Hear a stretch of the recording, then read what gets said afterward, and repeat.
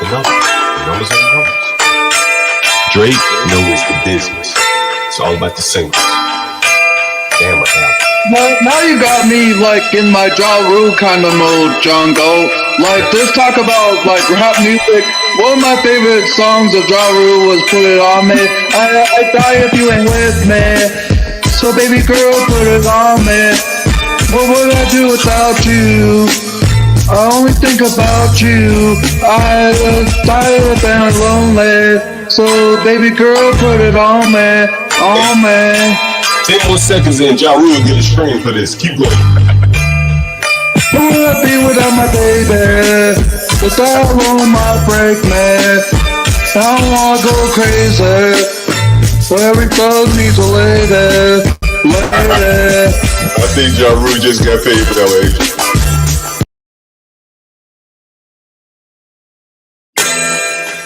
Can't argue with the numbers. The numbers are the numbers. Drake knows the business. It's all about the singles. Damn, what happened? Well, now you got me like in my Ja Rule kind of mode, John Galt. Like just talk about like rap music. One of my favorite songs of Ja Rule was "Put It On Me." I die if you ain't with me. So baby girl, put it on me. What would I do without you? I only think about you. I was tired and lonely. So baby girl, put it on me, on me. 10 more seconds in, Ja Rule get a stream for this. Keep going. Who would I be without my baby? The dial might break me. I don't wanna go crazy. So every thug needs a lady. I think Ja.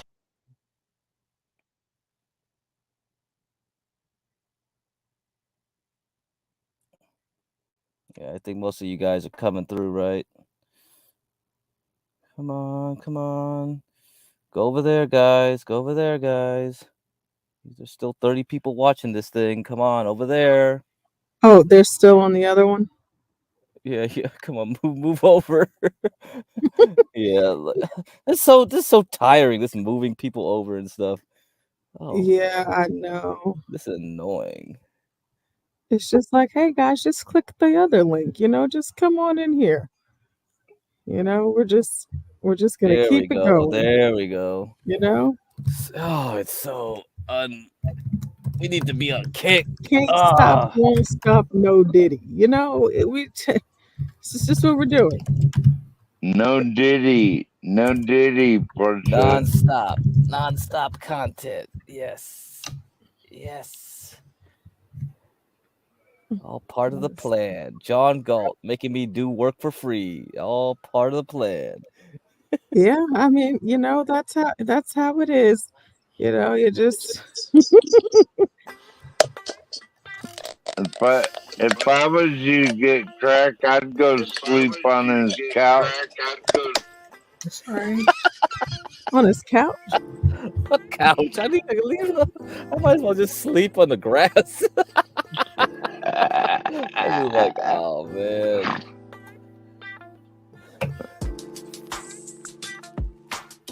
Who that? Oh, I'll forget it to push for a Gary and an Ava hookup night. Oh, I love Gary. Yeah. Here comes Stanley. There we go. We got most of them. Stanley, why are you up right now? Are you like just waking up, or were you up all night? He was up. I've been up for a while. Why? How are you guys? Do you guys just Well, no, I actually did. I fell asleep around 7 Eastern time and woke up. Stanley, are you safe after your prostate exam? You mean after my prostate tickle? Tickle. You know what? It was so good, I went back for a second. Are you sure, wow. doctor? Are you sure, doctor? Wow, that's wow. It felt that good, huh? Oh, it was. What do you think, Portia? What do you think about Stanley? I think. Oh my lord! Oh, I I like want. Stanley. I think he's really, really fun. He's Yeah. nice. I like the fact that he's quick-witted. He's always on his toes, and he already has a response lined up. Mhm. Everybody doesn't have that type of talent, but Yeah. or I skill, don't know. 'cause I you think could, you everybody could. does. No, I Yeah. mean, like somebody could cuss me out and call me names, or try to crack jokes, and I might need some time, to think about a good rebuttal. But not you. You're sharp. He Now, as is far as you pretty. enjoying getting tickled during your prostate exam, Now that is strange. then I can say a few more things to that. However, outside of No, that, you know what? yeah. It's literally taking like a prostate exam, and if people are saying, "Ooh, was it bad for you?" Imagine how much worse it could be for them if you jack it up a notch.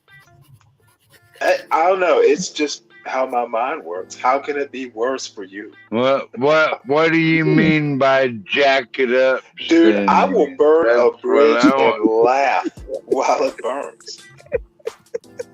Because What I do you mean can. by that, Stanley? What do you mean by jacking it up? You know what? Yeah, what do you mean by that?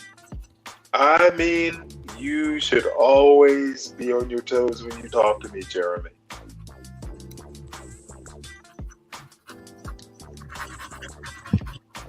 It might take you a few minutes to figure out that I made a smart ass comment. That's why I'm so into Stanley, because his wit and intelligence. No, there's not. Oh, I oh just my know he's lord. gonna say dirty talk. Now that And could be like a concert poster for a punk band. That's your boy. That's your boyfriend, Stanley. You know, it used to look like a woman. Now it looks.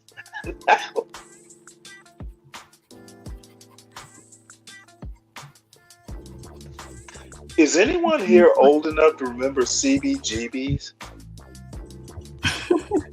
Like in New York City? I think it was in the Bowery or somewhere. Apparently no one is. hold on. No, wait a minute, I Stanley. gotta Isn't that I'll be back in a second. Stanley? Isn't that kind of starting to look like Columbus or something, isn't it? And that looks like fat No, old Columbus. it looks like Celebrity. That's the name of the picture.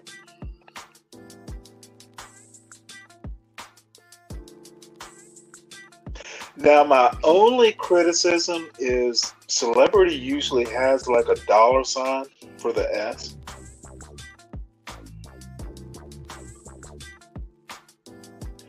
But I'm guessing the artist has a reason for not making it a $sign. Stanley, do you remember? Did Stanley die in the grave or in a coffin or on a ship or how did Telltale he Heart, die? Edgar Allan Poe, is that what you're talking about? Yeah. Oh, I remember the story. Telltale Heart, remember? What? Retell us, Stanley. Oh, I can't redo Poe. However, believe it or not, in Baltimore, there's still like a house he used to live in. My mother was a big Edgar Allan Poe fan, so we had to go see Edgar Allan Poe's house.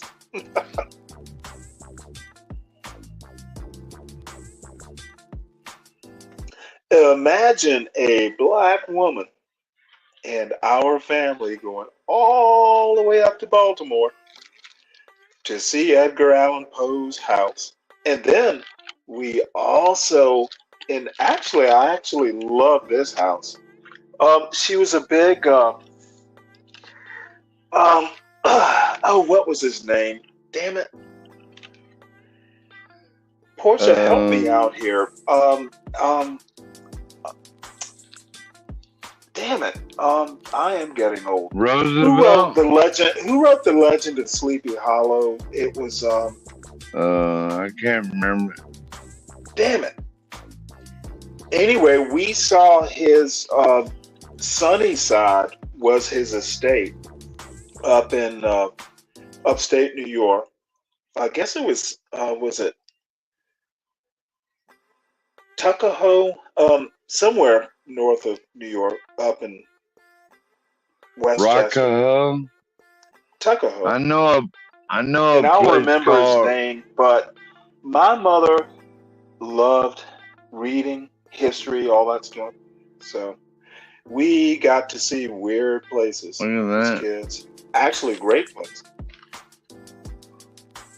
That looks like your Washington, boyfriend, yes. Stanley. Portia, thank you so much. I cannot believe my mother loved Washington Irving. Hey, Ava. Oh my What's Lord. up, Ava? How you doing? You didn't smoke no more rock, did you? You better not.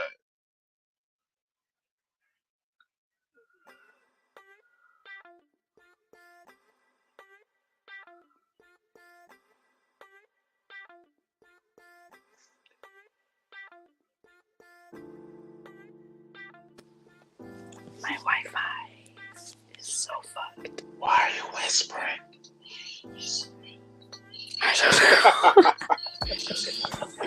Oh, I do know, because my audio is echoing on my laptop. I think There we you go. have a boy in your room. What? Love your What art, did you say? Ava. Ava, I still want your What's going on, guys? number one painting, Ava. I still want that. I don't know one. why I'm restreaming this to my fucking channel because I look Nobody's there. I look too busted. No, I just look too busted to keep this up. Oh man, you gotta worry about this now. Oh god.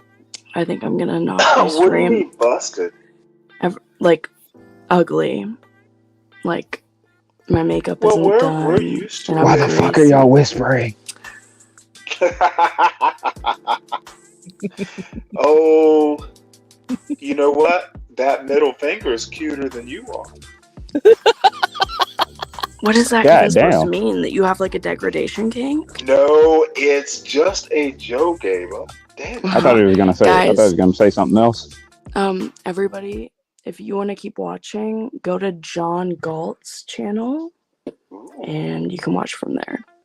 I think I'm gonna John who? John Galt. Wait. Oh, You gotta say put it, the link, say you gotta it put like the you link. just. Oh, John Galt.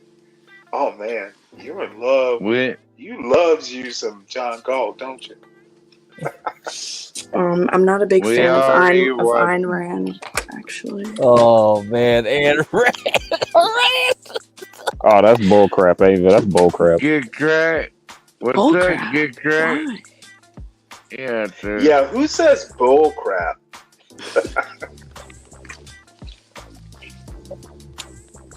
It's bullshit, son. What's Wait. that What's the in your What's the mouth, difference Get between crack? bullcrap and bullshit, Stanley? One is more satisfying to say.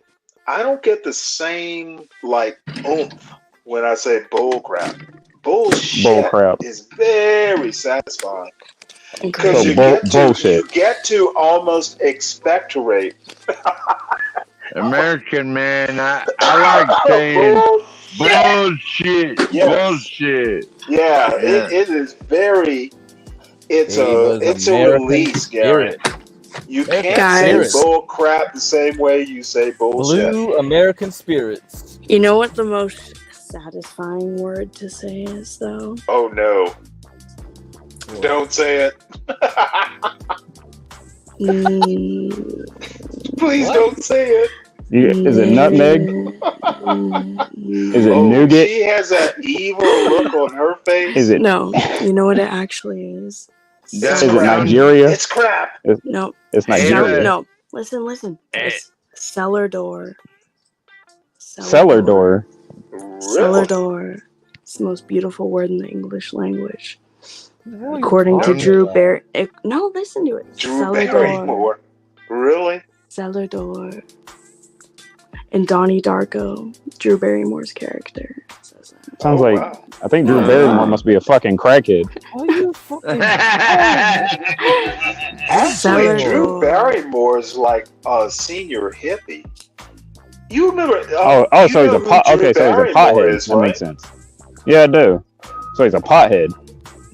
No, you know what? She is so hippie. How can someone be that young and be hippie? My mom's a hippie.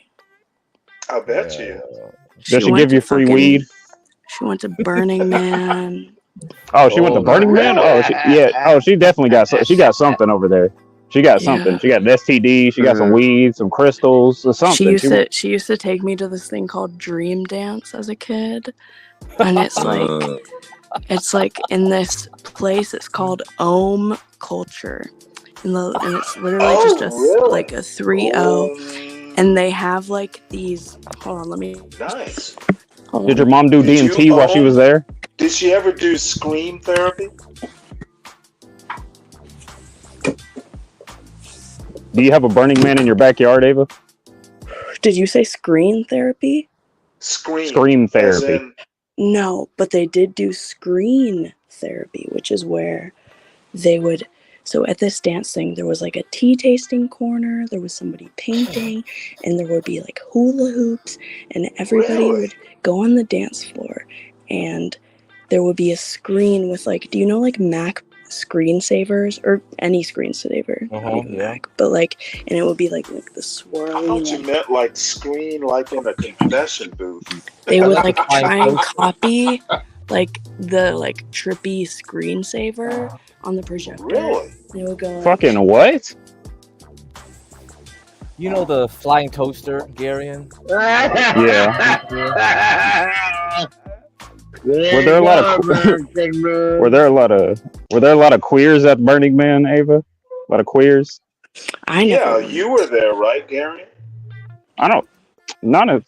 Honestly, there's a lot of hot chicks at Burning Man. I wish I was in there. Spirit. What is Yeah, a there cover was. 2 defense? I Am don't I voting hang for out. Kamala? Fuck And- no. I don't Fuck hang no, I'm out not with voting for faggots. Kamala.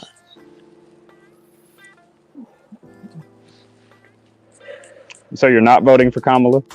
Is No. that a Newport 100? It's an American Spirit. Light Yeah, blue. Light blue. Oh my lord. Ooh. That's doesn't that rip your lungs out as well? I don't know.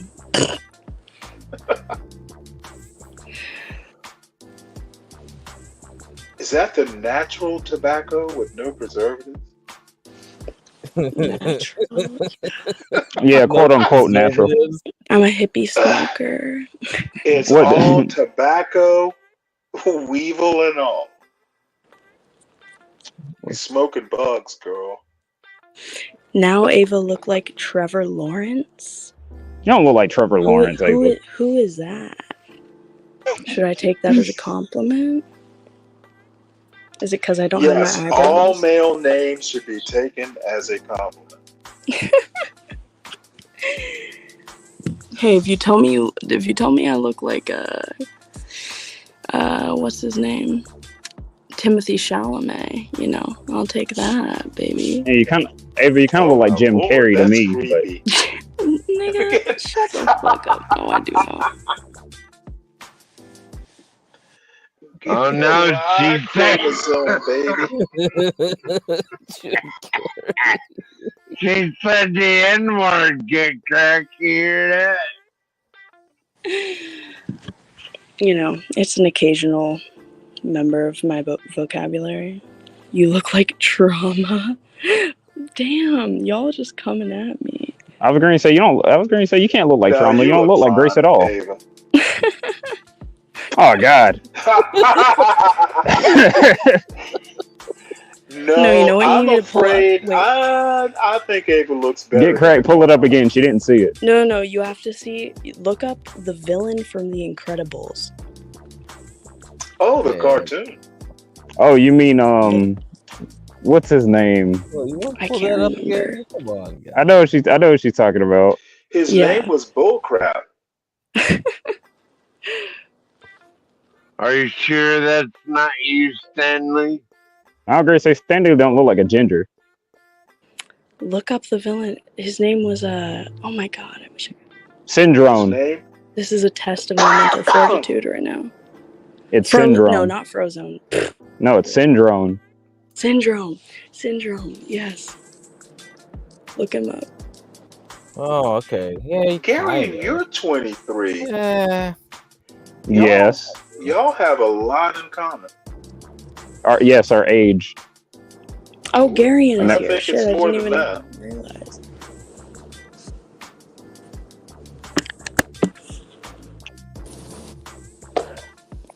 How you doing, Gary? Pretty good. Just got done biking. Oh my god, I haven't even gone to sleep yet, dude. You don't. I was going to say I don't sleep. I take naps like a normal person. You're just like get cracked, man. That's literally what he said like 5 minutes ago. Oh, get cracked. You take naps? Now I do. You don't sleep? It's John's fault, man. I've been doing that ever since I worked. You take a 1 hour. You take a 1 hour there. You take a 30-minute there, and they eventually add up to 8 hours. So it's all good. Yep. I have a question. Was there any major violence in Chicago? Not so far. And oh wait, hold it. I heard a bunch of motherfuckers on this channel looking for violence on the streets. Look up Syndrome. Nobody got killed. Chicago didn't burn down. Yeah, I mean, Stanley, they're not. All the Chicago niggas aren't here. Crazy MAGA motherfuckers. Stanley, nothing. No, don't say Stanley. You say sir. Stanley, go to Chicago and record something. Go to Chicago. Chicago is still standing. Then go there. Stanley, look up Little Weenie I don't have syndrome. to go there to know it's still standing, agrarian. All right, cross dresser.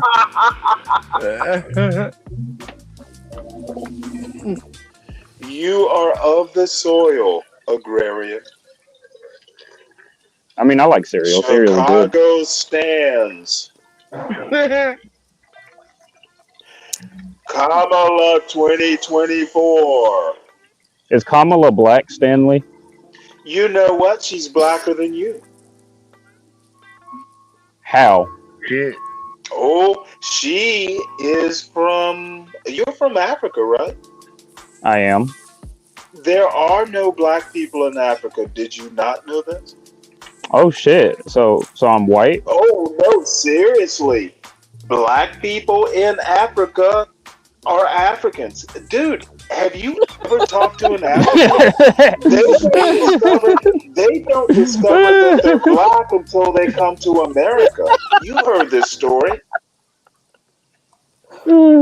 What the fuck you talking about? Get cracked? Come on, man. Yeah, get cracked. The fuck you talking about? That does look like it. No, get cracked. Turn the portrait upside down. Turn the photo upside down. Come on, I ain't doing this anymore, man. It looks more accurate if you turn it upside down. That's Heat Miser. What? Who? Does anyone remember Heat Miser, Cold Meister? I can't remember the name of the Christmas. It was a Christmas cartoon. That was a Christmas cartoon? Yeah. Stanley, you gotta get with the age. You gotta Heat get Miser, with Cold Miser, or no, it was Heat Meister, Cold Meister. Damn it. You can Google it.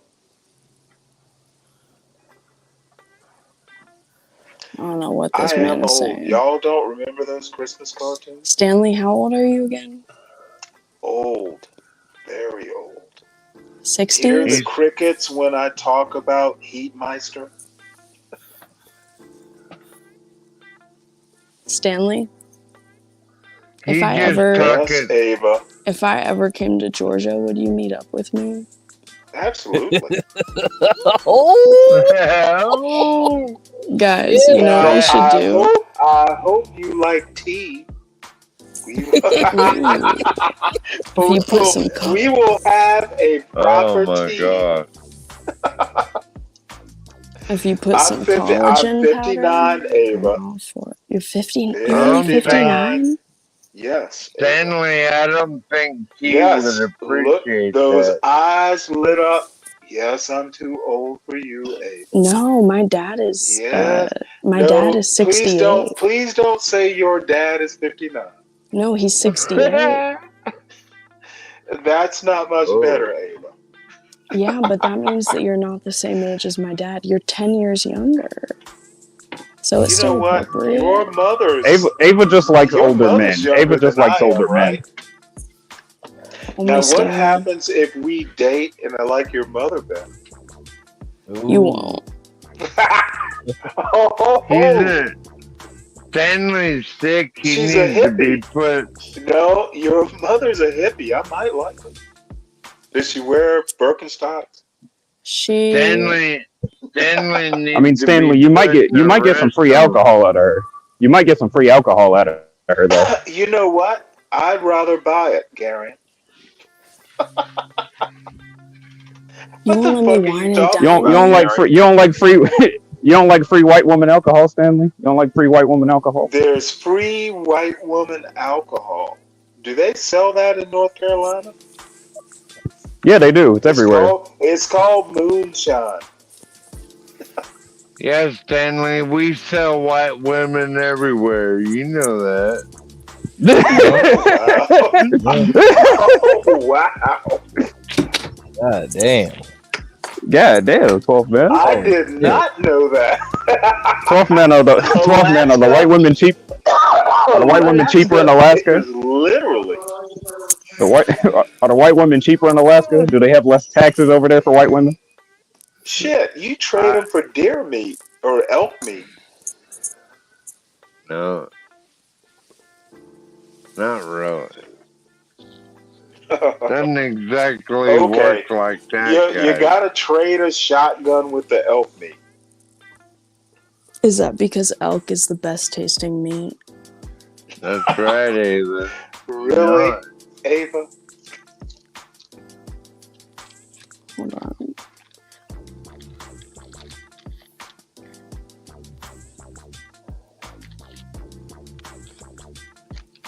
I think. What do you think, Stanley? An elder woman who's over 50 who goes to Burning Man is my type of woman. Mm-hmm. How come? Ooh. Well, I don't know. She knows like who Fat Albert is. What? What? She knows when That's I make a joke about Archie Bunker's chair. She knows That's a good what I'm movie. talking about. Yeah. Hey, hold on, Stanley. Who the fuck is Fat Albert? You don't know You who Fat gotta Albert is, tell 12 us. man? No, Yeah, I he know knows. who it- He's just trying to be funny. I know who he is. I just want Stanley to tell us who Was Fat Albert the one who drugged all those women? You know, actually, I saw like Fat Albert. There was a cartoon version of it back in like 1969 that I did not know about. It was totally different than the cartoon from the early 70s. You talking about the and reboot, I think I Stanley? saved it. I'm sorry, what? I say you talking about the reboot. Was it a reboot in the early 70s? I think yeah, they did. They had a reboot. They had the original, and then they had the reboot cartoon. You know more than I do. I had no clue it was a reboot. They also had They also had the live action movie, which was pretty good. Never saw the movie. It's pretty good. If you ever get some free time, I recommend you watch it. Yeah, You know what? remember I will take your recommendation. Murphy? I was fascinated. Eddie Murphy did the best Fat Albert. You remember that? Oh, was that the movie, Gary? No, he's talking about the Nutty Professor. He's getting them mixed up. No, I'm gonna take your recommendation, Gary. I don't know. As a kid, watching Fat Albert, used to watch it every Saturday morning. No one like Eddie Didn't know Murphy. the 1960s version. I never saw the movie, but might have to explore it.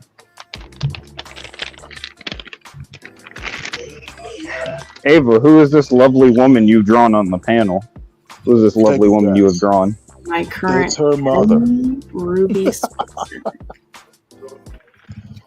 It's Oh my Ava's goodness, that's actually really good. She looks high. Is she high? mother. No. Oh Lord!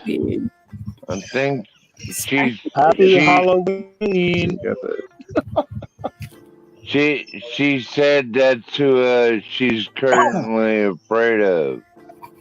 Isn't that what you said, Ava? Afraid of? No. I like how you're using the shadow, using as a colored pencil, as a yellow colored pencil. It's a real good contrast with the rest of her face. Thank you. It also looks like he gave her some double chins. I didn't give it to her. She just has them. It's naturally. Are you an artist, Gary? Yeah, I did. I went to art school. Not the art school, but I took an art class in college. Garion, can you show us some of your work? I could if I could find it, but it's at my new place, so I would have to go all the way there and then dig it out.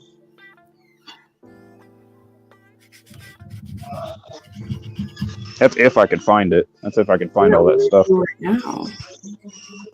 I am still in Jacksonville. I'm moving soon.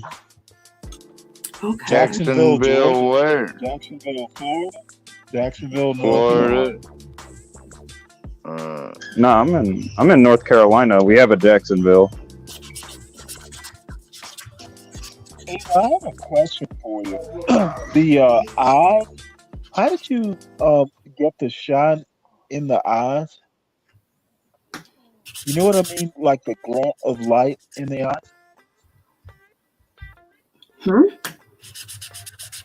If you look at Ruby's eyes, Yeah. there's like a spark of light. How did you do that? I just Not color it in? Is that white like the paper? it's just white. You just leave the lightest areas of white. Yeah, Stanley. If you ever want to do like light sparks Dude, or I do just have contrast to on a face, if you want to do contrast on a face, the best way to do it is to just color around it or draw around the area that you want the light to show. That's what Ava's doing with the yellow marker, not the marker, with the yellow colored pencil. Darian and Ava, I have taken one art class in my life. It was sophomore year of high school, and it's the only C I ever made intentionally. I fucking couldn't stand my art teacher, Mrs. Gold, and I hated art class. I think I had to take it. Oh fuck. Honestly, Damn, you messed. Damn. Fuck. I'll take you. Don't worry, Ava. It's not too bad. Just draw some lines inwards to cover over it. Make it look like hair's going in her eyes. Well, don't tell the master artist how to do it. Oh, Ava. Are you trying to make her look like a crackhead or something? Why are you doing this? I don't know. That's fun. HB, is that you, HB? No, there's no Never HB mind. here, bro. It's always HB. Why is everybody Momo or HB? Jesus Christ. Now she looks like something from the Addams Family. Oh yeah, she does. Why are her teeth yellow? Why are her teeth yellow? Because that's how she looks. That's the color of crack. Yellow. right? That look like meth teeth. Look like meth teeth right there. Yeah, well, she used to smoke crack. Oh shit! Don't go there. Which is, you know. It's okay, but take it easy.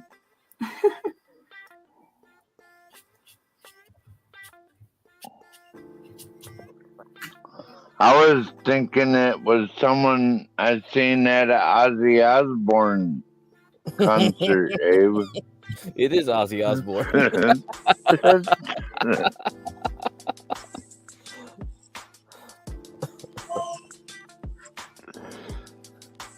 Of course, I avoided them at all costs.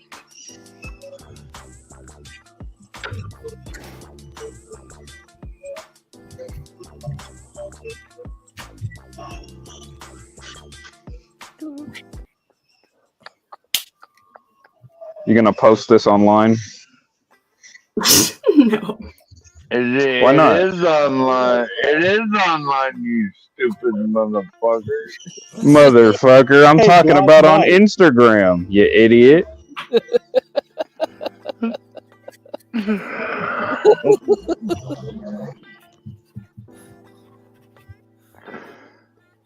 Them people like to call me stupid, get cracked. You see that? Yeah. I don't think you're stupid, 12 man. I just think you drink. I just think you have bad taste because you drink box wine. I don't think Okay. No, I think he's really smart. Well, when you get ready to buy me more expensive wine, I'll be waiting, biatch. One nose ring, nigga. Really? Ava. Yeah, Ava likes me, so fuck off. No, like unironically, for the amount that you've put your brain through with the, you know, it's still in very good tact. Like, shockingly, you still have. Yeah, no Hilarious. doubt, Ava. I've been through a lot of beatdowns, Ava, and I really like these tunes. Sound like some tunes my boy Too Short used to play. Damn, didn't they? Yeah, that's some Too Short jam right there. Oh, this is the mood music. Let's go.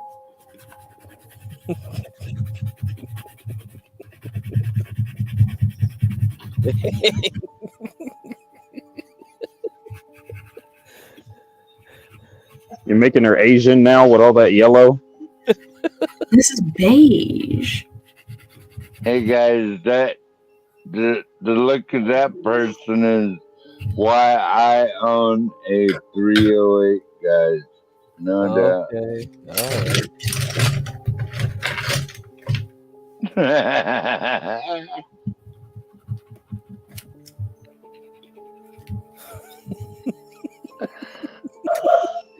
What's this, crack? This is the Why you stuff. gotta? This is the stuff. Why her you got a hippie screen? mom. Yeah. Why you this got a is the stuff screensaver up? Yeah, her hippie mom was watching this. Getting high. Yeah, this is the stuff you were watching in Burning Man, right? I would die. If everyone calms down and someone leaves the stream up like what happened last time, would you play this? Yeah, probably. Oh shit, man.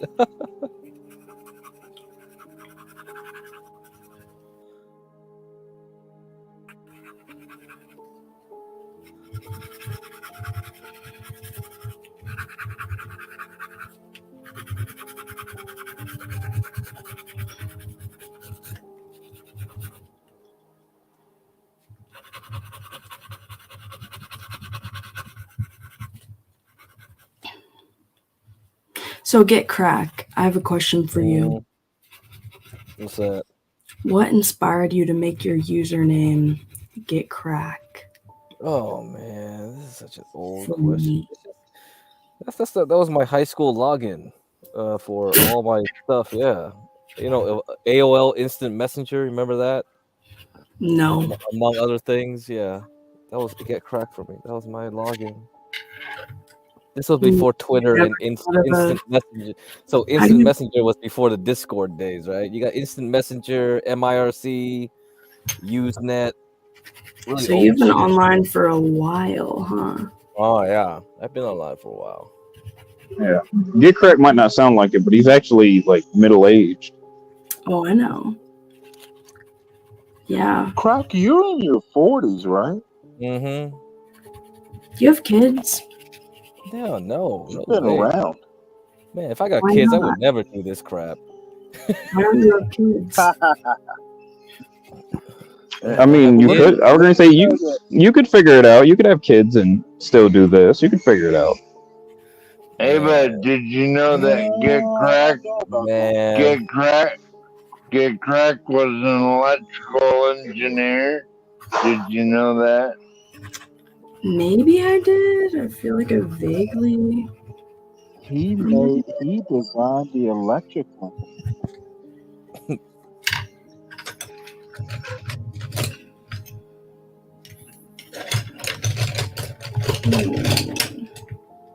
Craig, how did you get into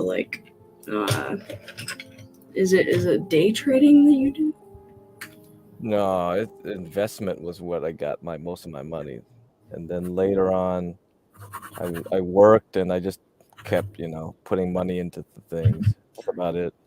So I could retire early, no problem. If you don't have kids, you don't need to worry about that. If you got kids, yeah, you can't never really retire because you got to get their medical insurance. You know what I mean? That's the good thing about having a job. You get the medical insurance. So they'll pay for your kids.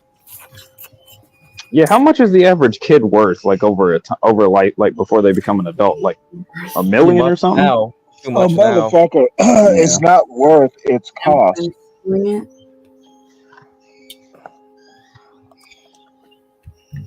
You're gonna have kids, Garion. You better be planning up the money, man. I might. That is not. You know what? I might have kids. If it literally, and I'm gonna be honest about some of these fools on this channel. What's that? Life is not economics. If you will never have kids if you're planning on it, like saving up money to have kids. You'll never do it because you'll never have enough. Yeah, you're right. You're right in that point of view, Stanley. But I know I'm right. Yeah, if but I have kids, I'm moving back home. I don't have the support system in America. You will never move home if you have kids, dude. Having kids will change you in very profound ways. And I know. No, it's nothing. Dude, I didn't have my first child, my only child, till he was 4. I was 41 when he was born. Wait, you were what? 41. That's pretty average for a child. Hey guys, I don't want no kids if All I have to turn say out. is having kids just spontaneously and funny, and don't plan for kids. Just find the woman and have kids. Don't plan. Especially if they look like that. Who wants a You know kid what? that looks Even celebrity can have an egg fertilized. She's begging for it. Not gonna lie, I can see a woman looking like this having kids actually, because some random guy would come out of nowhere and be like, "Hey, girl, can I get some money?" And he knocks her up. Well, the woman was just talking about fertilizing eggs. Yeah. Well, come on, Stanley. You gotta have. I actually thought she was serious. Yeah, well, I think she Get Crack. What if your kid came out looking like that? What would you do? Is it too late for abortions? I mean, you could. I mean, Well, are you? his Wait, get kid crack. Are you would look Chinese? like his mother. No, I'm not Chinese. I'm Vietnamese, man. I was The going to say, kid, get crack. If you're Chinese, you can just throw it in a dumpster and nobody would care. that's Mrs. Crack. Yeah, right. Come on, go fuck this shit. I mean, she does. I was going to say, the picture does look like one of your strippers. Get crack. One of them Canadian, Really? the Canadian strippers have. Oh man, come Get on. crack, you're like half Come black on. too, so right? Am I? You're half black. Yeah, Keep you're saying half black, right? Wait a We minute. can, yeah, we could. We'll consider you. Yeah, you're an honorary black guy. Get crack's honorary black guy. Yeah, I'm it's sorry. that. Get Crack has no color. I mean, you are right, Stanley. Crack is white, and white isn't a color. It's the absence of color. No, Someone's Get Crack. someone. Get Crack is literally. Have you ever seen? You seen 2001: Space Odyssey? No, Was that Stanley. baby thing? Oh my god, you're saying I'm the star child?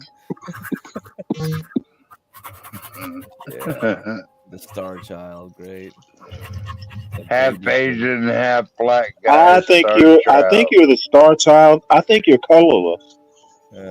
translucent, great. That's nice. Yes. Yeah, you're translucent. Yeah, get crack. You're clear. You're like water. Mm. Well, he is the managing moderator here, so behave yourself, right? Well, yeah, get crack could be AI for all we know. We don't know. We don't know what it looks like. He could be an AI. No AI. Get, He ain't no AI. Shut the fuck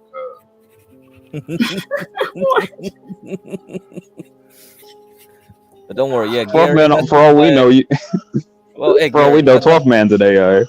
yeah. Oh, Gary, Get that's what Crack the is the financial. blue Danube waltz. Oh, moderator. shut up with this. No. Don't worry. Sorry about that, good crack. I'm just here having fun, No, He's that's the not whole point. sorry. That's the whole point. That's the point of this channel. It was very nice of Simon to compliment our little channel here. Really good. This is a beautiful portrait, Ava. Freaking amazing.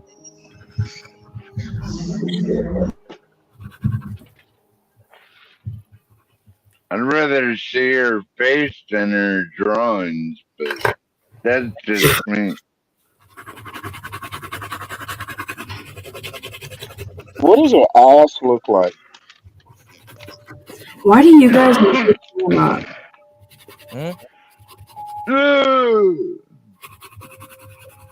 You want Stanley to cam up?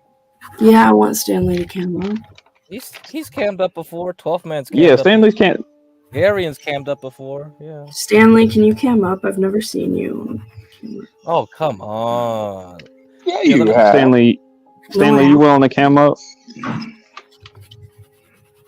Please. No, I haven't put on my face. Stanley, please. See, Ava, Stanley hasn't put on his diaper yet, so he's gonna. What does a diaper have to do with camming up, 12 man? Stanley, why? Come on, Stanley, do it for the lady.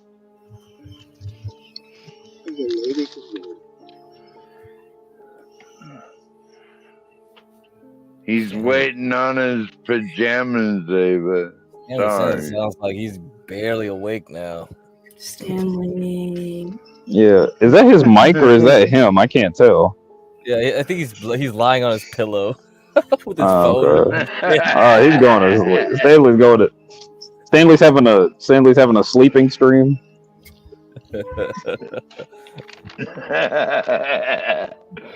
He's trying to do an asthma, American man. He's doing an asthma sleep stream. For real though, like, why don't you guys cam up? ever. I mean, if I can cam up, I'll but my phone cam camera up. sucks.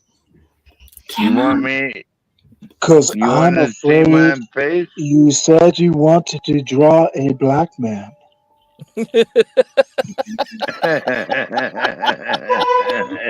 If you cowards won't cam up, I will. Hold on. She will draw you, Gary. No I porn don't bombing, mind being drawn. American man, You no will porn once she's bombing. done with you. All right. Let's see. Let me reverse my camera. David just wants to tie people's like voices to how they look. It's just like ridiculous. I've seen 12th Man before. You're beautiful, 12th Man. Of course you have. You got a luscious beard. Oh, Gary. Thank you, man. Oh my god, you're so normal looking. What the fuck? I'm normal looking. Abnormal. Everybody No, on the in internet. a good way. Like I'm at work right now, but it's real dead, so none of my trucks have come in yet. Donald Glover. Yeah. Yeah, I do. Yeah. Gary, I got short hair. I like the Gary look where he has the hat and the glasses on CG. What a handsome lad. I don't have my. I left my state trooper hat. I left it at home. You left it at home. Are you never leave your trooper hat at home. I'm gonna have to, but it's cold, man. And I was riding my bike earlier, so it might fly off because the strap is broken. The strap that goes under your chin. Oh, okay. It'll fly off. Yeah. Art cam died. I buy that about as much of a sack of bullshit, but okay. Okay, 12 man. Does 12 man look like one of the guys off of Duck Dynasty or not? Duck Dynasty. I'm sorry. That's Duck Dynasty to you. Oh. Duck Dynasty. Yeah, you know me, get crack. I can take the bullets. It don't matter. Yeah. Motherfucker, but the duck can't. Holy shit. So what y'all doing up at 3:13 in the morning? 3:13. 7 It's 7 where I'm at. Well, he's in Alaska. So is this I'm gonna work guy, till 12. Is this guy below you, crack? Is he at a Hezbollah watch out or something? No, he works in the shipping receiving, man. Got All furniture. Right on. Good to meet you, bro. You want to see my forklift? I'm gonna go get my forklift. Hold on. All right, let's go get him.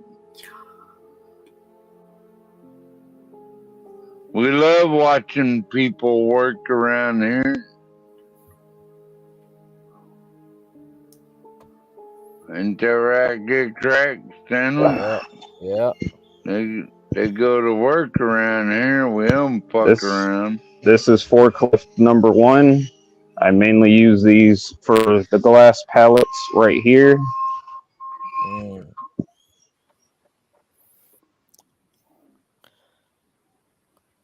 This is forklift number 2, and I usually use them for the bed pallets, and they're all the way on the other end of the building over there. Oh, man. Man, that's big. God damn. Yeah. Got to push everything everywhere. That crushed my ass. These are the trailers that I usually load, but I don't think this one is mine because we usually have them assigned via numbers.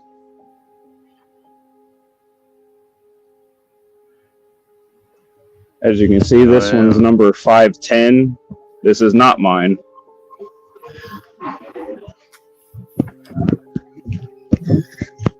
Crack. These are the numbers that are of the trailers that I got to unload today. Two. How many? Got How three. many trailers? Got 3 to do. Today's a short day today. It's a Friday. They're usually short, so I only got 3. Trace. Word. Uno, dos, tres. That's it. I think Stanley's asleep.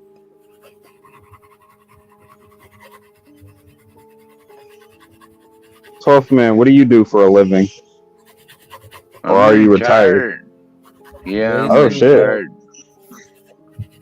But you said you were selling some heaters, right? You're selling some heating units or something. Yeah, that's right. I'm also in sales, so people get cold, they buy heaters, right? It's Alaska. It's always cold. That makes so much sense, man.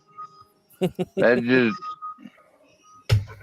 You're just a weenie.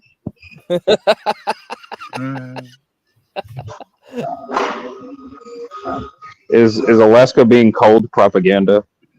Does it not always snow in Alaska? I think it's propaganda. No, it Keep you away. Keep the well, black man that's away. good, You know? Greg. That's good, Greg. I'm not scared of no frost. I'm not scared of no snow. I lived in New York. Man. I lived in New York for 5 years. I ain't scared of no snow. I don't think you met the Bears, man. They're worse than anything New York can offer, man. Just cause some bears. I was gonna say I'm from Africa, bro.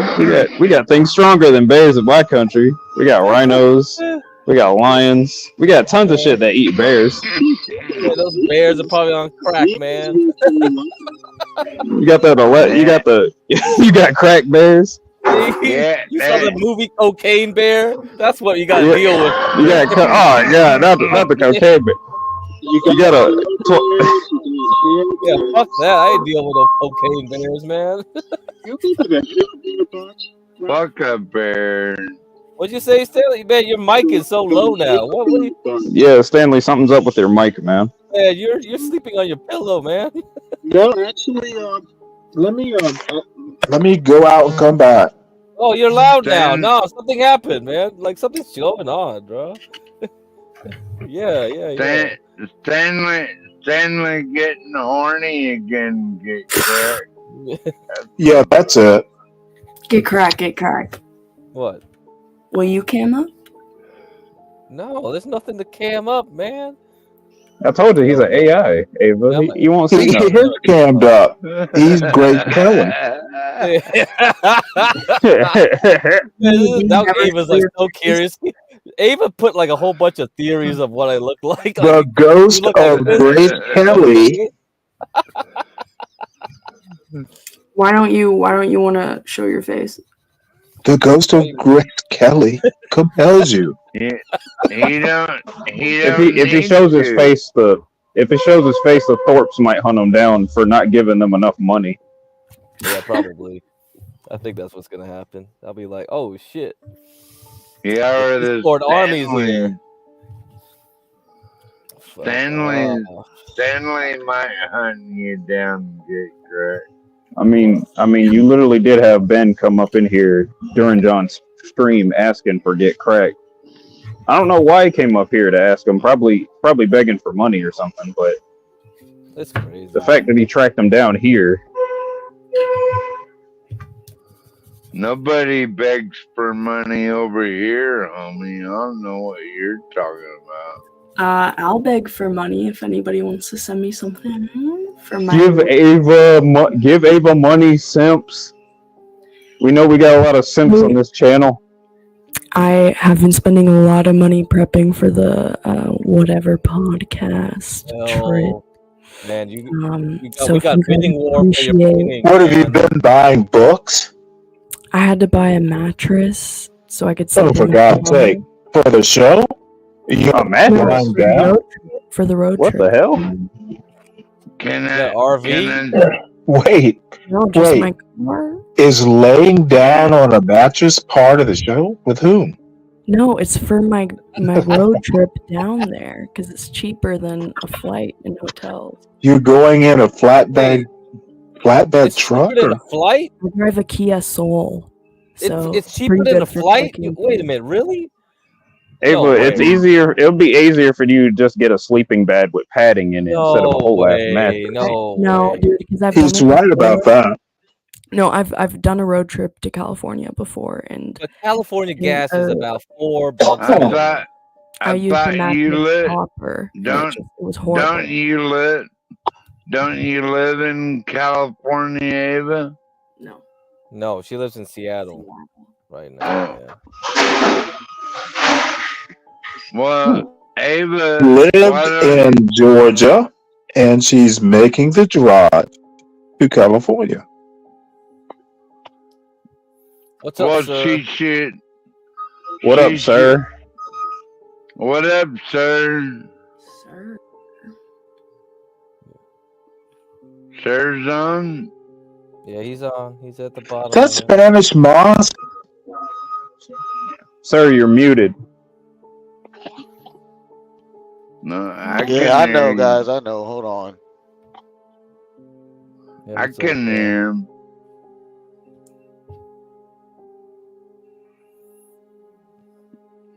How's it going, sir? What's up on the road?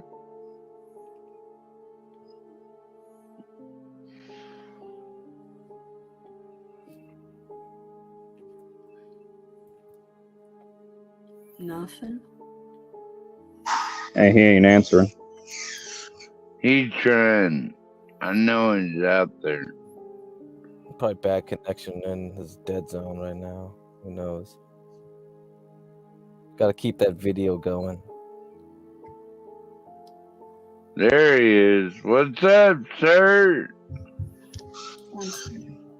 Oh, damn. Hey, sir, where you headed?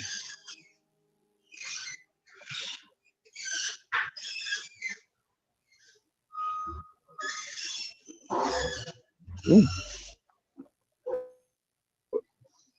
Gary say he keeps muting up. Yeah, I think he said hold on.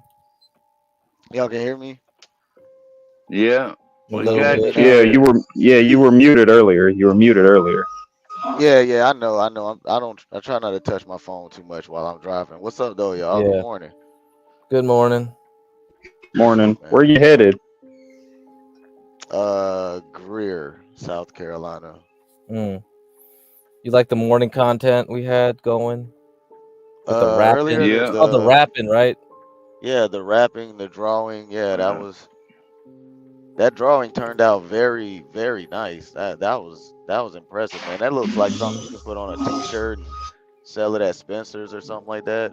You know, definitely like a Spencer's. You seen her oil painting, right? You see all the oil paintings she got?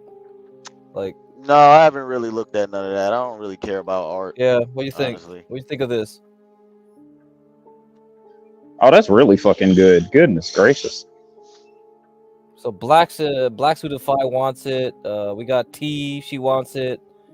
We got tons of people that want it now. So I think we're gonna get a bidding war.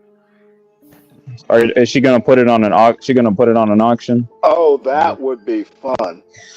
That would Auction be Why on is here? all her Hell yeah. artwork so dark though? Like, why is it?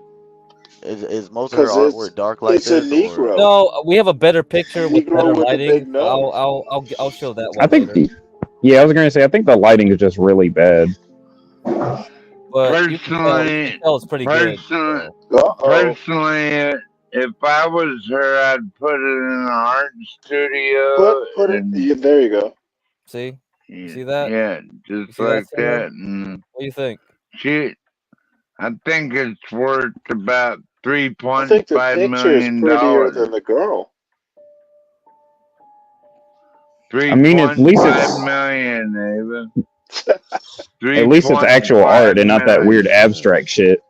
Yeah, I hate that shit, man. I'm so sick of modern art. Like, I went to the Modern Art Museum, and they just had someone made art with a cabinet full of like pill bottles. Like, that was art. I was like, that's not art. I was gonna say I can go to my bathroom and see that. You're muted. Yeah, I was like, fuck this modern art shit, man. Wait, guys, I have to say thank you to whoever Beak is. that just sent me a Cash App. Thank you so much. Oh, Ooh. Beak. Thank you. And DiCapriano.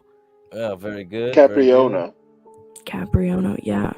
Thank you. Yeah, guys. DiCapriano. I think he's on our channel. I don't know who Beak is. Yeah. He's been on this channel before. Oh, okay.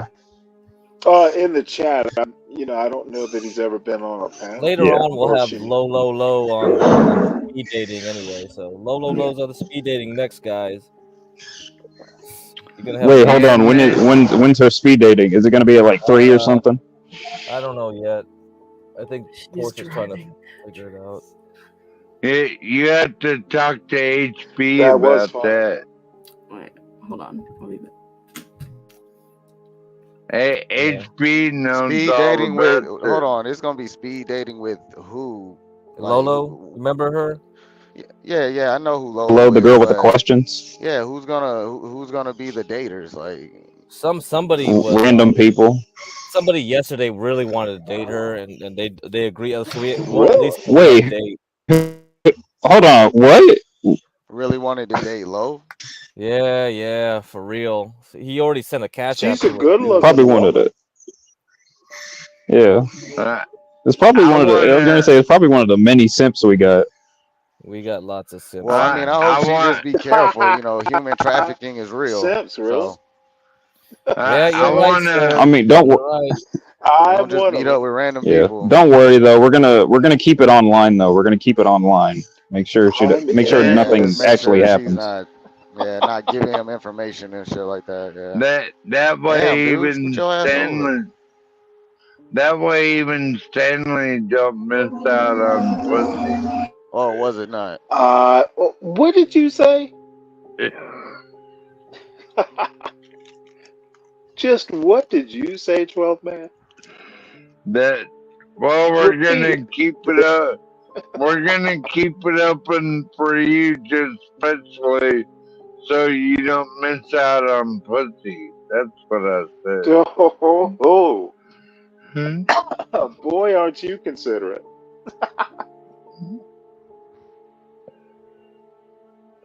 I don't even think 12 man knows what he's saying half the time, Stanley. I think he does. He don't. That 12th man What I mean, is yo? as smart as the 13th man. No. We rock with you now, 12. Don't get us wrong. We want you here, but your content is unique. There I'll is say that. only one woman on this channel that I'm a simp for. Or maybe two. We already know who that is. You don't have to say her name. He's gonna say T or something. No, I know who Nope. it is. I'm not. Mella. She's married. Yeah, we all know who it is. It's Kim. I think Dude, it's I'm Kimmy. too old for all these women. Yeah, Kimmy definitely is one of them for sure. It's Kimmy. The only woman I'm simping for is Ava's mother. Oh my goodness. Oh God, man. I mean, at least they're similar in age. At least they're in the same age bracket. Wait, how does he know Ava's mother? He doesn't. Well, I don't. Oh, That's what I want to know. No, it's a joke. Oh, so who's the real one you simping for? Is it Kimmy? No, it's probably everyone Portia. simps for Cammy.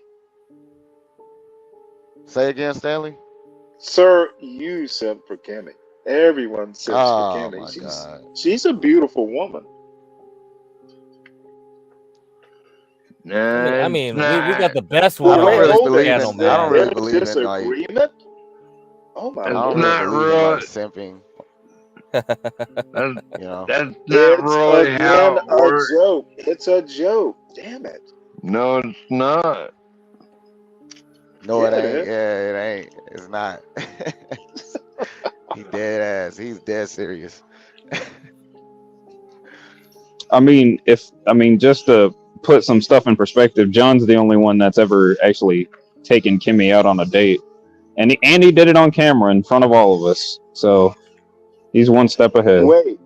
John's in a good did what area. in front of- Everyone Did just I happens miss to that be there. show? Is Kimmy married? I think they're all married. Yes, she is. Okay, I don't know if Stanley, John's John married though. took I don't her think out. John's Ava, you married. married, ain't it? John took her out on a what? Stanley, have you ever even been laid, Stanley? You know Oh, And come what? on, man. My Hey, son was 12. hatched. Jesus, 12. It was literally hatched from an egg. Oh God. Hey sir, you got a trailer hooked up or are you trailerless? No, I have a shipping container hooked What is up. it? Deadheading? I'm What's about the to go make a delivery and then take this the empty container back down to Charleston and grab another one Oh, for you going to Monday and Savannah? go home. No, I'm going to Greer. I'm going north Oh, I know, instead right? of west. Dude, I used to live in Greer. Say again? I used to live in Greer. Yeah, Greer's nice. You're I ain't going gonna up lie. Greer's pretty. 526. Yeah, yep. Yeah, 26 north. Greer's beautiful. Greer's nice. Yeah, it is. Motherfucker, Greenville's beautiful.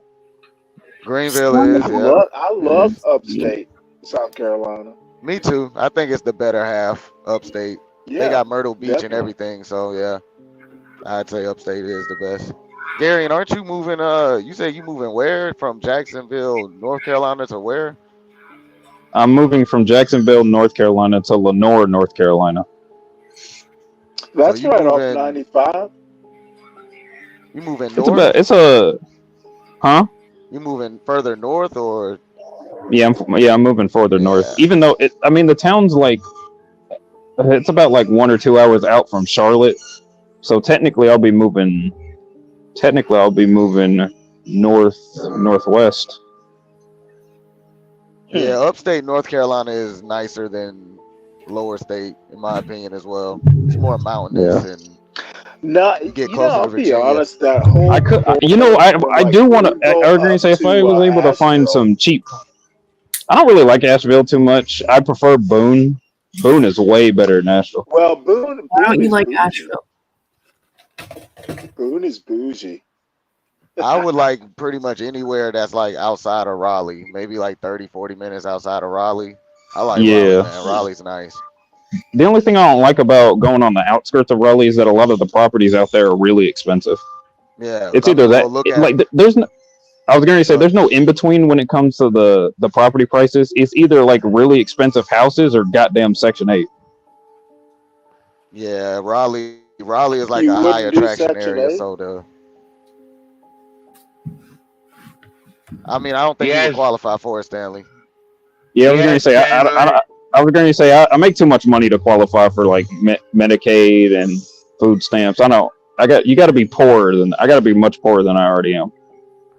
We skipped right over Section 8, Stanley. Sorry. Would you Sorry live for Section him. 8, Stanley? Absolutely, I do. Why don't you go do it now? Oh, would I? Yeah, go do it now. Sure as shit, I would. I mean, they'll give you a nice little house. It'll be in the hood, but it's a nice house.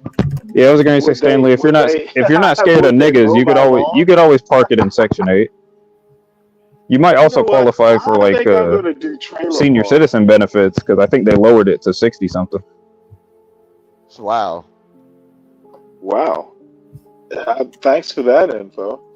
No, sir. What they actually did, sir, was increase the benefits on our younger people. God damn So it! I'm 26. they have to work longer and Oh, you haven't even harder. seen it yet, Stanley. Just You wait. know Dude, what I mean? I used to live in Greer going to Savannah. Dude, they've been doing work on the highway for years, and it's so fucked up. You'll see it in a little bit. It's so fucked up, bro. Man, and then you have to, what's the north? Is it 85 north? Yep. To Take get 85. Well, to, that's if you're going to Lawrence. If you're going to Lawrence, South Carolina, which yeah, is right next to Greer. That whole area is like Spartanburg, I think. It's like Spartanburg County. And then you go further north, that's when you hit Greenville. That whole area is nice. I like it up Spartanburg there. and is it Greenville County? Greenville and Spartanburg, yeah. Yeah. Both nice areas. I like both. Church's fried chicken. That's what you know. What?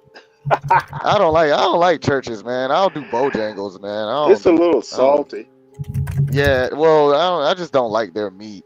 I think Bojangles is better, but Oh man, Man, wait for you know what? Bojangles. There used to be a churches, and I'm getting way off the topic, but now that we're talking fried chicken, damn it, I guess I'm gonna have to fry some chicken tonight. hey, I think Yeah, I'm gonna have to Sir, have something today myself. Doesn't sir, sound you bad. ever had Popeyes? Yeah, I like You, Popeyes too. Yeah, love Every Popeyes. black man has had Popeyes. You gotta eat Popeyes. Yeah, that shit is Spicy. fire. Damn, I might get some of that today, man. Good shit, 12. Popeyes is great, man. yeah, Popeyes is sounds great. great. Yes, it is. yeah, It that's is. the best. Everyone knows. I'll I don't know. be I heard honest, good They- things you about can make better Bojangles. chicken at home. And I you can't know what I wait. get from Please, there, guys? I get their blackened tenders, which is it's not the fried tenders, it's the grilled ones with like their blackened season on it. Them shit's fire as fuck, bro. Does Popeyes serve Huh? breakfast? Because I've only been there for lunch. I don't know if they No, serve breakfast. I don't know. I don't think not so, that I honestly. know of. Yeah, I don't Oh, think that's so. a whole Bojangles ass does. market. Bojangles' whole thing is breakfast basically. Yeah, Bojangles does breakfast all day. So they do switch over to a lunch menu, but you can also still order breakfast. You just might piss somebody in the kitchen off. That's all. Not gonna lie, not gonna Ava, lie. Bojangles and Hardee's are the only places I know that serve breakfast all All day, day. every day. huh? Yeah. Yeah. Ava, what fried Trying to chicken think. have you ever had? Do they have fried chicken places in Seattle? Zell's. Ava's in Seattle. What? Ugh.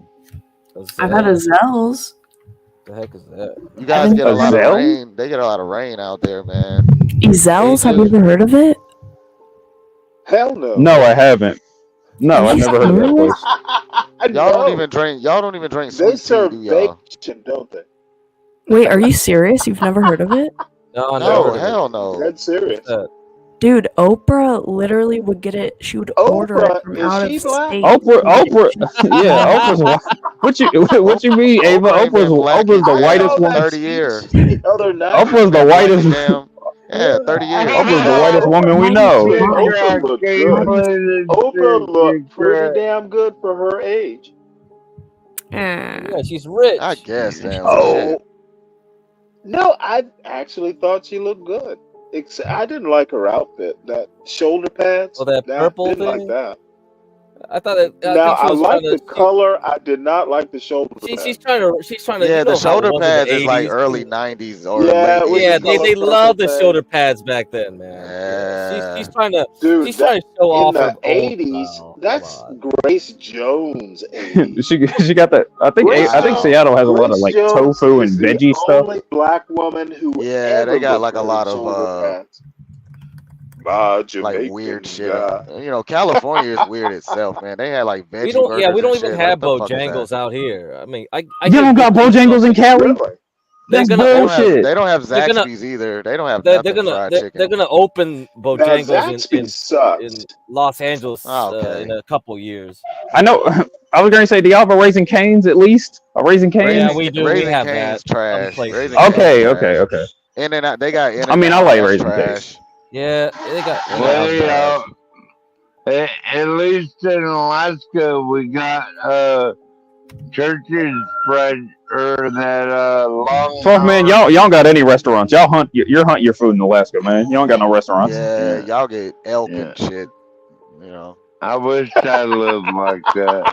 But Y'all don't got restaurants. Y'all got you don't got restaurants. Y'all got I, diners. You They can got fry they tell got you, meat markets.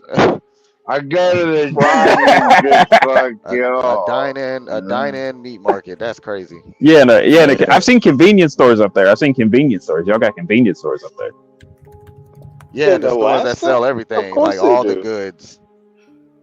It probably looks like a You barn know, on the outside. You Alaska go in, is they part sell of the everything. United That's States, the cool right? thing about Alaska though. Their convenience stores look like mini Walmarts. They sell clothes, I love it hoodies, when you say the whole ass Everything, cool yeah. thing toys. about Alaska. Hey, we even got toys for we got toys for Stanley too, if he needs them. Hey, You guys, say toys? I'm gonna drop off. Oh, you know what? All right. Crack, I emailed you back though. All right. See ya, Ava. Talk to you guys later. Thanks for having me. See ya, Ava. Get some sleep. Bye, Ava. That's why she's still up. She's in fucking on the West Coast. There's 3 hours behind Yeah, us. that's me. Yeah, that's me too, man. Damn. So hey, I Yeah. heard Bojangles is good for biscuits. Like Momo said, like they had the best biscuits. That true? Bro, their They biscuits yeah are th- yeah so they fucking are. fire, bro. But They are the I best honestly, I think biscuits I've ever had, everything. man. I I love think biscuits. everything. I So think their they're whole gonna menu open is fire. So they're gonna open like Bojangles starting like a year, like maybe a year in Los Angeles. So within a year they'll be starting to open some up. So They're Hopefully just they now don't. getting a Hopefully they don't Bojangles. change nothing. Yeah. Hopefully they don't change anything. Yeah, let me Yeah, try the biscuit. Let's hope it's good. Get cracked. Have love fun. biscuits. Have fun eating the LGBTQ biscuit, bro. Have fun eating Hey, that. yeah, they God. gonna, hey, Darian, they gonna have fucking fruit on their menu Wait. and noodles and rice, a bunch of tofu. They gonna have tofu Yeah, and you boy, veggie you're gonna chicken. you're gonna have a daggum veggie biscuit. Veggie It's gonna be biscuits. baked. It's gonna be baked with broccoli in it. Sir, we Bro, ain't eating no LGBTQ biscuits up here, homie. Okay? You know that, right, sir? yeah, I know that. But yeah, if y'all can get a Bojangles that's just like ours, crack, then yeah, y'all in the game, bro. Okay. Bojangles is that gas. All right, can't Make wait. sure, I would make say sure they your like they're Bojangles like a is. step below. Yeah, they're like a step below Popeyes to me. Yeah, they are. The only thing I don't like about Popeyes is that their biscuits are stupidly dry. Like Yeah, they I suck don't like they the suck biscuits. water out of your mouth. They suck the But water they're out of so your mouth good dry. though. They're so good though. Oh, they're so good. Their I think their biscuits and Bojangles are like eye to eye. They're neck and neck. But you gotta What use about you gotta put jelly on them or honey on them or something like that. Yeah. That shit good. Yeah. I'm getting some Popeyes today, man. Shit. Get cracked. Make sure your biscuits aren't Yeah. British biscuits because their biscuits are completely different. And knowing how liberal California is, they'll try to trick you. Yeah. Because the Wait, Man. guy told me biscuit they had. tricks? Oh man, the trick. I don't know. So Biscuit tricks. Momo. No, he told me that all the biscuit makers have to go to some special school for Bojangle biscuits or something. I don't know if that's true. I was like, I They don't do. know if that's true. I don't know. Yeah, oh man. I think that's true. I think that's true. But they also like teach. I remember I have a cousin who worked at How Bojangles. hard, They would teach. dude? Have you ever made a biscuit? It's not rocket Yeah. science. Wait, hold Yeah, on. they Some just of 'em- yeah they teach you there. yeah, They have some of them they competition, Stanley. They're What? serious about Dude. biscuits, man. No, It's dude. Stanley, You go to school to make a biscuit? the way they want you to Yeah. make it, yeah. Wait for Oh, Momo. I'll be damned. Oh, American Man's here. Whoa, yeah. Oh shit. Here we Good go. morning, guys. Good morning. Yo, Morning. I heard you guys What's giving up, Stanley American shit. man? Good morning, We guys. did? I came Oh up. shit. I came up to We're defend all- Stanley. I heard you guys giving we're all- Stanley shit. What's going on? Hold on. American man, Oh hold wait, on a minute. no. I give shit better than I get it. We're always giving Stanley shit, American man. No. That was weak shit, 12th man. I never pay attention to that. Stanley's like, don't worry, I was luring in my prey. Stanley.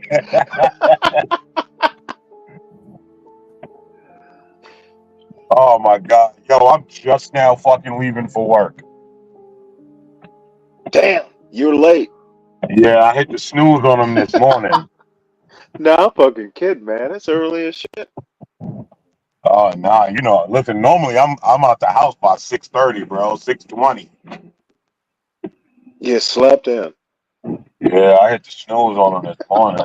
I know they looking well. I know my assistant manager looking like this guy ain't get up and leave yet, but he won't say nothing. Don't be He too worried scared to about say it. something, and my You'll hit manager him with don't a care. pipe wrench. You'll hit him with a pipe wrench. American Nah, man, don't. No, I'm fucking with you, American man. Nah, I know, but he He won't say anything because, like, his bosses and all that will tell him, listen, just relax yourself, bro. Like, calm Hey, down. American man, you still in North Carolina? Yeah. I'm going to Chapel Guess Hill. who's coming to dinner? American man, don't be worried about the next nigga. Worry about yourself, motherfuckers. Oh I'm my not worried about lord! nobody, bro. Did you The just say only that There you people go. I'm N-word, worried about is my family, 12th brother. nigga? 12th nigga. Yo, you heard me, Garion? Yeah, I heard you. Going to Chapel Hill. Well, y'all gave me permission. Oh shit! Get some pictures. Chapel Hill's real nice. Motherfucker, Chapel Hill. Yo, listen, he honestly, gave you yo, I'm permission. gonna be honest. You want to see Chapel Hill when it's like Oh during wow! college season when it starts getting warm? Boy, let me tell you, boy. Chapel Hill in the spring, man. Chapel Hill in the spring. Boy, snow bunnies everywhere. Oh my lord, man! It's heaven. Little, It's a joke. yo, snow bunnies in their prime. No, I'm kidding, dude. You alright? I have to tell you about Georgia Tech. Them engineer women, they will Stanley, they why will you cough engineer so much? themselves on you. Oh It my was like, god. damn, Yeah, son. right. Oh, well, you know what I'm talking about. Yo, Yeah. I don't yo, I know heard you. what it is. There's got to be a beautiful woman somewhere on that campus. I mean, another place you get to see some great snow bunnies. You got to go to Appalachian State, man. You got to go to Boone. You'll see all types of white women there. Do you dig them, Gary? I wish I Do you could, dig but sorry, I Gary? don't. Really? Yeah, you do. Really, Gary? Yeah, you do. Are you one? Oh, well, yeah. Gary, Are I you one of those prefer black the. only types, Gary? Oh no, I prefer mulattoes actually. Oh, do you? Damn, I do too, man. mulattoes. Do Yeah. you call them? I do too. Oh, you beautiful mulatto.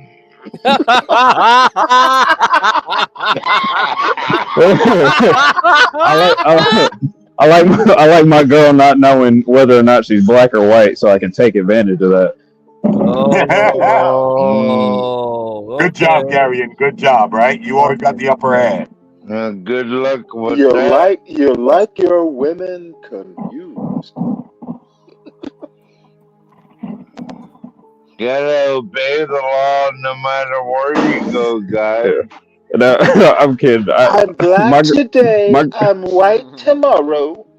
I mean, my girl's half Asian, so it's a lot easier because she knows how to actually cook. Because modern white women don't know how to cook, man. Modern white any woman doesn't know how to cook, bro. Have Yeah, you that's modern ever women, heard period. of Martha Stewart, sir? Maybe. No. It'd be funny though. I'm telling y'all, you gotta go to church to find the right How woman. about Nigella? You gotta go What'd you say, to Stanley? church. Nigella? Oh, You don't know who Nigella is, do you? Oh my god. I do not. No. No, I don't. She's a very voluptuous English white woman. Man. English white women ain't that pretty. Stanley. Really? Not real. Nah, I they're don't know not. about that, American man. Nigella is, I think. Stanley, I heard you say something about who you sent for, right? And I just want to tell you guys something now. Stanley has his pick of the litter. I don't know if you guys noticed this, but there's not been a single woman on this panel that has not said, I don't really like Stanley. They're all like, I like Stanley. Yeah, Get Crack brought that up. Yeah, Get Crack brought that up earlier. He said he got Ava, he got Kimmy, he's got T, just like my voice. He's got Portia. All of them. It's every It's last kind of one like of them. Charlie's Angels. I'm just a voice on a phone. Listen, I remember that crap. Was like, Yo, even Rod's girl was like, I like Stanley. Like, come on. Oh, Stanley's got his pick of the litter, bro. Stanley's got the pull, man. He's got unspoken Rod's ridge. girl is I mean, actually nice. Yeah, that's my homie. I rock with that Rod's girl. woman, that dress, holy shit. the only people that Stanley, you're gonna shoot your shot? You're gonna shoot your shot? Absolutely not. What? I'm too old. Oh, whatever. Nobody cares anymore, man. That's a missed opportunity, but I respect it. That's a missed opportunity, but I respect it. Man, you're on the internet. You know what? I'm gonna leave the young women to the young men. I'm not gonna take them all. No, you know who Stanley needs to meet? Stanley needs to meet Mimi. Oh my God, no! Mimi has a new man. Stanley know who You know Mimi that is. doesn't sound. Does he? Stanley, Yeah, they Stanley, met you met already. Mimi? They have? No. Oh, dang. Hold on, get cracked. Who is Mimi? Get cracked. Come on. Yo, I'm gonna tell you, right? Stanley wouldn't be able to stand Mimi for 15 minutes in real life. I know they've smoked before though. Wouldn't happen. Mimi is, oh my God. Yo, she be flexing her man the entire time. Is it still that bald head guy? Is it still the bald? Yeah, that bald head, that big bald head bartender nigga. Yeah, man. Yo, I would kill myself if I had to fucking be around Mimi all the time. I'm not gonna lie. Well, I'm sorry, I lost connection. Who is Mimi? Is she? Mimi, you don't remember the one that called in and said her boyfriend used to beat on her? What was his name? Tyrone or something like that. Mimi. The black woman, Mimi. You don't remember? I honestly don't. Hold on a minute now, because there's But if a her lot boyfriend's of beating her, I don't need any of that. there's a lot of Tyrone. She needs to run. Stanley, you be on There's there way a too lot much, of man. Tyrone. You've been on the panel with me, you, Mimi, the boyfriend, fucking. It was like 10 of us. Yeah. On TT, yeah. Yeah, she was a loudmouth, man. She kept taking over the channel most of the time. Yeah, she's out she there. drinks her wine and Oh, shit. when she's Ryan, damn it, Ryan. I was having a good day until he made that joke. Which one? This one? Black today, Indian tomorrow, or whatever it was. What the Oh, Ryan is going full bore. Stanley, calm down, Stanley. Ryan. With a black minister because he recognizes CPT. Wait, is that a random comment? What brought that on? Did something bring that on, or is that just like a random comment? You know what? I'm scared of Ryan. He might be the MVP. No, I think Ryan's kind of just talking to himself because we weren't talking about Harris, Indian today, black tomorrow. Oh, Ryan. Shit. You know what? I don't know where that came from, actually. I am right. That's what I'm saying. Like, what? You're supposed to be like, who just makes a random comment like that? Right? No, Ryan got too much shit going on in his head. I'm used to Ryan being the voice of reason. Ryan, did someone put too much pepper on your eggs? I mean, it might have something to do with the comment I said about mixed girls. It might have something to do with that. You hear that get cracked? Now he's saying player. Now he wants to say player. You hear that? Well, he is from Baltimore. Baltimore. So Universal Jones is gonna date Lolo. That's today, right? Universal Jones. Oh, so this is the guy. Is he gonna cam up? You're gonna cam up, right? This is the game plan, right? Yeah, I guess that's the plan. You gotta cam up. Yeah, we already know what Lo looks like. We need to know what the other guy looks like too. Make her cam up too. Is it Universal and Lolo who want to get together? Nice. We're a matchmaking service too. Nice. Yep, we are. A show of many Damn. hats. Yeah. Yeah. Hey, we This is are the trucking part of it multifaceted. now. Right now. I 26 North Come on, headed Uni. to Greer and Woodruff. Today's gonna be a short day today. I'll make a smooth 1450 on this little 2.5, 3 hour run. I'll be home around Really? 1:30, 2 Oh o'clock wow. for my weekend. Where are you And going to that's when lunch? I told you I might stop and get Popeyes on the way home. That sounds good. I don't know yet. Man, you need to go to Lyman. You're going A to what? Greer? Go down to Lyman. Go to the Lyman. I think it was a Lyman Diner. They're a Oh meat and no, three. I can't waste time in Greer. I gotta get this delivered and Oh, then okay. bring this container back to Charleston Got it. so Got I it. can Got it. get my load for Monday and then go home. Then I can fuck off. You know. Damn it! I might have to make a special trip to Lyman. I don't even know what that is. Oh, mother! It's right between Greer and Spartanburg. I used to work there. There was a Oh, it's a Springs. little town or something. Yeah, yeah. Oh, okay. Yeah. You know what a meat and three is? That part of South. Oh, I have a better story. A meat and three. You know what a meat and three is? They may not have them in Charleston.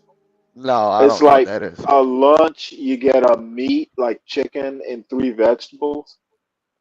Um, the thing that shocked the shit out of me. Hot dog, like hot dog joints are Hmm. big in that part of South Carolina. Yeah, like So Sandy's. Yeah. yeah, I Yeah. went and I ordered a fucking chili dog. Now in Savannah, it is a hot dog with chili on it. In that part of the world, it is chili on a goddamn bun. It's just chili. I Yeah. was like, what the fuck? Now you could throw like horseradish and shit on I top, was like, like, that's not you a know. goddamn chili dog. That's chili Yeah. on a bun. Stanley, I'm going with Sir. I'm stopping at Popeyes. Fuck the bullshit. I'm a Yeah, Popeye's sir. fire. I was naive. It's like y'all hillbillies put chili on a bun and call that a chili dog. I So mean, I get that. I don't know, dude. I've never had no chili dog like that, so I don't know what that was. I never had either. You know, I know it doesn't sound exciting, but imagine my Sir, shock. sir, sir, sir, It's Stanley like the just chili's like not that good. Sir Stanley just like a hot dog in his mouth. That's all, sir. Oh Oh, man, great. There we go. I And you kind know of knew what? that was I coming. like my hot dogs with natural casings, so they snap when I bite them. Oh my god. Damn. Oh It's Jesus terrible, Christ! man. It's 8 o'clock in the morning, Eastern Standard Time, and these motherfuckers are already out of pocket. Garlic ice cream. That's Only on the interesting. John No, Galt I would show. not eat. I don't even eat ice cream much longer. Sir, And you know sir, what? just keep your mind on your, you know what you're doing, man. I think You're sir doing is a not great gonna. job, sir. I think sir is one of the most awesome people on there. He's not gonna sidetrack because of you or Oh Lord, anybody else, Stanley. you're gonna You know? repeat this, aren't you? Yeah. Okay. You want me to repeat it? Okay. No, I don't. All right. Well, sir is a It was man a on a hot dog mission. joke. I talked about a chili dog without a hot dog on it. We Natural already casings heard. are better. Natural Stanley, we skinless heard hot about how dogs. much It you was like a hot joke dogs. within a joke within a joke. You need to Yeah, keep up. we caught. Yeah, yeah. But It's all I good. don't think Jeremy caught it.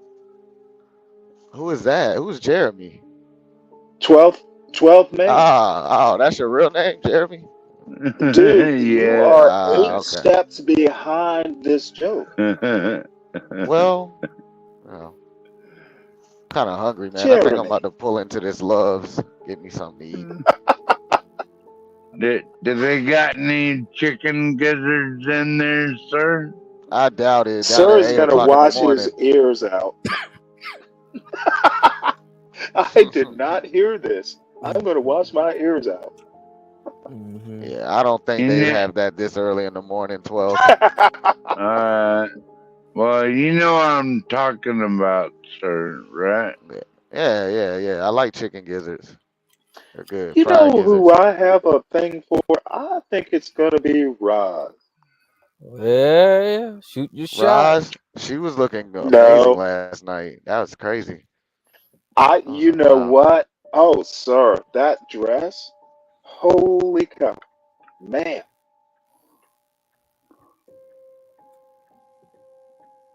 Last night was dope. That was cool. They got to do that more often, man. I like the I little didn't street watch the interviews whole that thing. John Galt does. Mm-hmm. I like the Yeah. street interviews. Yo, did anybody watch the DNC last night?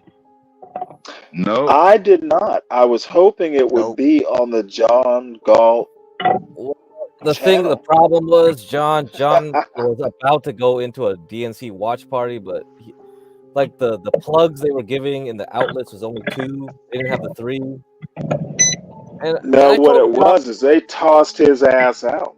It's like, no. ooh, MAGA buzzer, MAGA buzzer.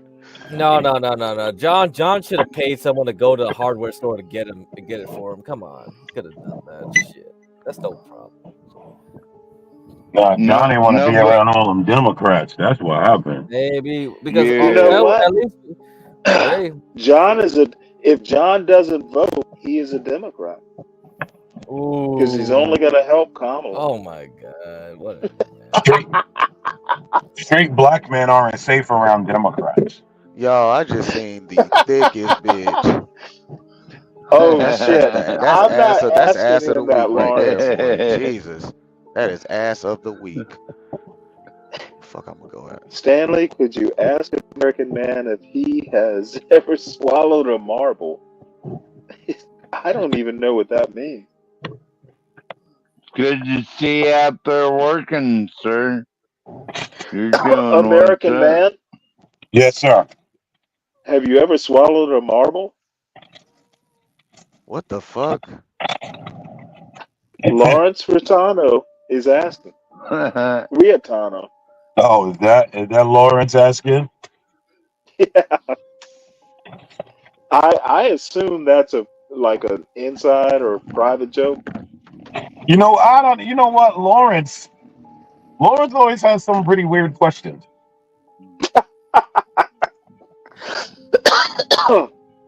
Okay. Lawrence Well, is a he good asked guy, me to ask you. So, sir, does Roz ever come you, up to the chat or to the panel? She rarely hits the panel. Where's the Popeyes? That's what I want to know.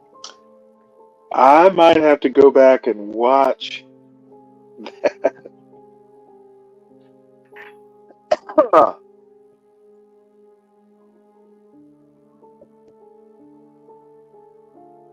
And she's perky.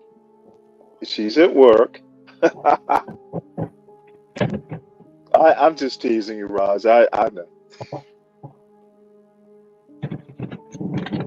But that dress, I hope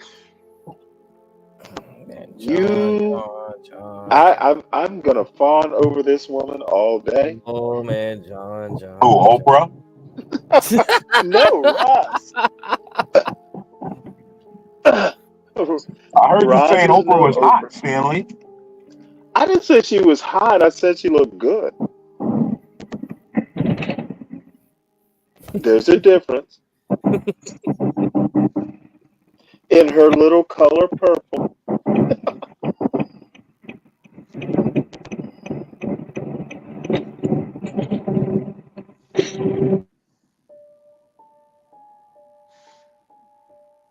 I'll stop, Roz.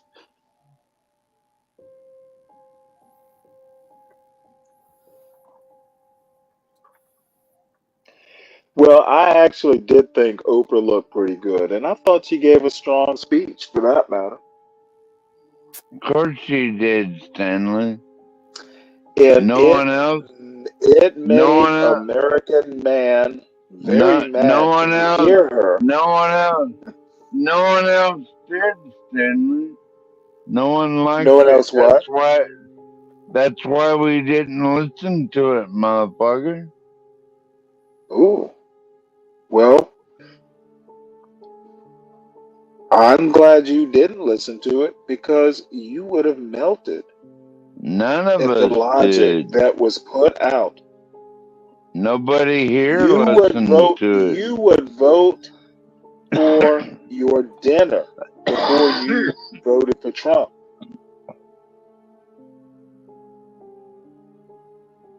The elk steak. The elk steak gets the vote over Trump. Stanley, why do you think no other black man listened to that bullshit tonight? Why do you Are think you that black? is? Are you gonna tell me why black men didn't listen to it? No other black man here didn't How do you listen know? Do to it. you is your how many black men do you know in Alaska? I know a lot. You do. I bet you don't. I bet I do. I bet you're making it up. Okay. So, get crack. Did you listen to Kamala? Kamala, not Kamala. Kamala. Whatever. Did you listen to her, Get crack? Get Crack is No, currently ignoring you. no, he didn't listen to her. Hey, sir, did you listen to Kamala tonight? See, no, sir, he See, didn't. he's ignoring you too. No, he's not. No, I had to Yeah, get he off the Probably is. truck. been.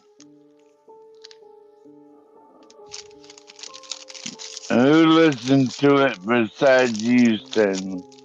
Well, I didn't listen Nobody. to it either. But I'm gonna watch it on replay. Yeah, I bet you are. You're probably gonna jack Damn off. Skippy. You're gonna I jack will. off to it the whole time. Now Yeah. I'm gonna jack off onto it, like on my computer screen. Wow. Right after she says Trump See? tax. Now I heard that part. I heard Trump tax. Oh, good. What Yeah, was you she heard that one. what prompted her to say Trump tax, 12th man? What was she talking about? What did she call a I Trump know. tax? Why don't you tell us, I think Stanley? you ought to start listening Tell us, to speeches Stanley. Kamala says, because you're going to be Uh, calling her Madam President. yeah, okay. Yeah, you will. I'll be digging my You better not bunker call my deeper. president a bitch. Why not? You call my white Because she's girlfriends a Madam bit. President. Already. She's already beat Trump. Trump's Think already so? lost. I How's know that so. possible? How's Oh, that possible? Trump is going to lose to a black or Indian woman. He doesn't even know her race, but he's going to lose. I can't wait for the He's second gonna American An Indian Revolution. woman will beat Trump. Hmm. I don't know. I don't think you know what you're messing with. I don't think you're thinking, because if you were thinking, you would know Trump's going to lose this one. You want to see a second American Revolution, Yes, I Stanley? do. I want to see a second American Revolution. Do What you about you, honestly sir? think motherfucker, do Sir, you actually think people are gonna no. fight over I want. fucking Trump? You know what? I want. I'm gonna have to call an idiot if you think that. Hmm. You really think people are going to fight over Donald Trump? Well, quite frankly, according to Uh, Trumpians, They didn't fight on January 6, 2021. It was no fight. Why are we moving past it? Motherfucker, they Like didn't fight. Remember, there into will be no American Stanley. second American Revolution. Trump Stanley. Stanley. will lose. Okay, Stanley, Trump hold will on, Stanley. simply Stanley, hold lose. on. Yes, There is going to American be man. violence. There is going to be violence. There If will Trump, be zero. hold on, Dude, hold on. you Listen, think Stanley, Trump is listen. that popular? Stanley, listen. There will be He's violence. gonna lose If a second time, and nobody's Stanley, gonna care. Stanley, there is going to be violence. He's Listen, gonna lose, if Mr. Trump Man. wins, you and people There like is you no if. are going to burn this country down. You people That's are going right. to enact violence on No, everyday people. absolute You people. American man. People like That's me right. are gonna go. I'll be okay. Watch you fuck up your own Oh, country. People like you, okay. all you crazy, blue-haired, Oh, I'm LGBT, not even, weirdo dude. animal Democrats. Trump Not you, Stanley, but the people you vote with, will ruin all of you America. people are going to tear this You country down people. when Trump wins. Wait, you mean Because real you people Americans are the like me? violent animals. Real Americans like me? We might have to take our country back. I know. You people are violent. I know, Stanley. We're gonna take this country back, American man. Wait, Stanley. So you're okay with men in dresses using women's bathrooms? Like you're okay with I'm that? Yes. totally okay with it. What about little girls, man? They gonna just go in there and be in there with Little men? girls using bathrooms, I'm okay with that too. Little girls using bathrooms, I'm okay with that too. Aren't they supposed to use bathrooms, sir? The Well, same ones that men Stanley. are in? The same ones as men? Dude, have you were in the military? Didn't they have unisex bathrooms in the military? Yeah, but those In the women aren't army? underage, Stanley. They're not 9 You years know old. what? I think you are doing a moral panic. What you're describing does not happen, and if it does, it happens like 1% of the time. You don't think this is going to be a part of what Kamala is going I to? do not think it's going to be a problem. Of course he doesn't. This planet is Of literally going course to I hell, dude. don't. I just said I didn't, 12th man. I think she will win, y'all. I'm not even gonna lie. Yo, you I want to know think what's she funny? will win too. I really do. And that's the What's going bad to be part. funny is when you I call gotta her agree with Madam Stanley, President. right? You notice every time we see a man in a woman's bathroom or a man doing something outrageous, Wait, it hold it. happens to How be long caught on do you camera, spend your time? but we You never see spend it. your time in women's bathrooms looking for men? But we never see it Come in on real life. now, American man. What's going on? You said we and women's bathrooms. Does that mean you? No, Stanley. If you listen, bro, I get it. You always trying to get You a zinger, spend. but you gotta listen. Did you put a camera in that women's bathroom? Yo, you can't even agree with Stanley. He just keeps going. I Yeah. Now will. listen, I will drive. I will drive The my thing is, point home because you have no point.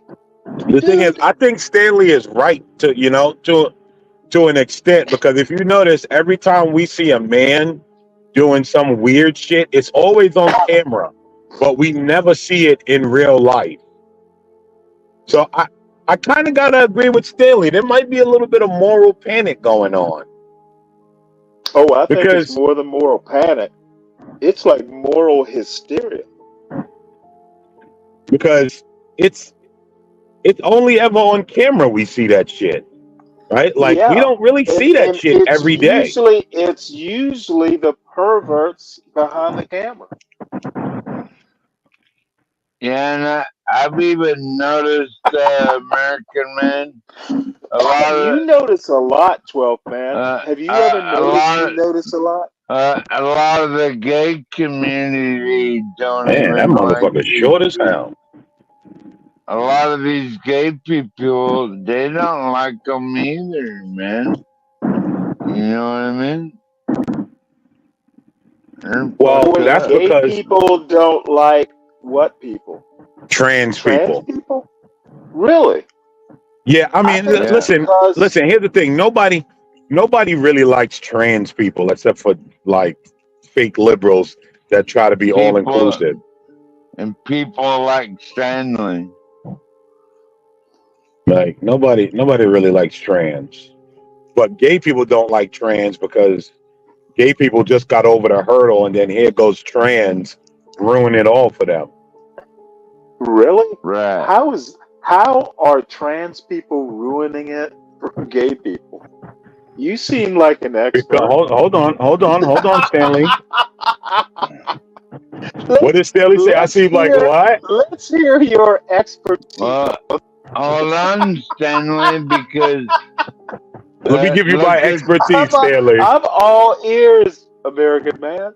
Let me give you American my what? expertise American man. because right. So at this point, like trans people are basically causing issues by wanting to mess with people's How children. many trans people do you know in North Carolina? I only know one over the 0. internet. enough. Whoa! Stanley, No, don't please. Stanley, You know one over the enough internet. of them to Now, get how did that locked up. connection happen? Please tell me it wasn't Match.com. Enough of them to get locked up. Yeah, we It have. was. Listen. I'll leave that to whoever caught it. We have kids being Who the hell is that abused laughing back all there the like that? time, man. Oh, it's me, man. I cannot believe that you was it Jesus Rumble? Christ! You guys hear that Mustang? Dude, American man knows a transsexual over the internet. Yes. Whatever, Stanley. Match.com. How did you Who caught it? this? You what? No, don't worry. I'll leave that to whoever caught it. You know what? I'm just you are a liberal. What? Stanley, why do you insist on little kids being I insist on taking why do you why do you insist on little kids being abused? Why do you like that, What? Stanley? When did I insist upon this? Yeah, you like it, or you wouldn't be laughing about it, you fucking cocksucker. Oh wow. Oh wow. I don't even know where to. No, I don't think little kids ought to be abused. Oh really? Well, but you like drag queens though and all that shit, right? I do. You like when did I say I like drag queens? See, when did I say admitted that? it, American man. He admitted it. He likes drag queens, reading stories to little girls, and all that. This is pure Fox News. Yeah, fuck you. This is real life people, man. Wait. Are you trans? Are you, motherfucker? I think you said fuck you first. Yeah. I bet I'd put my marine boot up your ass first. I bet you would too if you could find it. Can you find that marine boot? Yeah, it's right here. Hey Stanley, quick question. Is your uniform starched in the closet, standing up by itself almost? No, it's not. I do have one of them though. Oh, and you like Hey Stanley, do you It has like those 2 gold stripes on the sleeve Stanley, and you like all my ribbons. Stanley, you like women getting beat up by men? You like that, Stanley? You I like don't like that it the too, way I don't like motherfucker? it the way you used to beat up women. Yeah, okay. Yeah, just This is like in you're gonna make it, Jeremy. You're gonna go it's too gotta be far. all You're it's gonna go gotta be too all far. legal. I'm begging you not to go It's too gotta far, it's gotta be but you're gonna legal in insist. the Olympics, right? Like when I'm sorry. What about the Olympics? men beat up women in the Olympics. You like that, right? You're all for that, you faggot motherfucker. Oh God! Oh my Lord! You've hurt my feelings, dude.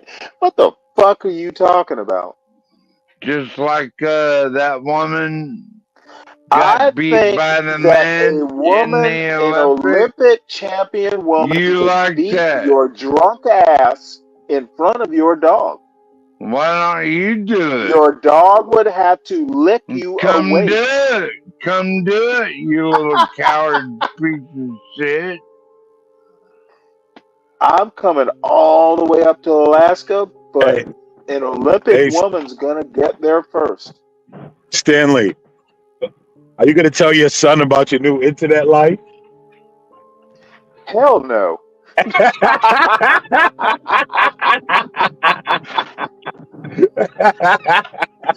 That motherfucker, he's gonna go, you did what? You said what?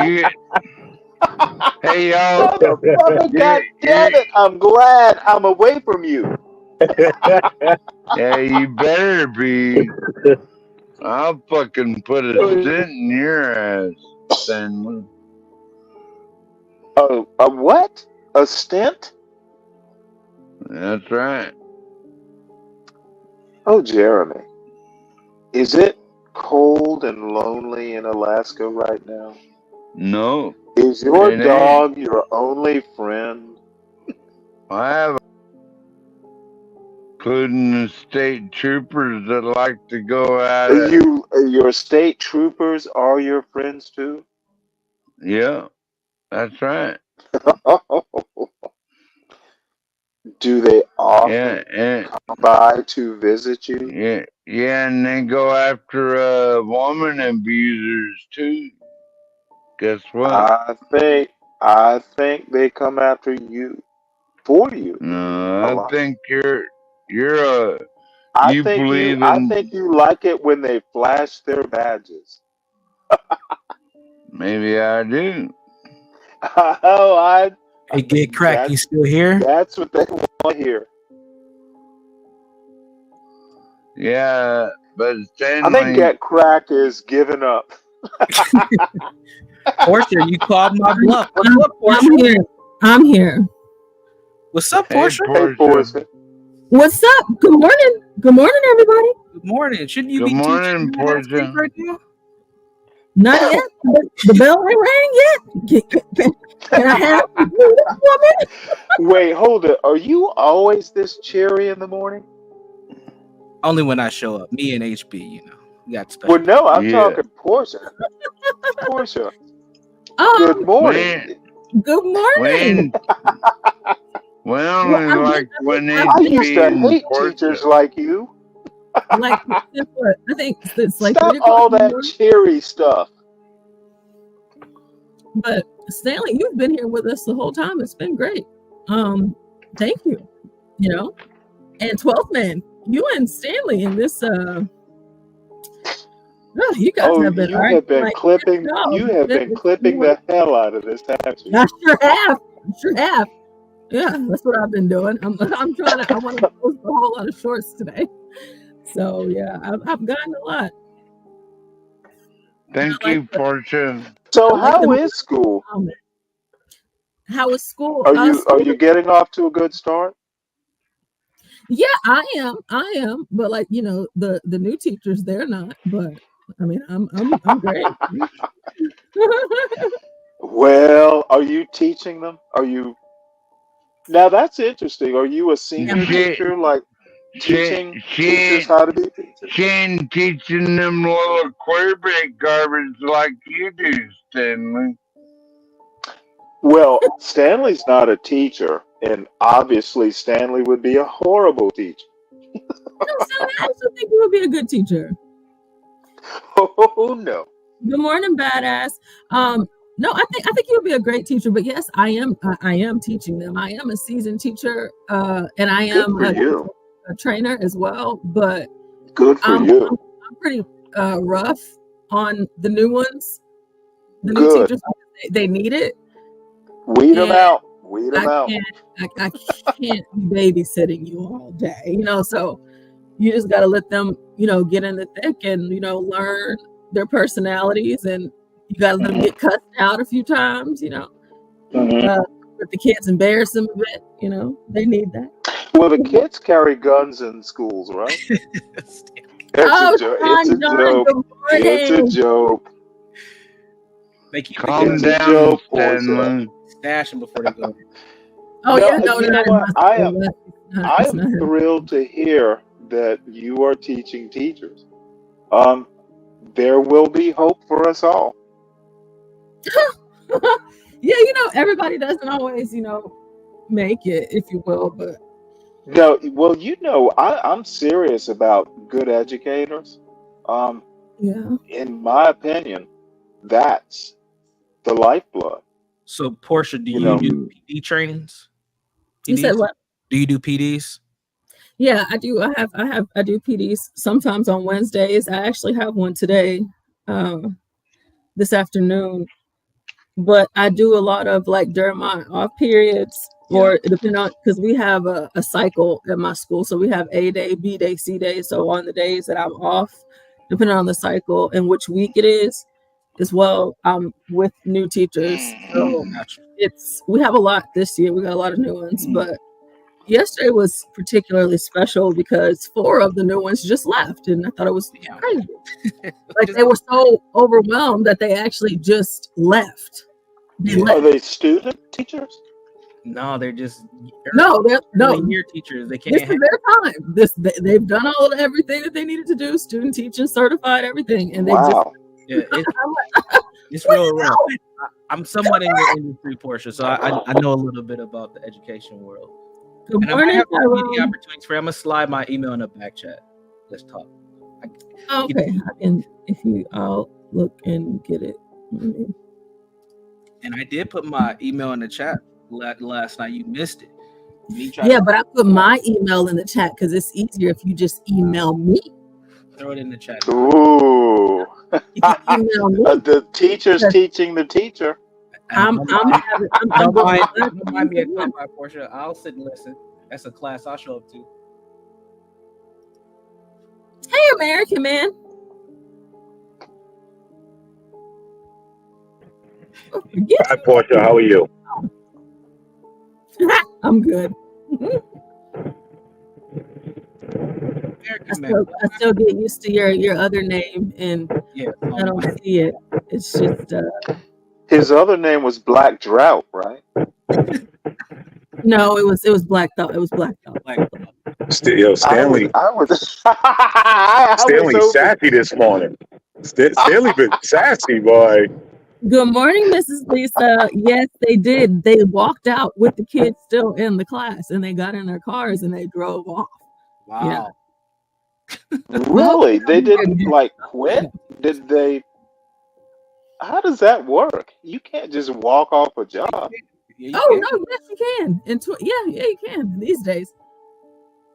We're so desperate for staff that we have like the mental health option. Yep. And so whenever you're having, a very stressful moment, fuck? They let you can go ahead and leave, and then we'll just figure it out. But wait. Combine classes or get your class covered. All about psychological safety now. Yes, absolutely. Mm-hmm. Yeah. You know what? Fucking y'all will learn, and you will be quiet while you learn. That's why you would be. Like, You would be thinking that it's not. your young minds need to be molded. Don't make me repeat myself. Stanley, so you admit you're an authoritarian. Like these Damn women have Skippy, a I right. am. Oh wait, I These don't have to women admit. have I a just right am. to. These women have a No, right no, no, to. no, no, no. Now I These know women it's have a right to school their children how they want, and if you don't like it, then you can fuck off, Mr. Stanley. Fuck you off. know what? I absolutely agree with that, except if I was a classroom teacher, there is no democracy. Now, it So might be what are you 2024, gonna and do? maybe What I wouldn't what? walk out, they would escort me out. Yeah, you already been escorted out, Stanley, because By you? these parents already decided, and you're not included. Really? Interesting. Now, which parents exactly? Well, I'd say Portia for one, since she already showed it to you, and Oh, wow. yeah, we don't really care what your authority. Portia has shown me her kindness, her patience, mostly. She She is also a said very kind young uh, lady. how those So kids she just has shown me her brilliance. She has shown me her sense of humor. She has and shown me a lot of things that make me actually admire the and person she and is. and And shown she's a you. teacher You too. have been going. Well, Oh, thank man, you, I've been up Stanley. this whole That's time. so Shit. Damn. Oh, I'm gonna have to show out now. Wow. Miss Portia, I'm gonna bring you an apple. Oh wow, we not that You're my wow. favorite teacher. No, kids, no, they don't do that anymore. Haven't seen that in a long time. Now I'm being So silly, aren't I? sell out So for before an 12 man and apple. Stanley keep going for Okay. it, you really want to do this dating show Damn, thing? Skippy, I'm showing out. What did you say, Universal? I said before 12th man and Stanley get going again, do you really want to do this speed dating thing? You thought I was playing? Yeah, of course, for sure. Oh boy. It's happening. What are you doing? I was talking to Lolo in the back chat, and so she's down, and I was trying to make sure that I had the time set up so like you were available and she was available, so we can Oh get. wow, you want to date Lolo? Interesting. Are you Yeah, in South Carolina? she look You're good. sick, Stanley. She smoked a lot of weed, so I had to pace myself on that. But she know what I look like, and she know my name. I sent her a cash app. Okay. Do you live near? Do you She- live near her, or is Ain't hard this to going to be long distance? Don't worry about all that, Stanley. I got resources. Oh, you know what? Old men worry about all these details. You ain't her father. Only That's what we doing. We paying for it now, sending cash apps out. That's Hey, what we man. doing. Hey man, we out here. Yeah. Is the streets. That's how y'all young boys giving it up these days. Hey, yes.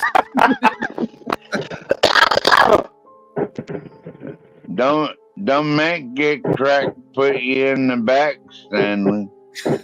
Don't make them put you in the back. You know what? I might just make him. Good morning, Richard. Get cracked, you son of a bitch. Put me in Hey, the back. Portia, you not working? School hasn't started. Yes, I am working, but the bell hasn't rung yet. Really? Yes, it's not time yet. You guys are y'all just trying to throw me. You're just trying to throw me in the fire pit, huh? It's 8:37. I'm like, yeah, these kids ain't learning nothing yet. Central No, time. it's 7:37 for me. Yeah, she's Yeah, she's Central time. Portia, I'd never do you like that, baby. Thank Whoa, you. whoa, Thank you so whoa. much. There he is. Whoa. Get cracked, man. You just waking up? What's up? Yeah, what's up? What you guys doing? Sitting up all night. Well, listen to 12th Man and Stanley throw jabs at each other. Yeah, that's good. That's good. Oh, That sounds I good. wasn't throwing any jabs. He was ducking them, Both Stanley. hands were behind my back. We know you are a verbal sparrer, Stanley. You got some verbal hands. Oh, I wasn't. Oh, that was my Z game. Portia riding in the front with me, baby. That's what's up. And she's driving. Yeah, that's right. Your ass to rehab.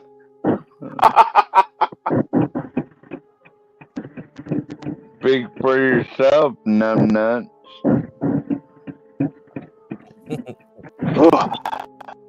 This verbal sparring. Yo, Stanley cracks himself up, boy. I do.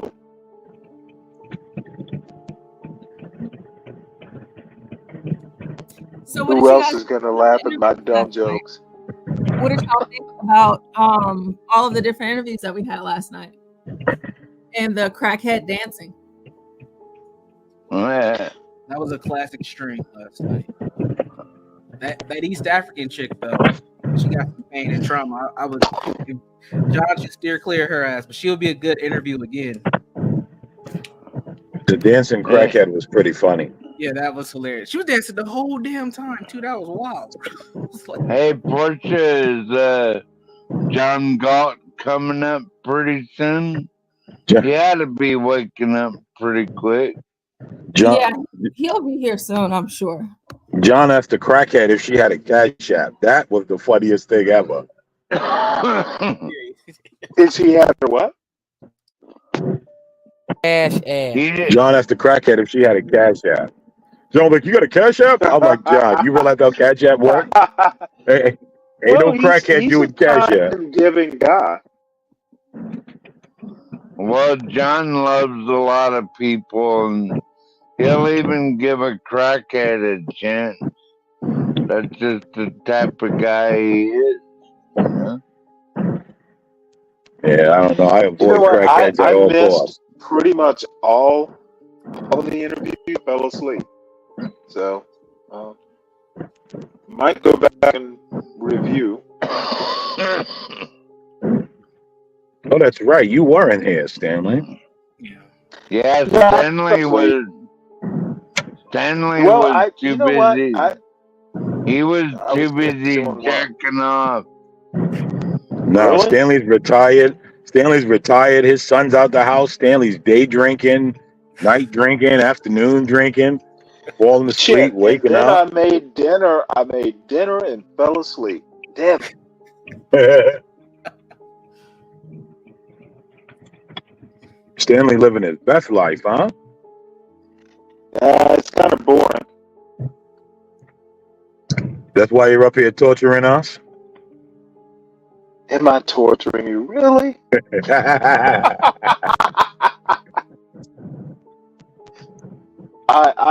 You know what? I feel like I'm your punching bag, American man. Oh, come on. I heard them giving you shit this morning. I came up to defend you. Only I'm allowed to give you shit, not the rest of these guys. You know what, though? I don't think they were giving me shit. They were trying their best. Yeah, and even I was defending you, Stanley. And then you come up Were here. you winning? Were you winning? I don't know. Was I winning, American man? Was I winning? I came up here defending you, and you acted like a complete jackass, in my opinion. Did I kick you like a jackass? What's up, Ghetto Point of View?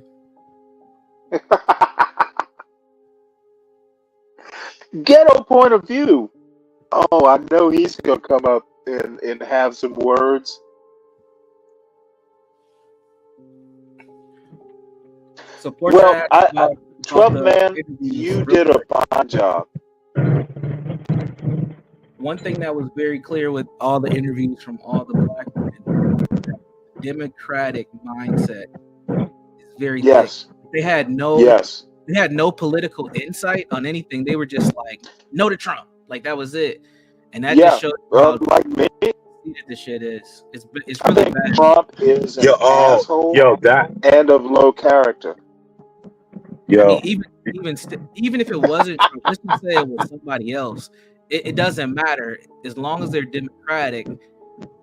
They're just stuck, man, and that's most black women. You know what?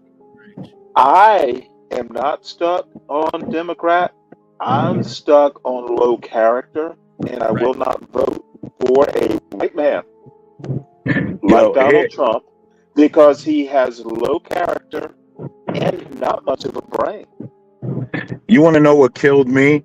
When she said, right, we're not equally yoked. The funny thing about today's women. Yoked? Hold on, Stanley. You have to listen. You weren't here. Hold on. No, yoked as The funny in like thing. ox yoke. The funny thing about Democrat women, especially now, is that when they talk about, oh, this person isn't equally yoked, right?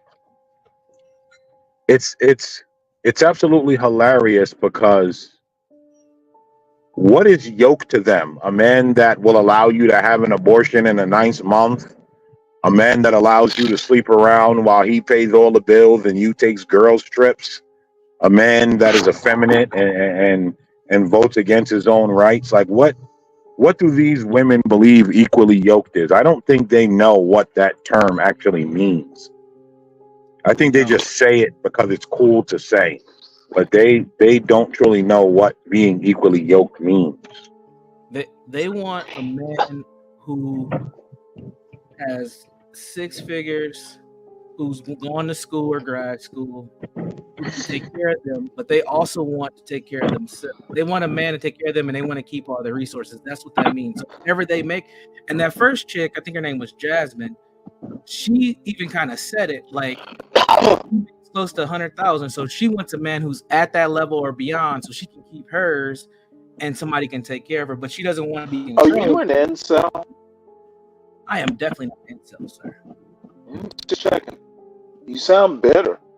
I'm definitely not bitter. No, I'm just. Oh, you sound it. Oh shit. Okay, come on, Stanley. I was on your side. Oh, I don't have to go anywhere. It just sounds like you're bitter against a woman who makes $100,000 a year and has that patience. Stanley, I think you're fucking with the wrong one when you're fucking with Get Cracked, dude. Wait, am I talking to Get Cracked? Yeah, Stanley put this cape on for sure. It's all good. I like you, Stanley. No, I don't have to. See, this is the weird thing. I don't have to wear a cape. You literally sound like an sorry about that. But no, don't be an incel, son. No, I'm definitely not an incel. But that's don't be bitter if a woman makes $100,000 a year. Ask your son how he's experiencing. I don't have to ask my son shit. I'm asking you. So I'm telling you, you calling me an incel. So go ahead, ask me some more questions. No, I asked you if you are an incel. I did say you sound like an incel. Are you an incel? So Stanley, what do you think these women? Well, no. Please answer my question before we go further. Say it one more. Ask the question again. What was your answer? I forgot it. Are you an incel? No, sir. I'm not an incel. Okay. Understood. Okay. Stanley, you're cracking up a lot. Am I? A little bit. Hey, Stanley, your audio is choppy. It's like you're borging out a bit. You might have to go out and come back in. Yeah. I know this audio has been. I'll be right back.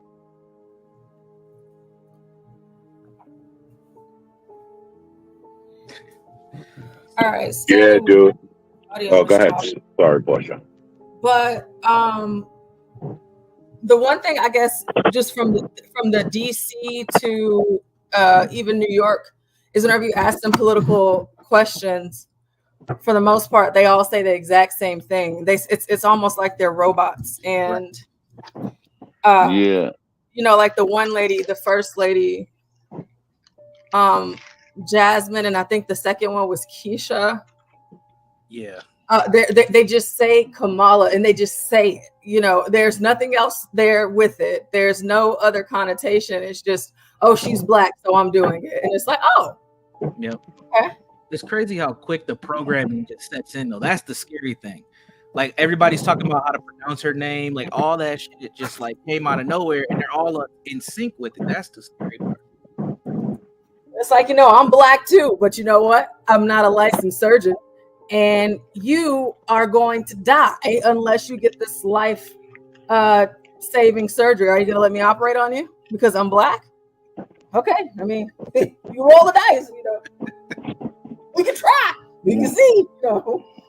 It's well, Portia, I bet you're old enough. You don't need no surgeries or anything. You're doing just fine, ain't you, darling? Oh yeah, I'm yeah, I'm fine. I'm talking about someone like one of those people. Whenever you ask them who they're voting for, and they're just automatically yeah. Kamala, it's because she's black. And then another thing, American Man, if you noticed in Universal Jones and 12th Man, she said, I don't care if y'all don't think that she's black. I feel like she's black. And so that's the first time I've ever heard that. And I thought, you know what? Just like, you know, the transgenders feel like, you know, they're a different gender. People can feel like she's black. And so what I've been thinking about lately is how they've been talking about, oh, well, is she black? She an AKA. She went to HBU. You know, she served the black community, all of that. But you know who else did that? Rachel Dolezal did that too. She went to HBU. Sure did. She's a Delta Sigma Theta. She was a part of the NAACP.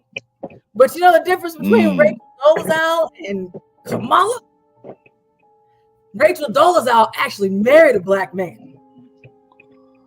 Well, she respected a black man enough to actually share her honor and her womb with him. Even gave him some kids. So if that is the only criteria that we need to be black, I mean, then I think that we can uncancel Rachel now. Don't you think? Yeah. Can I ask you a question, Portia? You're right, Portia. You're 100% correct. And you know what's funny? This whole sorry, 12th Man. Just let me say this real quick. I didn't catch when she said I feel like she's black, but that actually makes sense. That makes sense because their whole thing is feeling. So yeah, I feel like she's black. Now, she only feels like she's black because she's a Democrat. Because if she was a Republican and they were saying she was black, them same women to be screaming, there ain't no black woman. Yep. That's the funny thing. They don't, they'd be calling her. They're Democrat first. They'd be calling her Uncle Tom's and all kind of shit, dude. Yeah, that's not you can't. She's black.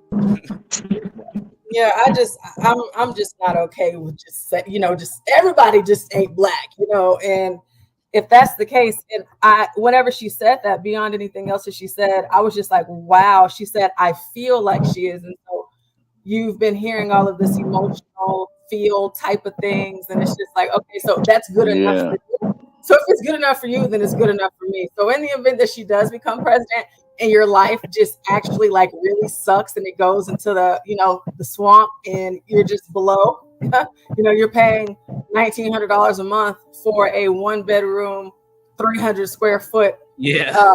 Whenever I stretch out my arms and legs in the morning, I touch the ceiling and all 4 walls. Hey, whenever the migrants come in, whatever, or whatever the economy is doing, and you're making 6 figures now, but you might not be making that next year. Whenever that stuff happens, all of these things, Still like 6 figures. because somebody else got your job or whatever it looks like. I don't feel bad for these people at all.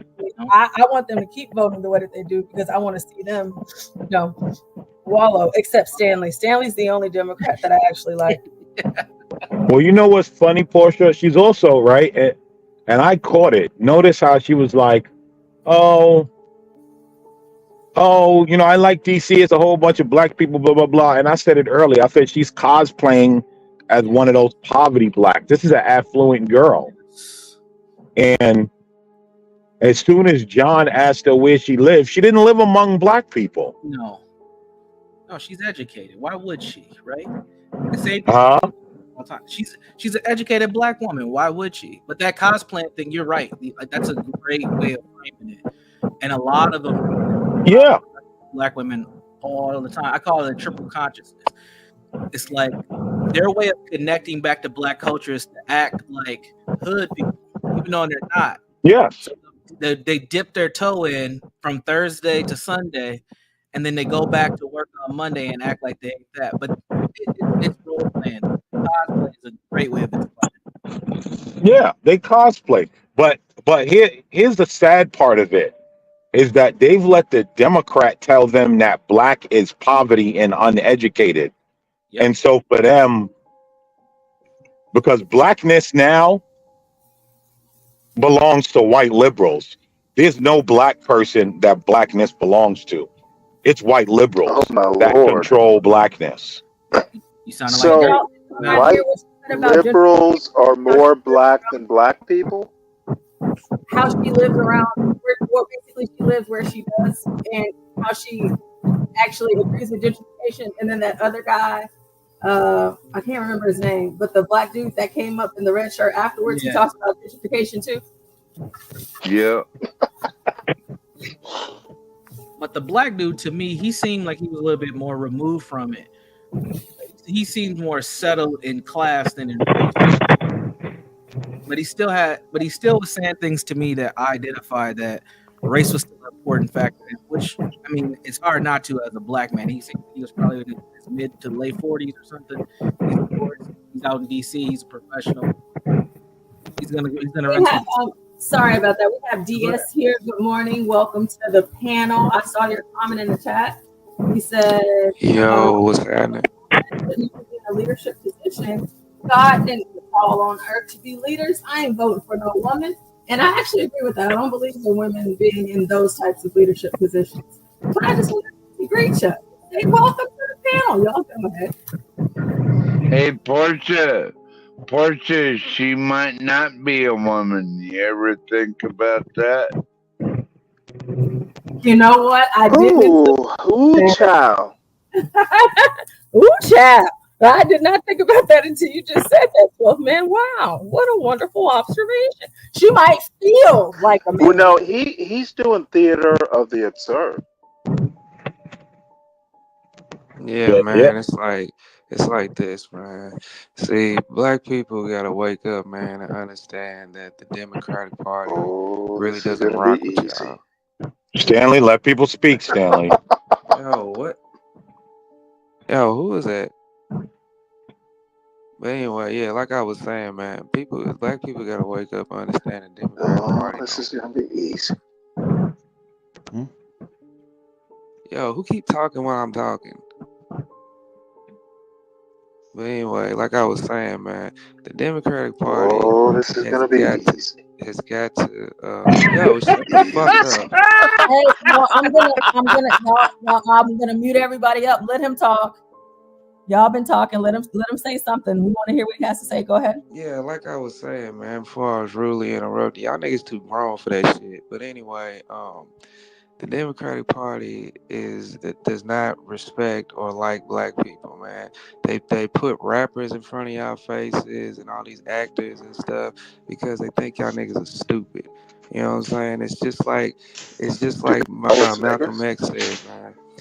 He said that, you know, if you want to get I think he said something like, if you want to get the black people involved in something, they're going to throw, He's actors calling and this trumpet nigga. players and baseball players and people like that in front of your face. And they still doing that shit 60-something years later, man. And black people keep falling for it, man. We ain't heard no policy from Kamala. All we heard is just a bunch of just talk. You know what I'm saying? Like, we haven't heard no policy, what What's she's going to Trump's do for policy? what. But anyway, yeah. Um, Kamala is if she becomes president, just like Portia Kamala. said, man, you're gonna be in a 2-bedroom apartment paying $3,000 a month or some shit like that, man. Like we can't keep doing this to ourselves, man. D is a leader.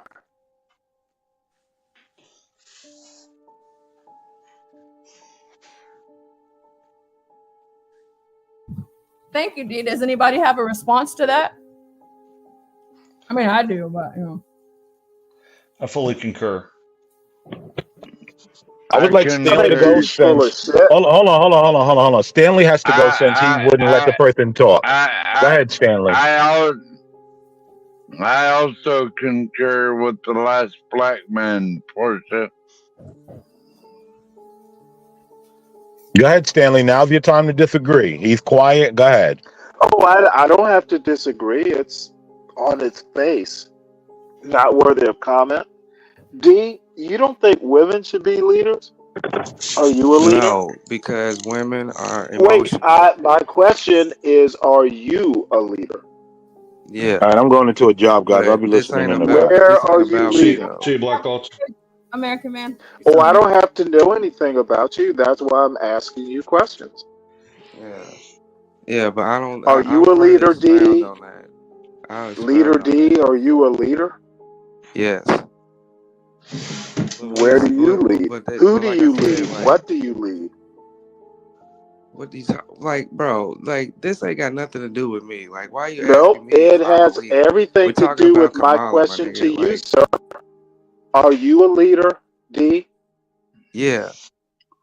What do you lead? Who do you lead? What do you lead? Brother I ain't man, getting that all into that, bro. Don't speak for him, 12th man. Let this I'm not black getting man all speak. into that, bro. Like, brother ask a real man, question about some real stuff, bro. brother Like, No, man, you motherfucker, asking I me if think I'm Stanley, a you're full of leader shit, D. because I don't think women are I don't leaders. Like, think come you're a on, leader, dog. D. I think you whisper too much. I think women lead you. No, women don't lead me. No, women lead you. No. I But can hear it see, in your this voice. is how liberals You're named talk, and after this a is how woman, liberals D. act when you don't go along No, motherfucker. You know what? with You their really think I'm ideologies that and stuff. liberal? They tend I to think, try to I personally think, attack you. oh, it's ad hominem, not personal attack. It's ad hominem. I don't think you're a leader. Okay, well, I don't think you're a man for voting for a woman. Motherfucker, I'm a man telling you your name is D. Okay. Is D a man's name? Anyway, let's move on, bro, because Yeah, what we the fuck are better. you talking You but better about? run. You yeah, better run. Are fuck you a off, leader, D? Stanley. Are you a 12 leader, step, D? 12 step man, 12 steps man. Just relax a little. D, here's my theory about you. You fold under pressure. Just rapid questioning. Yeah, you folded. I think women are better leaders than you. Like Stanley, you're typically bashing a conservative black man for having his own Yes, opinion. I am literally bashing a conservative black man. Good morning, 12th man. I do it a lot.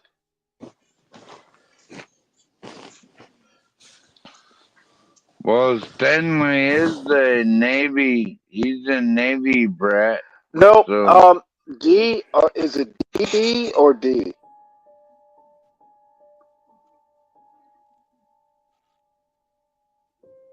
why don't you ask him, Stanley? Stanley, you doing I okay? did. You've been fighting Oh, I'm all fine. day, all night, and all day the day before. You all right? Yeah, I am you fighting for a perfectly bitch fine. that doesn't even like you. I want to know if D is a leader. I ain't answered the question. Now let's move on, bro. You Let's just didn't. move on It because you're doesn't not really talking matter if about No, he's a I shit. don't leader. think He's we should pointing move to. on. He don't want to talk to you, Stanley. That's what's up. Because this Notice ain't me, about Karen. me though. This ain't about me. We talking Oh, about it's all Kamala. about you. No, it's You're not, here bro. now.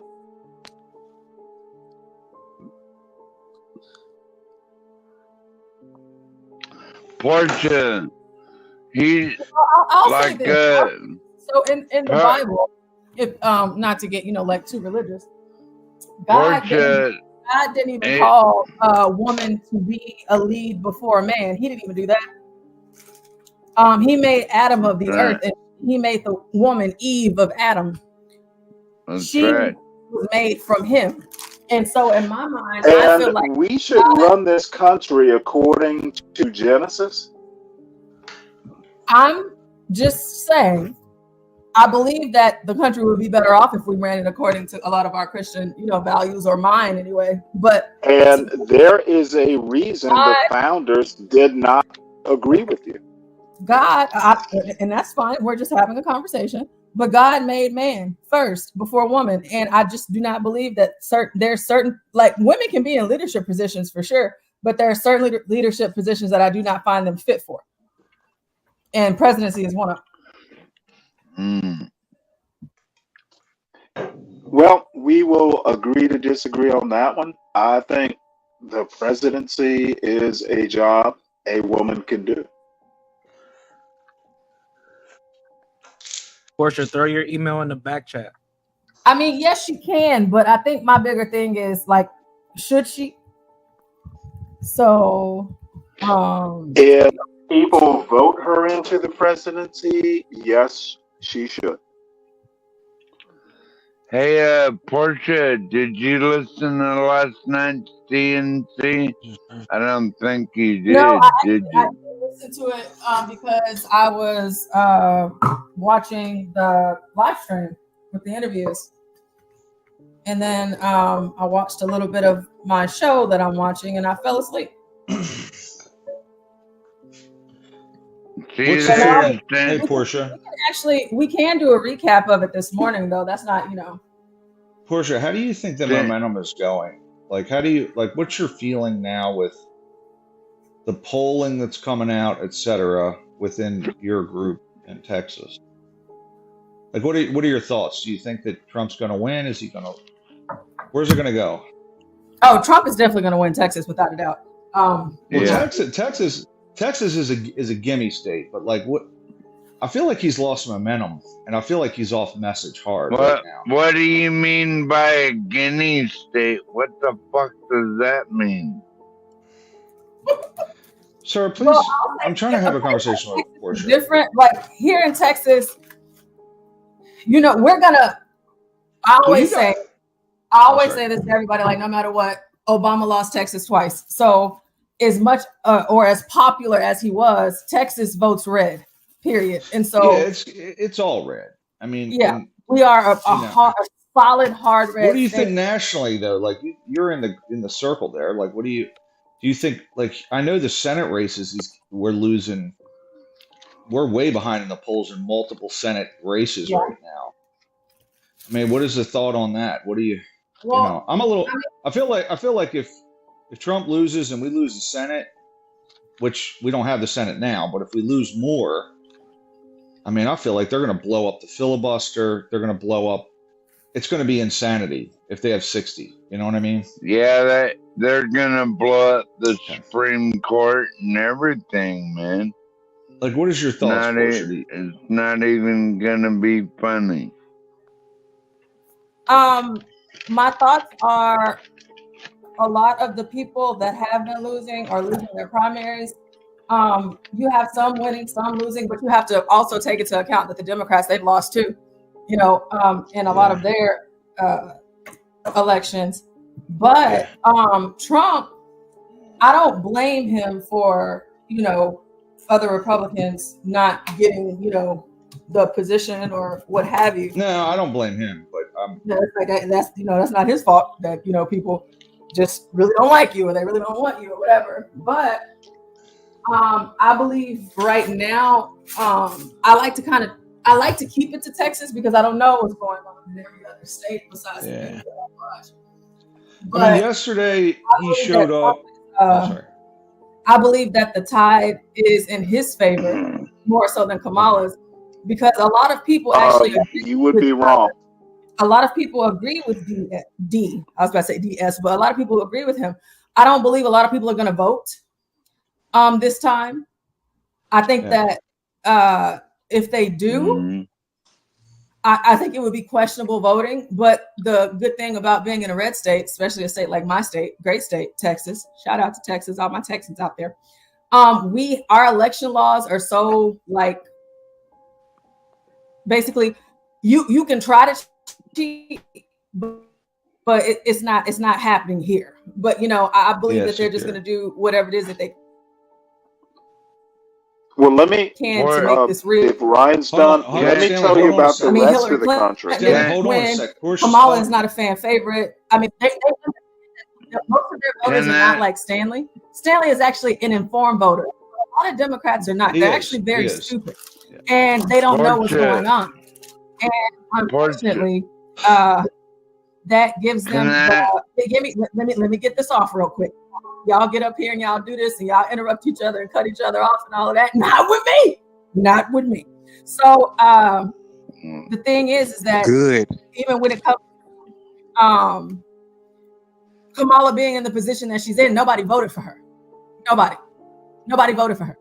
And even whenever we're listening to these interviews and stuff like that, people randomly on the street, they don't know the process. They don't even care about it. Doesn't mean anything to them. But most people don't even care about politics like that to even know. Yeah, they don't know. And of course, too, Ryan, Kamala is currently the vice president right now. So it's not like she's not in power right now. It's not like the Democrats aren't in power right now. It's not like they aren't running the country right now. It's not like all of the things that she says that she promises she's going to do, that her and Joe Biden couldn't have worked out some of those promises right now. So that's right, Portia. That's right. I don't believe he's losing momentum at all. I believe that he's gaining momentum. I just believe that whenever you're paying attention to the news and social media and you see how they're trying to paint Kamala, I believe that is more of they're painting her as a challenger almost. They're painting her as a Stanley, let me tell you something. I love you, Stanley. I rock with you. I don't care how I don't give a damn about any of that. I don't care if her name was LaQuanda, Keisha, Portia, Lawana, whatever. I don't care. Okay. Portia's I hate that. And especially that irritates me as a teacher. Like, it's just like, listen, I'm gonna try, okay, but I don't have conversations with her. I can call her anything, okay? But you know who I'm talking about, right? Portia's funny. Yeah. Portia's funny. Yeah, it's just, we watched that with Michael Eric Dyson acting like a queen. I think Michael, and I'm not a fan of Dyson, but I think he was right. Let me pull that up. He didn't call that white woman a racist. Well, she brought it up. Portia, I feel like Trump's back on message. Like yesterday, he did he brought up the price of coffee, the price of eggs, the price of this stuff. Before that, I was like, dude, stop getting into the culture war. Talk about the price of eggs, and you're going to win. Versus talking about. Okay, Stanley, just let me finish what I'm saying. So the thing is, if he talks about inflation, and he talks about those types of things, he's got a better chance than getting into the whole culture battle. So, and he was better for the economy. Two things about that. Trump doesn't actually know anything about the economy, and there is no way he doesn't have a history of staying on message. Oh, really, Stanley? What has Kamala ever built, Stanley? What did she ever build? Come on, man. You know what? I'm guessing she's going to build her way to the White House. Yeah, you're guessing. I'm guessing less and less every day. She was a deciding vote for two very damaging policies, which was the Inflation Reduction Act, which didn't work, and American Rescue Plan. So I think I'm betting on people like Portia. Those are But the Ryan, people I'm you know the betting odd on. thing No, I would never is, run for a high office like that. I would never do that. Ryan, you're talking about the Inflation Reduction. Nobody remembers this stuff. That is the beauty of the Oh, well, American that's the voter, problem. which That's I the problem. actually That's find an problems absolute with. problem. And yeah, I mean, listen, you're absolutely right. Nobody remembers the American Rescue Plan and its inflationary effects, or the Inflation Reduction Act, which didn't reduce inflation. So you're right. The American voter is watching Hulk Hogan. Like we're now here. We got Hulk Hogan and Little John. Right? That's what we're bringing to the conventions. Hulk Hogan and Little John. Which actually It's a bad place. Increased inflation. Holy shit. It did not. I know, Ryan. Nothing. People, like whenever we're trying to actually have a conversation and we can't. So like Hulk Hogan, Amber Rose, the like, but then of course on the Democrat side, their breakthrough with Megan Thee Stallion shaking her ass all over the place. And then you have this is where we are. This is where we are. It's just like tit for tat at this point between all. It's like a reality show. Yeah. It's like it's a joke. Yeah, it's insane. Well, and the voter now, it's just like, it's a popularity contest, and it's just entertainers, and man, they both have their share of entertainers, right? But if you really look at policy, like Trump's policies, I thought were pretty solid overall, and Biden even went to some of them. Like Biden did get rid of tariffs. Biden ended up with a border bill that was, he let a lot of people in, right? But 3.5 years later, he actually did something similar to Trump. So Trump had some good policies. Yeah, like 20 fucking million people. Hey guys, he let 20. My computer froze, and I'm about to log into my other one. So, his ghetto point of view. I've been reading some of your comments in the chat, and I was actually trying to read one of your most recent ones. Good, and I couldn't because my computer just went crazy on me. So I apologize about that. But Ghetto, you should actually call in so you can talk to Stanley about this. I think that would be great.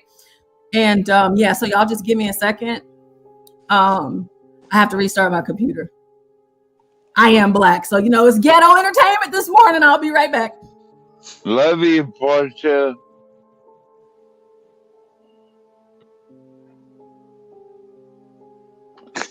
Ryan, I'm sorry, my earbuds cut out.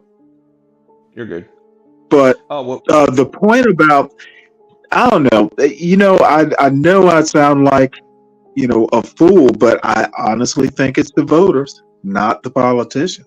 Well, I don't disagree. And again, I think we can fix that by saying, like, there is access to actual information on the economy and on wages versus inflation and how, like, that's available, right? But you got to go to the Federal Reserve's website or an economic website, right? I mean, look, I'm not a huge Trumper, as you know, right? I tend to steer a little conservative. I'm not like super Trump, right? I heard him yesterday tell at least 40 lies, and I heard the Democrats tell at least 40 lies. They both just completely distort all the facts. And I'm like, why is this a thing where they can both distort? And I don't want to say lies. They spin everything, right? And I'm like, why don't we have actual data in this data-driven world with computers and everything? Why don't we have actual data? The politicians aren't going to tell the truth. And it's not just 2024. Dude, the last time a politician told the truth was George Washington. No, I'm dead serious. I don't know. I guess. I don't know. I don't know, man. But it's just like, it's nuts, man. But I can't. I'm sitting back. I'm like, but Trump finally is on message, at least. Like, if he's going to win, he has to talk about the economy, and he has to talk about the immigration failure, which I believe it was a failure. I think it's hurt the Democrats a lot, right? And it's one of the things they can run on, but it's hard to attack. it's hard to attack Kamala Harris, dude. Like the media is not. I'm gonna tell you right now, Trump is not gonna win this. I don't think he is either. Like if it was my money on the line, I'd say he's not going to win. But I want him to win. We need some balanced government here, right? I don't think Trump is the balance, and I think the worst decision Trump made was picking J.D. Vance. J.D. I don't know Vance why is he going did. to sink him. Byron Donalds was the correct choice. I don't like Byron, but Byron Donalds has personal baggage. He actually does. I don't know. Maybe. I do know. He actually. I don't know a lot of his history, but I know that he'll get in there and fight and argue, and he has good points. And I think I think he would have been. He's an up and comer too, right? So I don't know what he's getting from. What's he getting from J.D. Vance? Ohio, you get a maybe. Chance, look up, research Byron Donalds. He's not going to go far. Yeah. I don't know who else was out there. I mean, I kind of like their baby. If they're not baby daddy issues, he's on his second marriage, and what he did to his first wife, he's not Trump. I'll put it that way. What did he do? What did he do? Like, it was something about he was married, and then it was like, I married you for citizenship. It was actually very sordid. And then he told his first wife, "I want to stay married," but then when he met his second wife, it was like, "No, we need to get a divorce." It was sordid. He's not a leader. I don't know. I know. I'm not when I making see him it in up. interviews, he's pretty strong. He'll go right back at him. He is not Donald Trump. Yeah. He's not going to be able to get away with this sort of stuff. Well, you need someone to balance out the ticket, and so maybe you're right. Maybe he's not the guy. Honestly, Tim Scott. And I'm not a Tim Scott fan. He would have made a better vice president than Byron Donalds. Yeah. And definitely, as a matter of fact, Tim Scott should have been the pick. Well, and I'm I no don't disagree fan with that. of his. Tim Scott, man, he's kind of like he's almost like an old school Republican, polished. He's very refined in a sense. I don't think he's polished or presidentially. You don't think he's polished? Oh, listen to him speak. He measures his words. Okay, he's like almost pensive way, right? I agree with that. By the way, he's kind of boring. By the way, he's not a real He's not a firebrand. Yeah, he's kind of a steady Eddie, and so, but perfect vice president. He would have been. That's a good point. He would have been a good balancing act. Where and I think the Republicans have been moving to diversify the GOP. That's a good step, right? So let me put it to you this way: I actually think that Scott would have been the right choice, but I don't know. I don't know if Scott. I honestly think that this isn't going to happen for Donald Trump.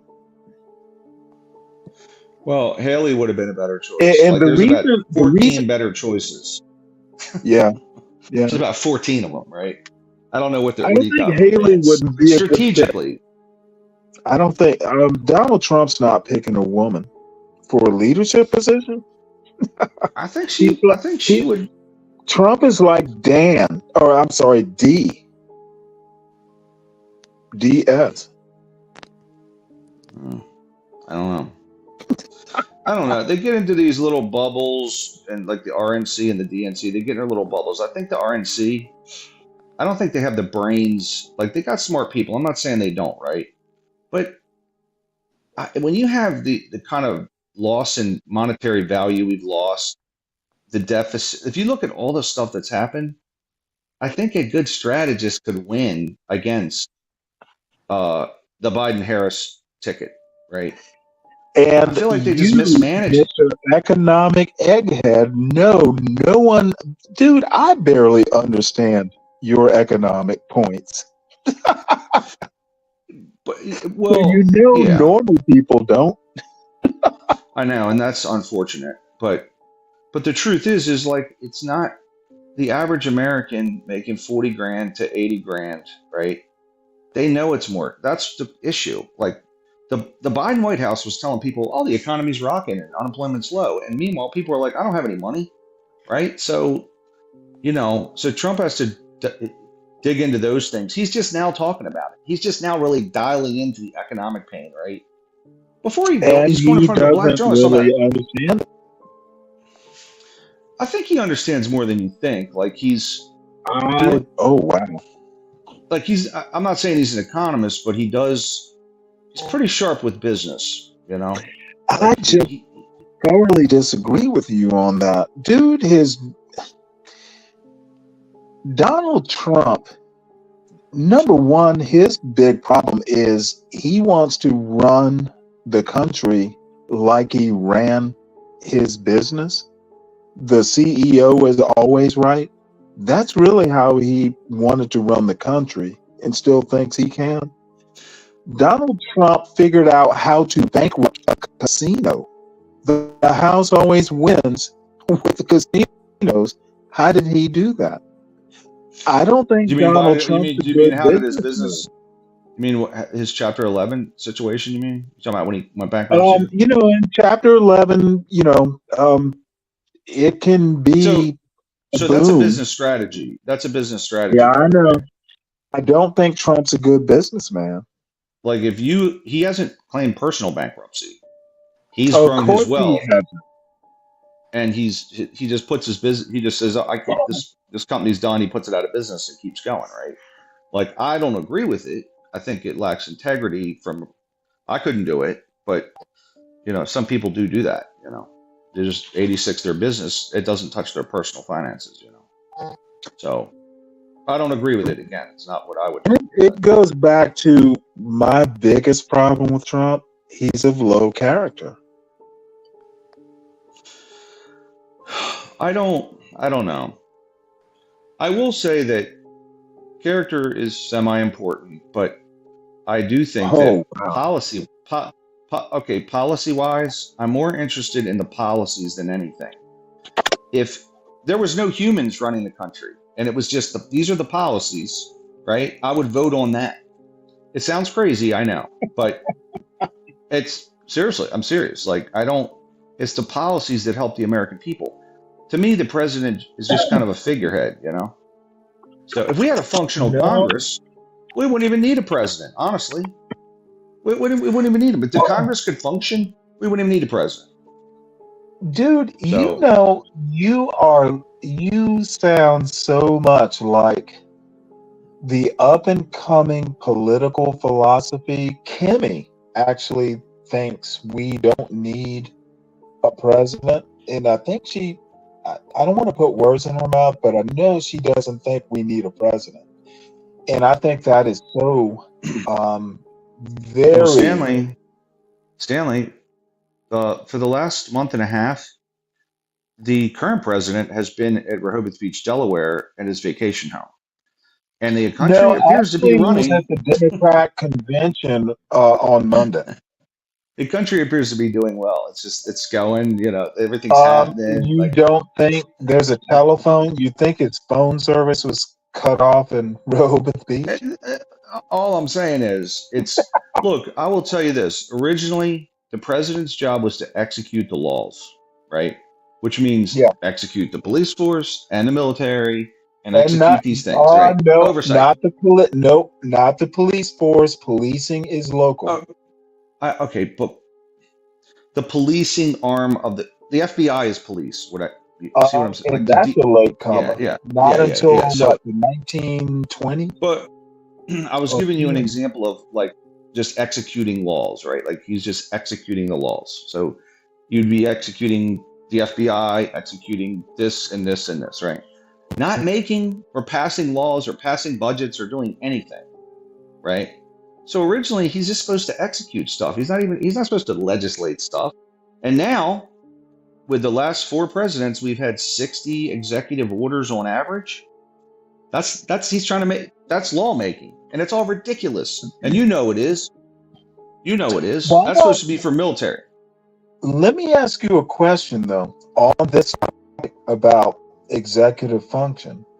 How do you feel about what the Supreme Court did as far as immunity?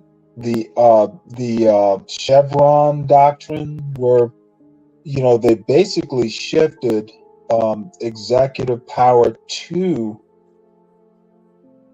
the judiciary. It should be the lawmakers making the laws, and the judiciary is deciding what's legit and what's not. Well, right? Like this is constitutional. Taking back the Chevron doctrine pretty much takes power from the executive, the agencies, the administrative state. They should do that. Judiciary. No, I agree with that. If you know the history of how, well, hold on. How does it go back to the judiciary? The Chevron doctrine. You can't. It used to be that agencies were the experts, and Congress basically kind of delegated responsibility to the experts who were the agencies to make to finalize laws and put the finer point on it. Yeah. They were an information gathering place. Reversing the Chevron doctrine basically says no federal agencies, judiciary, will put the finer point on things like that fishing thing. The fishing company, I can't remember. It went to the Supreme Court. Essentially, it was a small fishing company who had to pay taxes or something. Yes. I have to go back and look at the case again. Bottom line, yes, judiciary puts the fine points on the law. It needs to be adjudicated versus the judiciary shouldn't be doing any of that. It should be agree. Congressional, right? But basically, people like Gorsuch, they want what's the term? The unitary. They want to put a lot of power into the presidency. Unitary executive. Yeah, that's what I know. Certain people want more power to the presidency, which I think that's not the way it's supposed to be. It's a mistake. Sure it is. Like the job of the president is not to, and that's why I don't agree with the agencies, which by the way, there's like 150 of them now. If you go down to DC, they're just rows of agencies. Yeah, there's just, I'm like, the agencies were supposed to be to consult. Congress could consult, and the president could consult the agencies, right, about litigation or whatever, research and stuff. But they started to say, okay, well, they started to make their own rules, statutes and things.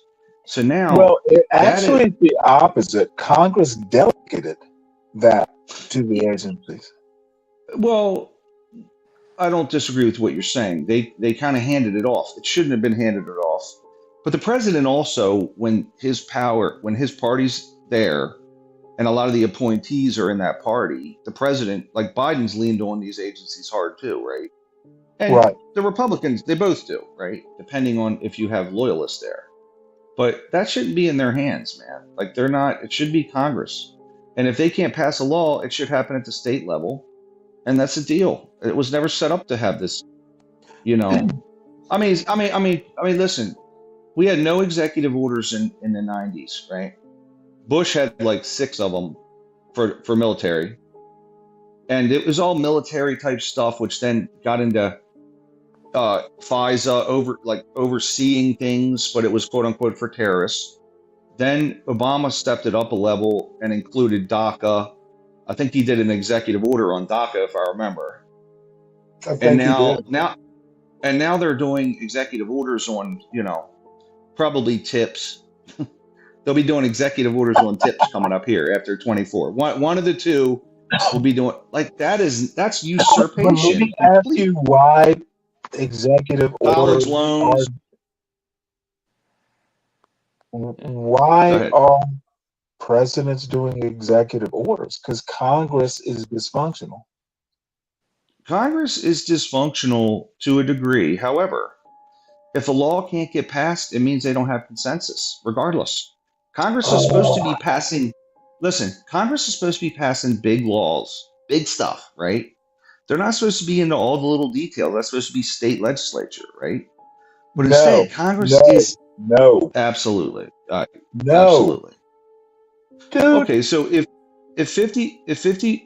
you can't get 60% of the country that agrees on something, why should 51% get their way and 49% lose their not have a say? Don't That necessarily, but the problem, Ryan, the yeah, 60 is in the Senate. It's I know. straight That's what I'm saying. majority in the Congress. I totally get that. But what I'm saying is that it was like that so that it would take a lot of consensus among the American people, right? No. Like a lot of people feel this way, right? Like The right now. Go ahead. No, you Sorry. go ahead. I think I don't have a problem with 60 in the Senate. It's how they arrived at the Senate. I'm sorry, at the number that's problematic. And You know the filibuster was 66%, right? it worked like was also basically surrounding civil rights legislation. well, I believe it was 66% up until like the 80s. Maybe the 90s, it was 66% to You'd get have to something through. prove that. I don't think it was 66%. It was a long time that we had 66%, but the whole idea was, While researching, yeah, I'm interested. I'm curious too, but the whole idea was we need a lot of people to all agree with this thing to have our federal government pass the law. And now people want 51%. Well, 49% don't want it. 51% want it, right? Like 51, 49. let me ask you a question. What's wrong with 51 versus 49? Just curious your thoughts. So the whole idea was, well, no, so the your original personal opinion. Because this is what will happen if that happens, Stanley. They're going to build a wall, right? And then the minute the government changes hands, we're going to tear the wall down 4 years later. 2 years later, 6 years later, we'll tear it down. And then we're going to build it again and tear it down. So the whole idea was we don't want zigzags because we're dealing with other countries. We're dealing with. Well, the whole idea was to limit the zigzags by especially.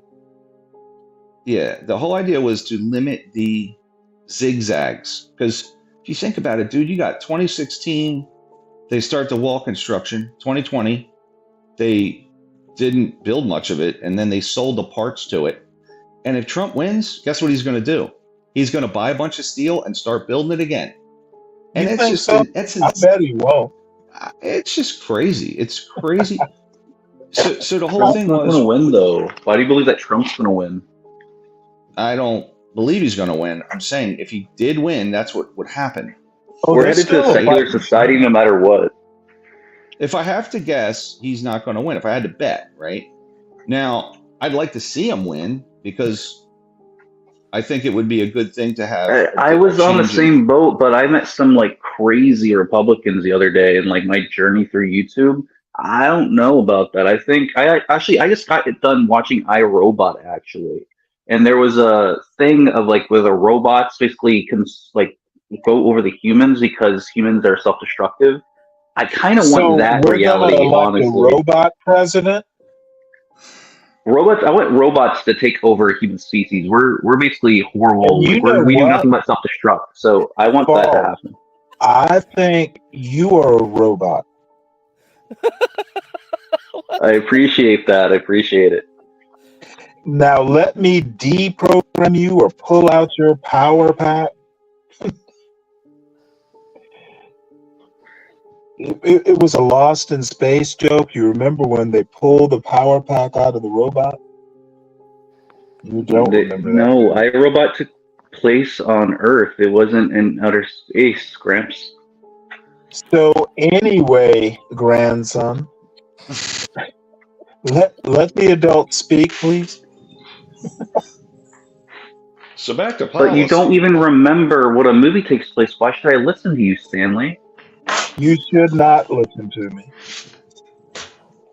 Like you're an old fart here, talking delusional, not even knowing about a movie. This is one of the biggest hits of 08, and you're over here not even knowing about the movie. Why should I listen to you, Stanley? Damn, Ryan and I were having a civil discourse, and damn it, I miss Ryan. It's I'm so here. I'm here. pleasant to Here, Stanley. talk. I'm sorry. Go ahead, Ryan. No, you're good. You're good. No, you're good. No, No. You know what, Ryan? You know politics, and I appreciate your knowledge. Well, you do, Stanley. I think you're a good. It's good to, we could be sitting on the front porch having a glass of lemonade, having the same conversation. So, you know what I mean? Drinking iced tea. I guess in Georgia you are. So, yeah. Well, Hey, give correct. I have a question for investment. Give correct if you're here, buddy. I have a serious question about investment. Really? Yeah, I'm so serious with this too. So since I've already mentioned that I kind of want robots to facilitate and govern people, what exactly stuff should I invest in for this to happen? You just come up here and change the subject. How about asking permission to change the subject? Now, so give correct. What AI company should I invest in? Because I'm so serious about that. Now I'm pissed off. You must ask permission to change the subject. You don't fucking just come up and interrupt people talking. What are your manners? So Stanley, how about we? No, don't you dare! USA, right, Don't Stanley? you dare! Let's talk about where I'm at in life, and let's talk about where you're at in life. Let's see who should have authority over who. Okay. You know what? We're gonna talk about it that way. I'm 24. I've reproduced 4 times. I own land. I'm about to get citizenship in another country in a few years. And I probably have more money in my toilet than you have. You know what? So why should somebody that's money intelligent, has no probably kids, why should I listen to you over me? Do you have enough money that I would care about it, bitch? Motherfucker, as long as I have enough money, who's comparing checking accounts, you idiot? I don't give a fuck how much money you have. I care about how much money I have. You fucking idiot. God damn it, I hate stupid people. Stanley, you're spurging again. So as stated, stupid. I have more money than you, and I'm way younger than you. I have offspring, and I have almost dual citizenship. Dude, I and a better job than you. So please tell me why I should listen to you with authority. Dude, this is why we need robots to take over people like you. We need them to govern us. Business. I do not care about you. Have fun with your personal relationship. I'm sure you're gay. Or your money. I'm sure you're rich. None of it has to do with me. I don't care about you, False. Be happy, be gay. But don't interrupt my conversation. God damn it. I'm sorry, folks. I feel like this went in a bad direction. Oh. Hey, Stanley, I didn't hear you. I was taking a piss. Motherfucker, you better start hearing me. You may change the topic if you're polite about it. May I change the topic, gentlemen? So I would like to know why I should listen to somebody that's lower than me in social status, lower than me in genetics, and lower than me in so many other facets. So can you please tell me why I should listen to you over, or do you need to get your fake lawyer buddy in here? Do you need to get your fake lawyer buddy in here? He can probably help you too. I'm concerned about your voice right now. You may have permission to change the subject if you ask for permission. So Stanley, as stated for the fourth time, if I'm worth more than you, like my shit is worth more than you. If my shit is worth more than your whole life, why should I listen to authority of you? It will never happen, Gramps. It'll never happen, and you're delusional. Get back to your milking cow fetish. You're done, Stanley. You're done. You're getting owned by a 24-year-old dude. You're a loser. You know what? You're just speaking to the wind. It's Mr. Cross to you. Ask permission to change the topic. It's simple. Yo, what's up, Portia?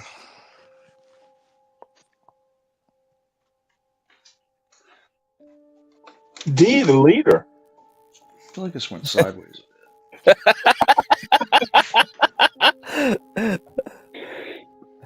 Portia, give Craig Portia. Buddy. What's up?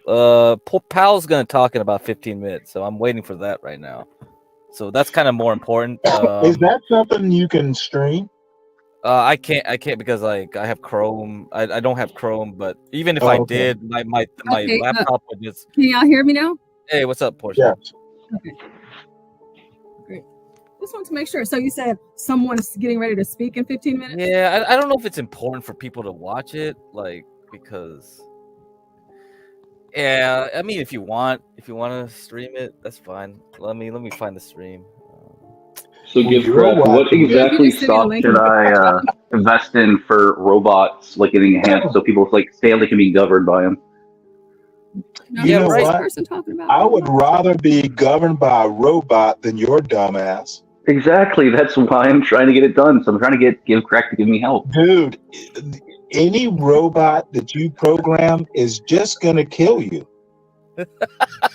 Well, that's why I'm not going to do it, dude. We're gonna have like Tesla or somebody do it. But we gotta have people like you govern. You're crazy. We gotta get you help. Your robot. From the last stream I had where you guys think sucking up a guy is winning, I gotta get you guys help, and that's what we're gonna do. So give correct. Please tell me what stock I should invest in so people like me, Stanley, can get governed by robots. What you need to do is ask permission to change the subject. Give correct. After setting me up, I deserve this answer. No, everything's overpriced right now, False. So don't bother. You should have been in last year. Just like your intelligence, False. It's overpriced, overrated.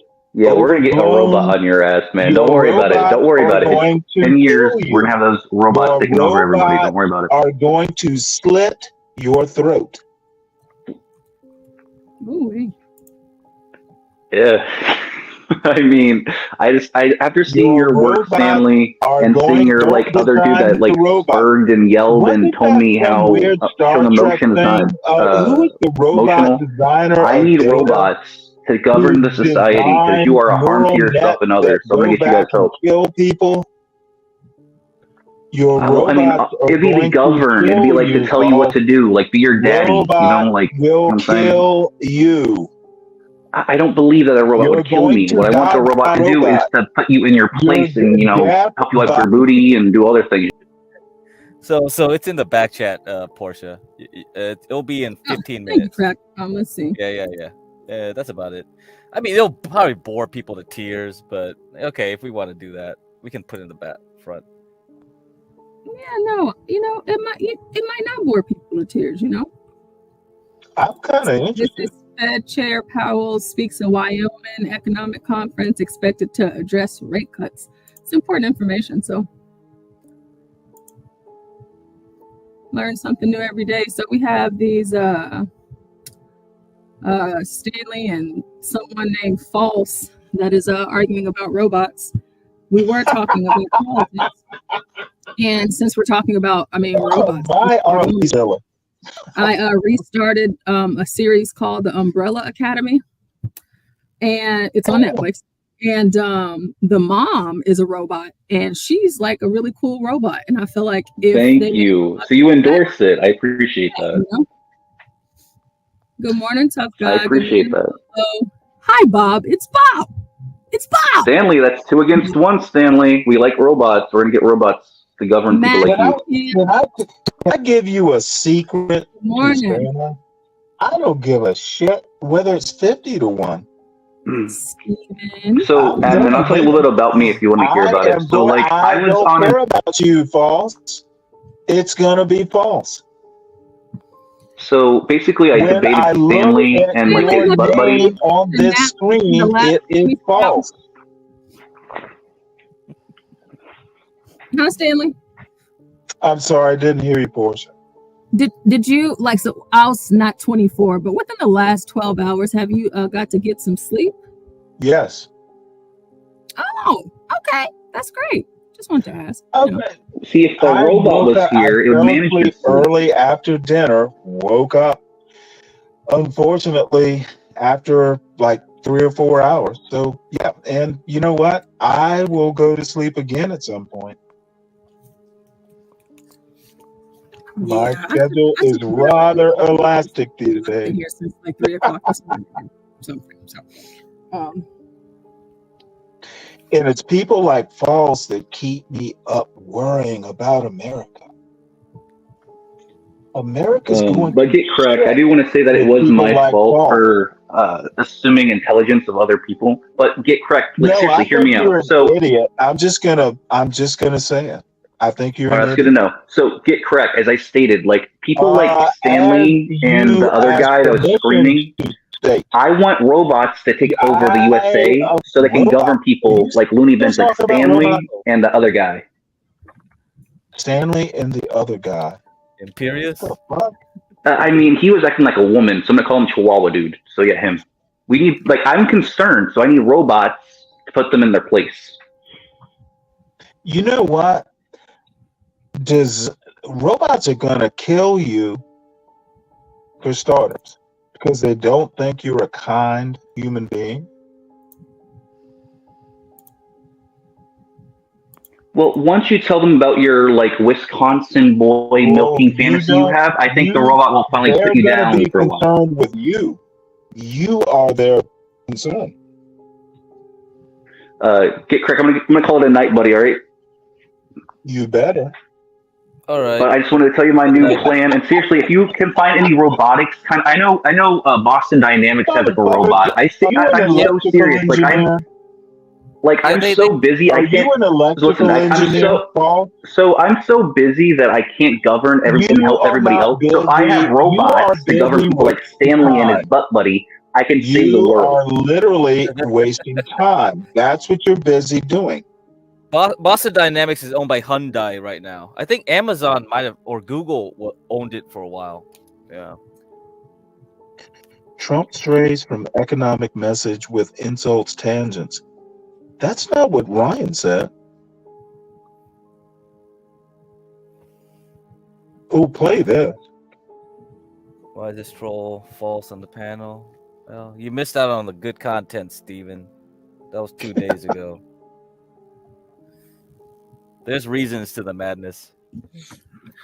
Let's see. Yeah, I mean, it got really crazy this morning. Just to let you guys know, I say it all the time. I say it in the chat. John says it.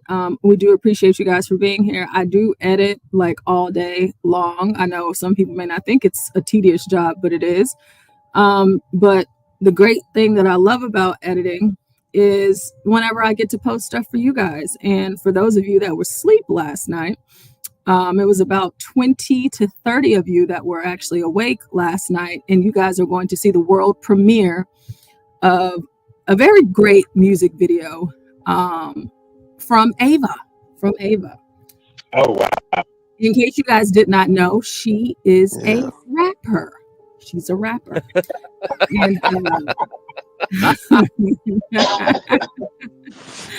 I cannot wait for you guys to. She's gonna be at the next Republican convention. Hear that? It's gonna be great. And I mean, wow.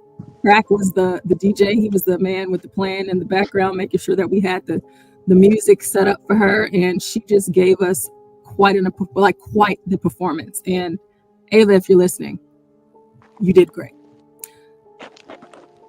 You did great. Last night was crazy. If you weren't there, you're just gonna have to go back and watch it, because that was white people drama is always so interesting to me, and I find white people drama to be far better than black people drama. White people drama makes black people drama look boring, quite frankly.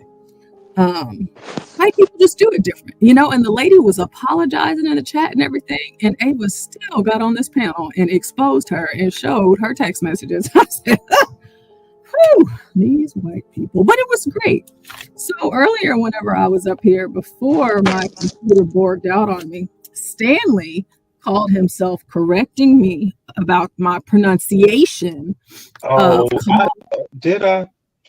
Yeah, you did. And so I wanted to show you guys, I think we talked about this and showed this before, but I want to play a little bit of Michael Eric Dyson doing to a woman what Stanley was trying to do to me. Oh, come on. I am not Michael Eric Dyson. You know, and Michael Eric Dyson, he lost his marbles. You know, it's like his mother, may she rest in peace, was born again in him. Do you know? So we're going to know a lot about him. But this press conference was a great example of a speech littered with all the things that he's been focused on for a long, long time. Is he capable, really, of staying completely on message here? No, of course not. This was not a press conference, first of all. This was a campaign rally speech. He even had his supporters there at Bedminster, and he fooled the press once again, by claiming he was going to have a press conference. He spoke for 45 minutes before he even allowed a question to be asked. And when he did, he was just filled with lies over again. He made this comment about, what is it, more than 100% of new jobs that are created. I'll play it. So just so you don't have to paraphrase what it was. Listen. Virtually 100% of the net job creation in the last year has gone to migrants. You know that? Most of the job creation has gone to migrants. In fact, I've heard that substantially more than beyond the number of 100%. Beyond a number of 100%. I guess I need my calculator. So going to migrants, you can't even have for the highest office in our country when you can't even complete. Kamala Harris hasn't given a single interview. She hasn't come on your program. She's not answering questions. It's she's Kamala, first of all. It's not Kamala. It's Kamala. And she's not a candidate. She's only been in office. It's two black men acting like black women. She's been vice president for 3.5 Trump went a whole primary season without even taking and doing a debate. So, you know. But you can't. Stupid because the Republicans in this country voted for him, nominated him. She didn't earn a single vote in the Republican. But it's a false equivalence between what Donald Trump is doing as an autocrat, as a fascist, as a dictatorially inclined man. The man's aspirations are huge. But the point is that Donald Trump has lied so repeatedly that we normalize his mendacity, his misogyny, his hatred for the ordinary citizen who happens to think logically about these issues. Now, he's got a whole bunch of stuff from the stores up there. He doesn't refer to it. His economic policies are vapid. They are empty. He has nothing to say. She has no policies on her website at all. She's got more pronouns. Donald Trump sits there and tells lie after lie, and he gets normalized by good people like y'all who don't call him out on his bullshit. Kamala Harris has more pronouns on her website than she does policy. The only thing she has on there is donate. She's running a Seinfeld campaign. The show is about nothing. No, absolutely. And she's winning, right? She's not winning. Look at that little white boy making a Seinfeld joke. The headline by a neighboring network a couple days ago, when Donald Trump came out with his no taxes on tips policy, all of the headlines on mainstream media were derogatory. Kamala Harris comes out with her no taxes. Kamala Harris comes out with her policies on no taxes on tips, which is Donald Trump's policy, by the way. All of the headlines on mainstream media were positive and glorious and thoughtful. I guess y'all are standing up. Hey, boys, last night, how many of them Kamala voters did I have to correct on how to pronounce her name? Damn near all of them. All of them. But here how do you pronounce it, John? It doesn't matter how I pronounce it, but it's the fact that they want to have... Oh, you corrected them? Well, did you tell them how to pronounce it? They want to have a rigid rule. For 1 second, I want to hear what John is saying. Go ahead, John. You see these two blacks on here want to impose a rigid rule as to how to pronounce her name. That's fine. Okay. But I don't think it really matters. They don't really care. None of those blacks last night knew how to pronounce her name, and I had to keep Do correcting you them. know how to pronounce her name, John? It doesn't matter. I'm pointing out to you that they don't care. This black I right don't here. think you care. I don't care either, but they don't Okay, care. I thought so. They're making an issue out of it and calling someone racist because of a mispronunciation of her name. And He did not call her a racist, John. Okay, well, the other guy did. Well, Eric Michael, whatever his name is, he called her racist or insinuated she was a racist. Oh, she took No, it. he did say that she was He racist. did not use the word racist for it. Insinuated, right? But basically, Hey, Stanley, can you listen respectfully? You've been going for a long time. John just got up here. You know, let him say Are we actually going to do that, Portia? Because I can drop down. No, we are saying I can let John have it. Yeah, and that's fine. But can he talk for a second? Can we hear what he's trying to say? The point he's trying to make. Can he make it, Stanley? John never has a point. Hey, Stanley, can I ask a question real quick? Did you have your father in your life? Yes. Oh, okay. Anyway, proceed. He taught me how to be a man. Are you a man, D? Well, I don't think you really are, man, because a man knows when to be quiet when somebody else is talking. Is never hop in and talk to me like that. That's what my father taught me. Don't talk to adults when they are in the middle of a conversation. D. Stanley, shut the fuck anyway, up. Let John, go ahead. talk. People don't want to hear John, you. go ahead, Shut the John. fuck up. Oh, this is going to be good. We want to hear John talk. Shut the fuck up, Stanley. I will literally talk. Listeners Mr. at home Kim, want to listen Master to John. Kim, That's your faggot ass. I asked John a question. You will just have to deal with it. Niggers kill niggers, shoot niggers, eat niggers, Dude, rape niggers. His stream. Which one is this? Fuck you, Master Kim. Hey, Stanley, seriously, man. You know what I'm saying? Like, we're trying to have a conversation here, and like, I mean, the stick is funny. You know, it's good for a time, but like, damn, like, I'm just making a point here. Last night, all those black women and men, I guess I can't remember if it was men, they couldn't pronounce her name, or as it's supposed to be pronounced. As these two blacks are correcting people for mispronouncing her name, and they're insinuating that you're a racist if you call her name wrong. And I'm just pointing out that it's fake. It's fake outrage. Nobody really cares. Them blacks last night, they're gonna vote for Kamala. They don't care what her name is, Kamala, Kamala. And these blacks are just using it as a weapon to attack people, just by mispronouncing her name. And Stanley, maybe you don't see it. Your head's so deep in the Democrat, that you don't see it. Maybe it's racist to you if you mispronounce her name.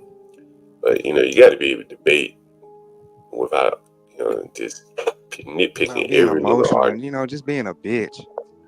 Yeah, he arguing like the women, like a woman. Yeah, that's why I asked if he had a dad, because he acts like one that doesn't.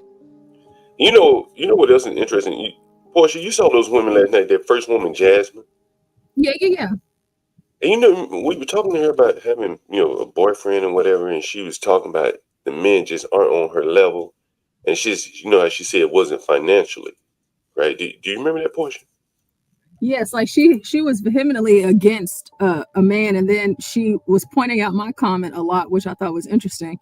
Because I told her having a man is a good thing, and then T was like, I love having a man, and she was like, but there aren't any good men, and all men aren't good. And I'm like, well, gosh, there's a billion people. But then she went on, and she just was like, there's not any good ones, and she didn't want one, and she was very adamant about that. Well, I don't think so, Portia.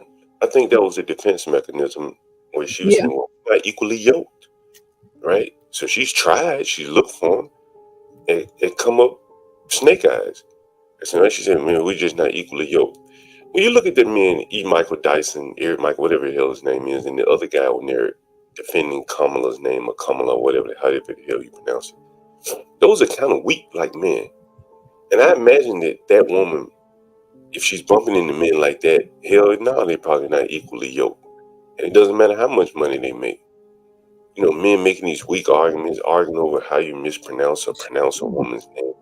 I just don't think that's appealing to a woman.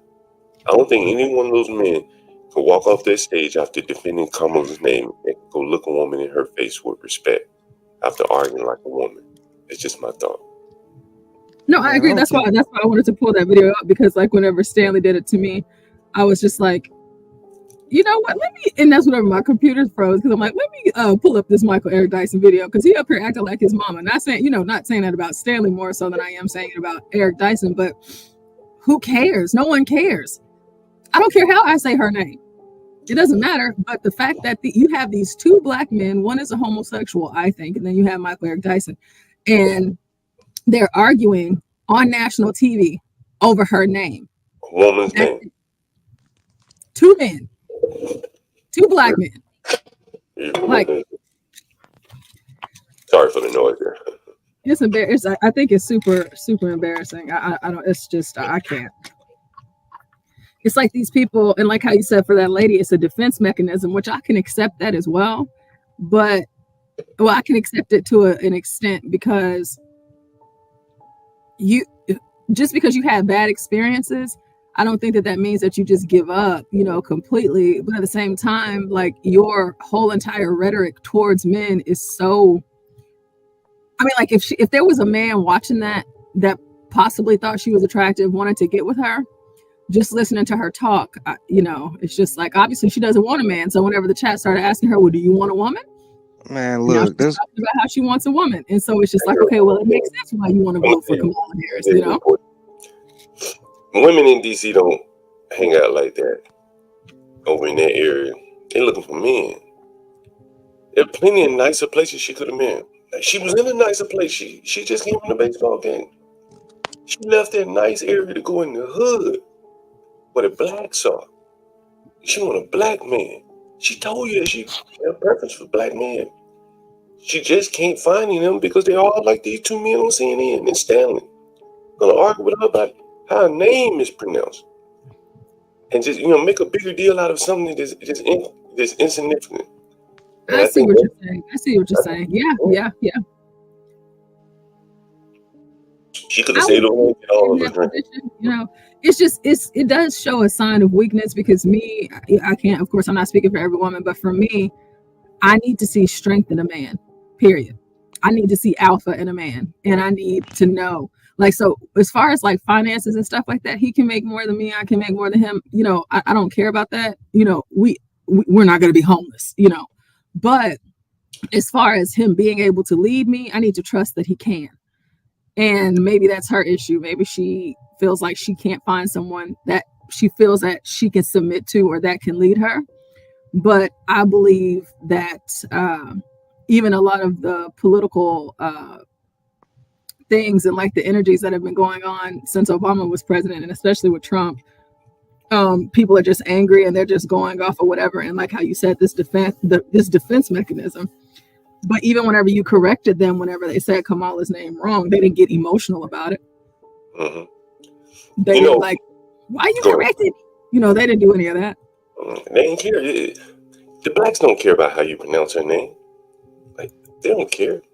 And so these two blacks on TV are acting. That's what they're doing. The Democrats told them to go out and make a fuss if anybody mispronounces her name. Hell, I heard some politicians mispronounce her name. And they ain't getting in trouble, if they were Democrats. And it's just another, they can't, they're having a hard time using the race. The race card is wearing out, it's tattered. And they come down to just her name. It's racism. It's really kind of amazing. The race card is now being used on a non-black person. The race card that the blacks have put so much energy and investment into, now it's being used on someone that's not even black. It's kind of comical when you think about it.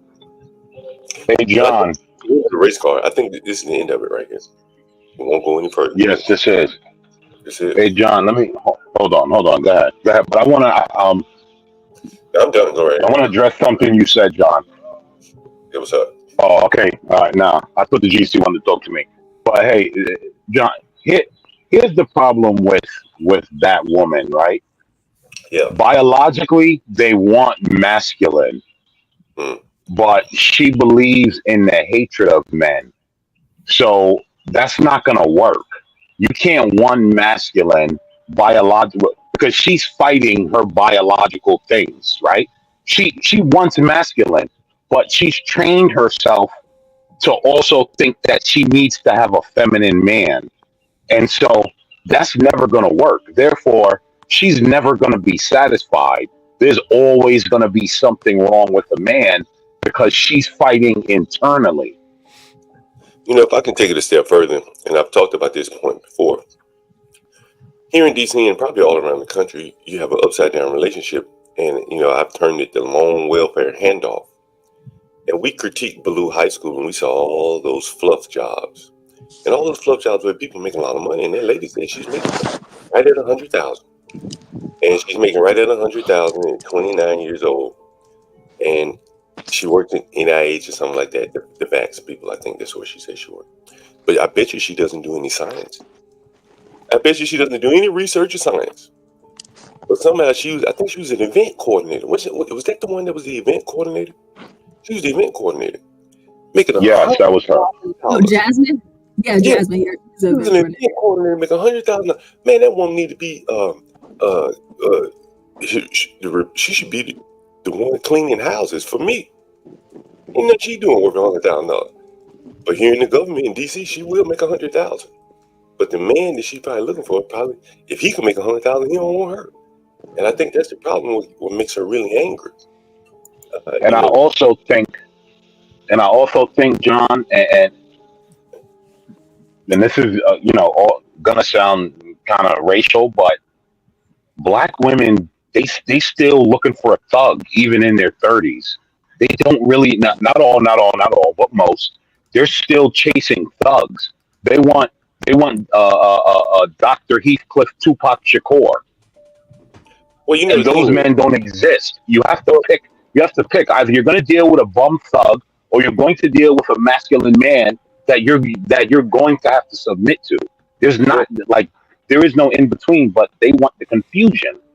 Well, I think we're going to get Joe in here because Joe's familiar with the DC area. And he's probably familiar with what I'm talking about. We had a lady last night, 29 years old. Not the most intelligent person, but she wasn't stupid. She wasn't a scientist, but she worked in NIH throwing parties and events for them. She made $100,000 a year. And she said she can't find a man that's equally yoked with her. And Joe, what I was saying is that part of the reason is that DC's, in many of these cities where they have put these women on as government workers and teachers and stuff like that, the lone welfare handoff, as I call it, they put themselves out of reach of the men that they probably are most, equally yoked with. She's not $100,000 woman. If she's making $40,000, she'd have her man. She'd be cleaning a room somewhere, working in a hotel club or something. Well, John, she doesn't know what equally yoked means. I can guarantee you, if we would have dug further and asked her definition of equally yoked, it would not make any sense. Well, she did tell you that it wasn't just financial. She said it wasn't just financial. Right, but she didn't go in depth, John, to say it's not just financial. What is it? You want a man? Again, right, when you listen to what these women want, they're not realistic. So she could not tell you what equally yoked means. What, you want a man that just lets you have 1 million abortions, let you take girls trip and sleep around? Like, what does equally yoked mean by today's standards of today's women? Forget about her words for a second. We interviewed one man, and what did he say while he was there? He bought a house for $520. He said they're selling them for about $800 in that neighborhood now. He's divorced and he's happy. He don't want her. That man probably making $100,000 minimum in this area. What the hell he want her for? For what? A couple nights rolling around in bed, but that's really about the extent of it, right? And that's probably a man that she probably would want. Tall, dark, making a lot of money. Maybe a little bit too soft for her, but she probably could get over that. But he doesn't want her, and I think that is really where the conflict is. The successful black men don't want the successful black women, and by salary alone, she's quote unquote successful, but she's not going to find her match, in my opinion. Somebody said I thought that guy was gay. He was married. He said he had been married for like 14 years. Doesn't mean anything. But Joe, what do you think about these overinflated salaries? Good morning, Joe. Good morning, everybody. How are you guys doing? Can you hear me? Loud and Yes. clear. I can't see who this gentleman with the M emblem is, but no, he was spot on. This American man. American man was spot on with that stuff that he was just saying beforehand, even before I came up. I think if I can jump back, John, for just a second to what you were talking about just before, I think with everything that's going on, out of control crime, with the unjustifiable killing of young college-age women in these major cities across the country, with fentanyl, with inflation. They used to say the economy was great. Now all of a sudden the economy is bad. I think with all of that stuff, and when you're sitting in the assistant coach chair and you're going to say the issue on the table is how to pronounce my name, that is from a position of such weakness and falsehood that is really telling. No one cares, and it's never been an issue how this woman's name is pronounced. This reminds me of Native American tribes that have been said to be X, Y, or Z for hundreds of years, and then in the last 3 years they've made, essentially white liberals have made huge issues out of how to pronounce things like Cherokee. I've never heard an actual Cherokee person go off the rails about the pronunciation. I only hear white liberal women go off the rails about it. So while the country's burning down, I don't want to hear that the lead story is how to pronounce one of our failed leaders' first name. That's ridiculous. But to answer your question, no, you're absolutely right. People come to DC for 3 reasons. One's power, one's influence, but the other reason is because, like the Capitol and the Hunger Games, where nothing makes sense, the blue hair, what's the word? Can't tell if it's a boy or a girl. Nothing really makes sense. Androgynous, that's the word. It's kind of androgynous blob that DC is a place where underachievers, people that could not be on the map in Miami and LA and Manhattan, where a lot of times you need to work for what you have, and definitely not in rural America. They could not sustain themselves. They know that they can be elite in DC, so they move there. And these are my neighbors. These are those people, and it freaking sucks. I can't wait to move. And I think that really is the issue. What Joe speaks of. Some of these people can measure up to their salary, but I don't think many of them can here. A disproportionate number, and that lady was one of them. I bet you damn near everyone in that bar was gainfully employed, had very good jobs. But as Joe said, and I think that's a good point. You put them in Miami, they're not making that kind of money. Now, I went to New York. I made money in New York. I proved to myself that I could do it somewhere else. That woman left Connecticut, New Jersey. She came down here, and she's making more money than she'll ever make in her life. And so she can't find a man because the men just can't keep up with that either. So this is very interesting. Well, how are any of the other quote leaders? They're supposed to be public servants, but how are any of the other leaders different? Joe Biden's never achieved anything in his life. He's never built anything. He's existed off of the government teat for over half a century. Kamala Harris is exactly the same. Kamala, I don't care. It's totally irrelevant. If someone on my team, if I went to give someone a performance review and I told them, hey, these major fires are happening, these major failures are happening in an important job, and their rebuttal was, I pronounced your name wrong, I would be very hard pressed not to fire them immediately. Mobleys can't even agree. Northern Mobley say Mobley. Southern Mobley say Mobley. No one's calling the other racist. Obviously because we're all black, but it's just, oh gosh, it's so freaking stupid. You think it's just a shortcoming that they don't have any real issues to focus on? So they now, it's hard. They're hard pressed to use race. She probably hasn't experienced much racism. What are you talking about, John? What are you talking about? No real issues. You didn't read her policies on her website? I didn't get a chance to take a look at it. It's empty. There are no policies. We're less, what are we, 70 days out? I forgot what day it is. The 23rd. Oh gosh, I'm bad at calendar math. Yeah, we are, what are we, 72 days out? There's not a single policy on her website. I want to sell a book. If someone knows how to get this through, because I only have things that you could wear and drink out of. If someone knows how to manufacture this, please, my email is ask@djmobileshow.com. I want to make an empty book just with blank pages and put Kamala Harris or Harris Wall's policy agenda on the cover, because there's not there. Look at their website right now. Go to however you say her name. Go to the sitting vice president of the United States.com, and there's no policy there at all. Joe, someone is asking, why doesn't she have policies? And I asked a few of the people in Brooklyn and New York, what would they like to see her do once she gets elected? And they really didn't say much. They really didn't have a bucket list of things that they wanted her to do. So it doesn't surprise me that her website would be empty. She doesn't have to do much. She just has to win. Well, somebody said that they want her to expand the Supreme Court. Is that on her website? It's probably something they can't say out loud. No, that's not on her website. I mean, I hear that the left wants to. I'm sorry, go ahead. I was gonna say we can go ahead and go through her website, John, if you don't mind. Yeah, let's take a look. Where is Stanley? Okay, I do want to make sure that I say this.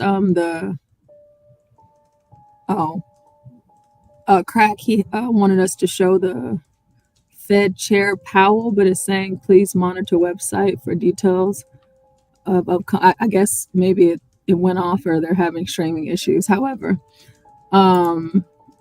let's see. So first thing that it says, let me make sure y'all can see this. Oh, I'm not up. All right, there we go. All right, so don't miss out. Stay informed by signing up for notifications from Team Harris. Organizing general merch later, absolutely not. Donate for your chance to meet Vice President Kamala Harris and Governor Tim Walz. Donate to meet them. So that clip that I was playing earlier, and I'll finish playing that exchange here in a moment, but the two white people, the white guy and the white girl, they were saying her website doesn't say anything. It only talks about donating. So if y'all can see what I'm showing, all I see is an option to donate. I don't see anything else. Let's click 25. Okay. Now it says donate now, a chance to meet them. Don't miss out on this once in a lifetime opportunity. Make it weekly. Donate to Act Blue. You got PayPal, Google Pay, Venmo. Okay. So that's all I'm seeing on her website. Let's see if there's something else that we can find there. Work with us. Okay, so it says Kamala Harris for President, Harris Victory Fund web store, work with us, meet Vice President, website accessibility statement, and donate by mail. Yeah, so Joe, if you look this up, or if John, if you look this up on your end as well, all I'm saying is the option to donate, like what they said on CNN, and they said this on CNN. Are y'all actually saying something? If we did a true comparison, what's supposed to be, I've designed a handful of websites. And I've done it specifically for political fundraising with the largest, if not the second largest, direct mail agency in the game. When you do this hero image on the website is supposed to be an image that is either powerful or invokes a sense of sympathy. That's just the name of the game, and then a quote that backs that up. Donald Trump's website is exactly that. He says, what does it say? They hate you, or DonaldJTrump.com. They're not after me. They're after you. I'm just standing in the way. It's a picture of him walking off of Marine One. Exactly what you would want. And do ask for money. Do ask for people to volunteer their money, volunteer their time. Great. Perfect. Got it. If you scroll down an inch, the very next thing you see is this is my agenda. It's called Agenda 47. Click on it. You can see all of my policy points. Kamala Harris's campaign is so empty that she can't even put a platitude. She can't even put an empty statement. It just says, let's win this. There's no there. There's no vision for America. There's nothing here. Ask for money. That's fine. It's politics. Ask for people to volunteer and donate their time. That's fine. Campaigns need workers. But there's no direction of what we're going to be doing. Why are you asking for this money? Why are you asking for my vote? Oh, it's so Kamala can ... There's nothing like that on her website, which is... Joe, if I might add really quickly, guys, if anybody in the audience, we have 51 in the building, if anyone is looking for a job, I want you guys to know that Kamala Harris is hiring all over the place. If you're into analytics, you got it. Battleground, you got it. Communications, if you got a degree in that, or even if you don't have a degree, you might not even have to have graduated from high school. They're hiring creative people, Wilmington, Delaware, and I'm pretty sure IT and security. I'm pretty sure a lot of this stuff is remote. So, you know, anybody looking for a job, Kamala's hiring. If y'all see, I'm scrolling quickly because it's so much stuff on this website. So she's hiring. So I think go you must ahead. be vaccinated to work for her. Huh? I think I saw that you must be vaccinated to work for her. Oh yeah, you actually have to be vaccinated to work for her. So those of you that got the old pokey poke.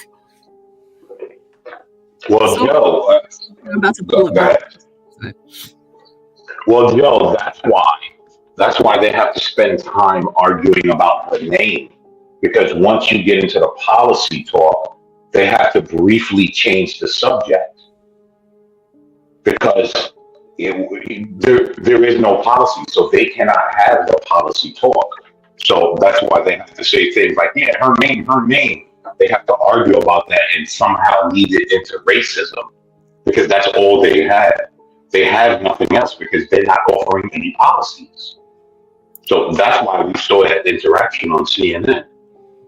If American man is I right. may, Joe Mobley, I don't know if you were looking at this as you were describing it or just because you know, but Joe just gave us an incredible, breakdown of Donald Trump's website. And so you go to it and you scroll down, and the first thing that you see on the first page is his platform. And for those of you that are not looking at the screen, it says that America needs determined Republican leadership at every level of government to address the core threats to our very survival.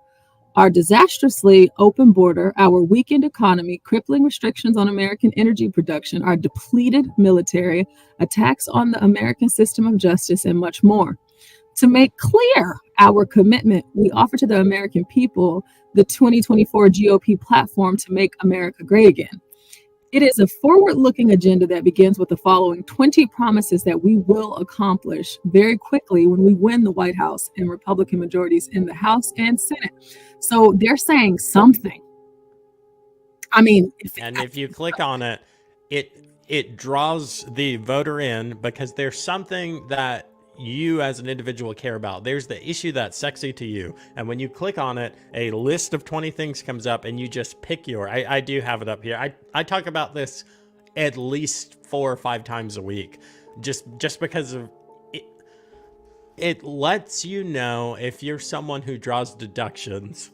It lets you know that there's something wrong with the state affairs of elections. I've been saying this all the time. I'm not going to say anything about whether elections were, I'm not going to say any of those words. I'm going to say, to believe that everything is okay, you have to believe that we traded an election system that was fast, cheap, and simple for one that was slow, expensive, and complicated. No consumer would do that. You also have to believe that with these points on Trump's website versus nothing, that nothing is 10 times more popular.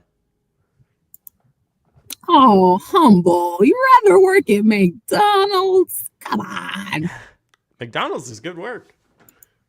They pay more than minimum wage. At least they do here in Virginia. Joe, I was thinking about something, and I forget my point. But here it is. If you think back to the last election, Joe Biden didn't really campaign, right? He didn't really campaign. For COVID, he said, don't want to get sick, so he stayed in Wilmington, Delaware, while Trump was out doing rallies. If you just look at that, you say, damn, you're like, Trump's going to win this thing. But the Democrats, they must have had something up their sleeve, and they feel comfortable to run a campaign where the president, the nominee, didn't campaign. Yet he won. Here we are today with Kamala Harris not even putting out a policy. They could have just put some fluff up there.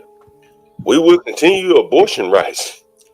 Whatever, They could have copy and pasted the Democrat National Committee's done that policy. They could have just copied and They were pasted so lazy and sloppy that they didn't do that because they must feel like it's in the bag. It's the only thing it explains. Joe, you ever read theconservativetreehouse.com? No, I can't say that I have. You probably can't say that you do if you did with your job. Should I even be Googling this right now? I might hold off on that one. No, it's not bad. It's not bad. But you about to get me put on a list. Joe, on the show last night, there was a lady who I'm thinking John was doing street interviews in DC, and the first thing that she said, and I can't recall the type of weapon she says she had in her trunk, but she said that she has a weapon in her trunk for Trump. And I was like, gosh, she said an AK. Oh, she said an AK. Okay, yeah, so she says she had an AK in her trunk for Trump, and I'm like, geez, he just had an assassination attempt. Like, she might get a visit, No, people, bet she won't. I'm like, gosh, these people just say this stuff about the president or like former presidents or people that are protected like all willy-nilly online like it's nothing. I get free speech and all, but whenever it happens on the other side, it's a little bit different. They want to take up and utilize our military, our police departments and everything like that to tell you what you can and cannot say as it pertains to you keeping a weapon, a loaded AK in your trunk for the president. But that just makes me think that they believe that the assassination attempt was fake and it wasn't real, or that his life, doesn't matter. Portia, do you remember when I asked that black guy up in Brooklyn, the gay black guy? Choppers for Trump. You're right. Oh, and good morning, HB. Good morning. Go ahead, John. You remember when I asked that man, that gay black guy up in New York, Brooklyn, what did you think about Trump's assassination attempt? You remember that? It was the last question. I remember. He was giddy. He was jumping for joy. He couldn't believe it. He was like, he was just mad they missed. That's probably the only thing that really got him down, was that they missed. He was not, no ways. Yeah. Saddened about it, And, again, they are the violent people. Look at the amount of violence that they have run down on Portland, Atlanta, Seattle, DC, New York. Like, they are very violent. They put that on, they project that on other people, but they tend to be the most violent ones. A woman, chopper, said she had a chopper. Right? Amazing. Yeah, she said that so proud, but whenever you asked her how many kids she had, that energy kind of went down. She didn't want to she don't talk about that. They just sound so crazy. I want to read a few of these to the audience, just so for those of you that do not know and you're not sure if you're going to vote or not, although I strongly encourage you to do so. And if you haven't registered to vote by now, it is August. Now, every state isn't as great as Texas, but we actually have deadlines in this state. So you got to get registered to vote. So here, one of the things, I'll read at least 10. So for Trump's Republican Party platform and his 20 things that he intends to do, number one is seal the border and stop the migrant invasion. As a Texan, that's very important to me because I hate those people. Number two, carry out the largest deportation operation in American history, which is also very important to me. end inflation and make America affordable again. Amen. Okay, so I can get some eggs. Number 4, make America the dominant energy producer in the world by far, which would be great because that would lower the cost of things because we would have our jobs back here in the country. Number 5, stop outsourcing. Oh, well, you know what? There we go. Stop outsourcing and turn the United States into a manufacturing superpower. Large tax cuts for workers and no tax on tips. Amen. Defend our Constitution, our Bill of Rights, and our fundamental freedoms, including freedom of speech, freedom of religion, and the right to keep and bear arms. Amen. Number 8, prevent World War III. That, they say that the Republicans want war, but he's saying prevent it. Restore peace in Europe and in the Middle East and build a great Iron Dome missile defense shield over our entire country, all made in America. Number 9, end the weaponization of government against the American people. Number 10, stop the migrant crime epidemic, demolish the foreign drug cartels, crush gang violence, and lock up violent offenders. I am going to post this in the chat for those of you that would like to read more of this. But yeah, it's sorry, school bell. That should be the last one. I think it's one more. Anyhow, but yeah, so those are all of Trump's, well, not all, but 10 of them anyway.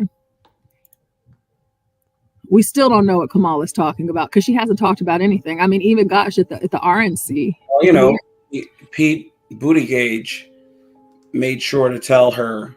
Buttigieg? Yeah, Buttigieg made sure to tell her that it would behoove her to not say anything. That was his advisement to her when she's out. The only thing she should be doing is speaking during maybe for 2 minutes or so in front of the press corps that follows Air Force 2. Other than that, she shouldn't be talking. And good morning, Joe Mobley. It's funny. Kamala, the Ugandan nightmare, is everything that Americans hate wrapped up in a Twinkie. She's deplorable, disgusting. Everything she's done up until now are things that everybody purport to hate. They put on platforms and say they hate with a passion. And then when she stands up in front of a camera, they give her every grace, every platitude. Hey, yeah, she's going to do this, she's going to do that, even though she hasn't said any of those things. Instead, she relies on people just impugning grace and understanding to her instead of her actually making any sort of statement. Because you see, whenever she opens her mouth, it's always garbage. Price control. Come on now. Remember, Nixon did that, and what was that? He had to repeat for effect. Okay, 71. Okay, Nixon did that in 71. 90-day price control. What happened? Ended up with 12% inflation. That same year, not even a few months later. Okay, same thing. Oh God! Oh, I'm sorry. Yeah, go ahead. Well, no, I'm done. That's basically it. I'm sorry. I'm sorry. I just saw something I wasn't expecting to see. Did y'all know that DL Hughley spoke last night at the DNC? Oh, I'm not surprised, but no, I did not know that he did. Oh, Jesus. What did he say? Oh my God, that is He amazing. said she's black, vote for her. When pretty much. When did the DNC become this big blackity black place to congregate? When did that happen? I will, HB. I will. Okay.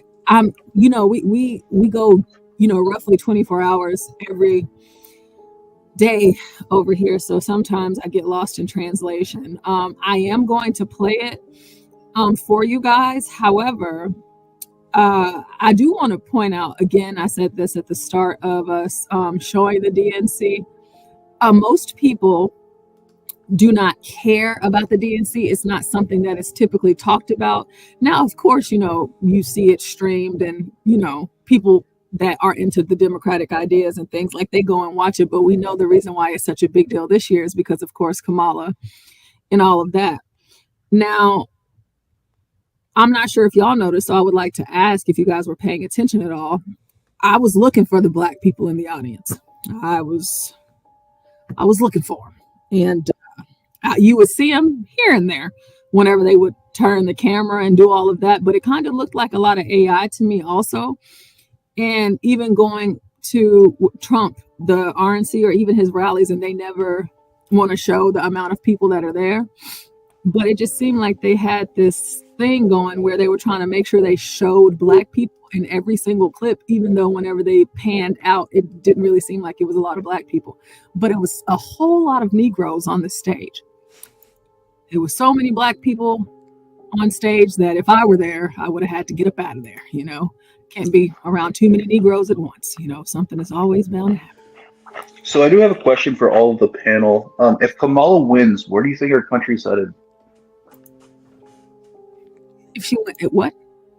If she wins, where do you think the country's headed? To hell. I don't think it matters. Again, oh man, see, y'all got me twice in 10 minutes. Again, I'm not a black pill dude. I believe no matter who's in the White House in January, that the die's already cast. That whatever conflict, it seemed like the United States was on the verge of serious civil conflict. And if they take out Trump, that's going to be the case. We had major news outlets like CNN reporting that this country was an inch away from just widespread fighting in the streets, which is true. I think that the nameless, faceless leaders who control the levers of power have decided not that. I think they've clearly decided World War III, and those machines are in motion. They can't be pulled back at this point. Not just with Ukraine and Russia and Israel and Hamas and Iran, but, and not sound like a crazy person, but if you get looped in and really dialed in on what's gone on with China, and screw Taiwan, just what's gone on with China and U.S. naval operations in the South China Sea, the fact that the Roman Empire of today has been boxed out of an entire area of the world is nuts. And that's only ever happened in history. In the history of the world, that's only ever happened before widespread conflict. So if it doesn't happen now, it will be a miracle. Can you I would say that. Go ahead. Can you explain that a little bit? What you're talking about? Boxed out. Explain that a little bit. So there's a military concept known as anti-access area denial, which is when you embargo stuff, but not for trade, for the purpose of starving people of resources, or starving people of something that they need, maybe for their economy or for their projection of power, like is the case with our country. So really, and I'm an Army dude, so I will brag on the Navy. The reason the United States is safe, the reason that there's been stability in terms of violence around the world, is because of the Navy. They're deployed 24/7, 365. It doesn't matter if we're at war, if we're at peace.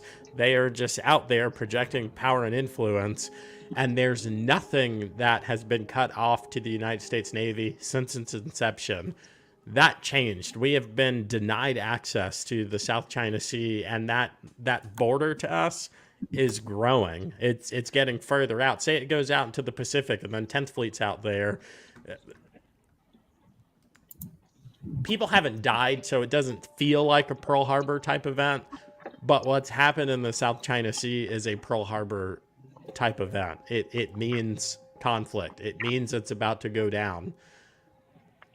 I would just say that I would think Civil War way before World War III. The only person, if World War III is ever going to happen, it's going to be if Iran or Iraq gets actual nuclear weapons, or whatever those terrorist groups are. reason for that is they're using emotion based, which is what their religion is based off of. I would believe that everybody else is kind of not so much. I just don't see, especially how big these politicians are. They have huge egos and love using the masses to their advantage. I just don't see them wasting this life. A lot of them are atheists too, so I don't just see them bombing everybody and knowing that's basically the end of the world if it happens. I just don't see that happening. Civil war is more likely. But I've been doing a lot of jumping here and there to different spheres, and I was kind of seeing, like the person I debated the other day, sort of, he's a Republican, and I've seen some other Republicans like that.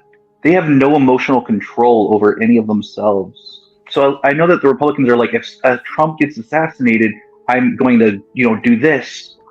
But like, I don't see that. If you guys ever took like a CCW class, you'll learn that within 5 seconds they try to teach you to pull out your weapon or something like that. Reason being is under that emotional response, you tense up and have no fine motor skills. So if somebody in the debate, or if somebody in the debate or people online get so heated, and a lot of them are Republicans I've talked to, they get so heated over just talking, they're not going to be able to even hold a rifle to a certain degree if they can't even control their emotions over the internet. You know what I'm saying? So I just don't see that being profitable.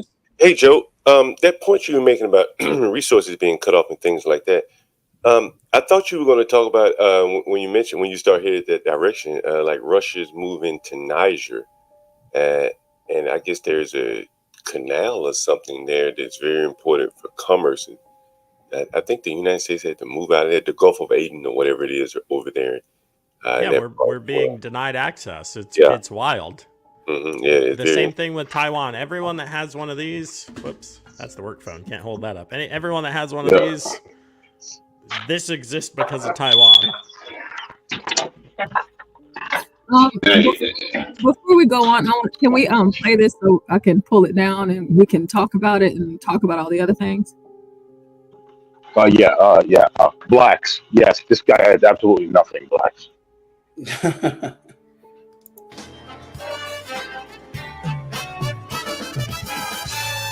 Hey Chicago, how y'all doing? What's happening in California? No, wait, where those AKAs at? Where they at? You know what? In 3 months, ain't gonna be no living with y'all. I can tell you this. I don't blame Donald Trump for not wanting to debate Kamala. I've been married to a black woman for 40 years and I ain't won one debate. I'm owing $93,000. Now, of course, Trump is saying that Kamala isn't black. I guarantee you this. What did you say? I'm sorry. It sounded like he didn't pronounce her name right the first time. Let's see. Kamala. I've been married to I can tell you this. I don't blame Donald Trump for not wanting to debate Kamala. I've been married. Did he say it wrong? I thought it was Kamala. He said it wrong. Yeah, one lady told me how to pronounce it was like comma with a la. So I think he pronounced it wrong the first time, but he got it right the second time, it sounds like. Okay, so he said it wrong too. All right. To a black woman for 40 years and I ain't won one debate. I'm owing $93,000. Now, of course, Trump is saying that Kamala isn't black. I guarantee you this. Kamala's been black a lot longer than Trump's been a Republican.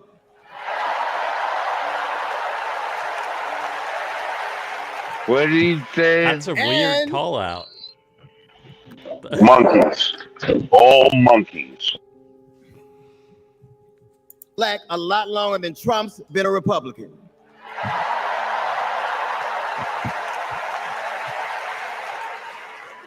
And if he keeps sliding in the polls the way he is, the only way he can keep Kamala out of the White House is if he buys it and refuses to rent it to her. Or if she slides down the pole. Of course, Kamala's getting broad support. They got black men for Kamala, white men for Kamala, Latinos and Asians for Kamala. They even have Republicans for Kamala. Republicans become I guess Donald Trump will finally know what it's like when you get left for a younger woman.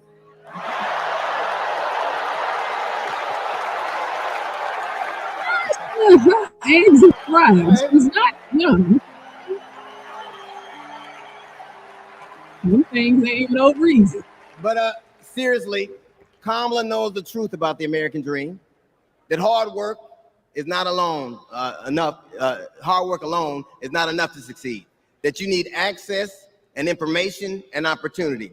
And she knows that some folks are often denied those very things. As president, she will give each and every one of us a fair shot in life.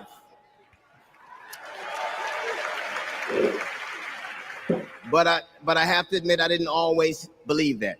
I mean, if you told me the 15-year-old me would be on stage supporting a prosecutor and a teacher,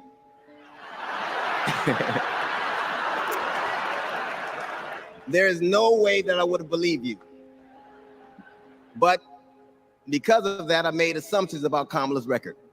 And I often repeated them to a lot of people. Then one day, Kamala invited me to her house. She put her hand on my shoulder and she asked me to do some research. Something I had never done. Something a lot of people I know had never done before.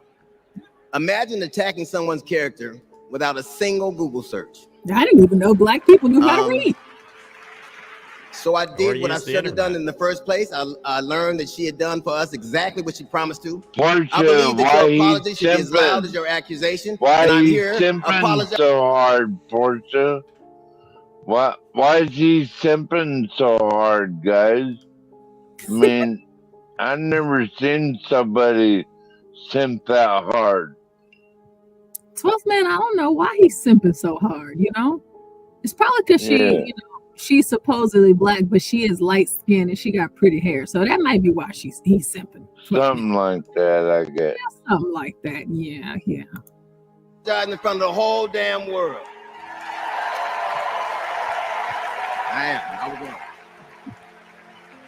I was wrong, and I'm so very glad I was wrong because Kamala, you give me hope for the future, a future where my grandchildren, Nola and Stevie, had the freedom to control their own bodies, where they have the opportunity to go as far as their wits and their talents would take them. That future, ladies and gentlemen, is possible, but only if we elect Kamala Harris as the 47th president of the United States of America. Who's D.L. Hughley? What more inspiration? I will say this to you.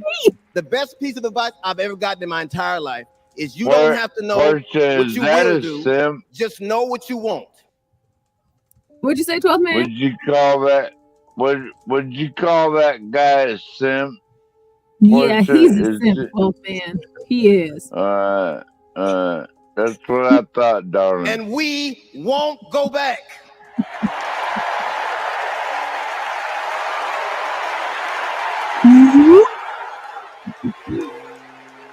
All right. Well, there was that. You know what? And American Man, you might be interested in, or you might have something to add what it is I'm about to say. This is a black man who really that was a monkey to get where he is. He is a monkey, but he worked really hard to get where he is. He is D.L. Hughley, and he said that his grandchildren will not know, essentially, they will not know what it means to be successful in this country if he is not president. So he put a woman above his own success.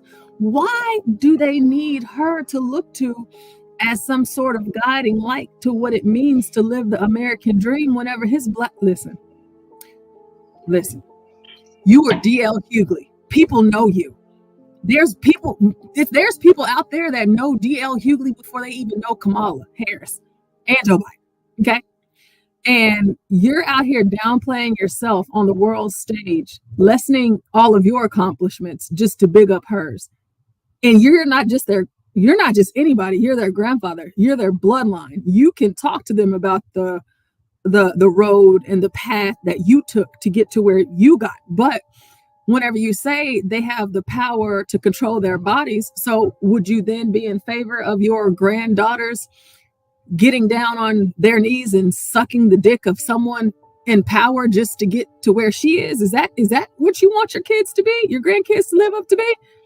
Absolutely not, ma'am. Is this the standard?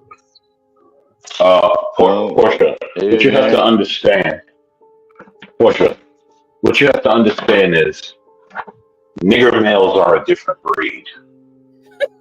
And that's what we're seeing. That's not a man. That's a nigger male.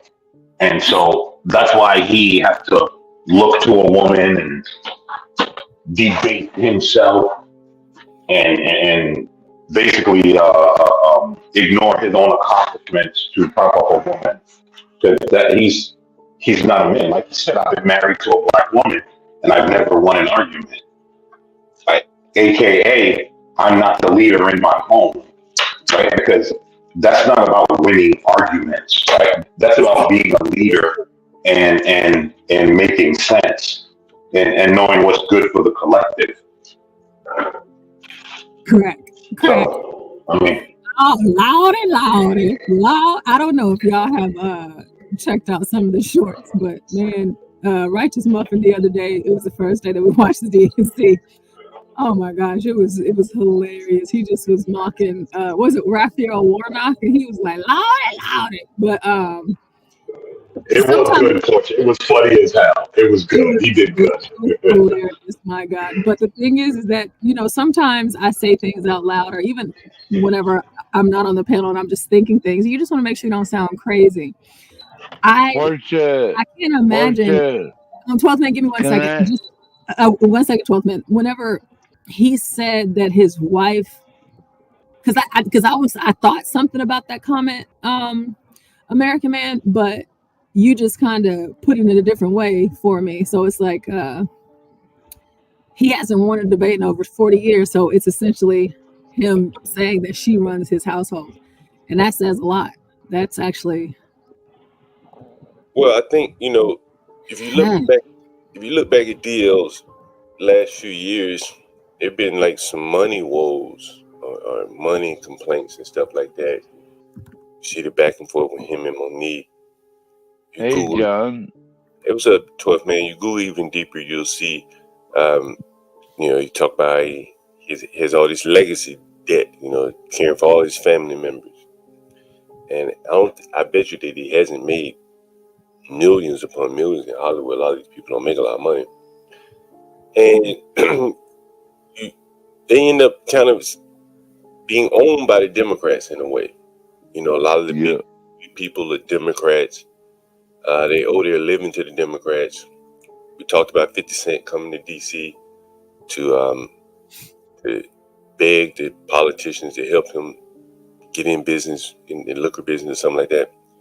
And I think these people end up being owned. The ones that you see speaking at the DNC are really the owned ones. That's why you don't see Jay-Z there anymore. He's probably got a little bit more independence now.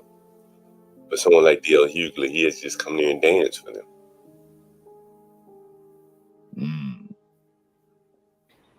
Well, you know, so John, DL go ahead. John, what do you think a simp is? What is a fucking simp, John? I don't use that word that often, 12 man, so it'd probably be hard for me to describe. Anyway. You guys are hilarious. I bet you Portia can tell us what a simp is. Can't you, Portia? I sure can. With us as well. So we appreciate the feedback you also give to us. Go ahead, Black. What were you about to say? I was going to say, I'd like to hear Black. I was going to say that, you know, DL is crippin' hard. You know, he's a card carrying crip and lives that life, you know, chill for them. You know, all these people represent the dregs of society. And if they're propped up on anything Democrat, you know that it's crap. However, people will continuously fight for and champion things that are not in their best interest whatsoever. Emotional, very much, instead of looking at their bottom line. I mean, I believe that John Galt's interview in Manhattan, where was he? Brooklyn. Brooklyn was par for the course. I mean, if you talk about cognitive dissonance, especially with the homosexuals, because they came in hot talking about PrEP. I can have sex with whomever I want as long as I take PrEP, or I can have sex with whomever I want as long as I take PrEP in combination with that antibiotic. I can let as many dicks go in my booty hole as many as I want at any time. If we don't say booty hole, we can call it the dookie shoot. And no one here agrees with that. I can do it as much. Yeah, whatever. I'm the jerk. Whatever the fuck he is a gangbanger. Is what he is, and cripping hard, blooding hard. That's what he is, and it's unfortunate that these are the people that we prop up as luminaries for the American populace. I wanted to say really quick, 12th man, a simp is a man who puts the hoes before the bros. And whenever we use that in a sentence, we can say D.L. Hughley is a major simp for ditching us for these hoes. Well, I think some of my local politicians are simps to get Kamala elected. I'm not very happy with it, Portia. So, there's simps everywhere. In this case, like, what are we gonna do about those simps, 12th man? What should we do with them? I don't know. It's up to you. What y'all want to do? It ain't up to me. Well, 12th man, don't you think? I mean, you are white, so you know they might listen to you. They might listen to you first. No, I think that who do you think the simps are, Portia?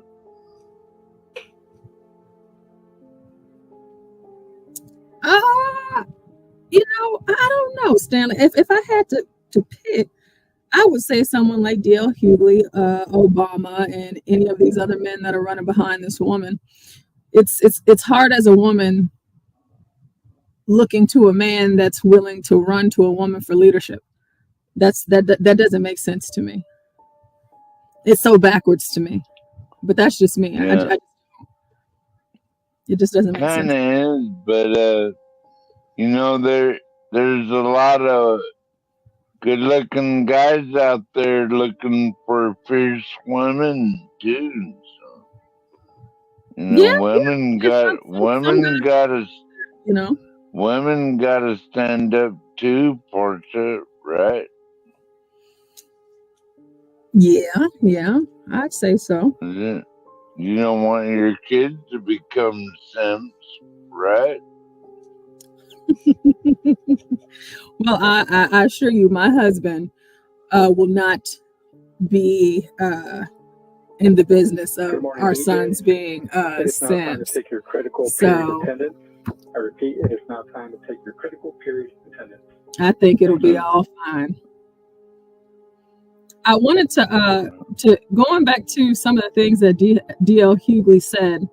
A lot of times we get on these panels and we have these conversations and we just talk about them, and we don't really give you, articles and videos to kind of back up things that we address. And for those of you here or people in the chat that have heard me when I've done, these whole little shows or whatever before, y'all know that I'm very thorough and I like to really dig deep and show people to give them, an equal opportunity to, make up your minds and have your own thoughts, because, at this point, many of you know my position, but I don't like to just tell you something and show you a clip of someone named D.L. Hughley talking.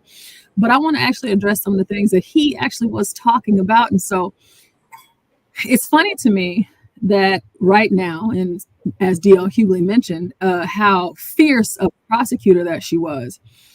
And, all of the strong punch down things that she did. And of course, it's kind of hard to accept that because of the George Floyd thing and what's going on in California right now. It's just like, it seems like you're not really as tough on crime as as you say. But we know what you were doing back in the day, so we're going to talk about a few things, and then I'm going to show you guys. Like locking 1,500 men up for marijuana. What do you think about that, Fortune? Why do you continue to interrupt her? She's trying to explain something to us, and you just chime in with ridiculousness. Just let her finish, man. So I do have a statement to make about the simps. It seems like people are making fun of simps, but no, we don't want to hear that. We want to hear Portia. So if we look at Leonidas the First, he adored his wife Gorga. You know who Leonidas was? He was Sparta. He was the leader of Sparta. He was a simp too. And the Spartans lost that war. 300 against 100,000. 300 against 100,000. Hold on, guys. Leonidas the First adored his wife, and you guys are calling. Somebody mute him, please. Call Leonidas. Invent a time machine. Call Leonidas pussy. Can we let Portia continue? Call him a pussy. What the fuck is going on? I don't know why he won't shut up. This shit, they want to just run you over. Man. I was trying to figure out who it was. I'll look at the article. All right, so when Cook County State Attorney Kim Foxx was elected to office in 2016, she appointed a transition team to develop policy recommendations. That team was co-chaired by then California Attorney General and Senate-elect Kamala Harris. Other than Harris, no one else on the transition team had been or was a career prosecutor. Most had dedicated their professional careers to social justice causes, of course. The transition team's report reflected this fact. Only 12 pages in length, the report made 23 recommendations. Key recommendations included highlighting racial inequalities in the justice system, a focus on the prosecution of police misconduct, the need to review convictions earned by the office for possible reversal, and the need to increase diversity in the office. Never once did the report mention Chicago's high crime rates or ongoing gang problems. Instead, it focused on things such as developing a plan to make sure all attorneys in the office are trained on implicit bias and racial disparity in the criminal justice system. Today, is Vice President Kamala Harris trying to run from her radical prosecutorial record? When she wants her supporters to believe she was tough on crime, she trots out her hard and true tropes about being San Francisco's and then California's top legal officer.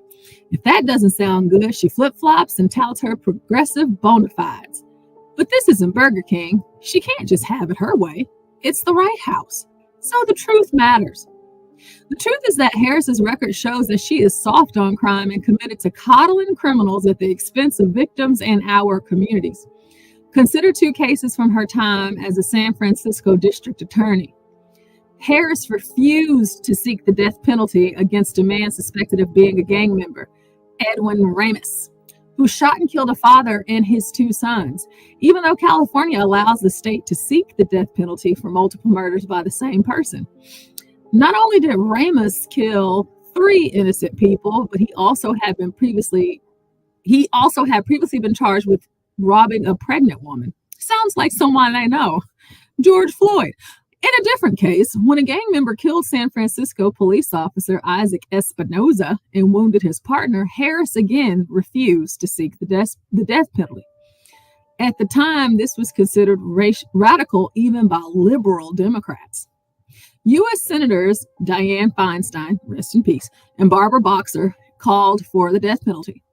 And then California Attorney General Bill Lockyer threatened to take the case away from Harris, saying at the officer's funeral, "If you make charging decisions based on personal philosophy, not on facts, I will take this case from you." And if we want to go ahead and point out Bill Lockyer as a man, and he had to say, "Listen here, mother, hey, you're doing too much." Sometimes a man has to come in and do that. On top of her radicalism as district attorney, Harris also demonstrated gross incompetence. For example, she didn't disclose blacks. Is it exculpatory? Exculpatory? Hopefully I said that right. A math teacher, not an English one. Anyways, she didn't disclose exculpatory evidence to defense attorneys about an unethical police expert, resulting in more than 600 cases being dismissed. And later on, as state attorney general, she was excoriated, shout out to Blacks Who Defy, by the U.S. Court of Appeals for the Ninth Circuit for using a falsified confession. Wow. Harris has also flip-flopped on whether police provide public safety. She wrote in her 2009 book, Smart on Crime. Wow, I didn't even know that. This woman has a book called Smart on Crime. Jesus Christ. Just when you seen it all, my Lord. Okay, in her 2009 book, Smart on Crime, that having more police on the streets helps public safety. This, of course, is, oh my God, see Jesus, Lord. Whew. She wrote in her book that having more police on the street, Jesus, I'm so sorry, y'all. This, of course, is correct. But more recently, as political winds in the Democratic Party have shifted against policing and prosecution, Harris told ABC's George Stephanopoulos that the idea that the best way to achieve more safety is to put more police out on streets is just wrong. But you wrote it in your book, Kamala. And she backed up this change of heart by applauding then Los Angeles Mayor Eric Garcetti's decision to cut $150 million from the city's police department budget.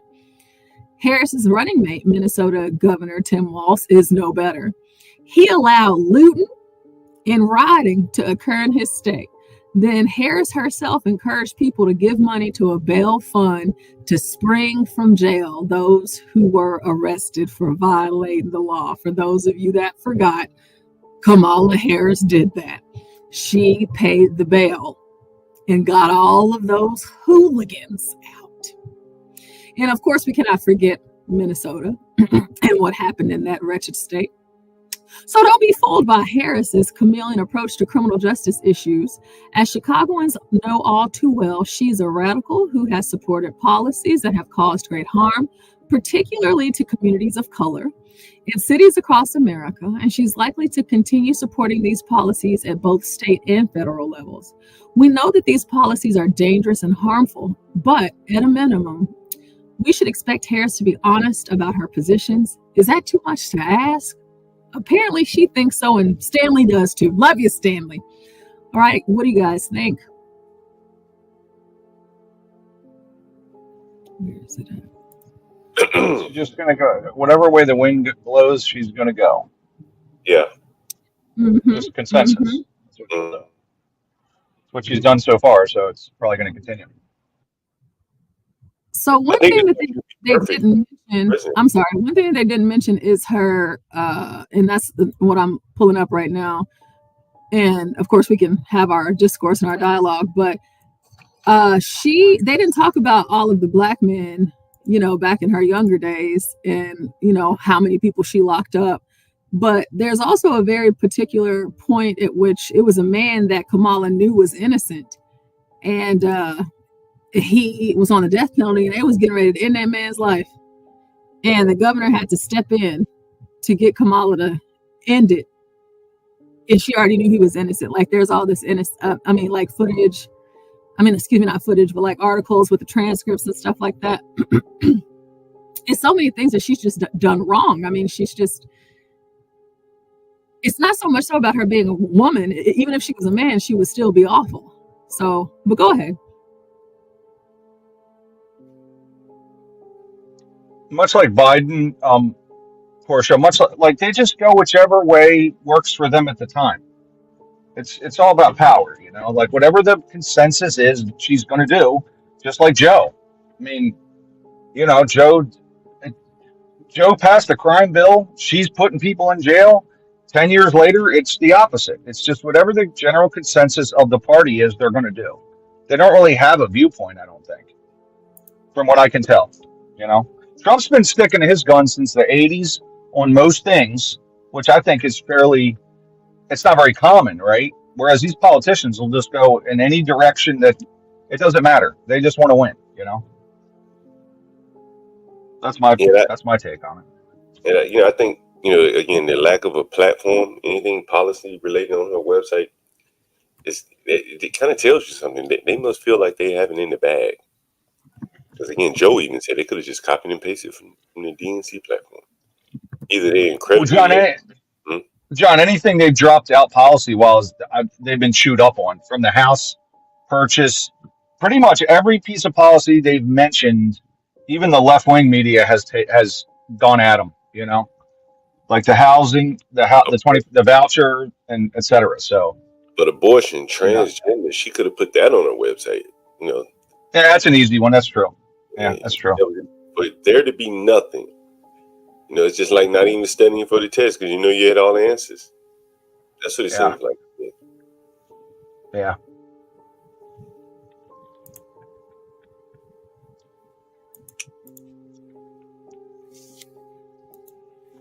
Congresswoman Gabbard, you took issue. Okay, let's see, where am I at here?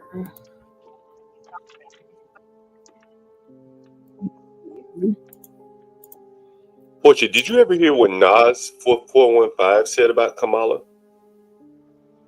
No. I mean, I'm sure I did. I'm most sure that I did. You have to refresh my memory though. It was late one night. You know, Nas 415 is from Chicago. I meant from San Francisco, hence the 415. So he's very familiar with the Willie Brown, the Shrimp Boys of the world out in San Francisco.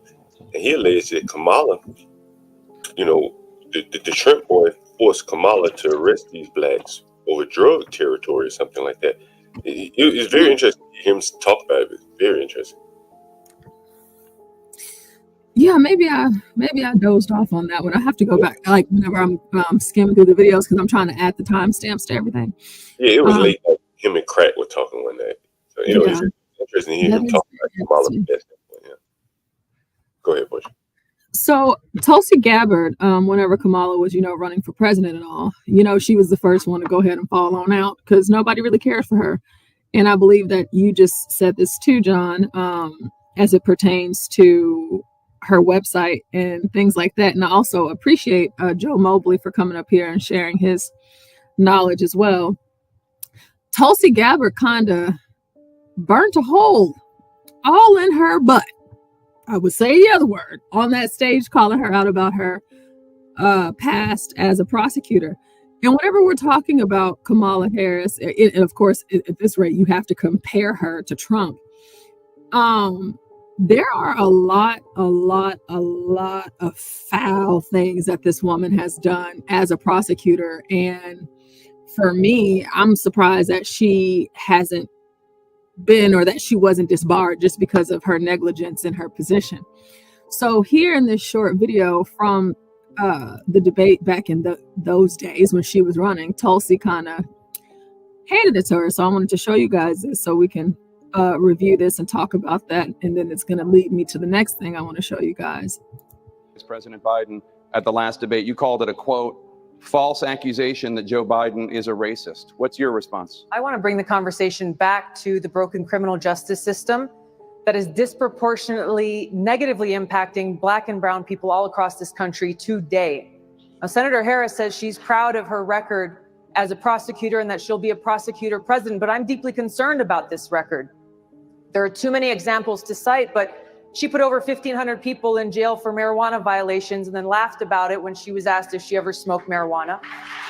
She blocked evidence. She blocked evidence that would have freed an innocent man from death row until the courts forced her to do so. She kept people in prison beyond their sentences to use them as cheap labor for the state of California. And she fought to keep cash bail system in place that impacts poor people in the worst kind of way. Thank you, Congresswoman. Senator Harris, your response? Can we take a moment for Tulsi? I mean, because listen, in her 2 little minutes that they gave her, she literally just tore her up. Yeah, and Portia, she didn't have no response, did she, Portia? No, she did. None. Where's my screen at? Oh. Is StreamYard trying to get me up out of here? Can y'all still hear me? Yes, ma'am. Can y'all still see the video on the screen? A little bit. Oh God, hold on. You know, I feel like whenever we start, you know, I be feeling like it's YouTube, StreamYard. They're just trying to interfere. Hit the play button. I can't. It just kicked me out. I'm gonna give me a second. Let's see. How you doing tonight, John? God bless you, John. Oh, we're working day by day, one day at a time. 12th man, one day at a time. What about you, 12th man? Not bad. I decided not to go to any appointments today. I'm not going. What kind of appointments? Medical appointments? Yeah, the orthopedic one and something else. I don't blame you, 12th man. It's like, fuck it, I'm staying in the woods, man. You feeling good? You healthy, right? Oh yeah. And I got leftover Mississippi pot roast in the pot over there and all that good shit. Oh yeah. We chilling like a village, John Galt. I saw you throwing that football to your dog the other day. Huh? I saw you throwing the football to your dog the other day. Yeah. I did. Oh yeah, I gotta play with my boy every day, John. I gotta play with my boy every day. It's just the rule, you know. If you're gonna have a pet, you gotta play with them every day. That's true. That's true. That's not a secret, right, John? It's not a secret, 12th man. I'm back in the building. What did Okay, I miss? I think. Okay, can y'all hear me now? Yep, yeah, I hear you just fine. Okay, Yes, so ma'am. I did make this comment earlier, and I just made it again a few moments ago. So apparently, StreamYard is having issues with live streams right now, and a fix has been released, and they're monitoring and fixing it. That's the notification from StreamYard.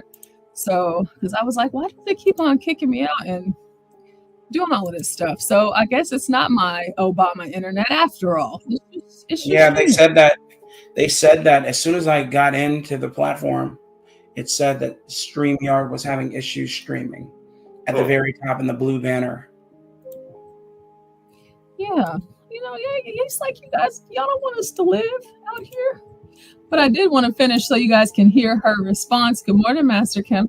So that you guys can hear Kamala's response to that fire that Tulsi Gabbard lit up under her behind. Was it this something recently that Tulsi Gabbard did? Oh no, so I'll play it so that you can hear. I didn't know that you were gone, Blacks, but this is when back during whenever Tulsi when they were running for 2020. Yeah, whenever, because it's been coming up a lot now because of the things that they're saying. I remember this. Yeah.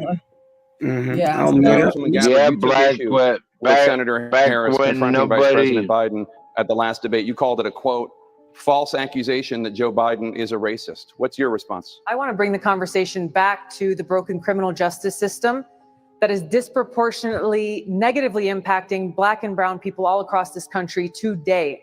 Now, Senator Harris says she's proud of her record as a prosecutor and that she'll be a prosecutor president, but I'm deeply concerned about this record. There are too many examples to cite, but she put over 1,500 people in jail for marijuana violations and then laughed about it when she was asked if she ever smoked marijuana. She blocked evidence. She blocked evidence that would have freed an innocent man from death row until the courts forced her to do so. She kept people in prison beyond their sentences to use them as cheap labor for the state of California. And she fought to keep cash bail system in place that impacts poor people in the worst kind of way. Thank you, Congresswoman. Senator Harris, your response. As the elected Attorney General of California, I did the work of significantly reforming the criminal justice system of a state of 40 million people, which became a national model for the work that needs to be done. And I am proud of that work. And I am proud of making a decision to not just give fancy speeches or be in a legislative body and give speeches on the floor, but actually doing the work of being in the position to use the power that I had to reform a system that is badly in need of reform. That is why we created initiatives that were about reentering former offenders and getting them counseling. It is why, and because I know that criminal justice system is so broken, that I am an advocate for what we need to do to not only decriminalize, but legalize marijuana in the United States. I want to bring proud of that, Gabbard back in. John. You're responsible. The bottom line is, Senator Harris, when you were in a position to make a difference and an impact in these people's lives, you did not. And worse yet, in the case of those who were on death row, innocent people, you actually blocked evidence from being revealed that would have freed them until you were forced to do so. There is no excuse for that. And the people who suffered under your reign as prosecutor, you owe them an apology. Senator Harris. My entire career, I have been personally opposed to the death penalty, and that has never changed. And I dare anybody who is in a position to make that decision, to face the people I have faced, to say, I will not seek the death penalty. That is my background. That is my work. I am proud of it. I think you can judge people by when they are under fire, and it's not about some fancy opinion on a stage, but when they're in the position to actually make a decision, what do they do? When I was in the position of having to decide whether or not to seek a death penalty on cases I prosecuted, I made a very difficult decision that was not popular to not seek the death penalty. History shows that, and I am proud of those decisions.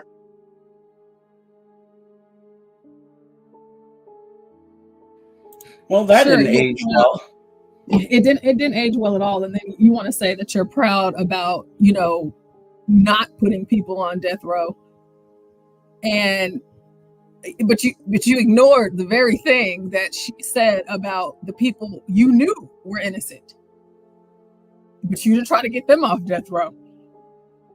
So what are we doing? What are we talking about? Like what is it that she's trying to say and convey to the people? And whenever you get to looking into Kamala Harris's background as a prosecutor, it is to me is sick. It's disgusting. And if we're going to look at Trump and try to judge him and say everything that he ain't, or what he's incapable of, or how horrible of a person he is, he's a businessman.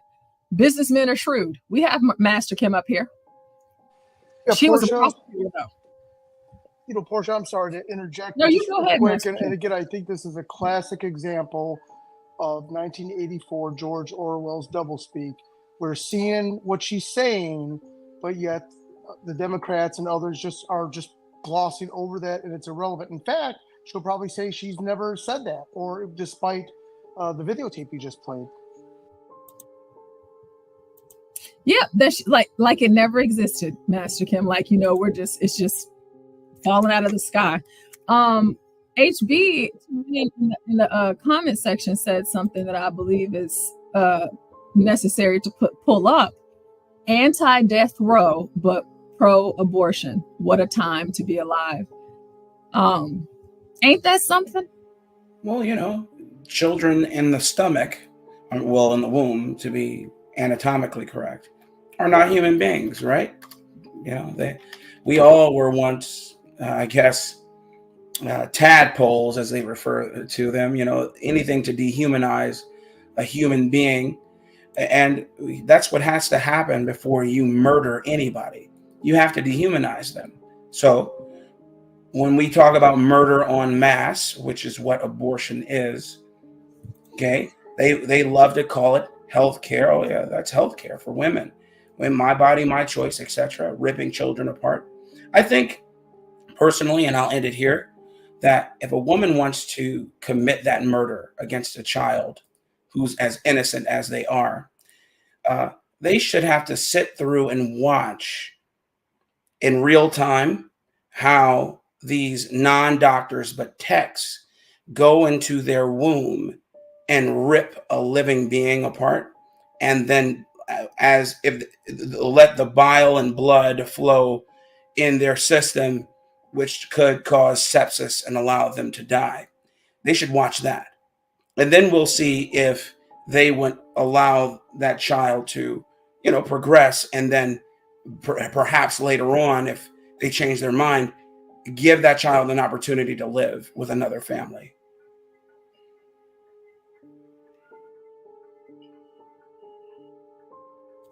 The whole good morning, Cheeks. Good morning. This DL Hughley thing, I actually didn't hear, and I'm not sure if you all heard what Obama said, or Michelle Obama, or Oprah Winfrey, what they said. But if you guys remember, it was sometime last year, the very first time I did a show, and it was called Black Genocide, where I talked about abortion, because abortion is something that I'm really passionate about, because I hate it just that much. And seeing all of these Black folks get up and gallivant, about it as if it's something just to be proud of, it disgusts me. And so HB even saying that anti-death row but pro-abortion, that just kind of sticks to me a good bit. And I'll actually probably finish that Black Genocide here in the future, because I never got to do that. But I wish Juan would call back in if he was here, because there's been a lot of talk about Kamala Harris not passing her bar exam. Go ahead, 12th man. Yes. Why do they put these abortion clinics in mostly minority neighborhoods? Like, I don't see none of that in white neighborhoods. You'd have to ask Martin Luther King and all of his acolytes, the people who championed things like this. Little known fact, but this is the work of card carrying communists and eugenicists who want to make sure that the inferior genetics of Black people don't proliferate. That's why. Also Bill Gates's father, who was a board member for Planned Parenthood at its inception. He's white though, Master Kim. No, that's not my point. My point is that these quote white people unquote put these organizations in place in Black communities to make sure that there was a cap on the amount of Black people who were produced, like an assembly line. Like Margaret Sanger, she used to be all for putting abortion clinics in all the Black folks' neighborhoods. You know what I mean? And she was white, man. And she was a Ku Klux Klan member too. Margaret Sanger was. And that's no bullshit. Yeah. Is that true about her being a KKK? I've never heard that. Yeah. She was affiliated with that group, absolutely. Damn, 12th man is pretty well read, surprisingly. Absolutely surprisingly that he's well read. No disrespect, 12th man. Thank you, Master Kim. That's the point, guys. It's really simple. It's not nothing. None of this is clandestine. They've done this before your eyes. They've all been very well documented. It's all been doing it. Yeah, nobody cares. When people say, when did they start doing this? I'm like, crack a book open. You'll see. It wasn't ever a secret. It was never a secret. It was always there for you to see that they didn't want your Black ass around. And not just you, but not just Black people, Irish, Italian, etc. And they sure don't like white people like me spreading that information. That might make the Black man feel like he's free or something. Right? Yeah, Portia? Portia, do you mind if I make a comment? And they are really free, man. Oh, no, Master Kim, of course. Go ahead. There's something I wanted to say on a previous stream, but it kind of just fits in general. That when the Democrats or the far left, and I'm going to use the defund the police as just an example.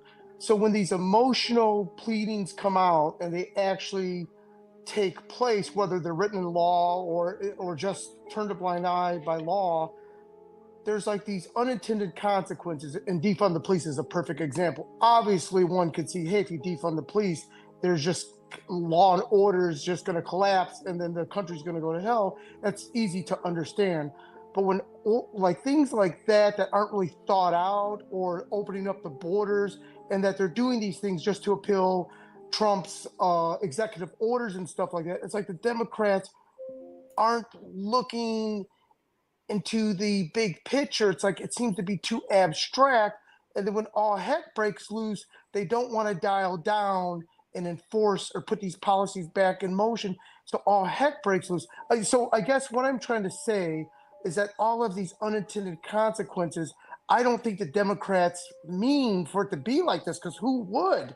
But they're not thinking at the macro level. And Miss Portia, I'm going to say a sexist comment. Is it because these are women at leadership levels that are just doing these knee-jerk reaction and just like uncorking the bottle and the genie's getting out, and they're just so filled with being anti-Trump that now look at where we are, and it's like just a great deal of chaos. So with that, I'll mute myself. But I guess what I was trying to say is that we see more and more things that are just being emotional reactions to something, and they're not looking at the big macro picture that could easily, a lot of us can see exactly what can happen. Oh, if you just open up the borders or just have drive-in abortion clinics or whatnot, that it's just going to lower the moral threshold and just create havoc. Abortions used to be for maybe people that just, unfortunately are doing just a devastating thing, but hopefully never to return to that again, not to be a form of birth control. And again, I'm just kind of bloviating right now, so sorry, folks. Master Kim, it's almost too late for that because so much damage has been caused to the black community that it's unforgivable by now, Master Kim. Oh yeah, and I wasn't just speaking of abortion. I'm speaking on a lot of big issues are affecting the nation that I don't even think that the Democrats meant for that to be, for that to happen. But they're the ones that had pushed it, and now look where we are. Whether it be abortion, the border, and just the low bail. That's why I believe in reparations, y'all, because it's true, man. Okay, great. So many of the nightmares y'all are thinking of is true. It's true. Can you, how, if you don't mind me asking, 12th man, how much money do you have in your bank account? Let's say, for example, you got $1,200. Can you wire that to HB or Miss Portia today, and we will begin your efforts for reparations today? When can you cash out the money today? In case of an emergency, I could. No. Let's start with your money as far as reparations today. Start with yours. Just in case, my Cash App is on the screen. Yes. And to everybody else that is in the chat right now, we got 45 people in the building. Is that a fair comment? My Cash App is scrolling across the stream, and I actually might even change that. If you do believe that Black people deserve reparations, start with me. Start with me. Yes, that makes okay. sense. Go ahead. I'm sorry. Go ahead. No, hey, put your mouth where your wallet is. You believe it, then yeah, put your mouth where your wallet is. Cash out that money today. Hey, Blacks today. Hey, people that got big put families. Put your mouth where your mulatto is. Right? What'd you say, Master Kim? People with big families know, generally speaking, Fridays are pizza days, right? So hey, and I'm going to go get some pizza for my family later today. That's right. Hey, send that money, 12th man. You don't got no kids. Do you? Oh, he has 6 of them. Yeah, I got 6 of them by 6 different women. Do you need reparations too? Just for my 3 black kids, yes. Hey, listen, I always need reparations. Tell the government. Well, actually, this is just an exercise of, and there's probably a political word for it. It's just an exercise in futility, in my opinion. Yeah. However, it's just, you're right. It is an exercise in some regard. But Go ahead. What are you saying, 12th man? I'll send Portia money anytime she needs it. She don't sound like she needs it too bad right now. Okay. Well, I always need a 12th man. I ain't too proud to beg. I'll go ahead and say that right now. Now, HB2N says, LMAO, I had a lot lizard who put her mouth where my wallet is, Master Kim. Oh. Yeah, I heard that. I didn't want to respond. I didn't want to change the subject because it sounded like 12 Man was trying to download the Cash App on his phone and send over money. But yeah, I see HB's comment. That's funny as heck. Hey, HB, what about not necessarily the lot lizards of the truck stops? What about like the Walmart parking lots and all the other places that are to park? Do you ever get approached by lizard civilians? You know, like ones that are just out there, the Walmart parking lots and stuff?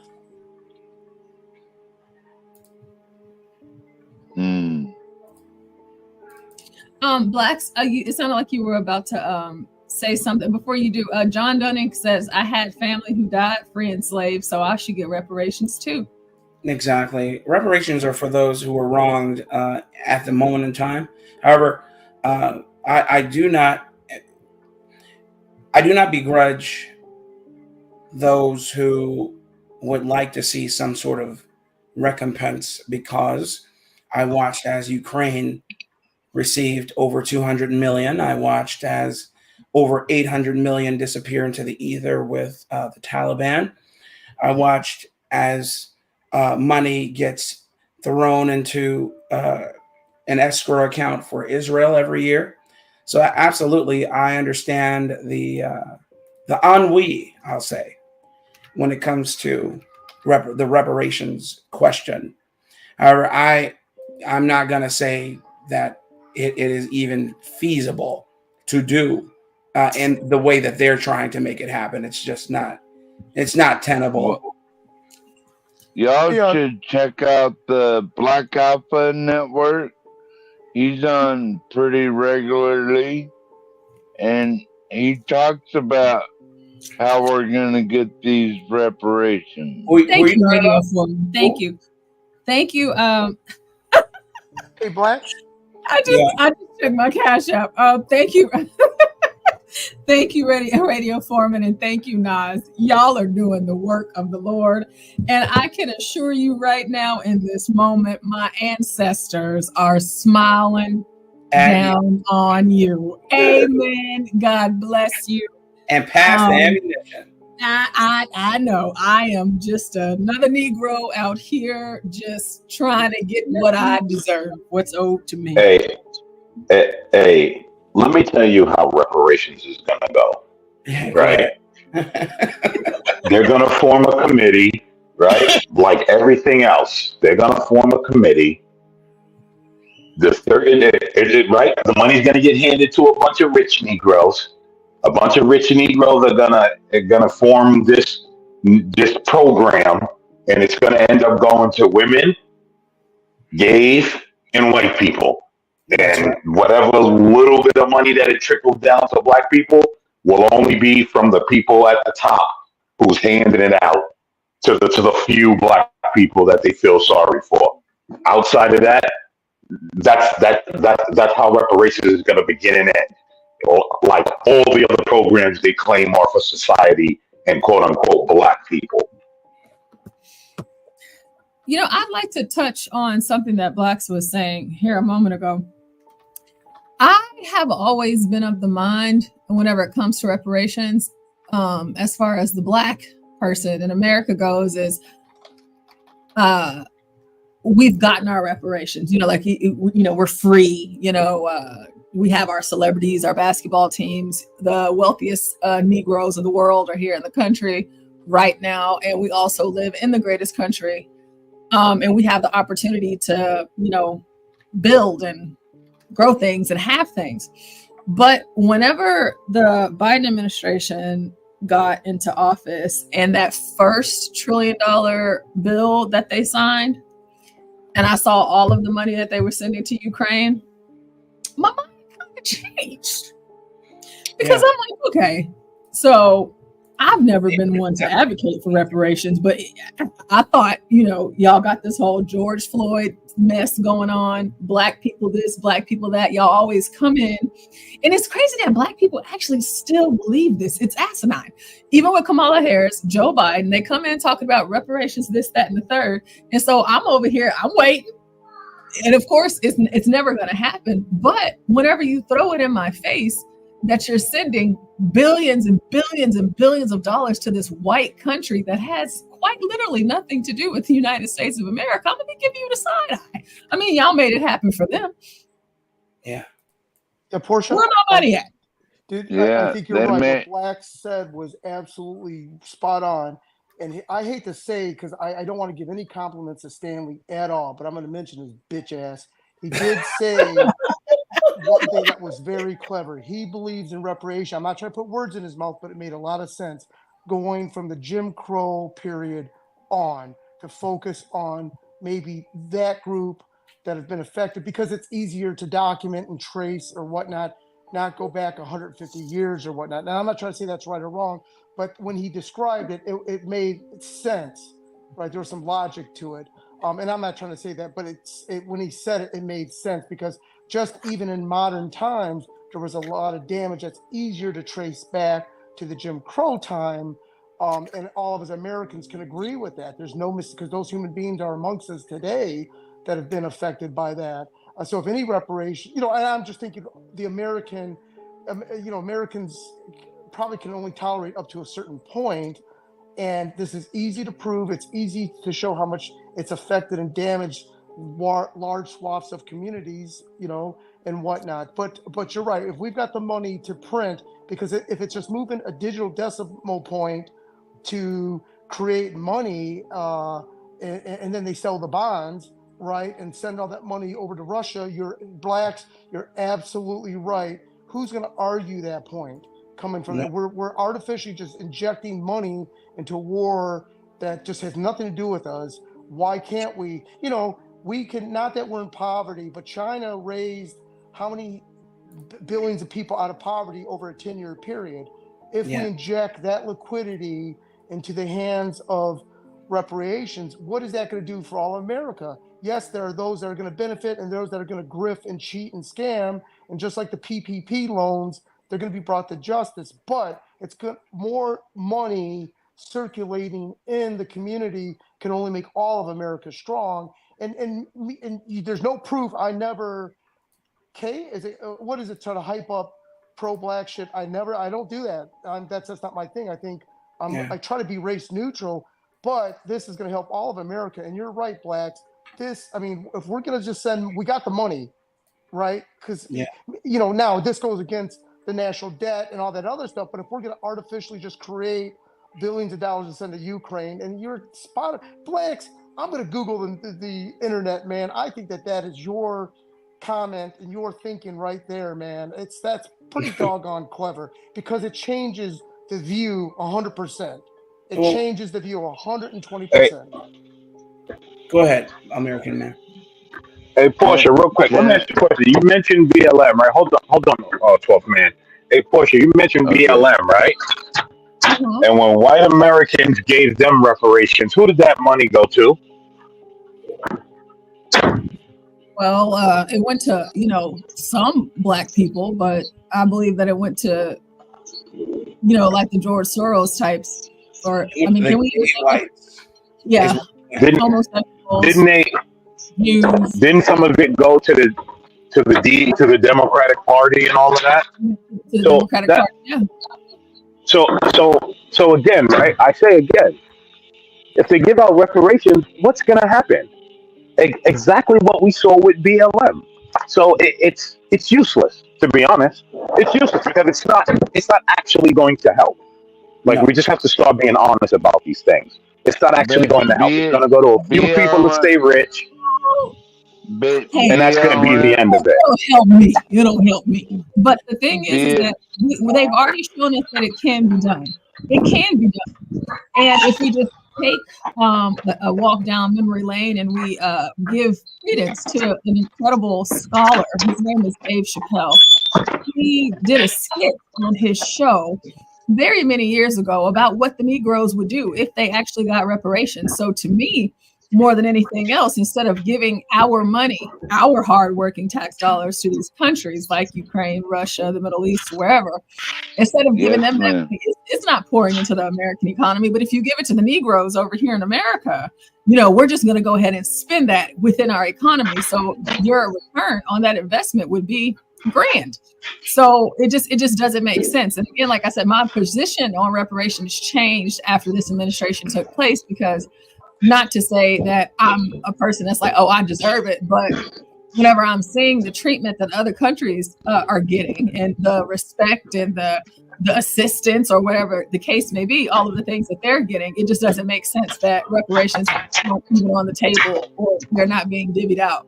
Even before the federal loans, the student loans, y'all have made arrangements for every other thing but that. So just stop talking about it. But then at the same time, Black people who are not political nerds, they're not, they do not know what's going on. That's especially like for the I'm people listening to you, Portia.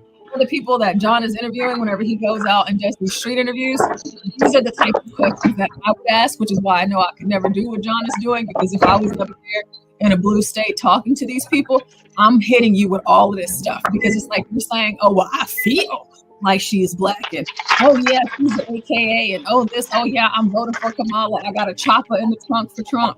Whatever this is, it's just like, well, let me explain to you exactly what the Democratic Party is doing and how it impacts you directly. And I know that you're just talking trash online. I know you're not going to go vote, but in the event that you decide to go vote, just know that I go vote every time, Portia. What'd you say, 12? What'd you say, 12 minutes? I go vote every time. I just got done voting the other day. Well, I'm so happy to hear that, 12 man, and you better go and vote on November on the 5th, whenever it's time for us to go vote for the president. Yeah, we got all kind of crazy shit going on up here. Let me ask you. I know I didn't mean to go too far out in reparation, Master Kim, but to me it doesn't stop at that. Like the CIA smuggled drugs into the all the Black communities, and then they built prisons on top of it, man. So 12 man, I know you're trying to hook up with the sister, but you don't gotta go all deep in like that, man. Yeah. Come on, man. And I'd like to hear what American man is about to say, please. Thanks. We're gonna ask, Portia, do you think that Black people really want to know the truth, or even care to know the truth, or do you think that they're just happy with all the platitudes and the feel goods? Well, I mean, I want to know the truth.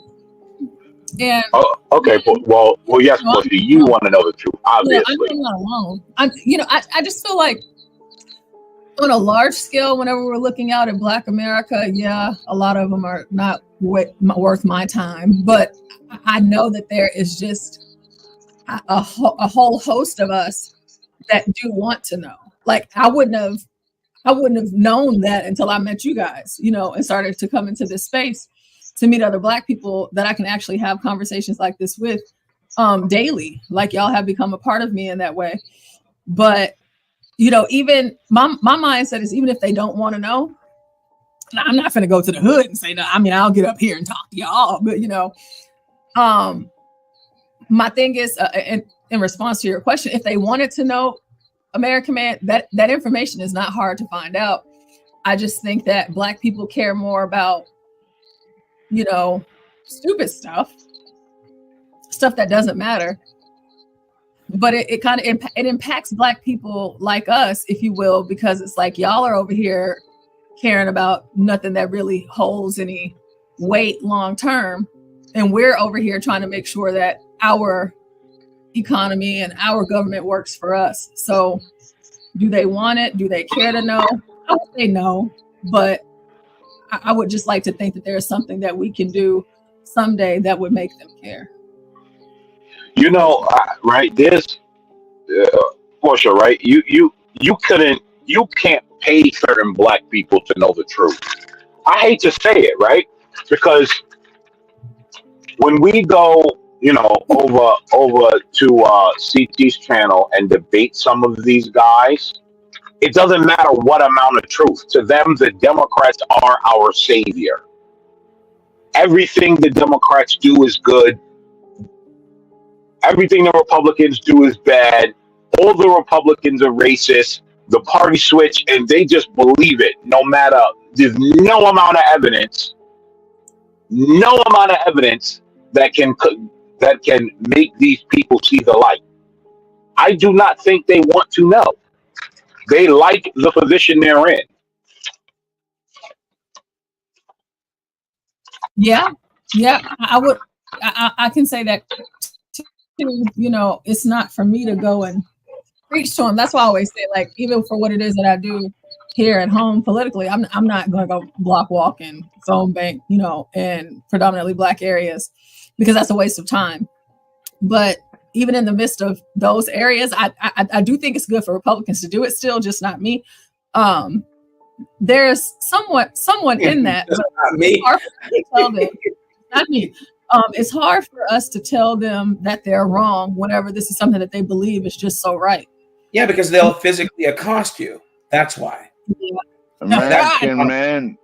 That's why I can't do it. I'll shoot somebody, and I'm trigger happy. So. American man is correct. These people don't want to know. We get them up here all American man. I think people just give me a second. No, hold on a second. No, I was. But 12 man, wasn't I speaking? Was I not speaking? People like chaos in general, so that's what they're always gonna go for, American man.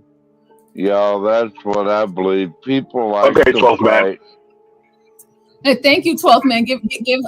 We're gonna hear from Blacks. We're gonna let him respond. Go ahead, Blacks. I was saying, like American said, American man said, it's absolutely the truth. These people don't want to know. You can tell them till you're blue in the face what is good for them, what is moral. They will find every way from Sunday to make you wrong, and only for the sake to be wrong. It's not about what's true.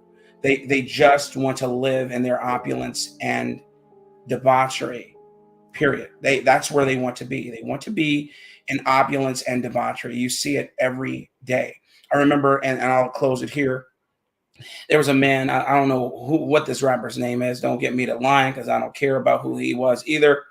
But he was being interviewed by some man on the street, Negro, and he was saying to him, it was a young man. He's like, man, don't ever glorify these chains. I'll spit on these chains. It's about family and this, that, and the third.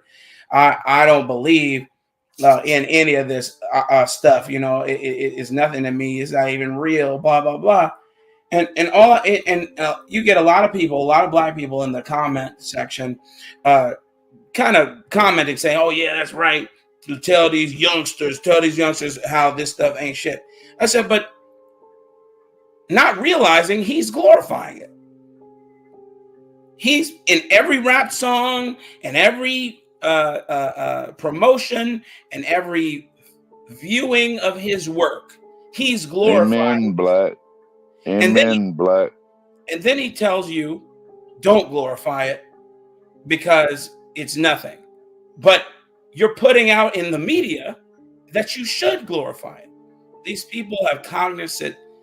These people have cognizant dissidence, carte blanche, and this is what we have to contend with. People who don't live in reality.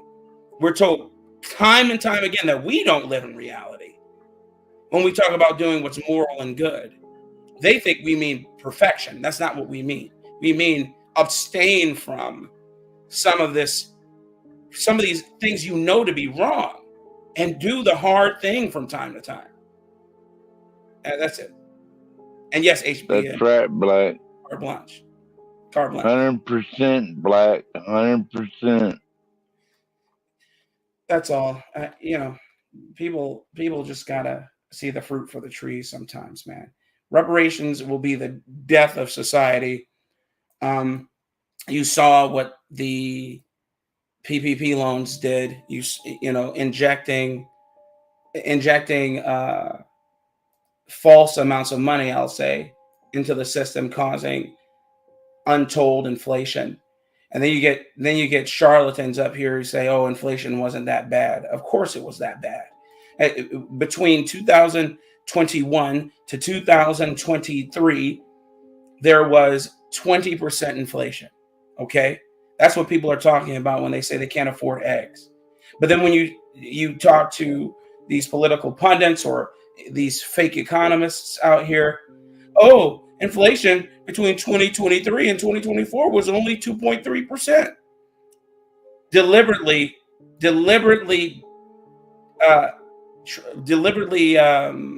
what's the word I'm looking for? Trying to dismiss people's fears.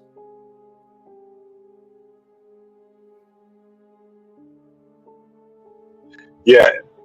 And when I hear poor people, like actual poor people, say it's not that bad and this and that, I'm like, oh, you people are retarded. But you know what? I often say this, right? The really poor and the really rich don't feel it. It's all of us in the middle. Because let's be honest, the really poor is being taken care of by the government. So they truly don't feel the effects of this, right? They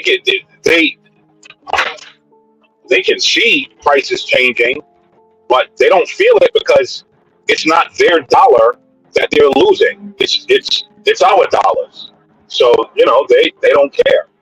So that's why you can't get really. Wait a minute. You're saying poor people don't feel the dollar decreasing? No, he said the very Fuck poor. you talking He said about? the very poor. He said the very poor. The people very who have, rich and the very poor. the people. Let me give you an example, 12th man. The guy on the street who's going to the shooting galleries in San Francisco and receiving $75 every month to get their fix, to get clean needles. Great analogy, Black.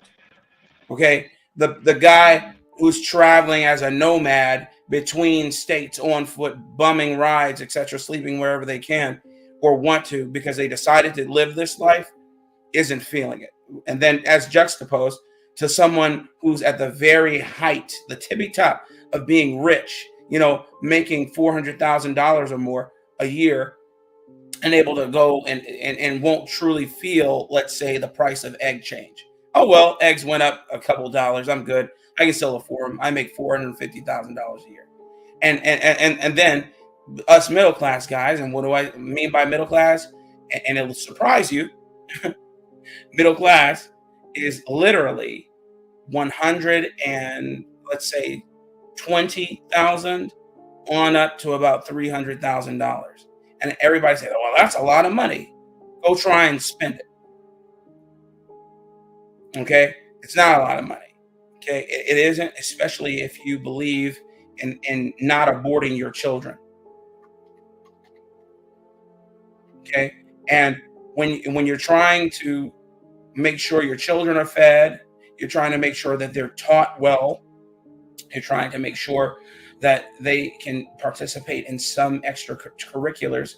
And this isn't the Gulag Archipelago, so you try and make sure that they can decompress and go on some sort of vacation when everywhere is telling you, hey, look, supply and demand, baby, everything has gone up. You're like, damn, just 5 years ago, I was able to do, 2 trips a year and buy clothes. And now I'm over here suffering. I can't do it.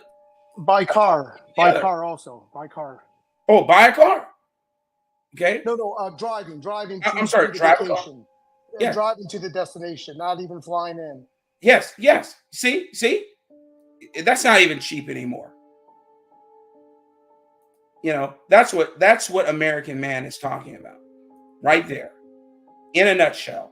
Because everybody up here is working class. I don't care if you're a white collar or blue.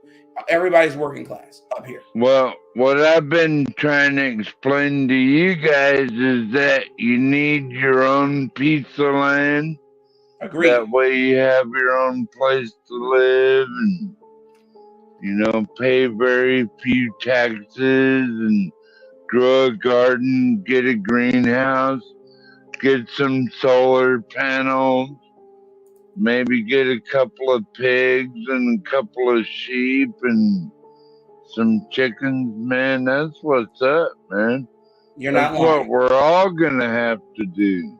I wanted to say now that Juan is here, instead of me playing that next clip, as we do like a recap from Kamala and try to fact check Kamala in real time right now. Now that Juan is here. Oh yeah, cabrón. It's so funny. Like whenever I would do shows, it's always American Man, Blacks Who Defy, and Juan, and we come up here and we just nerd out, and I love it. Of course, now Master Kim is with us, 12th Man, and Stanley, and I'm glad you all are here. But I want us to watch this video. John. Oh yeah, John. I think John probably stepped away. John's here somewhere, isn't he? Yeah, he's always here, but I think he stepped away from his computer, or he may not have. But this video is from 10 years ago, and it's Kamala talking about the fate of the death penalty in California and it being undetermined. So I wanted us to take a look at this, and then there's other things that I want to show you as we go through today. Just do a little fact checking, learning a little bit about Kamala. And I'm sure Stanley knows all of these things, but maybe Stanley might learn something today too. So let's check this out. It's a short one. Love you, Portia. Love you too, 12 Man. There is growing pressure to change California's death penalty, some even talking about firing squads. And this all comes after what some are calling a botched execution just yesterday in Arizona. But what will the state of California do? Well, that's up to the Attorney General. In case Area 3's Mike Lurie spoke to her today. That's right. And Kamala Harris, as you know, is a very firm opponent of the death penalty. But she told me today she will follow the law. This after a court found California's death penalty unconstitutional because it is plagued with delay. California has more than 700 inmates on death row, but hasn't executed anyone in 8 years. The state's death penalty is on hold after a judge ruled the lengthy delays are a form of cruel and unusual punishment. Well, I think we need to appeal it. Sacramento Sheriff Scott Jones wants the state to challenge the ruling. We asked Attorney General Kamala Harris today what she intends to do. California's death penalty has been declared unconstitutional. Do you support that decision, or will you appeal it? I have many clients in that matter, so I cannot talk with you about what we're doing in terms of the case. My personal opinion on the death penalty has not changed. I'm personally not in favor of the death penalty, but I will follow the law as we've been doing. In the meantime, death row inmates will not be facing executions anytime soon. Do we have a time frame as to when there might be a decision on California's potential appeal? Not exactly, but I mean sometime this year, obviously. But no, I don't have an exact date. California's use of lethal injection is also controversial, and Arizona's botched execution last night has only raised more questions about the practice. One California judge is even calling for the use of firing squads. You mentioned firing squads. I mean, firing squads is swift and sure and certain. If there's an issue, I say, why not put it in the hands of the person on death row? Why not give them the opportunity to choose? Well, California voters struck down a chance to overturn the death penalty in 2012. That measure, Prop 34, was narrowly defeated, and that was just by 4 percentage votes. So what are crime victim groups doing right now about this legal hold that is on the death penalty right now in California? Well, they're already going forward with an initiative that they hope to play on the ballot in 2016. It would speed up the death penalty process. We'll hear more from them and from the Attorney General, her thoughts on what happened in Arizona. All that coming up tonight at 6. Lots of passion on both sides of that. All right, thanks, Mike.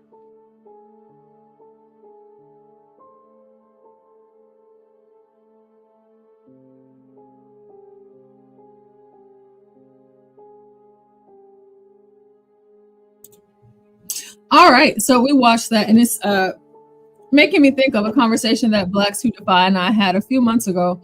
We were watching a particular meeting, and we had the sheriff, a representative for the sheriff, I believe, at this meeting, and they were talking about, cruel and unusual punishment in the jails and the prisons. They were talking about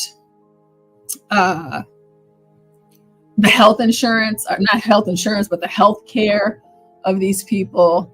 And I asked Blacks, I was like, do I sound like a bad person because I don't care about the health that they receive? And I think I actually asked Juan as well. I think I said this to Juan too, because it's like these people have been convicted of heinous crimes, and I'm worried about if they have the right prescription for their glasses. And then here, the botched death penalty thing that took place in Arizona, it's just like, I mean, if we're trying to kill them, does it really matter how they go? You know, they're gonna be dead anyway. You know, so I don't really get the arguments or the defense of being against the death penalty. It doesn't make sense to me. You got the death penalty for a reason, and so I feel like you should go ahead and die. But again, Kamala Harris, she says her position remained the same on the death penalty during that time many years ago. But she still did not. They had to fight tooth and nail for her to present the evidence that would free many other men from the death penalty. So what do you guys think? And Service King, I'm about to look that up right now. Juan, Blacks, Master Kim. Death penalty in California. I'm not against the death penalty. And I am what I am against is the monetization from all these companies that have just completely run rimshot on our prison system. You know, inflating issues that are non-issues. These guys are gonna die. Okay, what is the percentage, Juan? Is it 10% overall that they get wrong in terms of when they sentence someone to the death penalty? I think it was like the number was 10%. I don't quote me. I think it's like 3%. Okay, so I could 3%. be wrong. I think it's less than 3%, but I could be wrong. Okay, so 3% they or less that they get wrong. You know, juxtaposed to the reasoning for them being on the death penalty. I don't think that this is a true issue. Firing squads were a thing. Hangman's noose was a thing. It's only been since the 20th century that we've worried about the sort of drugs we utilize to murder the murderer. So I don't know. I've just heard arguments. I'm not well versed in the death penalty law, but I'm just saying arguments I've heard. They're saying, oh, well, the companies that manufacture the chemicals necessary to stop the heart and all that painlessly, they're unable to do it en masse the way they once were, etc. They don't have the materials. So then they make it a non-issue, an issue as to how we're going to kill these killers. So I don't know. I again, though, am for the death penalty. Here in Texas, if you delete somebody, we delete you back. It's our policy. I think what's happening is they're fighting a losing battle. What they're saying is that the method of execution violates the 8th Amendment. The federal courts and the Supreme Court have consistently said that it's not. They're saying that the guy's going to suffer. The federal courts and the Supreme Court said that because somebody feels pain or discomfort, that doesn't in and of itself violate the 8th Amendment. The only way that would happen is if you have what they call lingering pain, from what I understood when I took criminal law. And lingering pain, basically what's happening now are these people are basically getting put to sleep. You embrace the blackness before, no pun intended. You embrace the darkness before you even know it hit you at that particular point. In some ways, I would agree with Portia. I'm sorry, after the stuff that some of these people have done, the human in me says you deserve to have your ass nailed to the wall. I mean, here in Texas, we used to have lynching Texas style, where they would not only lynch you, they would do it upside down and they would set you on fire at the exact same time. In the late 1800s and early 1900s. I could care less. You did what you did, but at the same time, there has to be humane treatment while you are waiting for your demise, so to speak. For people and this is where I have a problem, because there have been people here in Texas. There was one guy that got put to death over faulty, I call it bullshit science, pardon my language, if there's a swear jar fee or anything. And this was a case in Corsicana, Texas, where a house burned down, and this guy, poor thing, his girls burned to death in the fire. And they said that he set the fire because the accelerant came, the accelerant burnt smoke or burnt this pattern in the form of a pentagram. Make that make sense? He was executed in 2004. 3 years later, when I went back to college, or 4 years later when I went back to college, they determined that pattern wasn't a pentagram. What had happened was a flashover. The guy, the father, opened the door, kicked the door down. And of course, when there's the rush of oxygen, fires love oxygen. And so the fire got big and consumed the girls. Obviously, that's going to happen. And so there are instances where we execute the wrong guy. We've gotten it wrong. And I think that when you have instances where we can't be so sure, or there's evidence that's exculpatory after the conviction, post-conviction, then I believe that the sentence should be commuted to life or to a certain number of years, so that it'll give that person the chance to fight the case. And we're not dealing with what we dealt with in Corsicana, Texas. But that's also few and far between. Here in Brownsville, there was a gentleman when I first moved to Brownsville that did a heinous act. I'm not going to go into what that act is, but for those of you that are interested, look up State of Texas versus John Allen Rubio. Portia, I'll post that case, that caption in the back chat. Post it for me in the back chat. And then also, one moment, I'm sorry, I got a Cash App from HB2N. Thank you, HB2N. It says, will you be my lot lizard? And it also says, I want you to read this article from Master Kim, because he wants to get Master Kim's opinion on it. And it's about Craig Mack, his congestive heart failure. So we're going to read that, and we'll take a break from politics. He died from? It's going to be, I have no clue. I don't even know who Craig Mack is, but we'll take a break from politics and go back to it. But I want to finish hearing from Juan first. So go ahead. I was saying, you don't know Craig Mack? I got the brand new flavor for your ear. Top of new flavor in your ear. Man, he was kicking new flavor in. Brand new flavor. Yeah. Yeah. No, I think he and Kim Porter were deleted, because Kim Porter also died mysteriously as well. But that's, I'll let you get into that afterwards. But where I was getting at is, in that case, I posted the caption in the back chat for you to post in the chat for people that want to look him up. What this guy did, Lord have mercy, it was deserving of the death penalty and then some. Now, the person that was saved from the death penalty was his wife. And the only reason why she was saved from the death penalty is because the Mexican consulate stepped in.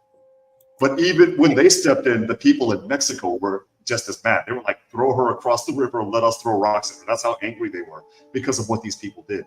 The thing is, the reason why I bring that anecdote up in that caption, for those of you that want to look him up, is that when you are dealing with the worst of the worst, the ultimate punishment suffices. I understand that people say, well, the death penalty doesn't deter crime. I don't care if it deters crime or not. The other theory of in penance, the penal system, is also to punish. So the next person may still commit a heinous act, but you know what? The stand would say, well, you know what? This particular person will not commit any further acts. He's a continuing threat to society, and we have to neutralize that threat. I'm not going to get all in my feelings for the people that have committed some of the most horrific acts. Again, if the evidence is overwhelming that they committed these horrific acts. Now, again, if there's exculpatory evidence post-conviction, I believe that their sentence should be commuted. That's my personal belief, because that gives them the opportunity to fight. But if you're guilty of sin, kill it by a bin. And I'll give you another anecdote before you go into this other article, Portia. there was another guy in Lubbock, Texas, that was accused of committing a heinous act. And he won 2 landmark cases before the U.S. Supreme Court. These were cases involving DNA and the right to have DNA tested, which I agree with him on. If you are facing the ultimate penalty because you are accused of a horrendous act and you're claiming that you did not commit that act, then I believe that you should have everything afforded to you to defend yourself. If the prosecution, if no expense is spared to the DA's office to prosecute you and send you to your maker, then I believe that you should have the ultimate in defending yourself. Here's the funny part, and this is the funny part that had me rolling. 2 years ago, he actually finally got the DNA tested, and it matched him. Caleb, I did. How can I say? Thank you for your contribution to crim law, federal crim law and Texas crim law. But you did it, sir. 3 points in a prayer. That's it. I do agree, or more apropos, I do concur that you should have every right afforded to you when it comes to, or every opportunity afforded to you to clear your name, hence law. But like you said, if you want to be the last person to drive that last nail through your coffin, then so be it.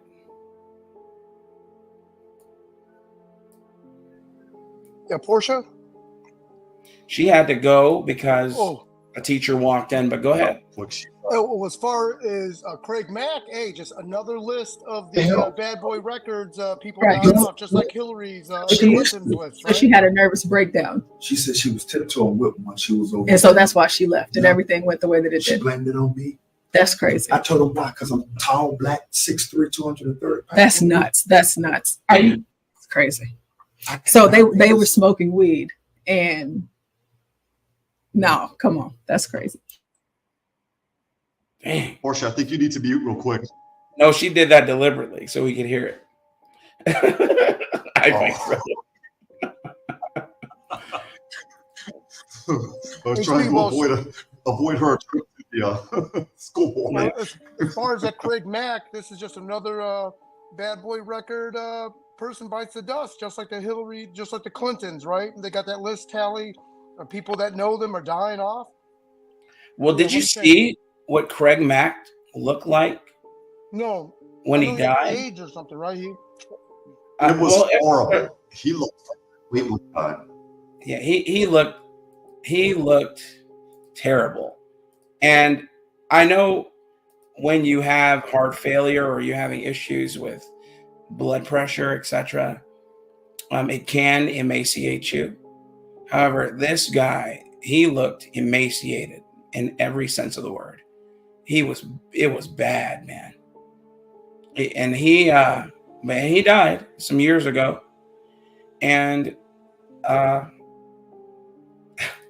he did not abstain from telling you how much he hated Puffy at one point in time. He said it without really divulging whose house he was in front of. He said he had a gun, he was outside of his house, and he was ready to commit the OJ, pretty much, for lack of better terms.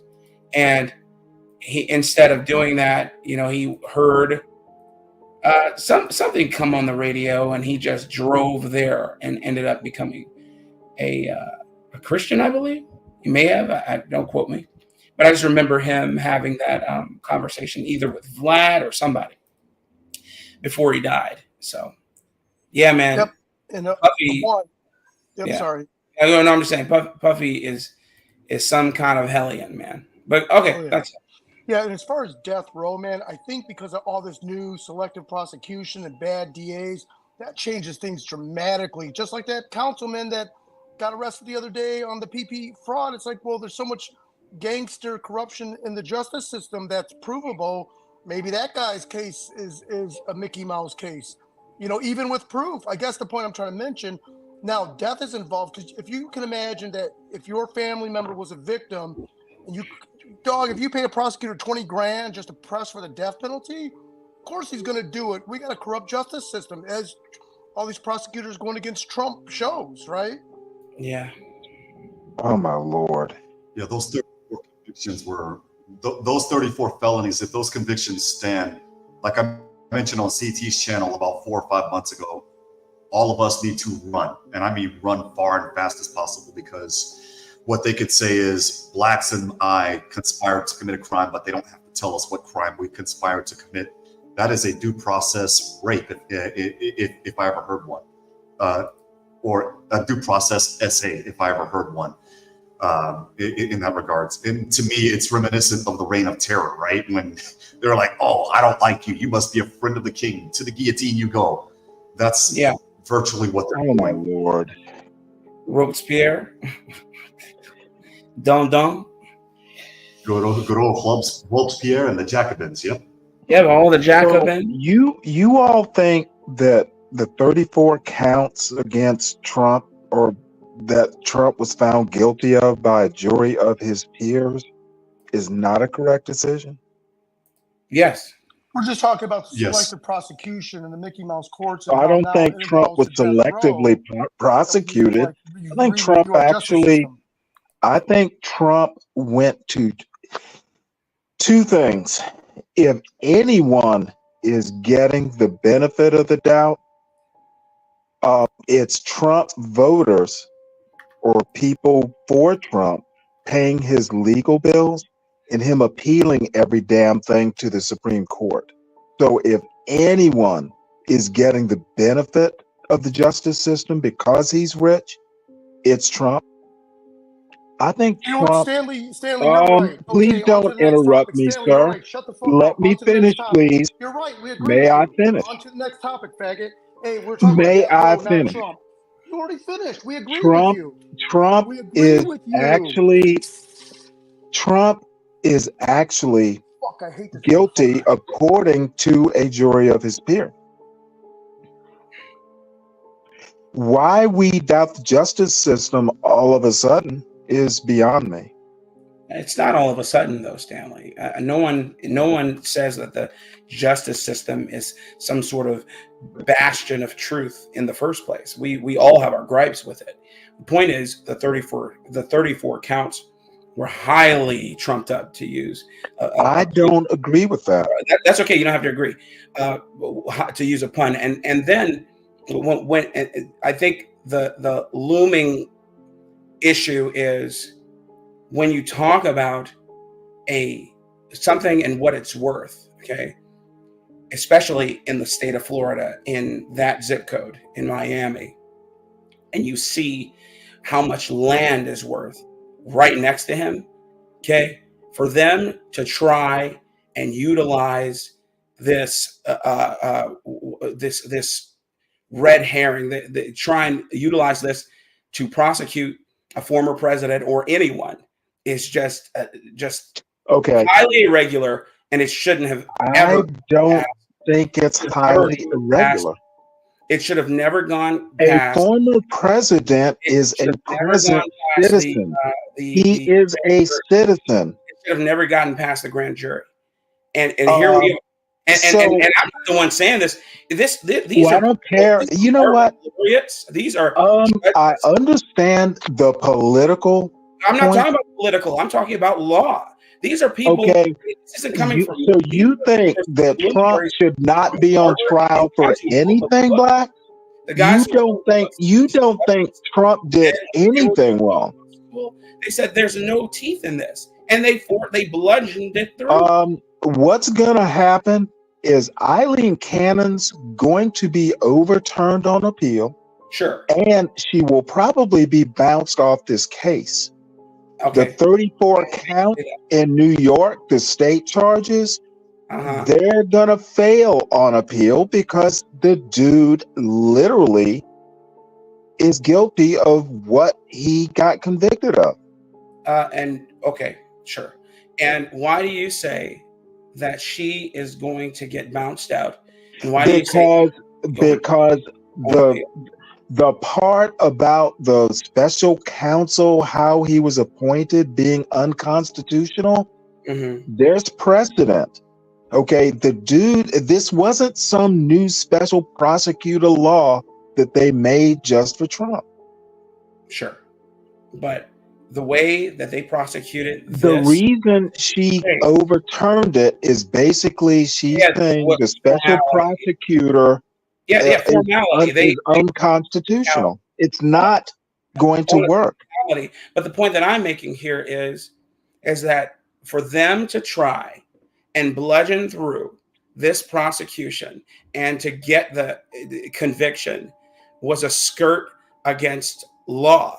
And everybody knows What law did they stretch? And listen, I can't quote to you exact laws because I am not a well-read lawyer or not even. Okay, well, Juan, you're a well-read future lawyer.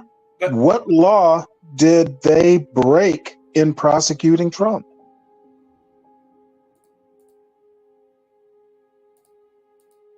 Well, I guess he'll be back. And I understand you and I disagree politically. I think Trump.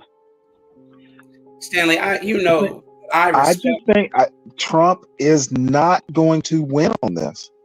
Okay, that's fine, and that's why. And then the Georgia stuff. I never delve into the ad hominem with you because I always respect your positions, and we just joust. So that's why I hear you out for sure, and I don't technically disagree with you that everybody deserves their day in court. Not everyone, I should say, but those who are being prosecuted shouldn't have their day in court. I just believe that when I listen to guys who know the law and tell me that, hey, this has no teeth, or you hear people who are currently in prison. What's that lawyer's name? The one who was the lawyer for Stormy Daniels, who even said when they had an interview with him on bars, said that this was not the way to go. The fact, because he said it has no teeth, that you can't prove it. Here we are, they bludgeoned it through. Everybody knew, and it still made it through. But again, Juan can. It wasn't a bench trial. Well, yeah, but Juan can explain the idiosyncrasies of process better than I can. Well, again, the one thing Juan's not going to be able to do is explain New York state law. It wasn't a federal trial; it was state law. Yeah, it was. I think that Trump. I think a jury of his peers convicted him. I think those people weighed the evidence and found him guilty. Oh, Juan's trying to say something. Go ahead, You Juan. have to prove in any state. You have to prove in any state case what the underlying crime is that you conspired to commit, and that's where the problem is. That's a federal issue. So the jury got it wrong. Yes, I believe the jury got it wrong. Oh wow. Yes, I believe the jury got it wrong. Well, because if you don't have an underlying crime, correct? If there's no underlying crime in the indictment, Stanley, then you've just violated his due process rights. I have to due process when it comes to criminal cases. Okay, I'm afraid due process is not the issue. It is the issue because he's convicted literally of falsifying went paperwork. on trial. That's due process. He's convicted of falsifying paperwork in conspiration to commit another right. crime. The question is, what is the other crime? They didn't say that. They didn't say what the other crime is. The moment they didn't say that, then there's a due process issue. Now, if they said Donald Trump falsified paperwork and conspiracy to commit money laundering, then yeah, 3 points in a prayer, they got him. They didn't do that. I think Donald Trump I am was back. convicted by a jury of his peers. I need to read this article. I got money for it, so I have to read it. And I do apologize that I had to kind of go away, especially it all happened within that moment. I did take it off mute for a second so y'all can hear a little bit, but I didn't want to go too crazy. And I'll tell you guys more about what that had to do with after I read this article and y'all finish talking about it.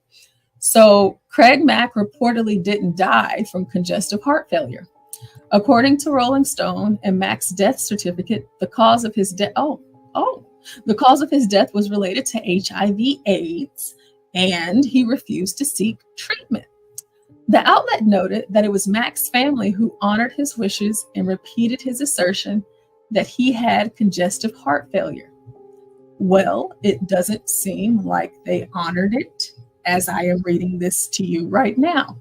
The Flava in your ear MC died at age 46 on March 12, 2018.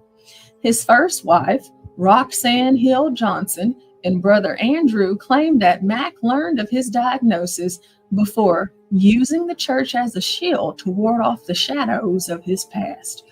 Andrew expressed, I believe he was very much in denial, but that's him living his truth to the end. I know that sounds really crazy, but you have to know him to understand that. As much as that bothers me, I understand why he did what he did. He lived his truth. Shout out to everybody in the audience and on the panel that are out there living their truth today. Mack began telling people he'd been diagnosed with congestive heart failure in late 2014. His health wavered, and there were multiple moments where Mack believed he was going to die. The outlet reported that Mack knew he was gravely ill and began documenting his story with music producer Alvin Toney. Yet by March 2018, Mack was bedridden, and his family was unaware of the extent of the rapper's illness. Andrew said, I've truly, honestly never seen a human being in that condition before. He was catatonic. The rapper wanted no medical intervention, and his family respected his wishes.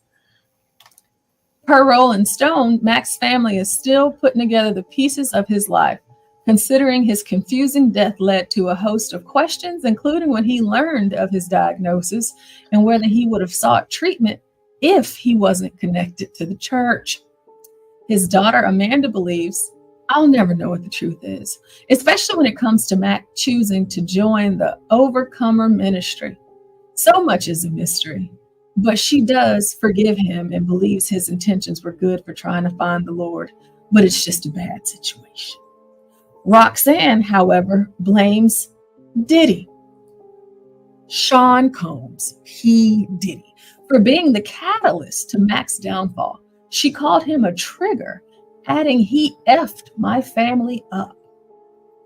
So, wow. Yeah.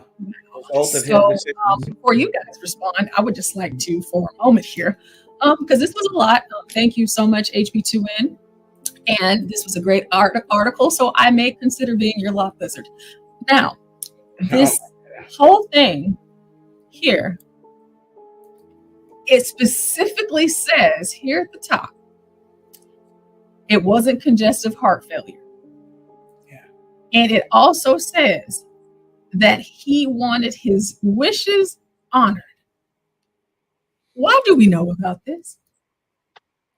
Why are they telling us this? And then you end it with Diddy. So does Diddy have AIDS? Is it because he was at those parties and he caught it? I mean, I don't know, but talk about someone's legacy and this is how he wanted it to be, and they came out with this story. I just think it's asinine. Go ahead. Sensationalism is a thing. Being salacious is also a thing. Well, and you can. Yeah, go ahead. No, go ahead. I was going to say, yeah, they obviously did not honor his wishes. However, if you just go back to that interview, I don't remember what year it was, between himself and Vlad, he talks about, and it will infers that he wanted to kill Diddy. Now, I don't know, or Puff Daddy, whatever. I don't know why. You know, he said he was effing him in the A. I guess maybe literally now. Effing him in the A when it came to his royalties, things like that, and other nonsensical things. So yeah, I believe that Puff Daddy gave him HIV? No. Result of his own decisions, and I'm not going to place that blame at Sean Puffy Combs. But they mentioned him because Puffy was, of course, in the news about having eyes wide shut parties. Yeah.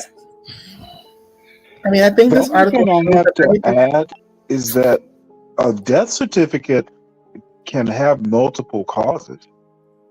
That's true. Yeah, especially when it's AIDS related. Yeah. But I think one thing that this shows is that everything has a turn, right? They respected his wishes Yeah. until someone probably paid them for the story, or they offered the story up for money. That's what it sounds like to me. Yes. Tabloids. Everybody has a price. And I think it's a strike while the iron is hot type of thing. Like, Yeah. you know, Diddy's under a lot of scrutiny right now, so why not jump in on this bandwagon? Also, I have to ask, why is this story important? Maybe I'm just old. Just because HB2M paid for it. Oh. Well, no. I don't mean that. I mean, why is the article in Rolling Stone? Why was the article even written? You know, Rolling Stone doesn't have any viewership. Nobody reads that and anymore. And they have to find ways to be relevant. And so, presto facto, let's print something. I honestly had no idea who this gentleman was until HB paid to enlighten me. And I think one thing this article did was expose what happens a lot in the Black community, a lack of personal responsibility. Yeah. I don't think P. Diddy single-handedly ruined their family. Oh, no. Right? It was probably a lot of personal decisions and choices that contributed to that. I concur. Hey, Portia, can you catch me up on it? I just now joined. I saw the last tail end. Right here when you go. I mean, Yeah. I missed something yesterday. Welcome back, John. Did I miss So something yesterday? Craig Mack, he said that he wanted his family and close friends to, you know, tell the world that his death was congestive heart failure, but he actually died of HIV, AIDS. It had developed and he didn't want to seek treatment. And the reason why he didn't want to seek treatment is because he had found the Lord. And he was in church and he, I mean, basically what my takeaway was, is like, you know, I was living in sin and, you know, this is just a component of it. So he didn't get treatment and he died of that disease. And then at the end of it, he wraps it up by saying, or his daughter wraps it up by saying, let me make sure I quote her properly here. She says, she blames Diddy, Sean Combs, Puff Daddy. She blames him for being the catalyst to her dad's downfall. She called him a trigger, adding that he effed my family up. I think she should blame her father. Exactly. Being the catalyst to his own demise. Her father admitted it. He made a series of bad choices. Yes, exactly. He sure did. He did admit it in that interview as well, and in writings of his. I have to say this. HB2N said he should have found PrEP, Sean. My God. I don't think they had that back then.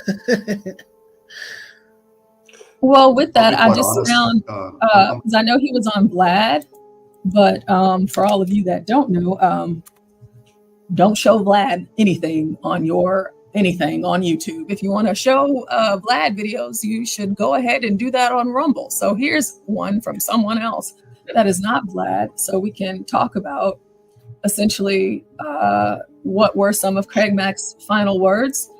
I did not know who Craig Mack was up until HB sent this to me as well. So Portia. I didn't know. Before you do that, Portia, thank God, another normal person who doesn't know. Maybe I am just not black enough, but you know what? My skin is, my hair is nappy, and I still deserve reparations. Go ahead, John. Go ahead. Oh, I missed the Yeah, go ahead. I was going to say, my opinion is actually going to differ from everybody else, but I think the article, for some weird reason, is bullshit. Either show the medical records or it didn't happen and you were probably broken. You decided to tell this gossip to get money from Rolling Stone, is what I think.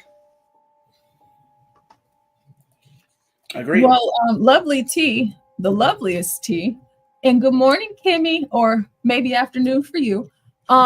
T I love you. I'm not going to hell with you today.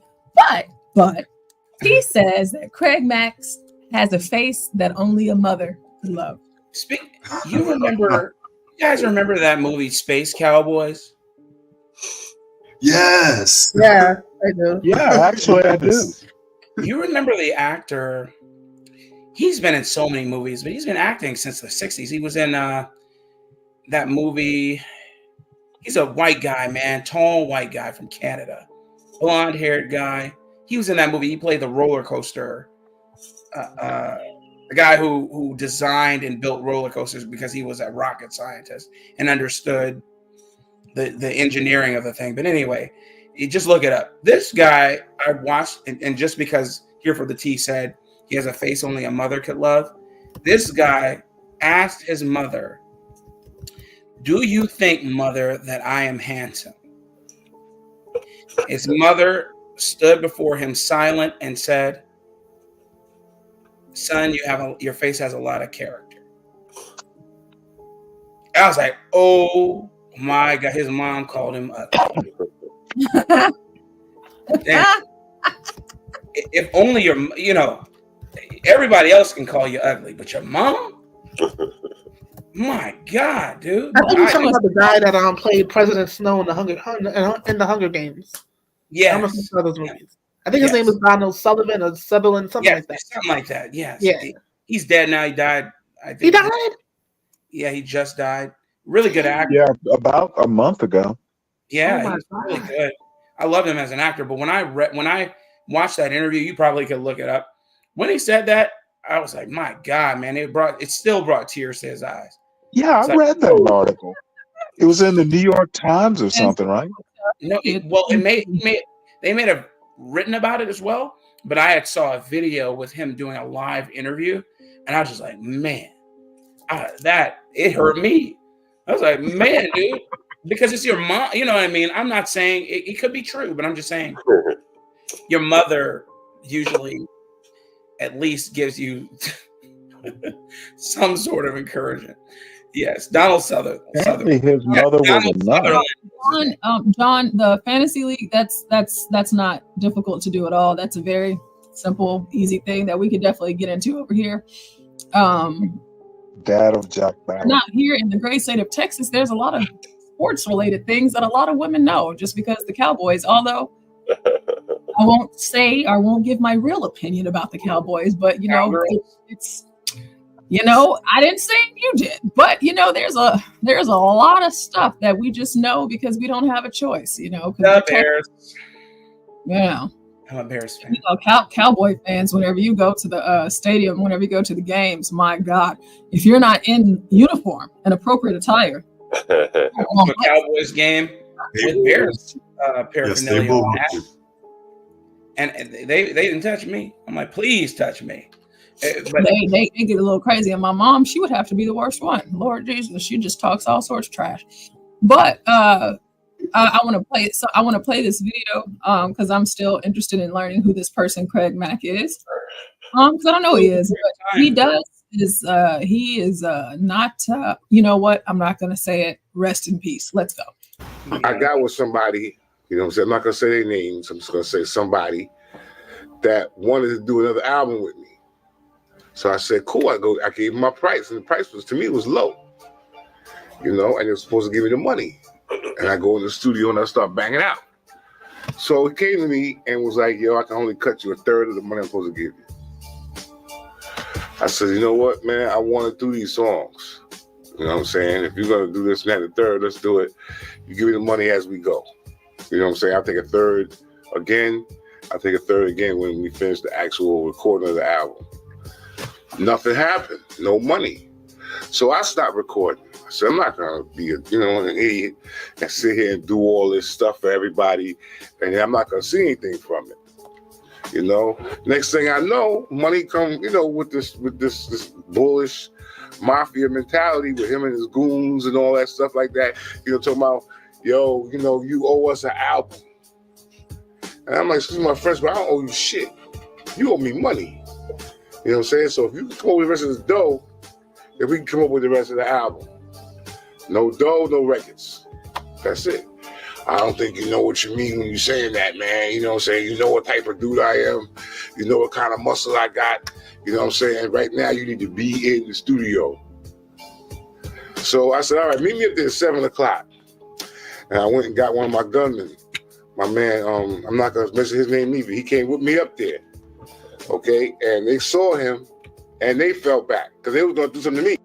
I believe I heard him say he got one of his gunmen. Yes. Okay, just making sure. Hey, Portia, I think the next statement was more telling. So. Go ahead, John. I'm sorry. I think the next statement after his gunman was more telling because he felt like they were going to do something to him. And then he said they fell back when they saw the guy.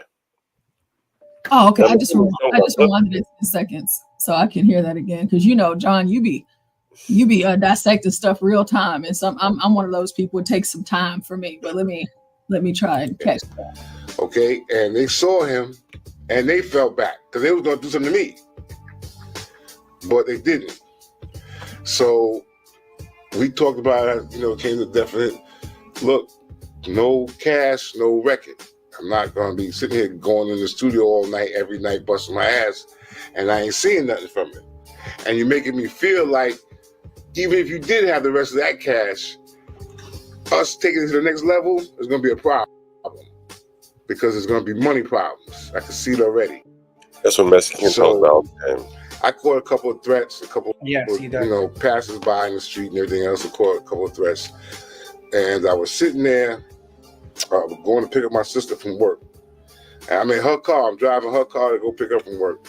And I just was sitting in the chair and I was like, God, I'm so tired of everything that's going on. I was in my sister. I called my sister because we've known each other for so long. You know what I'm saying? It's like brother and sister, But I was in my sister's car and I had a gun in my lap. And I'm sitting there and I'm talking to God. I'm like, Lord, I don't want to do this. But if it comes to getting ugly where somebody's going to be trying to kill me, I'm going to have to do something first or do something to prevent that from happening. You know what I'm saying? And I was like, I'm frustrated. I really need your advice and your love right now. And I started flipping around the radio station, 660 AM or FM, one of them stations where the Supreme team used to be on. Early in the morning, and the dudes from Upper Hempstead would have that joints blasting. So I was looking for that. And when I turned the station, all this gospel music came on. And it was this song I've never heard before in my life ever, but I knew that it was God talking to me. You know what I'm saying? Because of the way it made me feel emotionally. I broke down, started crying all over the place in the car. And I'm sorry. I was thinking about trying to do this to somebody because it was really in my heart to kill him. You know what I'm saying? I was going to do it. But I knew in my conscience also that that's not the right thing you're supposed to be doing.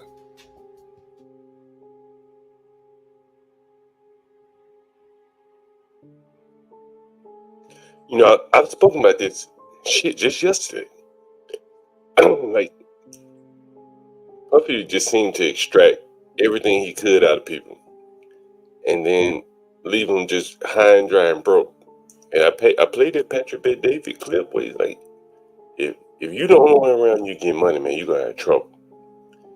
And Puffy was the only one getting money, and now you got trouble. It's a time immemorial. Like, you can't move in the world like that. You getting rich and everybody around you broke. Hell, they'll be the main ones to come tear you down. So it's not surprising that Craig Mack's sister and family is talking out saying whatever they're saying because Puffy's protection has been taken away from him now. And now all these people feel freely to come out and talk.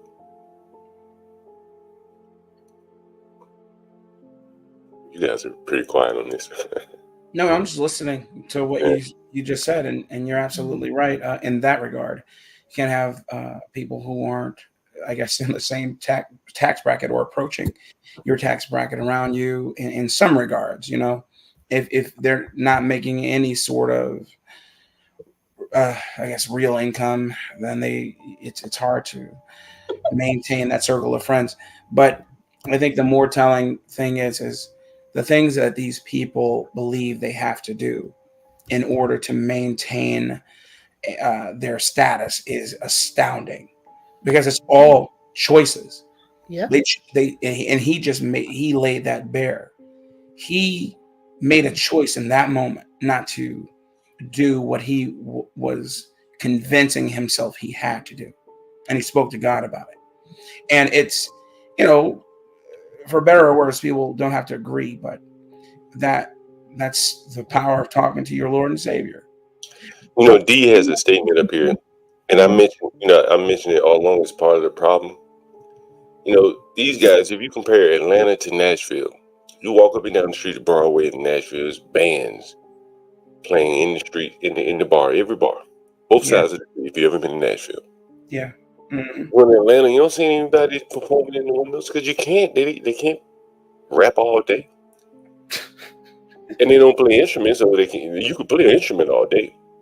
Take a break, get back up there and play again. You're right about that. But you can't play. You can't even go down to the park.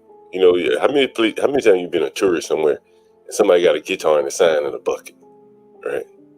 These rappers can't do that. And if you don't have a skill where you can just take it down to the street and say, hey man, I'm gonna make a few dollars displaying my skill on the street, wherever that may be. Yeah. And you're gonna be subjected to the people like Puffies, right? Or the Master Kims, they're gonna see you just a mark and gonna take advantage of you. Yeah. The one thing that stuck out, there's a couple things that stuck out in the interview to me was when he was saying, man, even if I did this deal with you, what about the money going forward? We can't build anything. I can't trust you. And that is the biggest, that's what held Puffy back more. He had to keep finding greater fools, and that's what they call it in the stock market. You have to keep finding another fool, another rube to take $25,000 and a watch to make a song or an album for you. And, it becomes harder and harder to find the greater fool while you're making fools out of people and hope that they don't talk, And, you heard Craig Mack say, Puffy apparently is Puffy arguing about his muscle and shit like that, how he can strong arm somebody. You can't go through life strong arming people before you run into someone stronger than you. Yes, absolutely. John, if you don't mind, for the people that are not watching and they cannot see, I want to, John, he mentioned DS's comment, so I wanted to read it for those of you that are, working and not paying attention to the screen. But he said, DS says Diddy was a leech. He wanted to be a star, but he had no talent. He can't sing, rap, write, dance, produce, etc., etc. So he leached off of the artist to become a star. Go back and look at any picture of Biggie or any performance of Biggie. Who's always around him? Diddy. He wanted to be a star so bad. And so in my process of looking up this stuff, because I like to have more than one source for information, there's another video that I found where it's showing them way back in the day. So it's Diddy and Mack, Craig Mack, and someone else. And they're talking about this album. And apparently Diddy said something that Craig Mack didn't like, and we got to see it on camera, or we're about to get to see it on camera. So let's take a look at this. It says Puff Daddy or Diddy was caught lying on camera about Craig Mack's second album. And it says, of course, there was no second Bad Boy album from Craig Mack. Craig Mack only went gold, and Puff wanted no less than platinum. I am sure he thought Craig's looks held sales. This is why the Get Down video hid his face. Wow. You can still be unattractive and talented, so let's see. The video should be getting ready to start here. Oh, no, more words. As Freddie asked Puff about new projects, watch Craig Mack's face as Puff mentions Craig Mack's new album they are working on. I remember that. Listen to the end. Also, Biggie died not too long after this interview. Thank God I invested in a crispy clear super VHS VCR way back. Good for this guy. Haven't seen a VCR and a VHS in a long time. You even know what that is? Quick question for the guy that. Hey, come on. God bless everybody out there. I'm about to play this and then you guys can go ahead. I just want to get this out of the way. Oh my gosh, what is going on? True. Cool. So like Puffy, what's coming up in the immediate future for the Bad Boy? I love this question. We got Big's wife dropping. No Faith doubt.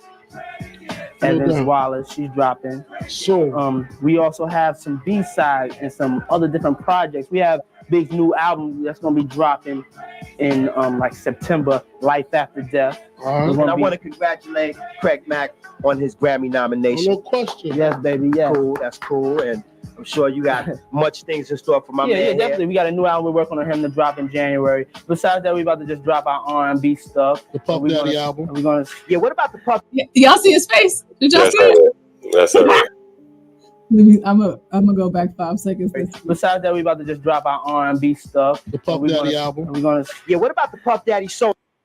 You got much things in store for my man. Yeah, definitely. We got a new album we're working on him to drop in January. Besides that, we about to just drop our R&B stuff. The Puff Daddy album. We're gonna. Yeah. What about the Puff Daddy solo project? Yeah, we don't like to talk about Hey, that. Puff, too you know We're what? gonna go to the next video. We're gonna go to the next video. Yeah, he was like, skirt. What I you just had a Black Who Defy moment watching that. Damn, I almost channeled you, brother. I feel you, dude. That's crazy, man. That's insane. You know, it really shows like the predatory nature of the way Puffy handling business. Yeah. You know, like again, he was the only one getting paid over there. Yeah. Everybody else not working.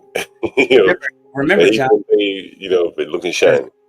Remember, John, because Drake knows the business. Oh man, John, you're crazy. Yeah. Anyway. No. Yeah, I remember that. I remember that, Portia. I do remember that video, and So you remember like watching it way back then? yeah, watching it way back in the day. Yeah, and That's it's really crazy cool. how things come full circle. The two people in that room are dead, and the only one who's alive is Diddy. is going Probably through. wish he was dead. And Yeah, you know, man, I seen this. Yeah, go ahead, DS. Go ahead. I'm sorry. Or But no, I seen this one clip that was on Instagram, and it showed Biggie and Diddy. They were in an interview, and Biggie was talking about basically just being a businessman, being his own man. He was talking about, because remember the Junior Mafia album, he didn't do that through Bad Boy. He did that through another label, and that album went gold. And he was just talking about just doing other business ventures and stuff. And you just see the look on Diddy. He was just disgusted. Like, he was just like, nah, bro. Like, I ain't having this. And then, like, a year later, he was dead. That's true. That's true. You know, I mentioned yesterday that I thought about doing a stream on this. I had to do a little bit more research based on my intuition. You know, I said these rap labels, the ones that like people like Puffy start, like, are they a part of like some kind of like a bankruptcy type scheme? You know, if you look at the laws, and if one was up here, one is here. You know, I was reading about the assets and the contracts and things like that, how they work out during a bankruptcy of a record company. And I couldn't help but thinking, like, damn, like this could be a scheme where I fund a Puffy. I go out and give him money, go out and find rappers and whatever, time up in bullshit 360 deals. And then Puffy eventually he's gonna run out of money and he bankrupt, and who comes along and buy the assets for pennies on the dollar? Me. Right? And that might be the case, but they still have to honor the agreements. But the way that might be the case, but they would still have to honor the agreements. But the way I was reading it, and you may be more familiar with it, is that like the contracts became null and void in a bankruptcy. The contracts become null and void, but the assets was for sale. And it was something like that. One, maybe we can get you and someone else, another attorney up here. But to me, it almost seems like a scam of sort. You know what I mean? Like. And I was reading about one company, maybe in UMG, I think it was Warner, where they more or less funded a company that was founded by one of their executives. He signed a bunch of people and then he went bankrupt. And who bought all the assets underlying that company? I think it was Tommy Boy or something like that. It was the company that the You know man what? worked for. He just went back to the company that he initially worked for. That So sounds next like thing what he had happened with access to Loud the company. Records, and Mm-hmm. that sounds like what happened with Loud Records and I believe Arista, Clive Davis's old record company. I could be wrong, but I know that with Loud Records, they owed Big Pun's family a lot of money, and then boom, oops, we went bankrupt. There's no more money to pay your late husband royalties. And I think Little John had a similar issue with TBT, but I'm not 100% Yo, I sure. got I got a funny story about TBT. When I first moved to New York, I was living with an old girlfriend of mine. She was Haitian, and she used to work for Little John's record company. I'm not sure if it was TBT, but it was somewhere in Manhattan. And I think Little John's owed some money. If you can Google this shit, you'll find out who it was. Because the founder of the company, his father founded like beanie bags or some shit, so he was rich. Wow. And one of Little John's relatives or associates barged into the office. This is in Manhattan. And basically waving the gun and said, I want my money. I ain't leaving here until I get my money. And I guess they scurried us and gave him some money. Now, this is the story that she told me. And they gave him whatever would get him to stop waving the gun. I said, well, did y'all call the police? He said, no, we can't do that in the rap business because if we did, we won't be able to sign anyone else. And I said, damn, scandalous business there, right there. Anyway, go right ahead, Portia.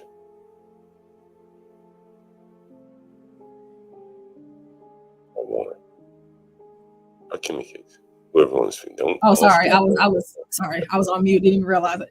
Okay, so I'm not sure if you touched on this, but of course we saw the 2 videos, read the article.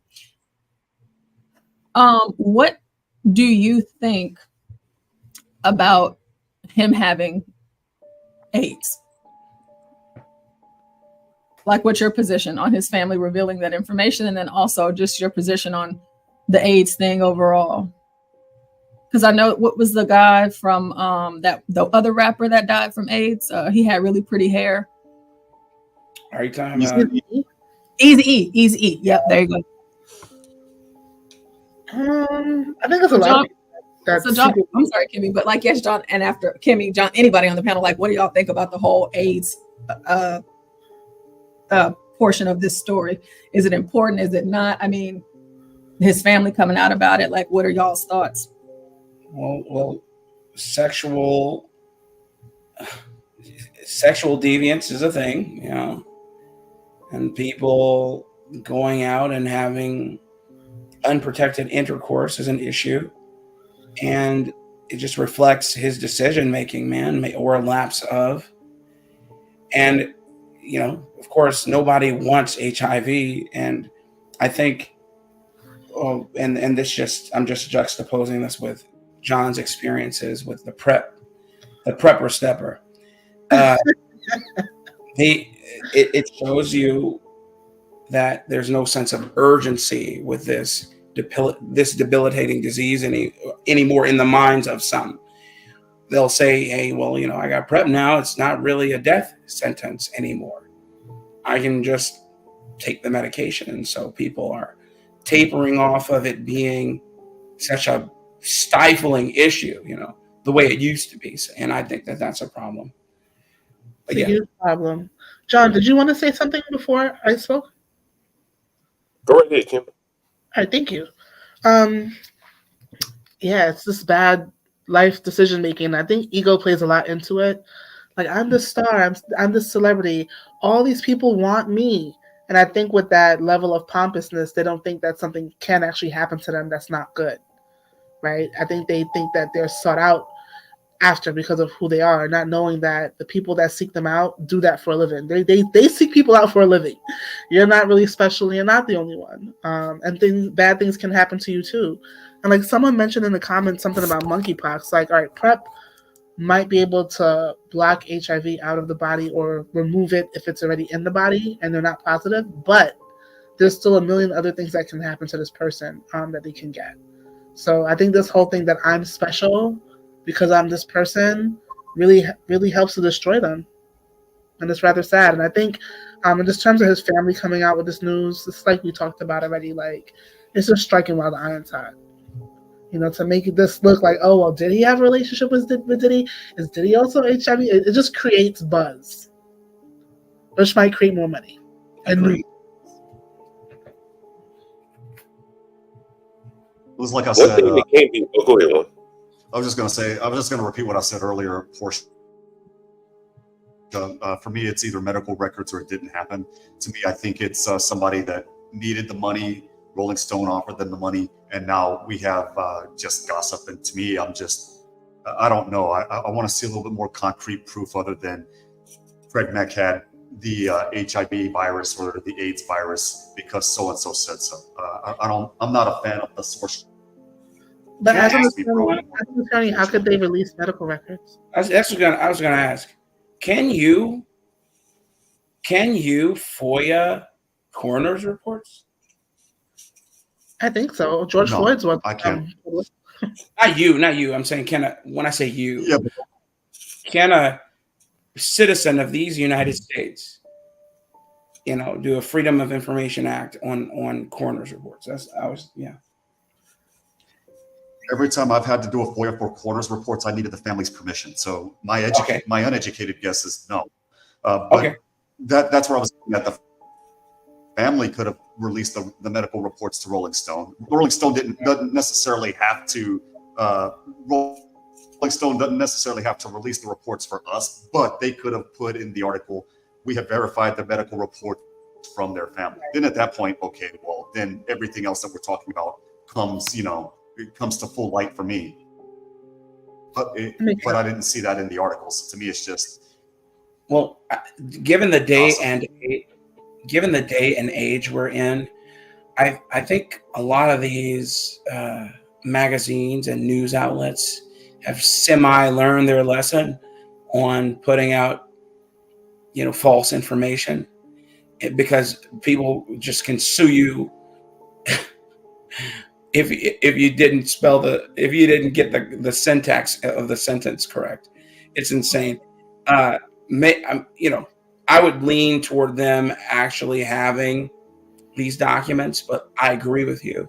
Until I can see the documents myself, it's just hearsay. Yeah. William Smith in the comments says it depends on what state. So I guess it's state regulatory based on what private information can be shared with whom and how. And then Universal Jones says there has to be a special circumstance. What up, Universal Jones? John, did you want to comment? No, I was just going to say, these people wouldn't be coming out on Puppy. Like, he has no one to speak positive about it. Everybody around, man, tearing him down. Like, you lived a life, you became a billionaire. There's no one out here willing to stand up for you, not one person. I think that's the most telling thing of all to me. Like, I can agree with that. I remember, you guys remember Making a Band, right? Yes. Dylan. Yeah. One of the guys, Freddie P, he was talking about how he got into it with Diddy, and Diddy just threatened him. He was just like, man, I don't know what could happen to you, man. You may walk up out of here and somebody just may blast you in the head. Like the reason why people haven't said anything about Diddy before is because he got them killers on deck. Mm-hmm. He did anyway. Yeah, he did. Potentially, but they released the video of P. Diddy threatening Freddie P. And you know what Freddie P was doing in that video? Sucking his thumb. The moment he did that, he lost all credibility for me. Yeah. Yeah, I bet stay sucking on his thumb. But yeah, Diddy's a snake, man. Like he's like Jay-Z, that's why those guys are so close, because they will do anything they have to make it to the top. They will snake anybody, they'll kill anybody, they'll do anything they have to keep their position, And Diddy, when you look at just the Bad Boy label, everybody on Bad Boy is ruined after that. Like Shine went to jail, or they either go to jail, they die, or they run to a religion. Like Shine went to jail, and then he get out. 10 years later, Loon Loon had his little issues. Now he's a Muslim. He don't even be in the rap business no more. What else? Yeah, it's like pretty much all of them. And you only get one album. You get one album, maybe Little two. Kim did a year. Little Kim did a year and a day in federal prison for lying under oath. You look at Faith Evans, who caught a litany of domestic violence cases after the incident with her husband, her late husband. I'm sorry, and you look at who else, making the band, like you said. But I'll be quite honest; those people were a bunch of kids. I remember watching them and listening to their interviews post their breakup. But then you have Danny Kane, and you look at Aubrey, and you look at April O'Day, and they're like, "Well, justice is coming," which to me tells me something went down behind the scenes. But again, having a hunch that something went down and pinpointing what actually went down, to me, that's just rank speculation, and I don't. I want to see more concrete proof before I run around throwing stones. What I do know is this: the moment that P. Diddy settled with Cassie, I think he settled with her. What was it, $30 or $50 million or what have you? $30 million. The moment that Really, happened, in there was 24 blood. hours. The moment that happened, there was blood in the water, and when there's blood in the water, the sharks come out to play, and that's. I think I see what's going on. I think that's what's going on right now, brother. But I wanted to go back to what Kimmy said earlier, and I forgot to address it. Kimmy, when you said there's a turning, it reminded me of that Simon and Garfunkel song, Turn, Turn. Yeah. I thought about that immediately, and that was all. Hey, since we got DS up here, DS, yesterday I mentioned that interview where I think it was Clive Davis. He said, "Man, I don't know that person." He was on a Hot 97 interview. Who was he talking about? Charlemagne was accusing him of being a culture. You're talking about his name's not Clive. That's Leor Cohen. That's right. Sorry. Yeah, Leor Cohen. He's basically Clive Davis, so Who was he talking about? He was talking about Dame Dash because Dame Dash, that's right. Dame Dash for years has been calling that man a culture vulture, which he is. He actually created the 360 deal. I don't know if you guys know what that is, but it's basically a deal that new artists sign, and they get not only do they get a piece of their album sales and not only get a piece of your album sales and your singles and stuff like that, but they get a piece of your merchandise, your tour sales. 360 represents a full circle, basically. Yeah. So they take money not from your albums and singles and stuff, but from your merchandise, your concert sales and all that, And that's what he was talking about. So 360s aren't just all bad because Drake got one. That last deal I heard was 360, that $500 million deal. Well, let's be honest. Drake should be a billionaire, but he has a lot of people in his pockets. But 500 million, that's not bad either. But still, or however much he's got. But yeah, he was talking about Dame Dash. I mean, yeah, I knew it was one of them people because it was just like the Donald Sterling interview where Donald Sterling said, "Man, I didn't know Magic Johnson the phone number. He called me."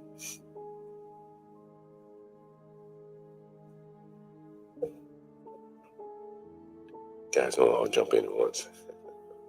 Yeah, where everybody at? Hey, DS, are you in the music industry? No, I'm not in the music industry. I was gonna say I'm talking. Oh, okay. We don't hear you, one. Go ahead. No, I stopped because he was talking. I didn't mean to interrupt. No. Well, let me ask D. How do you know so much about the music business? Because I'm a music nerd. I've done a lot of research throughout the years. I used to watch a lot of behind the music. Actually, I knew the music business was fake when I was like 10, 11 years old. When Left Eye, I don't know if y'all remember when Left Eye broke down. I remember that. Like, you know what I'm saying? Like, I remember watching it and I was just like, oh wow, these guys are really broke. And then like a year later, MTV had a special on rappers, and Dame Dash broke down how you can lose $1 million. Mm-hmm. And then they was just talking about how these guys don't really make money off music; they make money off of other things. And I was just like, wow, the record business really is phony. And then I just started, just doing my research from then on. And When I was a that's little how. boy, they did MTV did a breakdown of Tribe Called Quest, one of their albums. I can't remember which album it was. And I think at the end of the day, they made about $30,000 a piece. 30,000. What? Yeah, it was a Tribe Called Quest album. I think it was MTV, like one of those behind the scenes. And when they broke down everything they paid and owed, they ended up with about 30,000 per person. Man. Right? Yeah, it was about 100 And grand. honestly, I think a lot of these artists they got to be signing lifetime deals, because who wants to still be touring at 60, 70 years old? Like Anita Baker, she got to go back out on tour now. She ain't been on tour in 30 years. Keith Sweat, old ass, still out here. Well, they probably don't have record deals. Kimmy Cakes. Well, also, yeah, from Hold my on for 1 second before I forget what I was going to say. go ahead. It drinks that girl that used to be in that group that we used to drink with, the big dark skin Her heavy name was set. Sherry, but I can't remember the group she was in. Sherry, right? She was in an R&B group. Yeah, the song on Above the Rim, I think she told me. Yes. And she talked about how they forced her to sign her group to sign a 7-year deal, 7-album deal. I'm sorry. And I was sitting there talking to her one day at the bar at Drink. We've done live streams at Drink. And she was like, John, like, that would be my life. Because I can't just drop 7 albums in a month. They're going to make you hold off for a year or two between albums. And then you start working on the album, then they drop it in year 3. It'd be like 21, 40 years, by the time you get off. You actually were leading to the point that I was going to make, that's what happens to them contractually. They sign up for this, whether they know it or not. And then I don't know if this is true. This is just hearsay. But the Big I organization, I heard they have them working forever. Kim, I asked her. I said, Kim, Starts with an I, ends with an I. I asked the woman, I said, well, where's all your music? She said, I don't know. That's a lot of intellectual property to not know where it is. It could be playing in commercials right now. She would never know. On my road thing like this scheme, where you gather a lot of assets and you go bankrupt, and the only people that are going to buy the assets are big record companies, and the contracts become null and void. Think about that. They always have the option of releasing you as well. The people who are the proprietors of those 360 fuck deals is what we call them. Anyway, what these industry deals, not just music, but any entertainment, you just have to be aware. For instance, you remember when Monique did Precious? Mm-hmm. And you remember when she had that falling out with Tyler Perry, Oprah Winfrey, and the other guy who created Lee Daniels. Yeah, Lee Daniels. And her biggest gripe was, of course, money, because they only paid her something like $150,000 to do it. And then Precious blew up, and she didn't really see any residuals. And then they wanted her to go on tour. And it wasn't stipulated in her contract that she had to go on tour, but it was just inferred because it was just what's done. They were like, well, you're supposed to do this. And she was like, okay, well, fine. If I'm going to do it, then you have to pay for this, that, and the third. They were like, well, we're not paying for that. You traditionally pay for that. And then, so the story went. She didn't end up touring for it as readily as they wanted her to, going overseas, etc. Because overseas is where they make their real money. Of course, in the American market, it's where they gain all the buzz. Overseas is where you make your real money. And they didn't, and she would not go overseas on her own dime, and that's what they expected her to do. But there was no contract that said it. Go ahead. Hey guys, look at the screen right here. The problem that. Go ahead, Juan. Say what you were saying. I was going to say the problem that they run into is that they get these contracts and they don't read them. It's like somebody in the chat said, a record deal is basically a loan. And to a fault, they might be correct because, for example, if John Galt comes up to me and says, Juan, Stanley and I would like to make a deal with you. It's a $10 million record deal for 7 albums. We're going to give you $20 million up front. A lot of people sign right away, not reading the particulars of the agreement, and boom, they got locked. Now realizing that, hey, I'm on the hook for $10 million, man, plus 7 albums. And I don't know, I don't know what I'm responsible for and what the record company is responsible for, which in a lot of cases now, because of streaming and because of YouTube, the record companies are not on the hook for much now. They're basically trying to soak the money out of you when all you got to do is promote yourself well and you can actually make money out them. But the other thing I was going to mention real quick. Go ahead, Juan. I was going to say, I was going to real quick that sometimes people are going on tour, these older artists, because they put themselves in a situation where they don't have a choice. A good example of that's Mary J. Blige. She did the Super Bowl tour a couple of years ago, but when they interviewed her afterwards, she's like, I'm only doing this because I got to pay alimony, because she made more money than her ex-husband.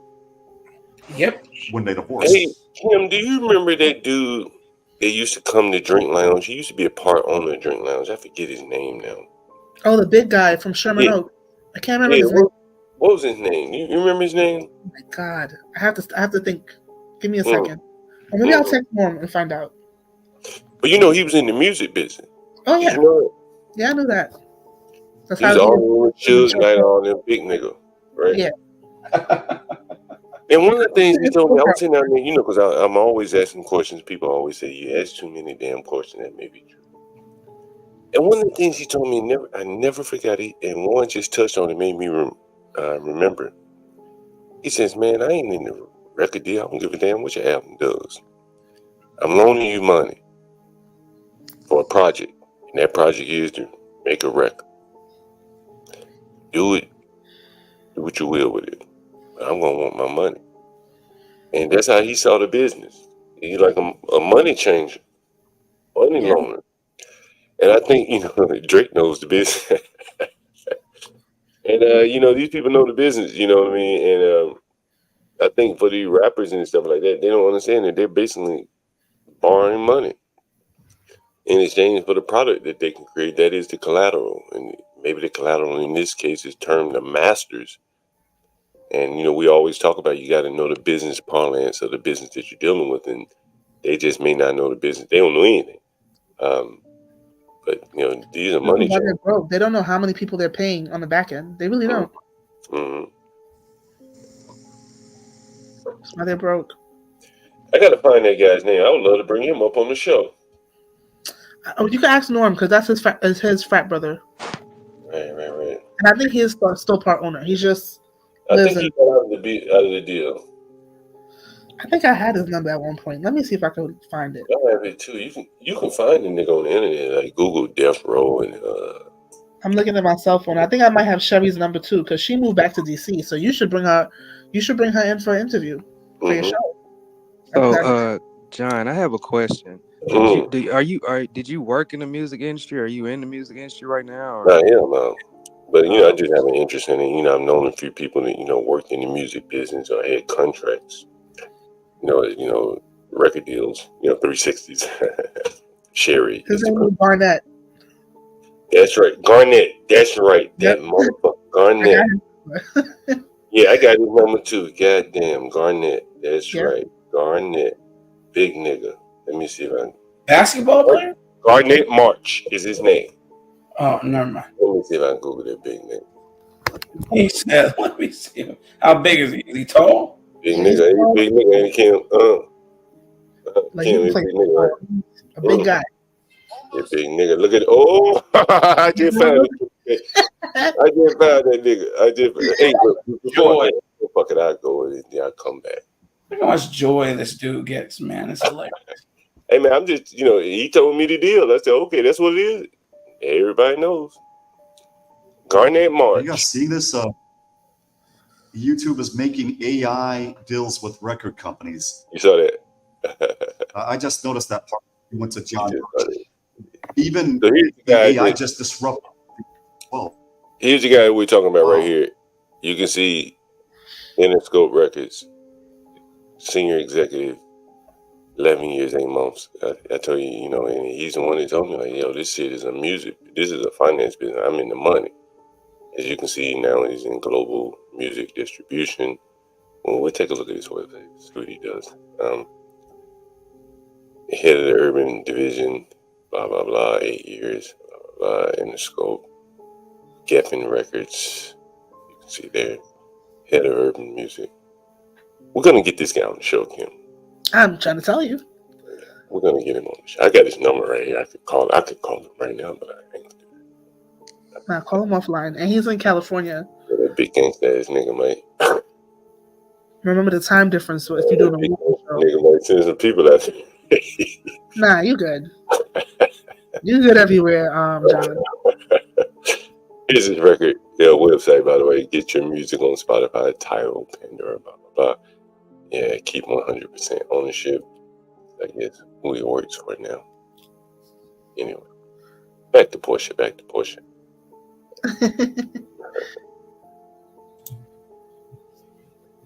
Oh, you weren't gonna go deeper into that? Are you saving that for like another show? Yeah, I'm gonna see if I can get this guy up on the show. I don't want to tell too much of his story. If we can't get him up, maybe I'll tell him another day. But I'm hoping I can get him up. I've talked to him many times. Hey, that's really interesting.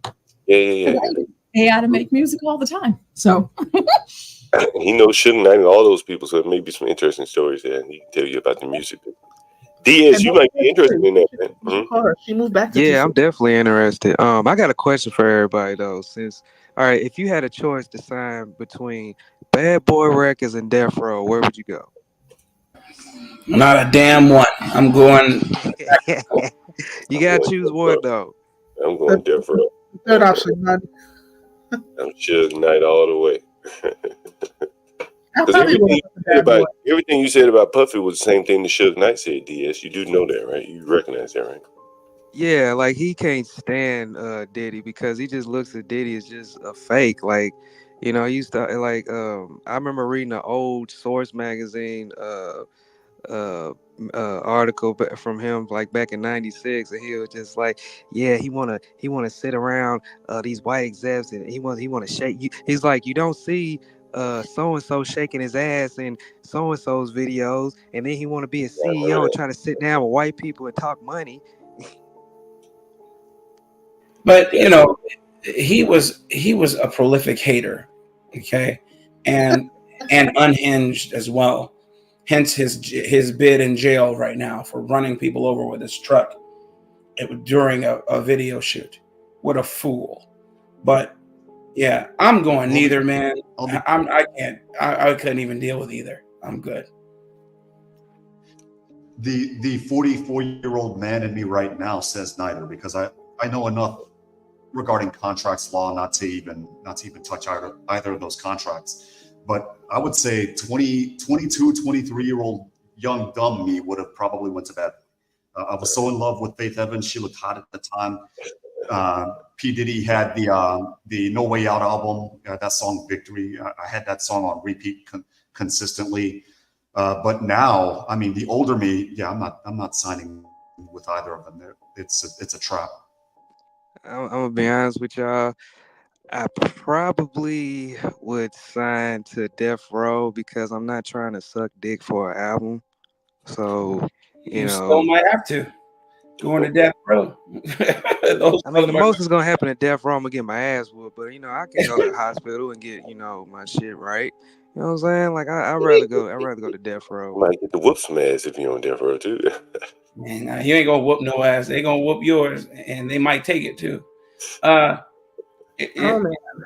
I'm not going to either. And I have had opportunities to sign contracts, and I when I was 18, and I completely turned them down. You did music? Mm-hmm. Hallelujah. He could sing. Oh, okay, that's what's up. My brother currently does, and I'm just not going to dox myself. It's not hard to find him. He currently is Grammy nominated for Best International song. Him with a guy named I'm not gonna say that, but anyway, yes, him, and then my other younger brother currently still writes music. But just my pedigree, we used to work with a group of producers called the Insomniacs, and we used to do music and write for people like, Boyz II Men. We did one for Charlie Wilson. We said, basically, writing for just means we wrote these songs, we sent them these songs. Should they record them, then we might get some residuals, etc. We pre-record them so they can know what marks they're supposed to hit. One guy, Charlie, recorded what we did, and then it didn't end up getting released. Maybe at a later date it'll get released. Who knows? You know how music goes. We did one for Chris Brown at the time. This was like 2007. Maybe that'll get released. Who knows? One day they'll go into their coffers and see what songs that they have, and they might release that later. They do that often. We did some, like I said, for Boyz II Men. They never recorded it, and we never got a response for that. A couple other people who aren't well known, but yeah. But then when I realized I didn't want to be in the music industry like that was when I just couldn't stand being in the studio. I hated it. To this day, I hate being in a studio. I would rather just do it live.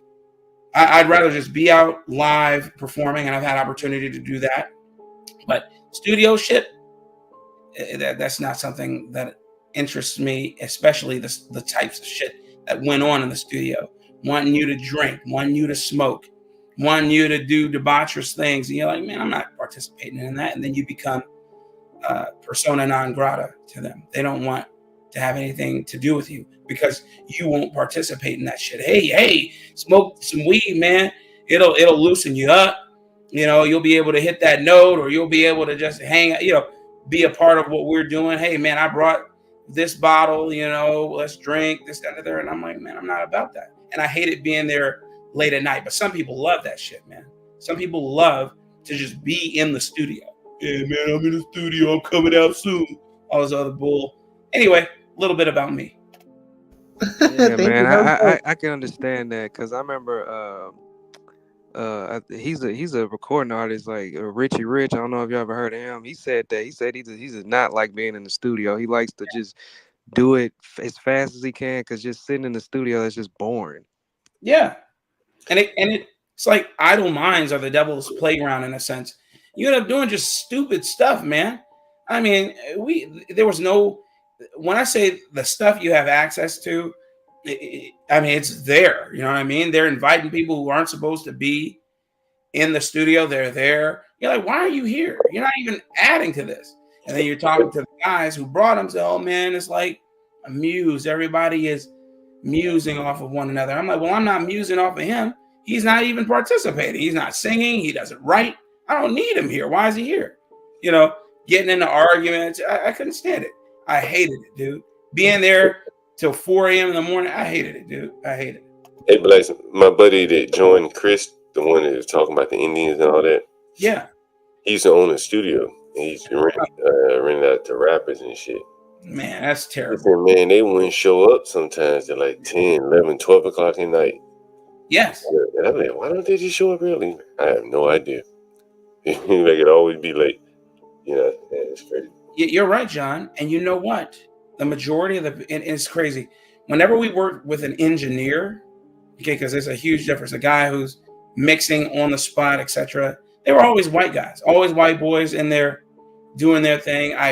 To this day, man, I maybe work with one black engineer. You got producers, of course, and you have people who come in because they're really good with lyrics. You have people who come in because they're really good with arranging.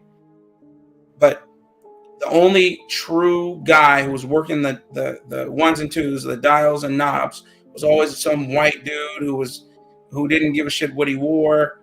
Probably didn't brush his teeth that day. Those are the guys, man. But the way and they're sun up to sundown. Genius. There's a guy like by the name of Sam Thomas.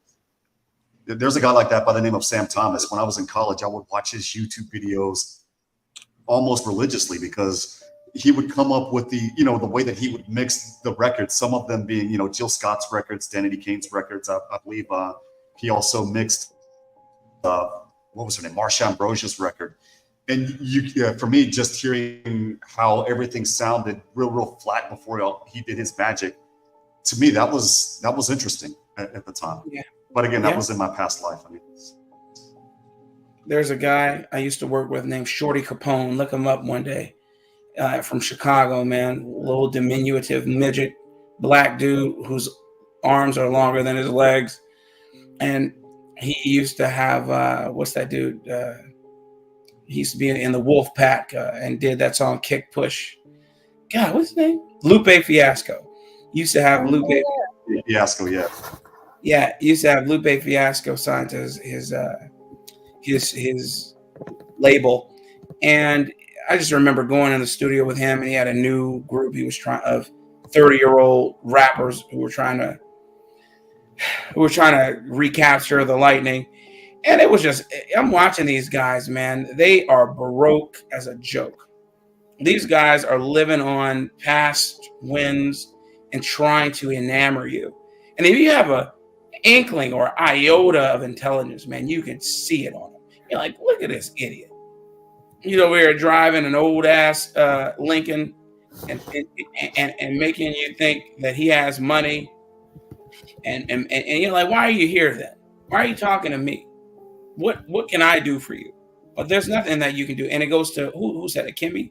To your point, these people are in the business of just finding people and screwing them over. Yeah.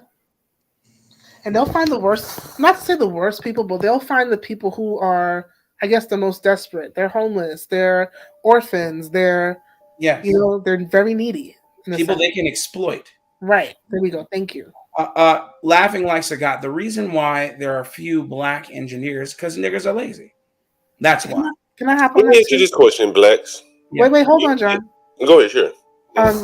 I sent John an article this morning. I don't know if you saw it yet, about how in New York State, there are no students proficient in math or reading. I saw that. Mm-hmm. When you're not proficient is the basic level of understanding. Mastery is a higher level of understanding. And they're saying in New York, the students are not proficient, meaning that they don't really have reading and writing skills. And usually black students underperform whites and any other racial group. They underperform. Yeah. So if the majority of New York State is white and they're barely proficient, where do blacks fall in that statistic or time, It needs that. Let me ask you this question, Black. Or anyone that has want to come in. John, you're about to ask me? Go ahead. Yeah, someone just texted me in Spanish. Sorry. Is like boxing and rap kind of like on the same like parallel where like it's really a low class activity? Yes. And so if you're in a low class activity, how many of you guys have children out here that are rappers or aspiring to be rappers? Fuck no. And I wouldn't allow it. How many of you have children that If aspire to be a boxer? Now, if I had a son that was aspiring to rap, I'd punch him in his chest. But every day we see people, young people getting killed, and they were aspiring rappers. Well, who are these parents that are producing these people? Probably the same type of parents that were 30 years ago produce a boxer, right? And the boxers John, the problem is sports in general. Well, I can't argue with. Listen, if it's not, and I'm gonna be real sensitive here to some people. If it's not tennis or golf, you're a gymnast or you are a fencer or play baseball or something. The two ball sports that black people gravitate to, they're just a wash. You know what I'm talking about? Basketball and football. You go ahead. I would go so far as to say boxing, right? Like it's a low. Forget about race. It's a lower class sport. Hell, even if you go outside of the country, people boxing, Ukrainians. Who's that big white man that boxes? He calls himself a gypsy. No. It's a lower class sport, and something Tyson Fury, right? And so Mm-hmm. So be it boxing or music or rapping or football or basketball. I mean, hey, it's a lower class demographic playing these sports, and so they're going to get preyed upon by their better place masters in this case. Can I throw in a caveat though to the sport? Sure.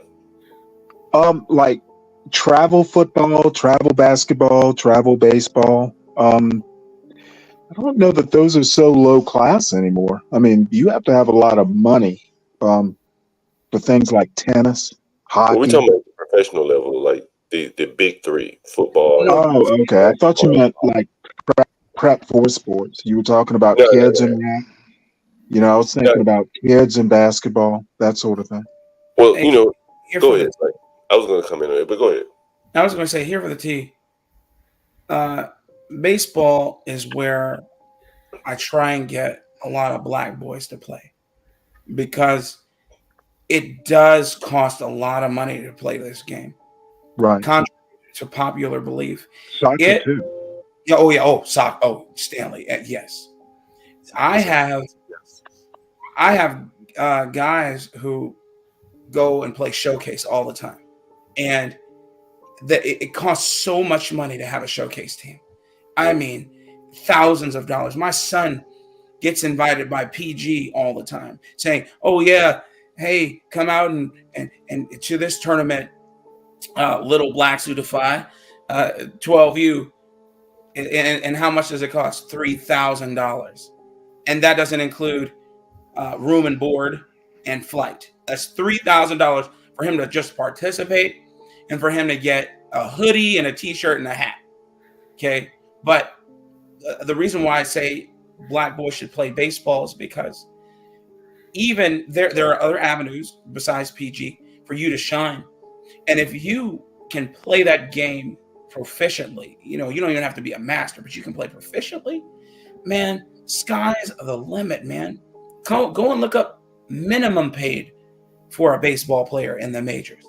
Okay, the doors it'll open up for you. You don't, and it's a thinking man's sport because it isn't just sports. I mean, it's not just athleticism. You got to be able to think on the fly when you play that game. Black. Yeah, go ahead. Go ahead. So, I know you're on the baseball team. Go ahead, HB, what's up? Hey, you guys been having a great show, by the way. I'm on my day off, so I'm just in the background running errands, listening and stuff. But I just wanted to say the biggest difference though between boxing and rapping, yeah, they're both low what would you say? What was the word you said, John? Yeah, I Low guess class. lower Low class. Yeah, lower class. Yeah. Lower class things. The difference though is with boxing, like you could be a star in rap and be broke. If you're a star in boxing, it's a whole different ball game because they get purses in boxing. So it's not like in rap you get these contracts where you got to pay this money back. With a purse though, that's all your money. You're getting paid to fight if you're a star. So you guys have a match. You guys might negotiate, $100 million purse if you're a star in boxing. Now, whatever the split is, that's what the split is. So it might be 40, 60, 50, 50, whatever it is. But that money all goes to you. You don't got to pay nobody back. Obviously, you got to pay for, the promoter gets of your purse. Yeah. But that's after the purse is already deal. That's after the fact, though. Yeah, so I'm saying it's not like a contract where you're getting fronted money or something. But you gotta. It's just a different type of they do industry. front you the money. I mean, boxing in the more so than beginning, anything. Boxing more so than anything requires at least individual discipline. So there's some redeeming value of it. Even if you didn't become a professional boxer, the qualities that you would come out of training, I agree, the discipline that it takes would be, I don't care how gifted you are, you can get beat by a more talented man who's honed his skills. in boxing, right? Here for the And then DE. football and things like that, you can beat your man without even really honing your craft. Basketball, you can beat a man without even honing your craft. I was going to do a stream, and I talked about it to the point where I don't really need to do a stream. And the reason why I left here for the T's coming up is football and track. She says my oldest son plays football and runs track. We want him to try baseball, though. I would say at this point in life, I wouldn't even let my children see me watch football, honestly. Because I think the players, the value, when I used to grow up playing football, blacks who define, some of the people in the chat who watch football, that you may remember the Barry Sanders, Jerry Rice's, Walter Payton. They scored a touchdown and it was a team effort. And they didn't jump up and down and cut a jig when they did something that all of them accomplished together. But the day you send your child on a football field, every time somebody scored a touchdown, he grabbing his dick, cutting the jig, humping like a dog. They do be humping the ball too. They be humping. I mean, they made the parents rules to tell them, hey, don't hump like a dog when you score a touchdown, right? Don't hump like a dog. Don't gyrate with your hips like you trying to have a baby, right? They have to tell them these things. That's right. Am I wrong? Right? Nah, you're not wrong. And so what I'm saying is that, like, you sitting there watching your game. Well, let's say you're watching the game with your son. You're like, hey, look how they blocking. They all working together. It's a team effort. And then one guy scores a touchdown, and then he hold the football up like it's his dick and he pissing on somebody. You can't watch this shit with your children. You can't. You're right. The qualities that a child learns from playing football today, not yesterday, is an individual. How many times have I talked about Deion Sanders when he played for the 49ers? I'll never forget it. He wouldn't go into the huddle. And so here for the T says, my son better not. But the culture of football today is groom individual talent. Yeah. Well, you know what's worse than watching them the jig is actually going to a football game. Yeah, I've been. Hell, I was at the game when ran to the They store. serve liquor at the game, and years ago I went to a Redskins game with my father-in-law. They were older gentlemen, and I was always like, man, I can't wait to go to a football game with my son. Dude, I wouldn't take my son to a game, till he was 15. Like, he can't be like 7 years old watching these drunk fools. I watched a fight develop over there was a black man standing in front of a white couple, and they were watching the game. So the white guy goes, hey, would you mind moving? My wife can't see. A whole fight started over that. Yeah, I think there's no football now. There's no redeeming value to it. The wide receiver. College is even worse. I said college is even worse. Yeah, I mean, the whole game is is evolving to like take these individuals and see if you can win with them. Yeah. And that's not a good trait for developing a young man. You look at Shaquille O'Neal. He was in the league 15 years, never even figured out the most simplest task of completing a free throw. He didn't have to.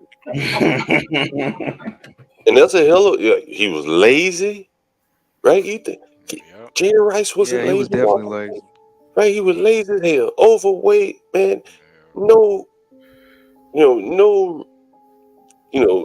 big team, like I'm on a team. This is there's no I in team. He was all by himself, man. Like, but wait, John. Go ahead. Isn't the NFL classified as like a sports entertainment league versus, or an entertainment league versus like a sports league? Yeah. Like entertainment, not a sport type thing, right? Yeah, that is true. So I guess by design, what they're doing is not wrong. Well, I just think that the cultural, like the business aspect of it is, they have players so specific to their position that they don't have to learn to play as a team. Hey, you're going to come in on third down, just chase the ball. Because you're talking sports, but they're entertainment. You know what I mean? But you're talking sports, which makes sense. But if they're saying they're entertainment, then in my mind, down on the elementary, the Pee-wee league level, there used to be some redeeming traits that come out of it. The offensive line is it still is a very cohesive unit. But now, again, it's evolved to all like individuals, like solo rappers. And for people who have worked or sent resumes out over the last 20, 30 years, one of the biggest things they ask for when you go for a job is what? Teamwork. Can you work on a team? right? That's And a skill. football instill those values. I don't think it does anymore. And just to reflect on, like you said, the parents that allow this, I had an interesting conversation with a woman who said to me, her child's camp ended early August, and she needs to find another camp for the next 4 weeks because 4 weeks is a lot of time to sit around the house on video games. So I said to her, why is that even an option in your house? Just out of curiosity. And she never responded. But I just thought that was interesting. What do you guys think? What do you think about football, boxing, stuff like that? Would you let your children play? Portia, if you had children, would you let your child play? Would you let your child box?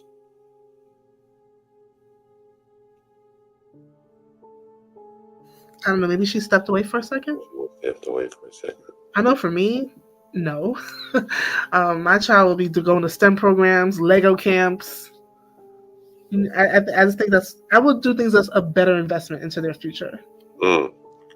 Yeah, because I've noticed this with it's like when kids start sports young, that's all they do, and they don't have, and then when it's over with, they don't have no hobbies, they don't know where to go afterwards. So, if I had a son or a daughter, whatever, that wanted to do sports, I'd also make sure that they try to, have things outside of that sport going on as well.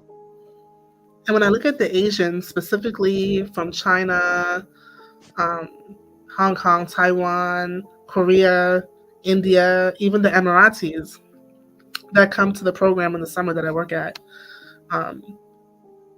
their parents can't pay for them to have a 12K summer in the city with no sweat off their back because they're investing in learning, right? And when I talk to these students, like, okay, your day is done, you're going to go home and watch TV. They're like, TV? I have Chinese lessons. I have swim practice. I have Boy Scouts. I have, like, some of them play professional hockey. Like, there is no, like, and these are the people who are, like, the future of wealth right now. I don't think people are seeing that. But they don't spend their time frivolously. Can I like, a slight pushback? To them. Let's put it that go way. ahead, Stanley. You have a grown son. You're probably the only one with a grown son. Well, he thinks he's grown. He's grown. He now. grown. Hey, we do what he want to do, Stanley.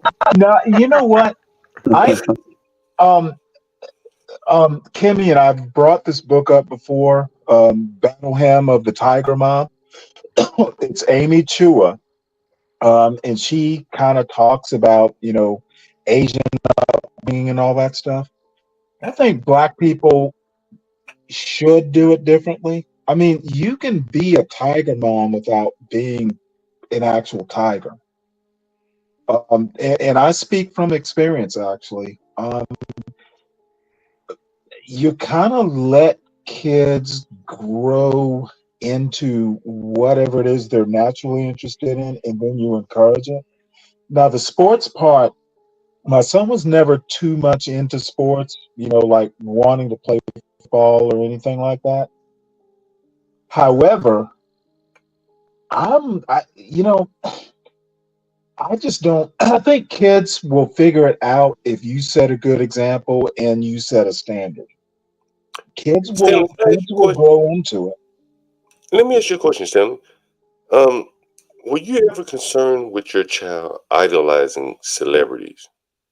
No, because I don't. But I mean, you see it on TV, like we don't even have cable. Oh, okay. Now we have TVs, we have streaming services. But again, I actually think parents set the standard. And if you want to get me off on a tangent, America's biggest problem is bad parenting. It's not the politics. It's not a lot of other things. It is literally bad parents. I Did agree. You listen to rap music like Young Thugger, Future? I'm sure my son listens to rap music. Now that's the other thing. I have never monitored his what he reads, what he watches, what he listens to. I just assume. Hold on a second. I was reading some of your comments in the chat, and you were saying how something about I can't remember exactly now. But do you think that like rappers talking about consuming drugs, would you have a problem with your child listening to some music like that? Well, he played Grand Theft Auto, so I'm sure. But that's a video game. I mean, like, these are Yeah, real. but even so, I might have lucked out, and I could be proven wrong in the end. But he's made it to 18, and he's okay. He knows there are bad things in the world. He knows there are drugs and all kinds of stuff out there that will derail you. You knowing about it doesn't mean you'll do it. You know how like and I can't, I don't have a child your son's age, but I can, how they talk about how children would just start mimicking rappers and shit like that as they grow up, or just in their mannerisms and things like that. You should ask. So I'm asking you, right? My son came to me wanting to do twistises. What is that? You know what I told him? When you go to college and I don't have to see it, that's fine. You won't do it while you're here. I don't think we heard you, Stanley. Can you say that again? What is my son wanted to twist his hair up like twistises. Oh, okay. Yeah, like dreadlocks. And I told him, when you go to college and I don't have to see it, that's fine. But you're not going to do it while you're living under this roof. Now, where do you think it wasn't even a discussion? It was a one-way conversation. Where do you think he got that influence from? Oh, I'm sure he got it from school, friends, whatever. No, yeah, okay. But like I've told him, they don't live here. Interesting, Stanley. See, Stanley, when you talk like this, man, like I think you can give a lot of wisdom to the younger people in the channel, in the chat, on the panel. And I think people will appreciate this, Stanley. What my usual foolishness? In the antagonistic Stanley. Because man, you got a lot of experience, man. Stanley, I was telling HB, you remember that time you were telling us about someone asked about your best experience on a ship? You remember what you said? I don't even think I was on there talking at that point. I remember what he specifically. Said. No, you were talking about the plankton that oh yeah, the glowing plankton in the wake. Yeah. Yeah, I didn't even know that shit, and a lot of people didn't know it. Yeah, I didn't know that. I didn't know that either. I didn't know glue in the dark.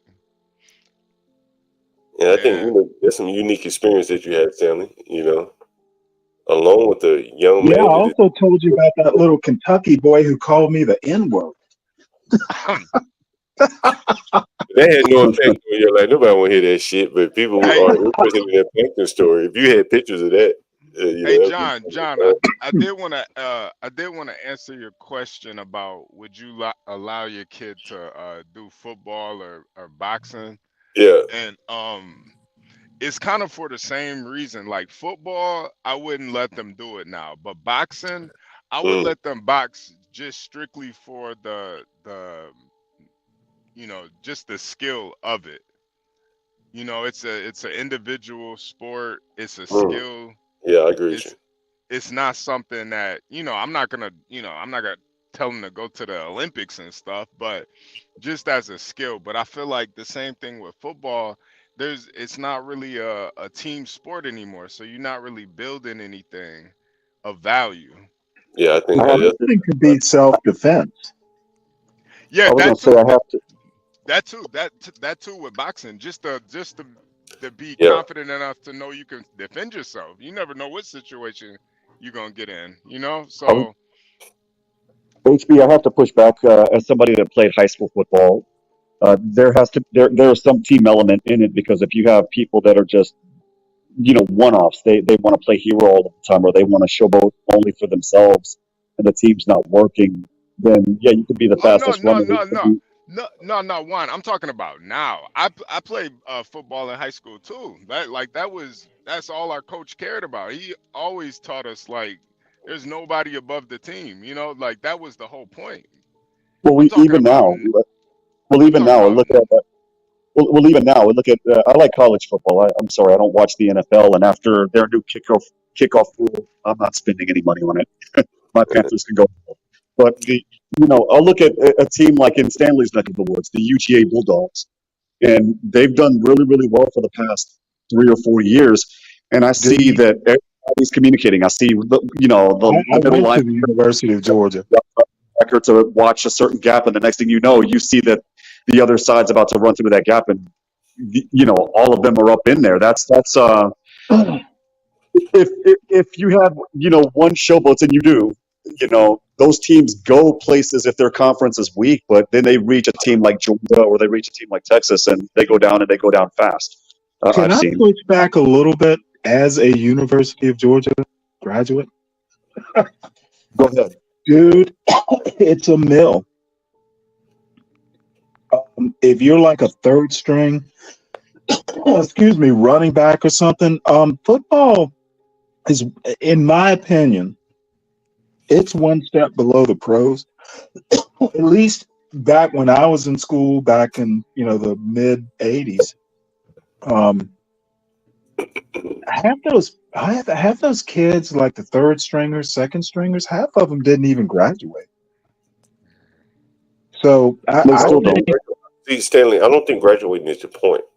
Right? Well, no, it's not, and it should be. Graduating. The point that I was making is that these guys never graduate. I'm sorry. Hold on. They don't go to the NFL and they don't graduate. But again, they may not go to the NFL and they may not graduate. But they very well could be their local car salesman, top salesman, off of the hype of a great high school career, and 2 years, 4 years playing for their, Alabama or Georgia. There's a lot. They could end up being a coach in their high school. But 20, 30 years ago, at least they were. You don't need to coach you like to high school coach. I think you have to have a college degree. Maybe they end up getting their degree. They go back after leaving college after their third year, whatever. Or maybe they were a few credits short. Shaquille O'Neal, all these other players, they did it. What's that boy that slammed the basketball from North Carolina? I'm talking people who never made it to the big leagues. That's what I'm saying. I'm talking about the people who never made it. Shaquille O'Neal made it to the big leagues. Yeah, but I'm saying he went back and got his degree, and a lot of them do. Or But maybe he made it to the big leagues. right, but the ones that don't, they may end up going back getting their degree, or they end up selling cars in your hometown. And they're the top salesperson because of the career they lived, playing football. There are a lot of different avenues you don't think about. Because I used to see them in my hometown, selling cars or doing this and doing that, because some of them had, Well, you know what? I'm gonna have to do some research. Yeah. Because I don't think I agree with it. I think most of them wind up failing. Failing maybe in college, but all of them. I mean, overall. I mean, if you go and get beat up on a football team and basically used to that degree only to fail upwards to be a car salesman. Well, I think, Stanley, it's almost kind of like the military. People put their life at danger. And they may come out and they may be a car salesman or whatever they are, mechanic. And I would hope that being in the military is a higher calling than college football. Well, but the same kind of discipline and order. I don't think a football team is anywhere near the discipline that I didn't say the same kind, but I'm saying in the military. I'm saying, both require discipline outside of what most people. You know what? I'm gonna belabor the point. I would bet you that Comparing the discipline to play college football to the discipline needed to fight a war, not in the same ballpark. I didn't say comparing them. I'm saying that both of them require discipline. I don't think both of them do, not to the same degree. Okay, fair enough. Well, the football players, they I require. don't think football players, college football discipline is not military discipline. They're not shooting at you on the football field. Forget about military, right? But college football requires a level of discipline, right? Above and beyond just getting up, going to class. They got to practice. You know what? We're going to go back and forth on this, and it's probably not going to be worth it. And so what I'm saying disagree with you. Right. So what I'm saying to you now, Stanley, today the players get NIL money. There's a different incentive. They don't really have to be team players. You see what's happening with Deion Sanders' teams. There's a bunch of individuals. Right. And so the redeeming qualities of playing have been diminished, and so it's less discipline than days of yore, is what you're saying. Right. And so I would say that the business of football appeals to chewing people up quickly, not developing people. That's my point. Let me finish. And that is very appealing to lower class people where they don't really have to put a lot of effort into. I think that chewing up process is not beneficial to someone who doesn't get a college degree. Being a car salesman, now you can make a lot of money. There's talent involved in selling, a talent I don't have. And I just mentioned selling, car salesman. It could be anything. I agree, but I think that chewing up process, that's the part I'm concerned about. The chewing up process. Not everyone comes through it. Fair enough. Not everyone, you're right. But anyway, moving right on. Let's add one up here. We dropped it down for whatever reason. Sorry, guys. My Wi-Fi hated me this afternoon. I was just saying that even with them showboating, and Stanley complimented it to a fault. You guys talked about Colorado, Deion Sanders' team last season. That's exactly what happened. You had these one guys. You had one guy that was the two-way starter. You had one guy that was quarterback, and nobody else wanted to work as a team. And as a result, they went 4-8 after having a miraculous beginning of the season. But Stanley's actually right. I agree with him on the monetary sense. If you're not going to get a college degree, then why the hell are you there? In my honest opinion. But let's just be honest on that one. That's a non-starter question as well, because with the NIL and with hundreds of billions of dollars going into these Power 4 conferences, they're not even going to look at Stanley's point, even if I agree with it or not. Which again I do, but everything is about money now. I mean, good Lord, Travis Hunter is making NFL money from the 90s now, with an NIL deal. Shedeur Sanders the same way. And so, I don't know. Maybe this could be the end of, I don't know, collegiate sports as a whole. But for the time being, there still has to be some teamwork in order for the more successful teams to be successful. People complaining about your audio there. Can you hear me? We can hear you, but it's like you're underwater. Yeah, it's a little choppy.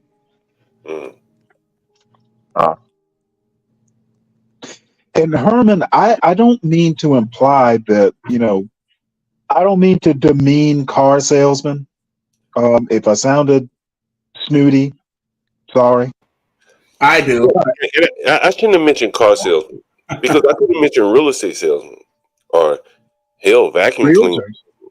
I have a buddy, right? He said, I'm going to bring him up here one day. He sells dental work. He makes a shitload of money. He made $300,000 last year selling this shit. Well, real estate salesman. But the thing is, not everybody's that level of superstar salesman, though.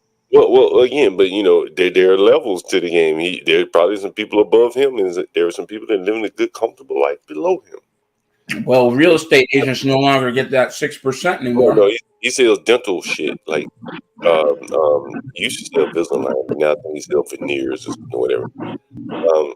But there are a lot of levels of sales. These people who, because the one thing that they do benefit. Someone has some background noise. The one thing that they do benefit from is that they have to meet the press regularly. Not all of them, but many of them. And working with the press, answering questions, being a superstar, or a model, a medium level star. There is some, learning in that, which, translates into maybe sales for some of them. I have to tell you, stockbrokers, at least back in the day, that's the other thing I never told you. I was a stockbroker for a couple of years, right out of the Navy. Stockbrokers, yeah. You had your series licenses? Wow. I worked for Dean Witter, believe it or not. But I don't have the sales gene. I'm an analyst. Basically, they classify people. You're an analyst or a salesman. I was more an analyst. Excuse me. To be fair with you, Stanley, after judging you, you're not like an aggressive person. You say you're not sales. I'm not. I know I'm not an entrepreneur. Hey, Stanley, that's a matter of perspective on whether or not you're aggressive. Well, yeah, but I mean not aggressive where it counts, obviously. Look what Maverick put on the screen, Stanley. It's perspective. The thing is, I admire superstar salesmen. There was a dude at Dean Witter who was like the top stockbroker in, the company. Dude had like a couple billion assets under management. Was he a drug addict? This motherfucker could sell a chicken her own eggs. He was that good. So anyway, what I'm trying to say is I understand, a high level salesman, it's a skill in and of itself and a good skill. I'm just saying, I consider myself fairly well read, and dude, I tended to attract customers like me. And that's the other rule of salesmanship. You tend to attract customers that are like you. Yeah. I had a bunch of analysts who were clients. They were teaching me shit. I agree with that. That is true. You get what you put out. I mean, that is true. Stanley, I started out by saying you're not the aggressive type, and football players by and large are hyper aggressive. I don't give a damn what position you play out there on the field. You're probably more aggressive than the average. Agree. I think salesmen are too. I know, right? Like they're more aggressive than the average man, and that aggressive nature, if you can have the emotional intelligence, ties in very well with sales. And so when you look at Maverick G's coming up on the screen, the Jones Wright pro athletes get a lot of contacts, and that is something that I forgot to mention. They do, man. Like they get a lot of contact. Things like the behind the scenes, the dirty, the pig, the sausage making. They meet a lot of people. They meet a lot of influential people. Listen, I was roommates with Eric McDyce. What's that boy? McDyce. And Antonio McDyce. Back at Alabama. I was a roommate with his brother. Not even him. And all kind of people would call. I don't even know how the hell they got our phone, man. And they'd be calling and calling and calling, man. Women, men, salesmen, people offering shit, And so they're in contact with very powerful people. Maybe they want to throw a game. Maybe they want to just give them some money. And at these big colleges, and you may remember, Stanley, there's probably a walk-in where the Georgia football players walk in. And, not too many. They probably had the RV buses and shit set up a week before the game. You probably remember all that. You ever heard about this shit? That's tailgating, John. Yeah, right. That's what they call it. Hey, Stanley, real quick, since you said you went to UGA in the 80s, were you there during the era of Herschel Walker? Herschel Walker, yep. Actually, I was slightly after him. Now he went back. I don't know if he ever completed his degree, but he was a business student. And yeah, I've Yeah. seen him once or twice on the North Campus. So you, Stanley, you heard about the boosters, right? You heard about boosters, right? Well, I know what they are. You know that. So man, it blew my mind. You know, when I was in Alabama and those RVs would pull in on a Monday for a game on Saturday, man, them players would be going over in those RVs getting money, man. Mm-hmm. Those are rich people, man. That's a hell of a lot of context that the I'll guy. give you one better. Mm. McWhorter Hall, believe this or not, McWhorter Hall was the athletic dorm, and I think it might still be. I don't know. I literally haven't been back in 20, 30 years. They were renovating it, so I had a third string running back next door to me in the dorms. And dude, this dude had like the latest stereo, chicks, back and forth. And he was a third string running back. Yeah. So I'm like, damn, you know what? I might have to walk on with my skinny ass if I can get all this. But you don't know it, Stanley. You know what is Georgia, Stanley? Come on, now it's a running back. Even back then, Georgia's always it's a good school actually, but it's always been running back. You, Herschel Walker, Garrison Hurst. Yeah, the only quarterback that I can think of that kind of made it, Gus Frerotte. I think he was a backup quarterback. Is he still in? Gus Frerotte, 50 years old. I think he kind of made it, but probably was gone in a year. Now, Fran Tarkenton went to the University of Georgia. Did you know that? And Joe Namath went to Alabama, but they don't produce quarterbacks in the SEC. Yeah. Anyway, man, not to bore people with the football references. A shameless plug here. Damn, HB dropped off. I was hoping HB would be up here. But we had our great trucker co-host HB, and here I'm John Galt, and we have, as you can read on the banner, our wonderful editor and what did it say? Admin and graphics manager and editor. That is correct, and more administrative to all of this shit that you see happening on the screen and behind the scenes, right? And so we're right at 8 hours. That's correct, Portia. We're about at 8 hours, right? And you, Portia, what do you think the average viewer duration is for these 8 hours? Yes, we are. What do you think the average viewer duration is? I don't know. 23. That's a pretty good guess. We're at 22 and a half minutes, give or take. Minutes. And I keep honing in on that stat, Portia, because I think like we need to start comparing ourselves to like a TV show. You know, Yeah, I don't think I heard, or I don't know if you heard me. I'm sorry. I said I was back, but I forgot to take myself off mute and unmute my computer. I was saying that I think that we're probably like at 23 minutes, but what are we at? I haven't looked. Yeah, you're right. You overshot the mark by 30 seconds. Okay. Boy, we're 22 minutes and 25 seconds, give or take. It's going up as you start talking, Portia, by the way. So anyway, you see the banner at the bottom. Show some love to our editor. We can see all the views, right? So we assume that most of y'all are watching the views. So show some love to our wonderful editor and everything else that she does. Portia J, you see the cash up down there.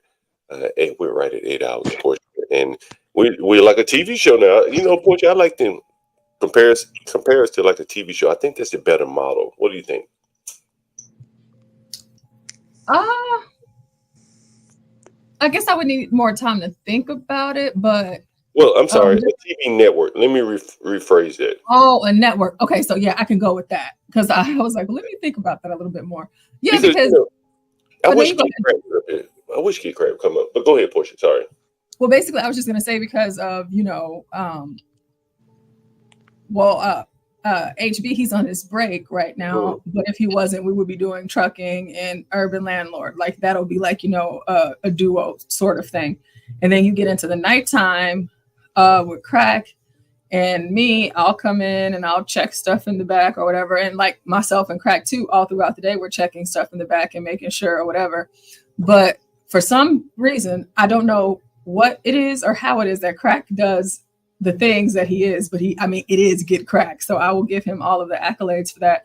But like at night, it gets really crazy and it's still a lot of people watching. And it's so insane to me. Like last night we had the Ava and the Ruby drama. And then we had a performance by Ava and then 12th Man and Stanley going at it. Like there's so many different personalities that people look forward to seeing, and you're getting a little bit of everything. And so I think like a network would be a better, way to say that. So you can get politics with me because that's the one thing that I love to talk about the most. You got trucking news. We were talking about the music industry, sports, whatever it is. Like I said, it's your one-stop shop. And I like that model for what it is that we're doing here. And you can always expect some fun. We have stop, tips and advice. What else? We got Master Kim in business. And I wanted to ask Mr. Kim this earlier, if he was able to check out the uploads in his playlist and, just the whole overall, because basically with the whole idea of a network, which I like that you said that. So what I am working on in the back right now is for the different personalities that we have. So if we call it a network and we have episodes, right? I like so that. What I'm doing is whenever you go to the channel, the main channel, you'll see, let me actually see if I can show that really quick. This video is going to play anyways. Let me pull it up. So whenever you come to the channel, you're going to, initially see what the page looks like. But I'm all about, production, visuals, and what looks good to the audience. So whenever you come into the Urban Landlord, let me make sure I'm sharing it and y'all can see it. Hey, Craig, can you come up for 1 second, man, before I roll out? So you have Get Craig. The main. Hold on. Portia, Get Craig, can you come up for 1 second, man, before I roll out here? I wanted to run something past you. And it's like a financial topic, and I know you give me some feedback on that. So, Craig, come up for 1 second if you have time. But go ahead, Portia. So you have the main page here, and so of course you have the videos. So you can see Big Dummy, Too Big Money. That's Master Kim's segment. Gone Trucking, of course, with HB. We have the Brooklyn, Franklin Avenue, real stories from the NYC streets. And then, of course, we have our uploads from, the Urban Landlord as well. But my biggest focus here is going to be our playlist. So whenever people come in terms of a network, so if I want to get my financial education, I'm going to come to the Big Dummy, Too Big Money playlist. So that's going to be a segment or a show within our network. Then whenever John goes to New York, well, we're about to hear City Voices from New York. So that's where I'm going to go.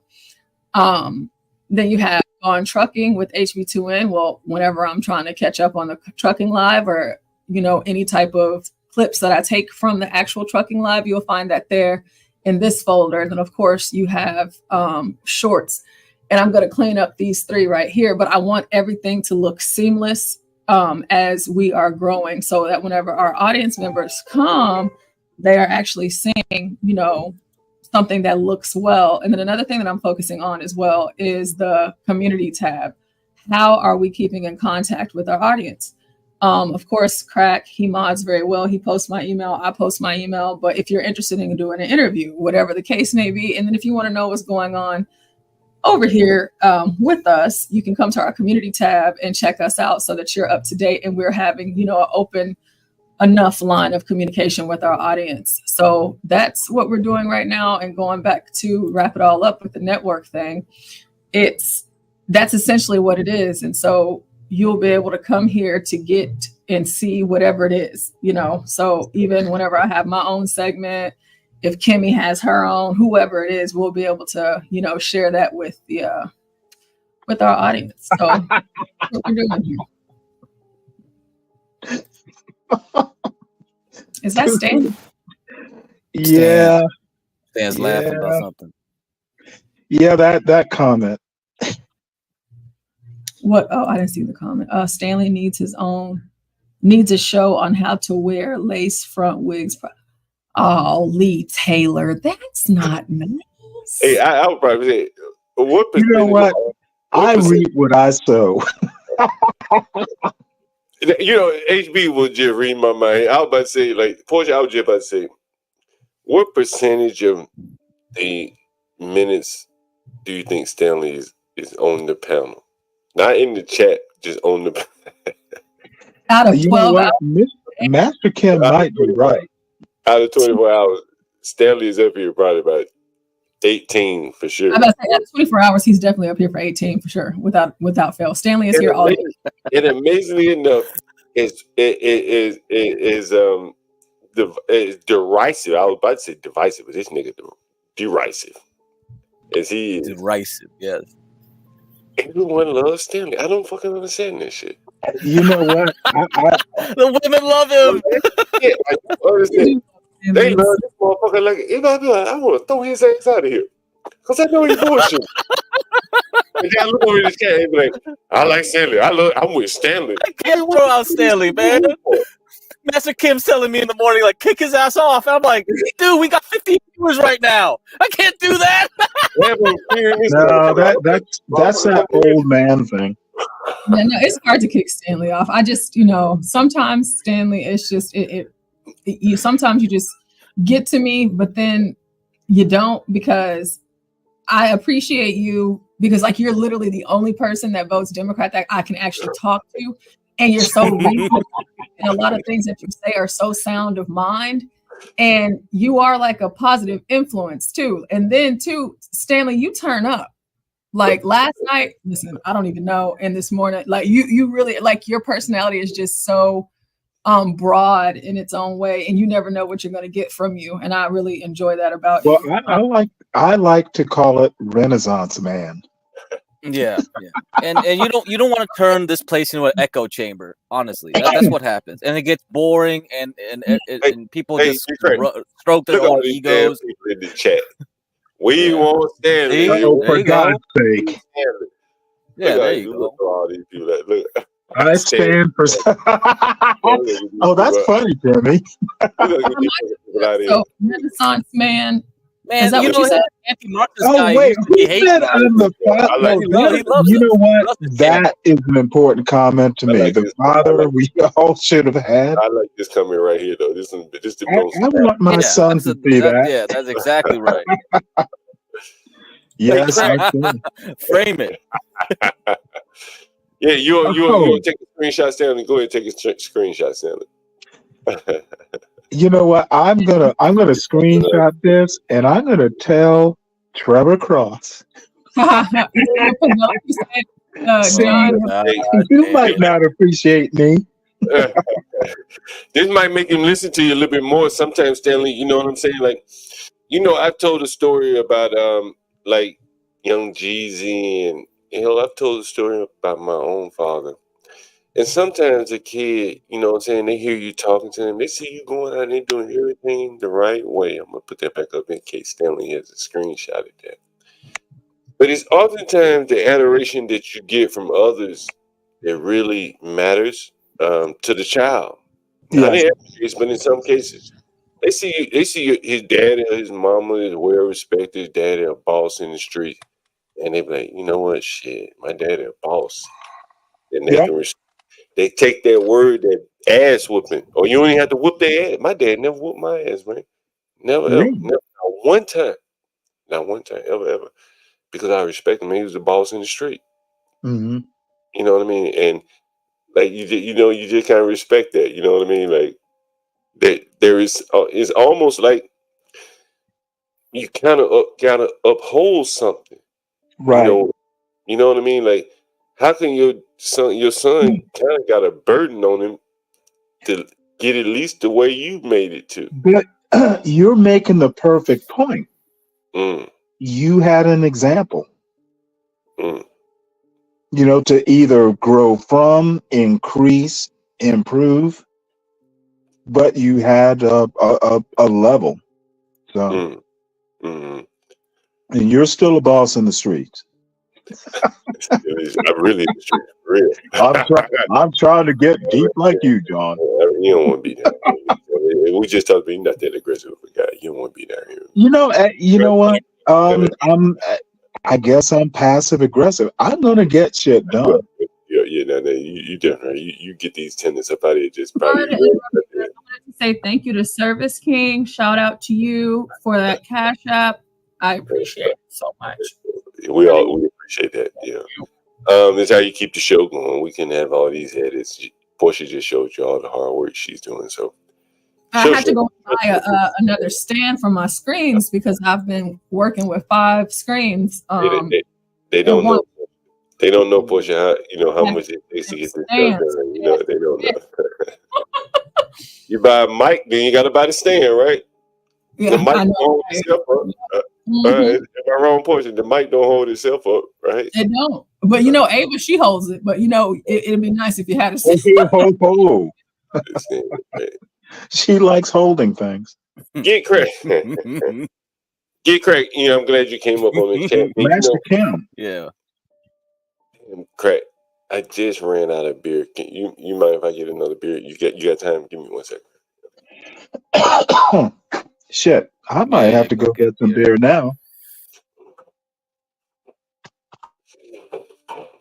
So Master Kim is here. I swear this is deja vu. Were you able to I don't know if you've seen it yet. I just showed it. I don't know if you were listening or watching at that point. The playlist that I made for your segment, The Big Dummy, Too Big Money, is that what you were? Oh yeah, that's like awesome. I'm gonna go back and watch them. Yeah, I was listening a little bit, and then there was a delay with what I was listening to, and obviously the live. And what I wanted to say is that, and I could be wrong, and I'm most certainly want to learn something new.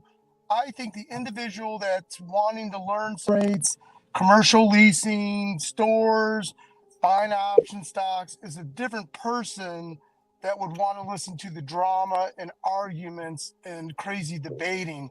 So my only comment about tearing into Stanley is I think it's going to scare away the people that want, kind of information, not all the drama and stuff like that.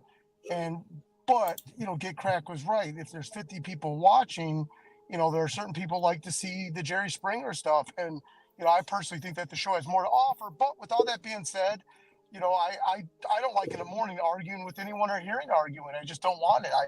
That's my choice, and I can tune out. Yeah, I don't think people. I think you make a very valid point. We probably need to move that to, the after hours. Yeah, like the late night. I was telling HB someone, maybe it was Craig. I think it was HB. Like, one morning I jumped on, I think Craig and Stanley was on, and about 4 o'clock. And I had mentioned this article about the 4 o'clock hour. You remember that? You remember I mentioned that, Craig? Craig, you think I think you, but some of you others may remember. And by 4 o'clock, I started seeing people log on, like those working people. And one of the first people I saw was, guess who it was? You won't believe who it was. It was Sir. Sir is an owner-operator, right? Mm-hmm. He got to get up and get at it. He the owner-operator. Shit don't move. He ain't moving. Yeah, you got American Man, Sir. Yeah, those guys are usually the first. Yeah, then you start getting other people. I think it was Black Knight and N8 Ways. Somebody say, "Hey man, jump on the man." Yeah, yo, I'm on my way to work. I'm at work already. And so it's a very quality audience, is what I'm saying. So that leads me to what I was saying to you, Crack, earlier. Why I wanted you to come up before I get out of here, because I got to go to work too. I got to do some work today. When you have companies that are being like pitched on a road show or something, the company could be, hell, There have been companies that had no revenue and went public, right? Or maybe very scant revenue. Am I wrong about that, Craig? But Yeah. the way they pitch them, say on the road show, and you know what the road show is, Craig. So I'm talking shop with you, but for other people, let's say a company like Facebook is about to go public, and I'm just using this as an example. One of the ways that they sell Facebook is that they go around and say, yeah, the company's not making any money, but right, then they roll out what they say are like the key performance. What they call it? Shit, KPI. Is that what they call it? Yeah. I think it was like compound annual growth. Yeah, Like something like that, taggers and this and that. They show all these crazy graphs that like look like the growth is going to explode, and that's where the money will come in eventually. So they only try to get people that interested in cash flow, like future cash flow, right? Yeah. And so they'll do something. They come up with all these statistics. How long are you on the Facebook website? Yeah, you ain't buying anything, but how long were you there? Yeah. Right. And I think what they call it, stickiness, viewer retention, user retention, audience retention, right? Are you familiar with what I'm talking about, correct? Like there is some value with keeping someone on your stream for 2 minutes, 20 minutes. Yep. The longer they're here, the more value you have. Yeah, the right? audience retention, which will increase your metrics. Yeah, for advertising. Yeah, stuff like that. Yeah, Now do you see why? That's why a lot of people don't understand how to value these like tech companies anymore, because all of it is just like made up stuff where it's like maybe that translates to actual revenue, but you're not really sure. And that's why Netflix doesn't even talk about subscribers metrics, some subscriber metrics anymore in their earnings report. They're hiding them now. They're hiding like them. people are getting like too into the woods, I guess. They're looking into this and that, trying to tease out what Netflix price should be, and they don't like that no more, man. Right. If you turn on a Netflix movie and you turn it off in 15 seconds, it's not very good, right, Craig? It's not good. And if you watch that whole damn movie where they splashed a couple ads in between, that's very good, right? Yeah, right. And so I've been looking at this average viewer duration. You hear me talk about it, mention it often. And I think it's a very important measure. I think that it is beyond super chats, if you ask me, Craig. That if you had someone to say, hey, man, I get people that are watching 22 hours, 22 minutes, or 23 minutes on average, whatever. That's a TV show audience. A TV show would love to have that. Am I wrong, Craig? That's a pretty good statistic. Would you say so? Yep. And I think that's consistent right now, right? It's pretty consistent. Yeah. And I think that number is probably more important than even subscribers. I mean, subscribers are important.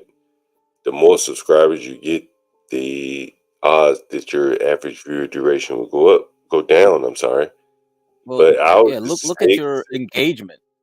Right. Yeah, your engagement is real high. Every time we do likes, people do more likes than the average viewer per hour, so that means every new guy that comes in that hour clicks like before they leave.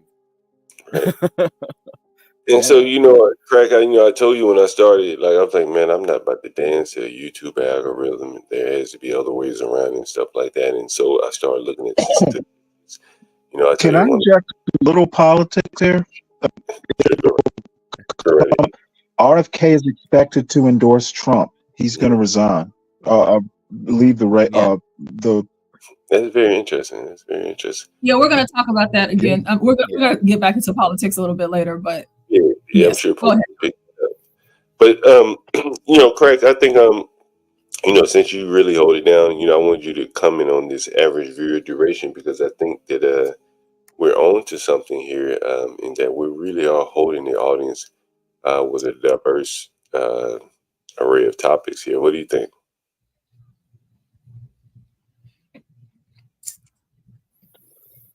Well, I want to talk to Master Kim. If I'm stepping on your toes, tell me when not to be here. And I'm sincere. No, I'm sincere in that. Now, I mean, I think some of the topics, Stanley, as you said, you do have a son, and you're looking to give some of this information on to your son, and so Well, no, what I'm saying is I can be in the audience when Master Kim is talking. I don't have to be on the show, and don't mind not being on You the know, show. I don't even know if it's stepping on my toes. I can't even listen to you even in the background because you're cussing people out, debating everyone. And some people play podcasts as background noise. And if you're working Mhm. and stuff like that, and they hear you Mhm. arguing and just cussing people out, I gotta like So turn you it off think I'm because belligerent and ignorant?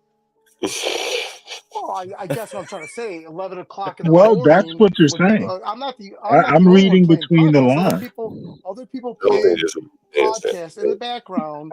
And if you're arguing with people over such petty little stuff, I just think it's a little much for like 10 o'clock in the morning. You know what? And I it think has nothing you to do are with me, by the way. absolutely right. I'm going to agree with you. Wow. Well, it was an accident today anyway, Master Kim, because that false guy is like a new dude, and it's like it's my fault because I wanted him to fight Imperious.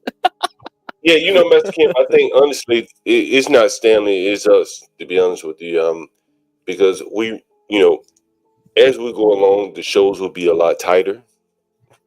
And I've talked to HB about this, and so on the morning trucker shows, and so I think it'll be a lot tighter. So the things that you want to listen to, it'll be at the times that you want to listen to it, and most of the time you will be on the panel participating, or at least that's our hopes.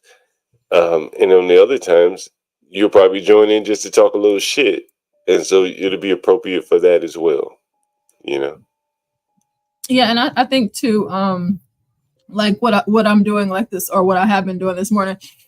I think it's nice whenever we get to talk about a topic, or a topic is brought up and we actually talk about it instead of just jumping to the next one. Like because sometimes it's all over the place, and so even whenever I'm editing, I'm having to start at the top of the day, at the top of the 12 hours, and like listen through to find where does this connect to like make it come together. Because it's like when they first started talking about it, this is really good, but then they stopped and they talked about 15 other things, and then we went back to it. Now I do enjoy the flow and stuff like that, but with the expectation of uploads, it just helps more. Let me ask you a question. I like the crazy stuff too. I mean, I love all of it. I listen to everything.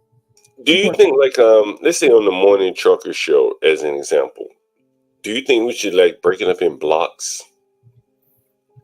Like let's say on the hour, maybe we report the breaking news on the hour. I think that's what we should start doing. Because that's what I would like to do. So like for me, like how Stanley just told you guys about RFK. So like I know as far as I'm concerned, like whenever it comes to like breaking news politically, like government, economics, like that kind of thing, that all ties back into politics. I think I can just come in and say, hey, this is what's going on, whatever.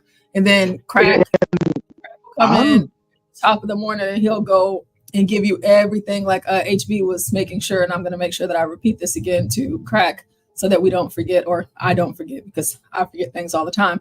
But Crack, please give us an update on Powell and what the rate cut means.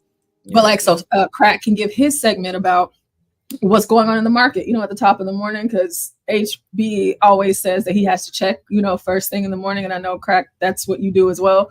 Master Kim can come in and, talk about what he wants to talk about, and, so on and so forth. And then in between all of that, whatever we get is what we got, By the way, I can actually just do the overnight. I mean, politics actually is what I like. I don't have to. Yeah, you'd be perfect for the You'd be perfect for the overnight with you, Ava, Crack. It's always just me, Ava, and one black guy. I'm sad I offer the value, but now the politics part is culture, politics, that sort of stuff. And I'm not mad at Master Kim. He is right. No, it's really not Kim. As I said, it's really us. It's up to us to create digestible content. I think that's the term they use. In that sense, that the content you know, as you've seen me try to timestamp, I think Portia is doing the same thing.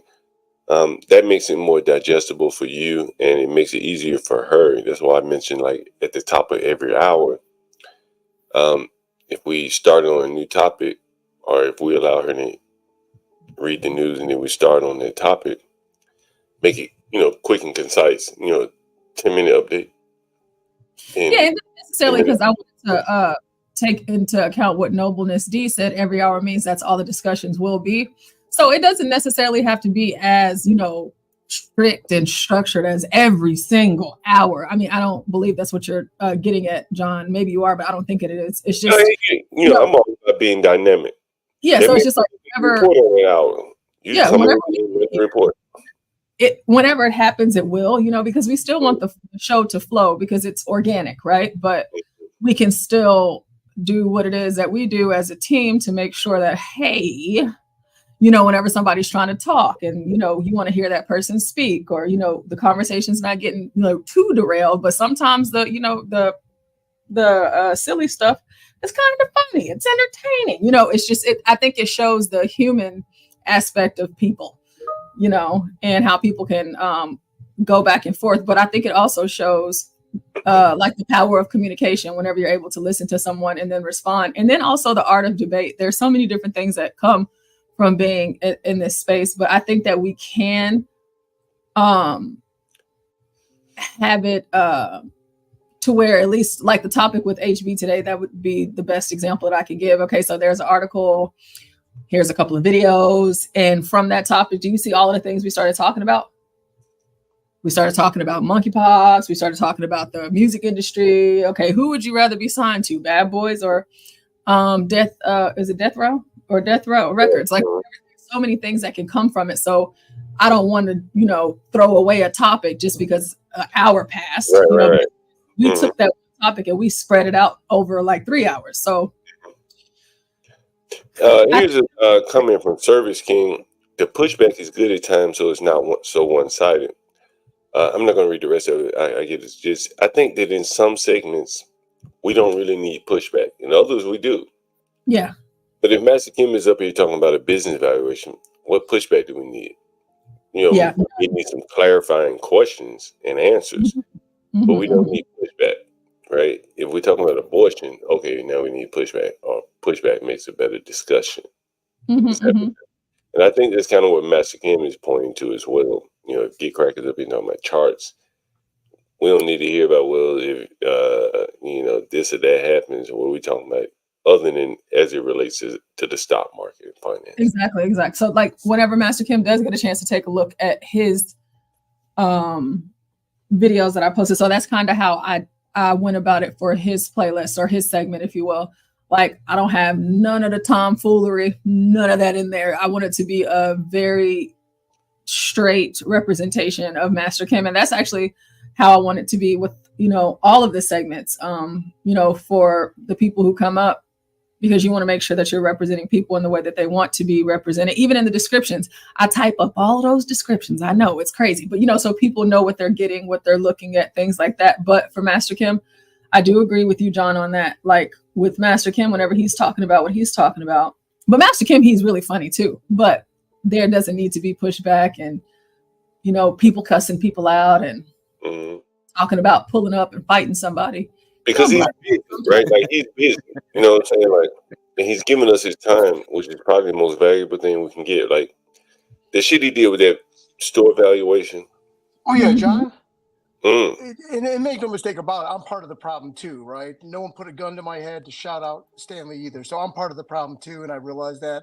And I think that's great that Stanley offered to, you know, do the overnight shift as well. That because in what you do, the toughest shift is the overnight shift. So, hey, Stanley, good job throwing your hat in the ring. Yeah. And again, I'm disappointed in myself for shouting him down because other people are thinking, is this the same Master Kim trying to talk about multiples and stuff? And here I'm, shut the F up and this and that. So I'm embarrassed that I made myself look like a fool. No one but also I'm thinking, man, I just need to not get involved until I do a segment and then just don't listen or log in, which probably isn't the solution either, you know. It's my own fault, and I need to. Well, this is like myself, I suppose. this is like an on-air critique. like a 360 review or some sort. So it was good that you mentioned it, and Stanley didn't take any offense to it. So I think we improved ourselves just by having the open conversation, because you could tell me these things. I may not effectively articulate it on air, and then Stanley may or may not even hear. He may not be here that day, and then it gets kind of lost in translation. So I think it's pretty good to kind of air it out, like a critique of some sort. Stanley, if you got a cash app, you put your cash app up in the. For Stanley, because Stanley, he's a fan favorite around here. So, but also, I just enjoy doing it. So I'm glad that you do. I'm glad you do. John, I know that you have to go. I wanted to say this is about everything. I call my own shots here. I didn't know about the Rumble, and I made a Rumble. So sorry guys, this is important. So you said that you actually have a Rumble account. So I created a while back. I did create an account, but I can just delete it.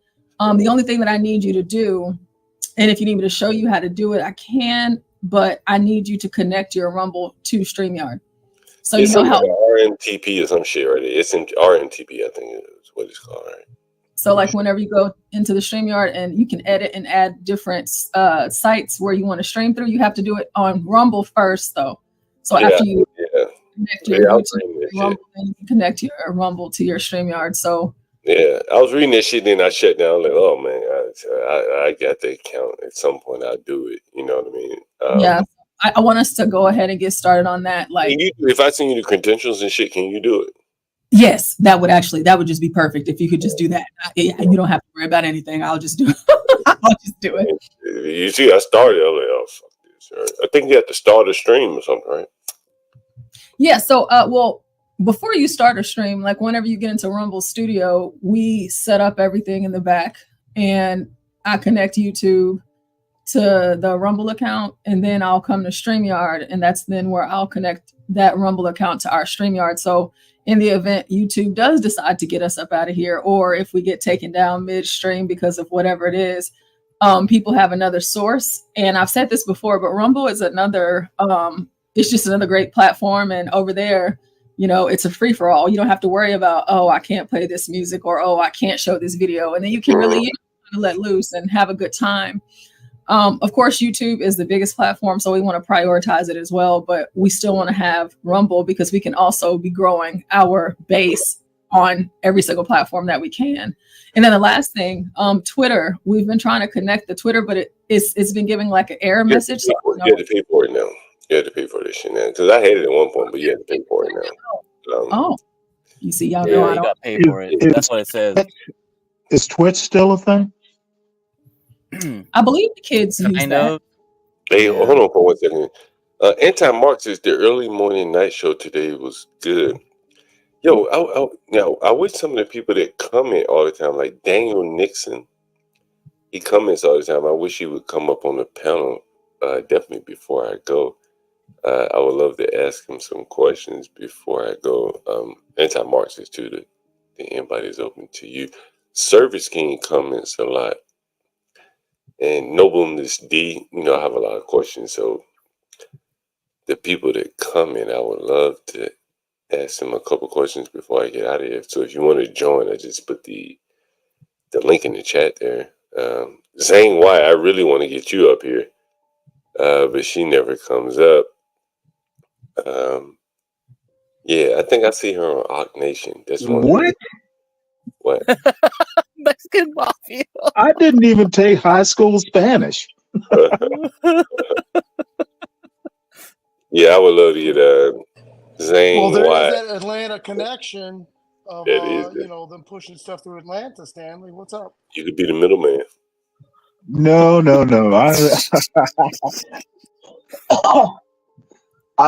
This is a random joke, but all of a sudden my son wants a Breaking Bad poster, and I'm like, Georgia Tech chemistry class.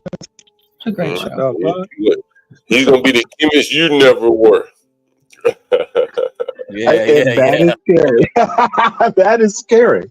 Hey, you been right. I think that was the first criticism I had of your ass.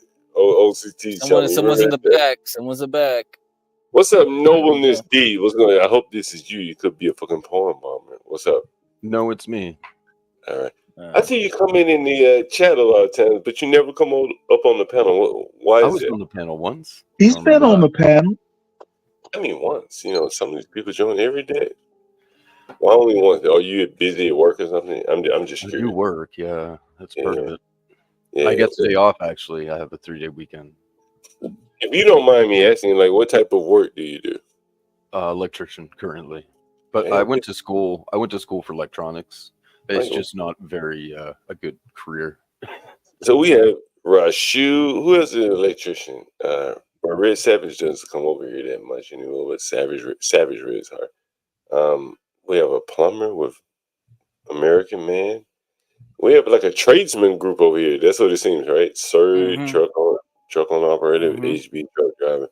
A very blue collarish type group. Even Master Kim is kind of in the blue collar level of business. Would you say that's right, Master Kim? Oh yeah, the low level. Anyway, so I always find it a very interesting type of audience we built. Hey, so You know- what brought you to the channel, Nobleness Dee, and what keeps you coming back, and what can we do better? I'm curious to know. Okay. I was going to mention just on the side, what I kind of am a lot of is an old school truther, really, since okay. like All right. 2008, maybe, Uh-huh. 2008. I listened to many of ours, Alex Jones back in the day, but I Oh, stopped yeah, listening right. to him like 2011, 2012. Why did you stop listening to him? Why did you stop? I did eventually kind of figure out like he's shit, like he's a scam. Okay. Not that it's not true what he says most of the time. Can you but can you explain that? yeah, so many things, but I first clued in. If you don't mind, Sure. mind. I first clued in, I was watching him a lot, listening a lot, and then I clued in like there was a couple of times. I remember Cynthia McKinney was one of them. You know that woman? She's yeah, the black lady. A black lady in politics in some maybe Virginia state or something. I don't know, somewhere there on the east. And she's like a kind of truther, like she's way outside the box, right? Yeah. And her and there was another woman, and Jones would be interviewing them kind of, and the moment they would bring up something that's a real movement or a real, I don't want to just say protest, but it's like protest movement thing, like something that could really inform some people and gain some traction, Jones would shut them down on the moment. As soon as they start talking about it, he'd shut them down and change it up. So if anything, Alex Jones in the early days could have been like a billboard for movements for truth, but he was the opposite, right? He shuts it down. And then I got a friend now I met a handful of years ago on the net here I've talked to, but he's in Dallas, Fort Worth. Mm-hmm. That's where Alex Jones is, right? No, he's in Austin. I think we lost you. Nobleness Dee. Oh, sorry, I clicked it. Yeah. There was Jones goes to a couple of places, over time for protests and rallies. He lives in Austin, right? I think it's Austin, yeah. And so I don't even know where my buddy went, if it was up in Fort Worth or he went to Austin, whatever, it was years ago. But he said, so there's lots of people and they're like all Alex Jones supporters, right? This is when like Bilderberg Group was a brand new thing to be heard of. And Jones would show up and he would just start yelling and trying to get in arguments with everybody, like everyone there's his enemy. It's like it didn't even make sense. Like he just went off and like he just changes. And of course I did notice every time he went on any mainstream outfit like Fox or any others, he would just act like a retard, right? Like, blah, blah, blah, blah, blah. Like that's his thing. And funny, now he's getting older, so every time he goes to put on that persona, like he sucks. He has to really try, and it looks more and more fake. But yeah, Jones, what the total truth is, who knows? Obviously, his family has connections to CIA and everything else. And then there's the whole Bill Cooper thing, or William Cooper. Sorry, is it? The guy that died, he wrote Pale Horse. He was like a hardcore truther on shortwave radio. They killed him. And then Jones took over sort of his position. It was really weird. You think Alex Jones is like a CIA op? I don't know the truth, you know. I mean, a lot of people would say, yeah, clearly, and then given the info. But on the other hand, he might be a useful idiot, like he might be brainwashed. I'm not a useful idiot; it's not the proper term, but he might be like MK Ultra or something. Who knows? He is like fucky. So I don't know, but he's just not. Like, it's not bad to listen to some of his info to learn the basis of it, but there's so much out there, you don't need him anymore. He's been right on a lot of things, man. Like COVID, he's right on it, bro. He's right on that. You know, It's you actually can not argue about hard. that. Once Say you what? learn the ways, it's not hard to figure it out. But So you said 2008, you've been a truther. That's the financial crisis, right? Yeah, there was also swine flu was shortly after. So what made the worm turn for you? The worm turn. You know, what really like turned you over? Like, wait a minute. Opened my eyes to all that? Yeah. I basically, I kind of just started out, you know, YouTube, and when YouTube got going, I was just looking at the classic, excuse me one second, clear my throat. I was just looking at the classic, like, Loch Ness Monster, UFOs, you know, ghosts videos, and then goes by some stuff about logos and occult things, and I got into that a little bit, and then all the symbolism around the world, and then it's like, well, what the fuck is going on here, right? You know, so it's everything. It's all the info. YouTube was so wonderful back in the day. You would get the amazing shit everywhere you turned, and you get on some amazing shit, and all the other people, of course, that used to watch other videos similar, those similar videos would come. You'd get dished like great selection of small channels with amazing info and evidence, you know. So what are your thoughts about elections? You think it's all bullshit, I'm sure, right? Generally, sure, but I don't know. I don't think it's 100% controlled. And I don't know, like, I'm up in Canada as well. And I was convinced back, there was a second time Harper ran and Jack Layton ran that year. I can't remember how long ago. It might have been around back in the early 2000s. I don't know. Anyway, and the numbers didn't make sense. Like, some parties got almost no votes, like 2 of them, in order for this outcome, like statistically and mathematically, it's like, that's bullshit. Like, that's not even possible, because every Canadian would have to be so fickle. It didn't make sense. So, and that's when I was convinced the Canadian elections were fucked. Prior to that, I already knew the American elections were not trustworthy. So when you saw Joe Biden, they do ballots harvesting and maybe some ballot stuffing, which means they're still trying to make the numbers. So is it really only half they're trying to manipulate it, or really, when it comes down, the whole thing's a game and they can change any damn number they want? I got no idea. so when you saw that Joe Biden beat Donald Trump, what did you think? When Joe Biden beat Donald Trump? Yeah, they were trying hard for that to happen, so it appeared. So Do you think Biden beat Trump? Do you think that was a legit election? No, but they've never been legit. Our lifetime. So, man, we have to bring you up more, man. I don't know why you don't jump on the panel more. I wasn't even sure, you know. I heard you wanted like 100 black men. I'm like, well, I'm not black. You heard me what? Yeah, I heard you say something. Wouldn't be great if you had like 100 black men. I'm like, well, I'm not black. John, I think by this gentleman coming from Canada has a very good perspective as well, because he doesn't have a dog in the fight. Yeah, I walked away from about 100 black men. I didn't say anything about 100 black men. What did I say? One time, no, it's offhandedly. I wasn't sure what all you meant. You were like, wouldn't it be great you had like the power, sort of, or the reach of 100 black men here? I think it'd be great too. That's pretty cool. Oh, did I say that? Damn, that don't sound like something I would say, but fair enough. I don't know. I say a lot of shit, you know. Sometimes I say even something. I'm joking. 100 men, I don't care what color they are. You know, my last 2 employees, they're white guys. You know, I don't care what color they are. Anyway, man, it was great having you up here on the panel. Yeah. Mexican, were you about to say something before Portia takes over?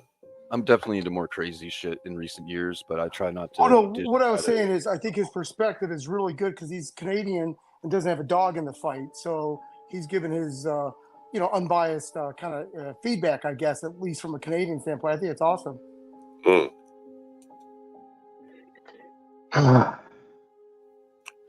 COVID, what's amazing this day and age, or in recent times, is the whole COVID scenario. From the perspective of a truther, the most craziest shit ever was COVID. Like, mind-staggering, scary. Like, what the hell is going on, and how far are they going to go? And every country in the world is in lockstep. Like, this is fucking scary. And Hey, John. back to normal. Sorry, guys. What's up, man? American Man on site. What's up, American Man? Hey, John, before you leave, I don't think you were here. I think it was HB and, what's his name? Brian, right? And I originally came in on this rough and started it, but now I just kind of want to show the end. This is the shower that I plumbed in. That's the valve, the shower valve that was plumbed in. And I had to change out the sinks, the labs and whatnot, change some stuff around. This is the tub that they're going to be installing. This one, this little part right here with the paint. Wait, they got a shower and a tub. Damn. Yeah. This must be high income housing you're doing. Yeah, I'm assuming, right? They got a shower and a tub. What happened? Say it again. This must be high end housing if they got a shower and a tub, right? Yeah. These are people that are financially taken care of. Go ahead. Yeah. And this part was a little tricky because this stuff was existing and we had to tie in for this tub, and we had to be concerned about pitch. Hey, American Man, I have to break it down. Get you to break it down. That white shit right there. What is that? That's PVC. And you used to use what? Yeah. What do you used to use? When I was in New York, well, everything was cast iron up north when I worked up north. And then from there it became what? Well, up north they still use cast iron. They really use PVC, but here in North Carolina they use PVC. No copper anywhere? You never had any copper experience? You can't sweat that copper? No, I can sweat because I had to do it up north. And sometimes we still have places like when we do some of the commercial jobs, they require copper, but we use ProPress unless we have to sweat certain things. Some things we have to sweat. Is that the shit that looks like a hose? Is ProPress that shit that look like a hose pipe? I see that in New York a lot. Yeah. They use ProPress, and then this is PEX. This is the water line. This is PEX.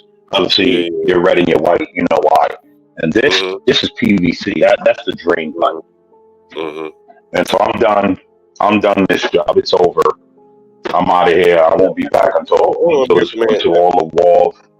Hold on, American Man. Like, people are probably looking at shit and talking about, what the fuck you mean you done? Ain't no bathroom in here. I can't take a shit. Right? What do you mean you're done? I'm done my part as far as everything behind the walls that most people don't see. Right? So I'm done my part for now. And then the framer is not coming in. Sheetrock guys, and they're going to put down the floor, put up tile, and do everything they have to do. Then I'll be back to put the fixtures on. Or so someone will be back. Someone will have to come back to do the finishing work. Is that right? Yes, to do the fixtures, to put the toilet in, put the stops on this, connect the sink and the faucet and everything. Yeah, I don't know if I'll be back or someone will be back. Usually that's probably, don't let me speak for you. Is that usually you that comes back to do that?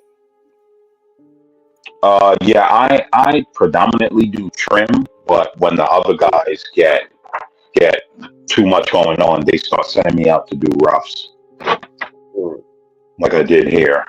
And this right here is a little, you guys see all these loops, but this is for sprayers, for body sprayers. That's why you got 1, 2, 3 of them. Then you have a handheld, and you got a shower head. So this is like one of those damn rainfall type shower. Rainforest type. No.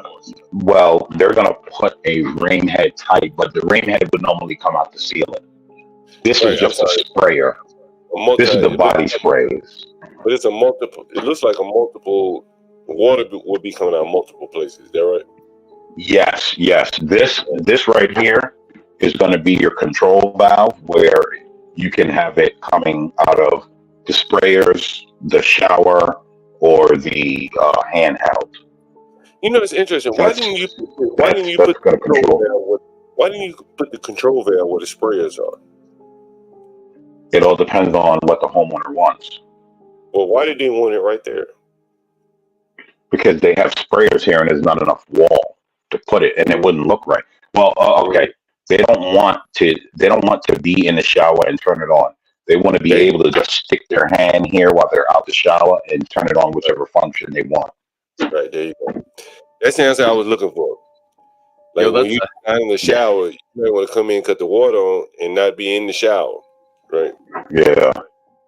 Instead of putting it right there up against where all the sprayers are. Yeah. So these are. Hey, American man. So just like here in the South. Yes, sir. Does North Carolina do not have basements just like here in Georgia? Is it the same? Yeah, it's crawl spaces. It's funny because I was in a crawl space earlier where I had to bear crawl to turn the water on of an addition that we had done. Brave man, American man. Can I ask a quick question? Go ahead, Stanley. Apprenticeships. Do you have an apprentice? Does your company do apprenticeships? Yes, they do. Good. How many people make it through the apprenticeship? You know what? Some people don't make it. Some people want to jump ship early and get paid because they feel like they know enough. So they run to another company and then end up coming back. But, you know, it's like anything else, man. You know, the young guys don't really want to work that much. Anyone else have any questions about American Man? What he's doing over there? But yeah, I just wanted to show you guys the finish since I had showed you guys 3 days ago the start. But I've been on other jobs too. Like I've only worked basically half days at this job. The first day is normally you got to get with the GC and you got to let everything out, and that takes most of the time a half a day. And then you start, and then you get sent to another job in the morning, and then come back here. So I've actually just been a day and a half on this job, but it's been split up into 3 days. But I've only got a day and a half worth of hours here. Hey, you know, John. What's up? Yeah, did you see like Muffin do his little lecture on refrigeration and AC units and all that? That was awesome. So I thought you know it's cool if we had like a handyman hour. Like, dude, if we're gonna do a network, we need a handyman hour, bro. Yeah. Hold on. What's up? Hold on. I'm not a handyman. Don't disrespect me like that. But you can give some basic advice. Yeah, but you can give basic advice, right? American Man salute. The handyman would come in. The handyman would put a toilet on. He wouldn't do all this shit you're doing right there, right? That's the difference between you and a handyman, right? No, I mean some of them attempt and then they call us to fix the mess. But no, a handyman can't. Like a handyman wouldn't figure all this out. Like handyman would not know what's happening there. I think basic knowledge hour, because like Muffin doesn't do it anymore, but he gave a lot of info where people could research what to do, how to do maintenance on things, you know, themselves, do easy stuff. Anyway, and then I'll give you basic advice. Hold on. We got a question. How much in tools have you spent altogether? The company provides tools. I mostly have hand tools. I don't know. I'm probably in hand tools, maybe about $300. You know, because some stuff is expensive. Like these. Let me show you. How much do you think all those tools you got right there that your company pay for? What do you think they would cost? You see this right here? This is $100 alone, and it's probably 120 now that inflation has hit us. But this right here, this is a crimp to crimp rings. Don't you need 2 or 3 different sizes? Yes, I have 3/4, 1 inch, and 1/2 inch. Go ahead, John. What'd you say? we got a plumber and electrician online. So for you to come out and do a job like that, how much in tools you think it would cost that your company had to pay for? How much in tools? I don't know. I'll probably use drills, saws, sawzall. I don't know. I'll probably use about 1,500 in tools when you add it all up. Yeah. Yeah, tools are expensive, bro. Like tools are not cheap. A difference. Yeah, I always pick up tools that people drop. Yeah. If you drop a tool, I'll pick it up.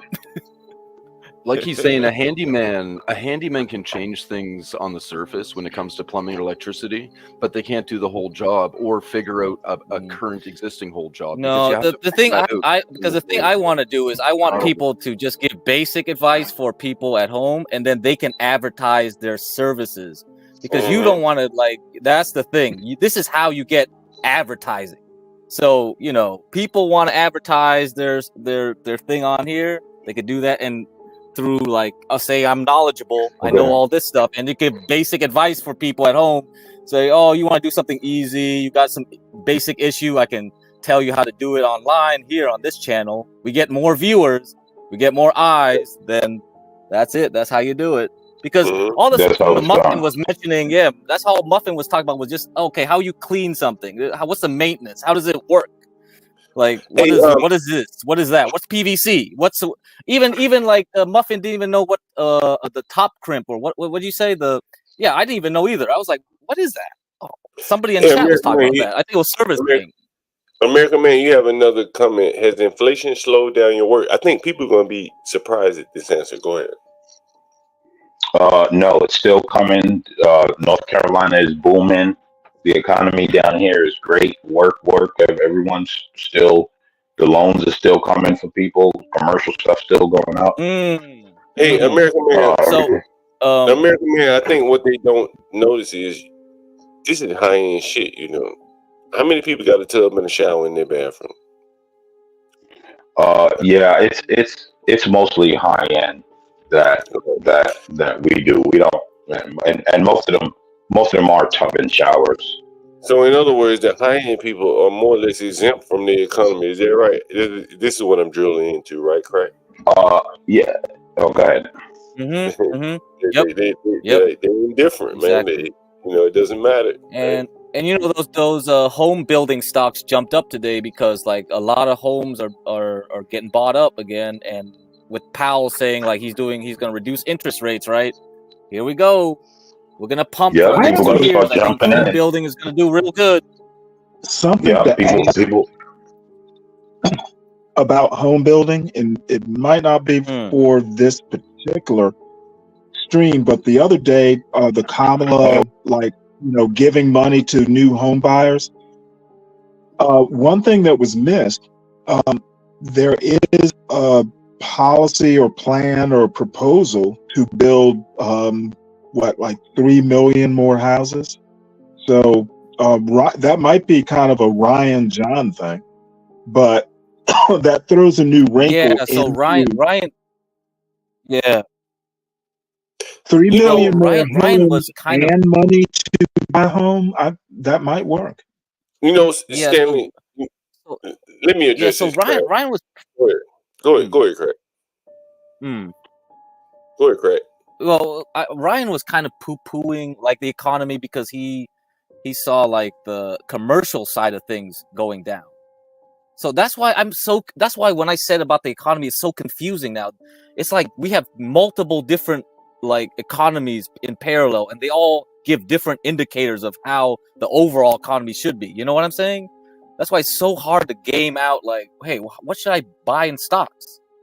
And that's going to be the question in the next 2 years. I think this is why I came on here to teach you guys trading, because I don't think it's easy at all to like figure out what's going on. You might just have to keep rotating to make money, rotate between sectors, rotate, between ETFs and stocks. So that's my thing. Did you see the black guy they got on the channel last night? Who I asked him about his did he rent any rooms or anything in his house? Did you hear him say that? Did you hear the interview with the black guy? He said he just got divorced and he's happy. Is anyone remember that? Because he dropped a jewel that I don't think most people noticed, right? Crack, were you watching last night? Did you watch the guy, Master Kim? Yeah, I watched a little bit in and out, with that guy. All right, so here's the thing. So at the federal level, they can do everything they want to do. They can slosh money down to the local level. They can do that, yeah. But here's the thing. That guy last night, what did he say to you? I say, are you willing to rent a room in your house, like your basement? He said, hell no. I think he said he had 1,800 square feet or something. He's one man living in the house, 1,800 square feet. There's plenty of available housing. He has a whole damn house full of space. But down at the local level, what the feds can't control are the local policies. You can't evict people. I brought Philippe up on the show, and he told you, hey man, I got another 3 months to deal with this dude who ain't paid rent in a year. When you have those kind of policies down at the local level, the price of housing just to build it is so much more expensive. And I ain't even talking about all the regulations, people complaining about this and that, easements, parking, this or that. I remember the stream I had where the guy was talking about we need to reduce the parking minimums so that they could build more housing. Like there's so many different caveats and loopholes. Even once the feds make the money available, the cities and the states, like California, my buddy Philippe, he was going to buy a house in San Francisco, some part of the San Francisco area.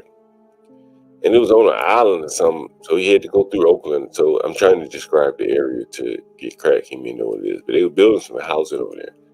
And it was like, you can't have a car. Or something to that effect. Like, you can't have a car. Well, that's going to drive the cost of, housing up. It was just, just a whole myriad of things. And I just don't think the federal government is able to resolve problems down on the local level when it comes to pricing and things like that. What do you think, Craig?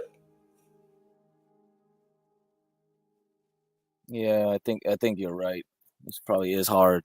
I mean, think of all the regulations. Maybe that's why they want to do crypto, man.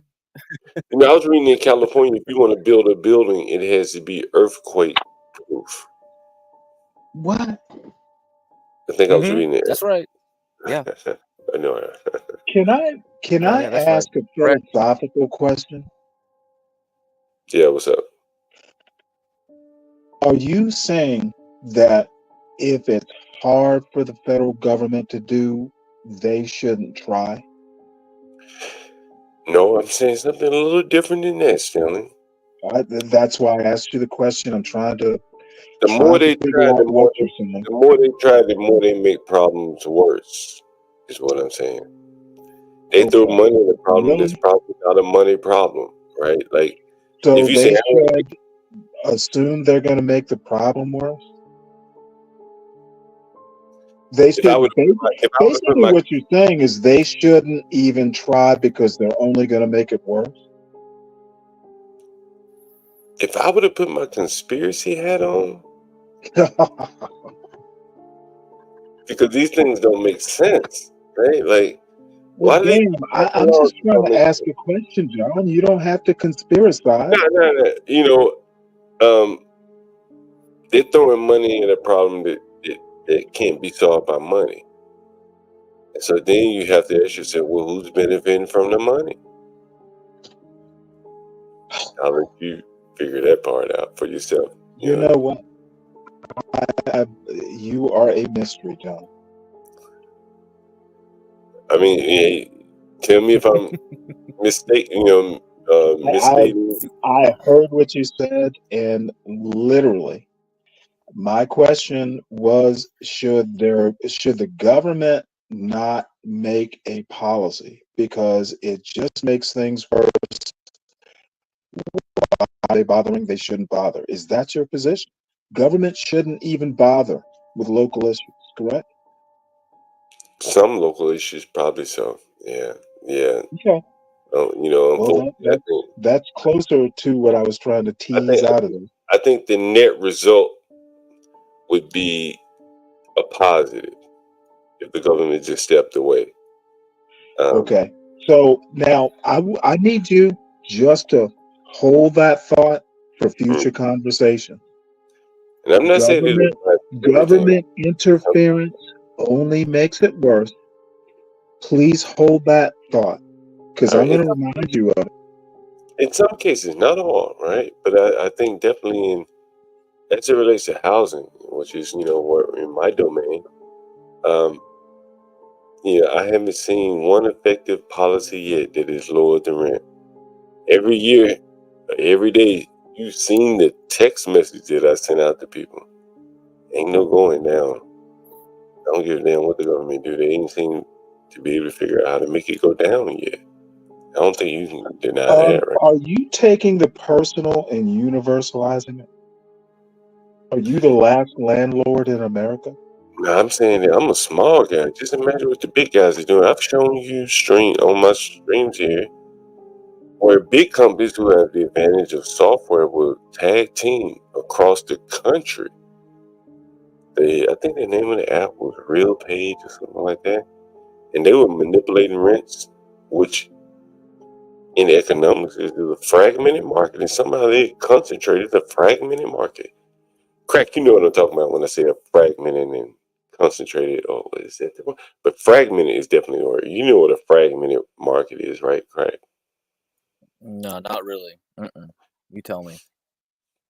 So, like, defense contractors, it's more or less like a concentrated market. There are 3 or 4 guys Right. to sell, Okay. right? Okay. If you want to go buy a plane, you're going to buy it from me, Boeing, or Airbus. You don't have right. many choices. But if you want to go get your haircut, So they just call the other one a fragmented? right? If you want to get your haircut, Okay. right? There's 1,000 different barbershops, 1,000 different barbers. No barber can really form a monopoly because it's such a fragmented market. And there's no technology that really will allow barbers to concentrate the market to form a monopoly. That's why. Hey, John. So did they use that word fragmented market because it was like a hard disk fragmentation, where all the blocks are. It's like I'm curious, why would you call it fragmentation? You could just call it something else, another word. But okay. Well, it's an economic term, like fragmented market. We're talking about like markets, like market segmentation, things like that. Like I worked in marketing for years, as a software developer, and what they would talk about is like market segmentation, fragmentation, fragmented markets and things like that. Remember, I told you I developed the software for Comcast, Xfinity, whatever you want to call it, and they would like segment their customers by ethnicity or whatever. There would be special deals for Hispanics, Latinos, or whatever. So in a fragmented market like real estate, I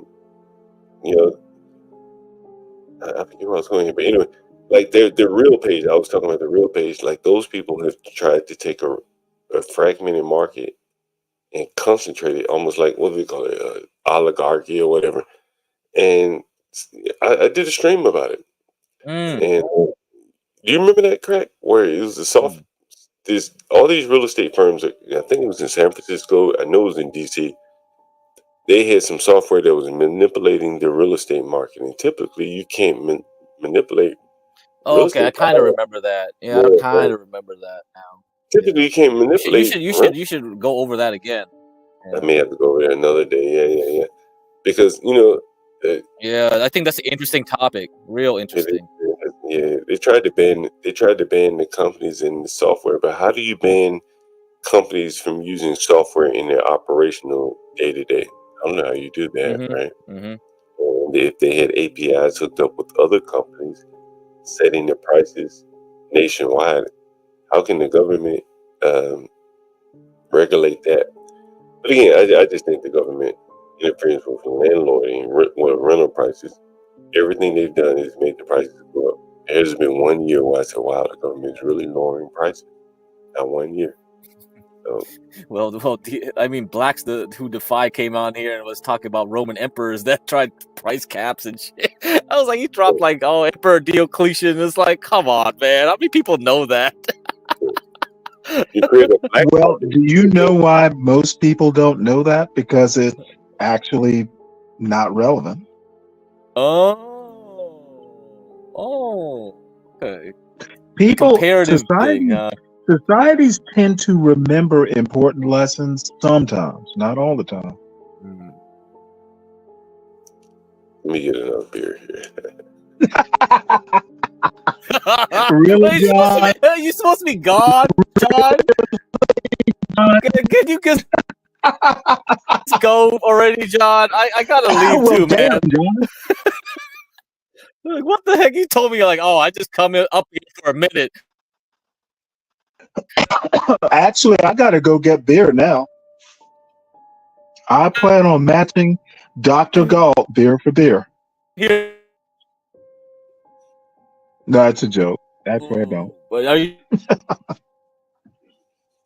You're gonna do the?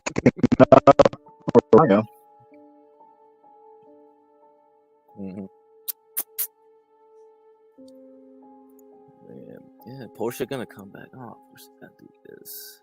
It's simply a patronage network. What does that mean? All right. Okay. Yeah. There you go. I think it's interesting to think about. Yeah. See, I'm actually trying to be more polite. I'm going to make a concerted effort.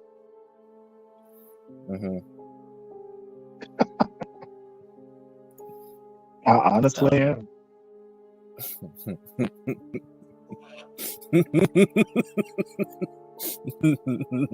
Don't hold back on the late night stream at least. Hey, Portia, look, we're gonna have to keep your catch up of all day, maybe 2 days, because I keep asking you stuff. I had another thought. Whenever I step away, I always have a thought. Damn, I didn't even get my period. Yeah. Hold on. No, crack, don't laugh. It's going to happen to you. You know what? I go out to the refrigerator and I fucking forget why I even went to the kitchen. Oh boy, dude, that's my John, if you're not there, it's going to happen in about 5 years. What do you say? Say that one more time. I go to the refrigerator sometimes or to the kitchen and I forget why I went. Yeah. Portia, you know, I was on here the other day. Is Portia here? Portia, is she here? Portia? She's here in spirit. Yeah. Damn, we lost Portia. Okay, damn. Anyway. I'm really looking. Everyone did that. Yeah, that's just. Is that streaming or what? Huh? Smoking. Anti-Marxist says we're all breaking up. Sorry, did I miss something? I can't hear. Is anyone not breaking up except for me? I can hear myself. Yeah, I can hear you. Okay. Say what? Yeah, I can hear you. Is Portia here? I bet she's in and out. Is that Schlitz or Old Milwaukee? Bro, this shit was $5. Oh, really? Shit was $5, bro. Have you ever had Miller Genuine Draft? Do they still make that? Probably. I think I do see it. Yeah. Hey, well, while we're waiting on Portia, let me run this idea past you guys, and I'm really going to be depending on the people in the chat to give me some feedback here. I mean, there are people on the panel. I know, there's only a few. What do you guys think about a Shark Tank edition online? What do you think, Master Kim, Stanley, Craig? Well, I mean, Shark, I literally never watched it, but it's people with inventions or business ideas getting them judged, right? And millionaires. Mm-hmm. I think that would work. You Master Kim, the business folks. What do you think about that, Master Kim? Master Kim probably somewhere doesn't have service. What do you think about Hey, that, Crack? sorry about that. I was on a Yeah, call. My go ahead. apologies. So Yeah. I missed the last 4 minutes. My apologies, but I'd love to hear Crack and try to get caught up. Let me let me give you the question again. What do you think about like what did I say? Shark Tank type show where let's say you, Craig, me, we judge people or critique people's business. Ryan, right? That's a very skill set of people. You had Craig as a trader, kind of like Shark Tank. You is like the on the ground businessman. Me is like a landlord. Ryan is like this commercial guy, kind of like Shark Tank, where they have the money guy, they have the business guy, the retail guy, and we have people that come on and we just critique their business, and we won't get into the money part. Maybe we get down the road with that. Or they say, "Hey, I need $5,000, something," and then we can have people in the audience maybe be willing to invest in there. But just the critique of the business might be pretty good content. What do you think? So Like I think Three's, I think it's great spoke to. because you're going to have people that just want to do normal stuff, not like on Shark Tank where they're going in out there with this brand new product that requires intense capitalization, right? So this is absolutely great. We're talking about someone that just wants to open a flower shop or maybe sell secondhand construction equipment, and this is all within everyone's wheelhouse. And I think it's excellent. Like on Shark Tank, one of the things, one of the main questions they ask people, Master Kim, when they come on Shark Tank, I started watching it, and I started noticing a trend. What is One that? of the main things was, how much business are you doing now? Don't tell me about what you want to do. How much business are you doing right now? How much money of your own did you put into this business before you asked me to contribute my money? Right? That's almost everyone. It's their first question. How much revenue do you have? And how did you get your business funding? And they said, well, my mom, my dad, I funded myself, 401k, whatever, blah, blah, blah.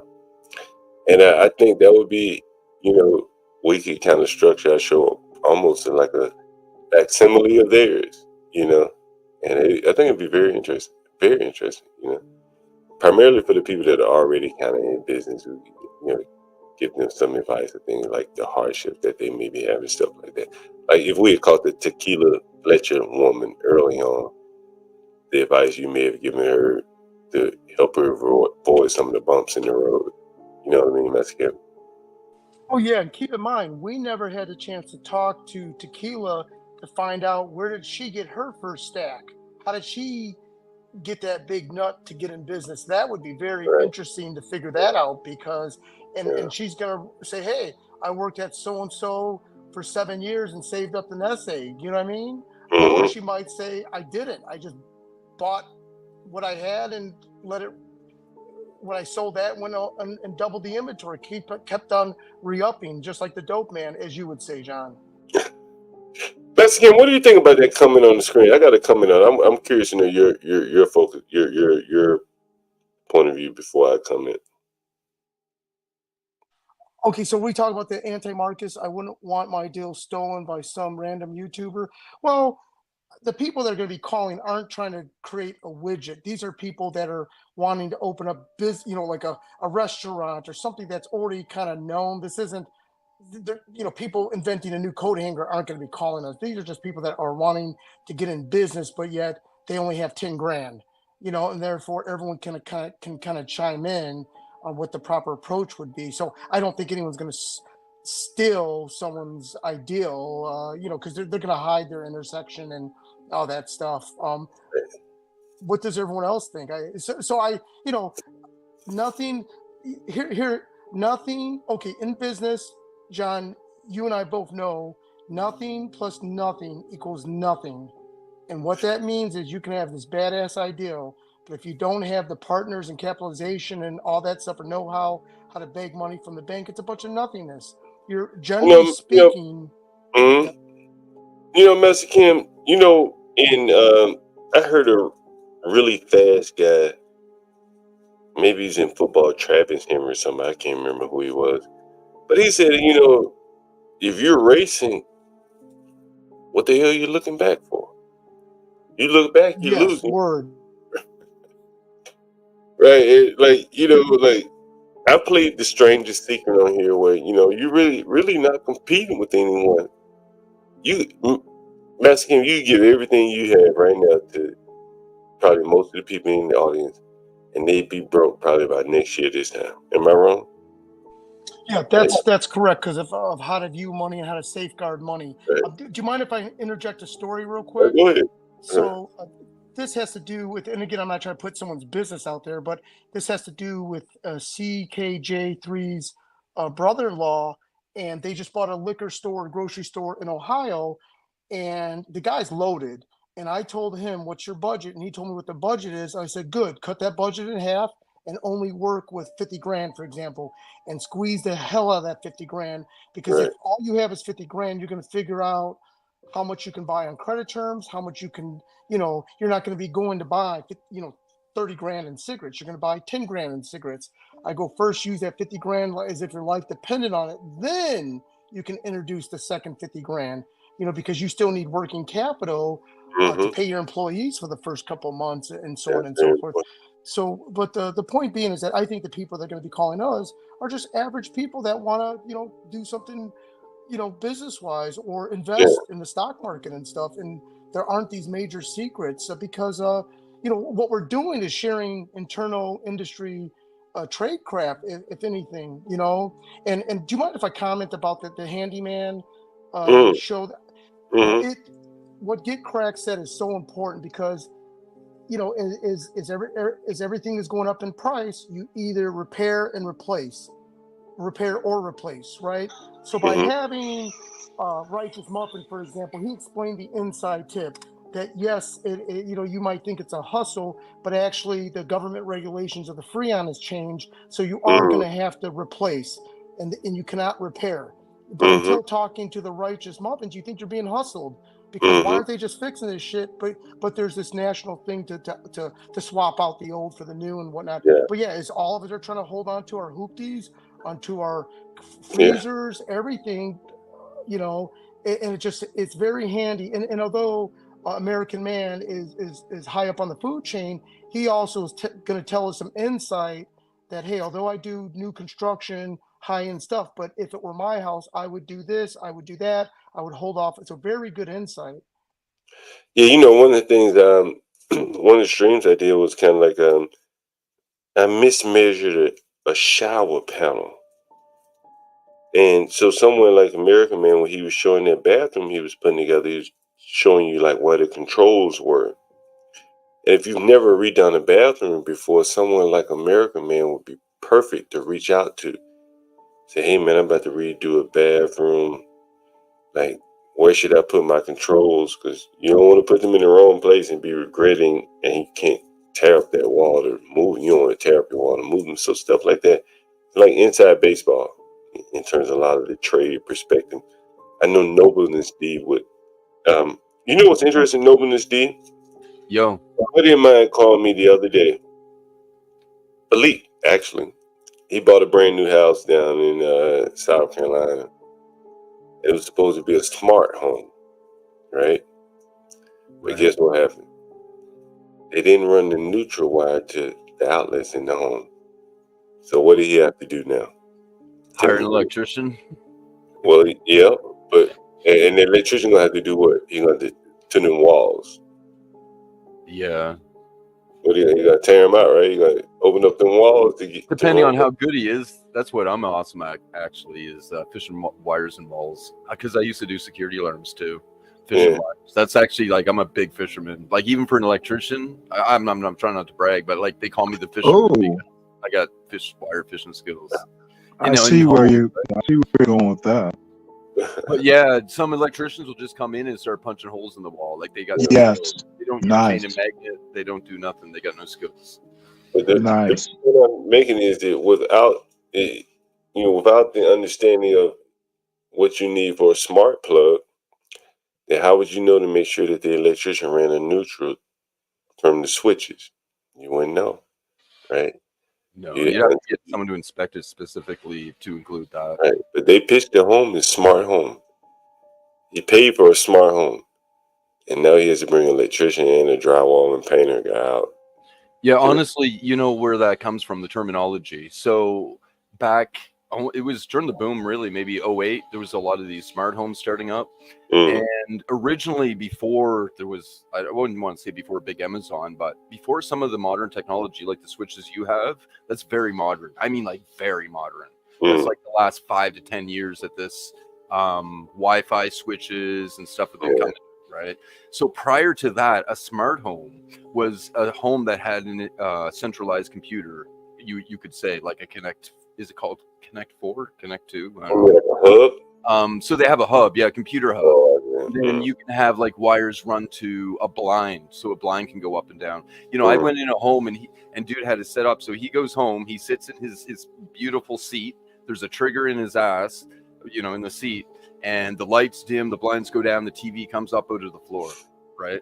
So that's an automated home. I guess that's another term I'm getting to. Home used to be considered a smart home, but now there's also the term smart technology that came from like a smartphone, right? Which basically means you connect to the goddamn internet, right? That's basically what smart means. It's smart TVs, right? So there's two different smart things and things going on. So where the real estate or the homeowner's coming from when they say it's a smart home may mean a number of different things, right? It doesn't all line up in the terminology. I ain't thinking about that. It's very interesting. It's a little bit more intricate than I thought about. Huh? You made me drink, bro. I don't normally drink, but I had a big bottle of Bacardi, so it cleared my throat up. I thought it was a good idea. I got a big bottle of man. You see how much? I only drink it with coffee, man. Seriously, I very rarely drink it. Otherwise, I'm actually a toker usually. Mixing the two is a little rough, but yeah. Hey, that's what I like, man. I smoke weed and drink coffee. It's like you don't know if you're coming or going. One speeds you up, one slow you down. Pretty good. I might be like an ADHD person. Smooth my mouth isn't a bad idea. I'm firing too hot most of the time. All right, Portia, I'm sorry for interrupting. You guys, we're at 9.5 hours. Hit the cash out for Portia, by the way. You see how good of a job you're doing here. Doing the Lord's work. Teaching kids that can't be taught and teaching some of you adults that can't be taught. I left you guys 2 links in the side there. That's some some old classic YouTube videos that teaches you about the money currency and the money supply. And that's really like sort of the basis there. So I just left it for you guys who want to check it out sometime.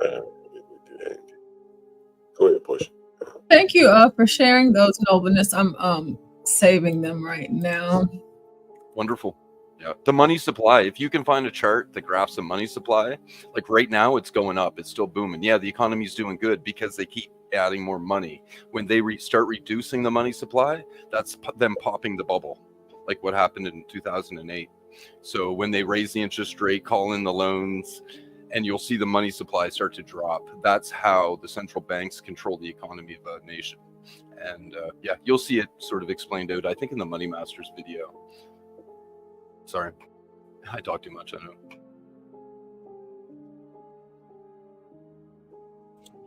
No, you're just fine. I just saved them so that we can talk about that. What do you think about that show, Portia? That's your idea. Like a Shark Tank. Oh, yeah, that's awesome. I think that would be great, actually. Like we had Sir up here looking to buy another truck. You have someone like Master Kim walking through it, talking through it. Yeah. In terms of the investment idea, aspect of it. I'm about to add that to my spreadsheet. I think that's a great idea. Master Kim, what do you think? Is he still there? He's Of course, we got a mouthful of food. I'm eating something right now. Yeah. Oh, sorry, Master Kim. it's kind of in my wheelhouse and whatnot for sure. I'd love to comment on. Yes. Yeah, I like it. Of course, we would come up with a name for it. And yeah, I think that's a really good idea, especially because we have so many different types of people that come around. And Mavitt is saying that you can't let people divulge original ideas, though. Get it, Mexican. Go ahead, address that, Mexican. Oh yeah. So he said it was ideals. Sorry. Oh no, I'm sorry. So let's say original ideals. One could say, okay, how do you know it makes money? So it's almost like, we're talking about tangible, real ways that are, people know in many markets that there's ways, a retailer, a service, or whatnot. So if someone has like an invention or something that could be perceived to be a moneymaker, I don't think we would be the right format for that, because, this is like, it's a startup of a business. So I don't think that person would call in anyways. We would not be able to assist them. They need to watch Shark Tank. Actually, I think we'd be good for people that are wanting to get into retailing or buy land or offer some sort of service, because this is a roadmap that people have already done and have had some successes in. So I think if someone's then we just wouldn't be a good fit for them, because how none of us would have that kind of experience in that region, I suppose. What do you think, John and Portia? Yeah, I think that's just the case. If someone with an original idea, he's not coming here. We're talking about people that, like CKJ3's family, as an example.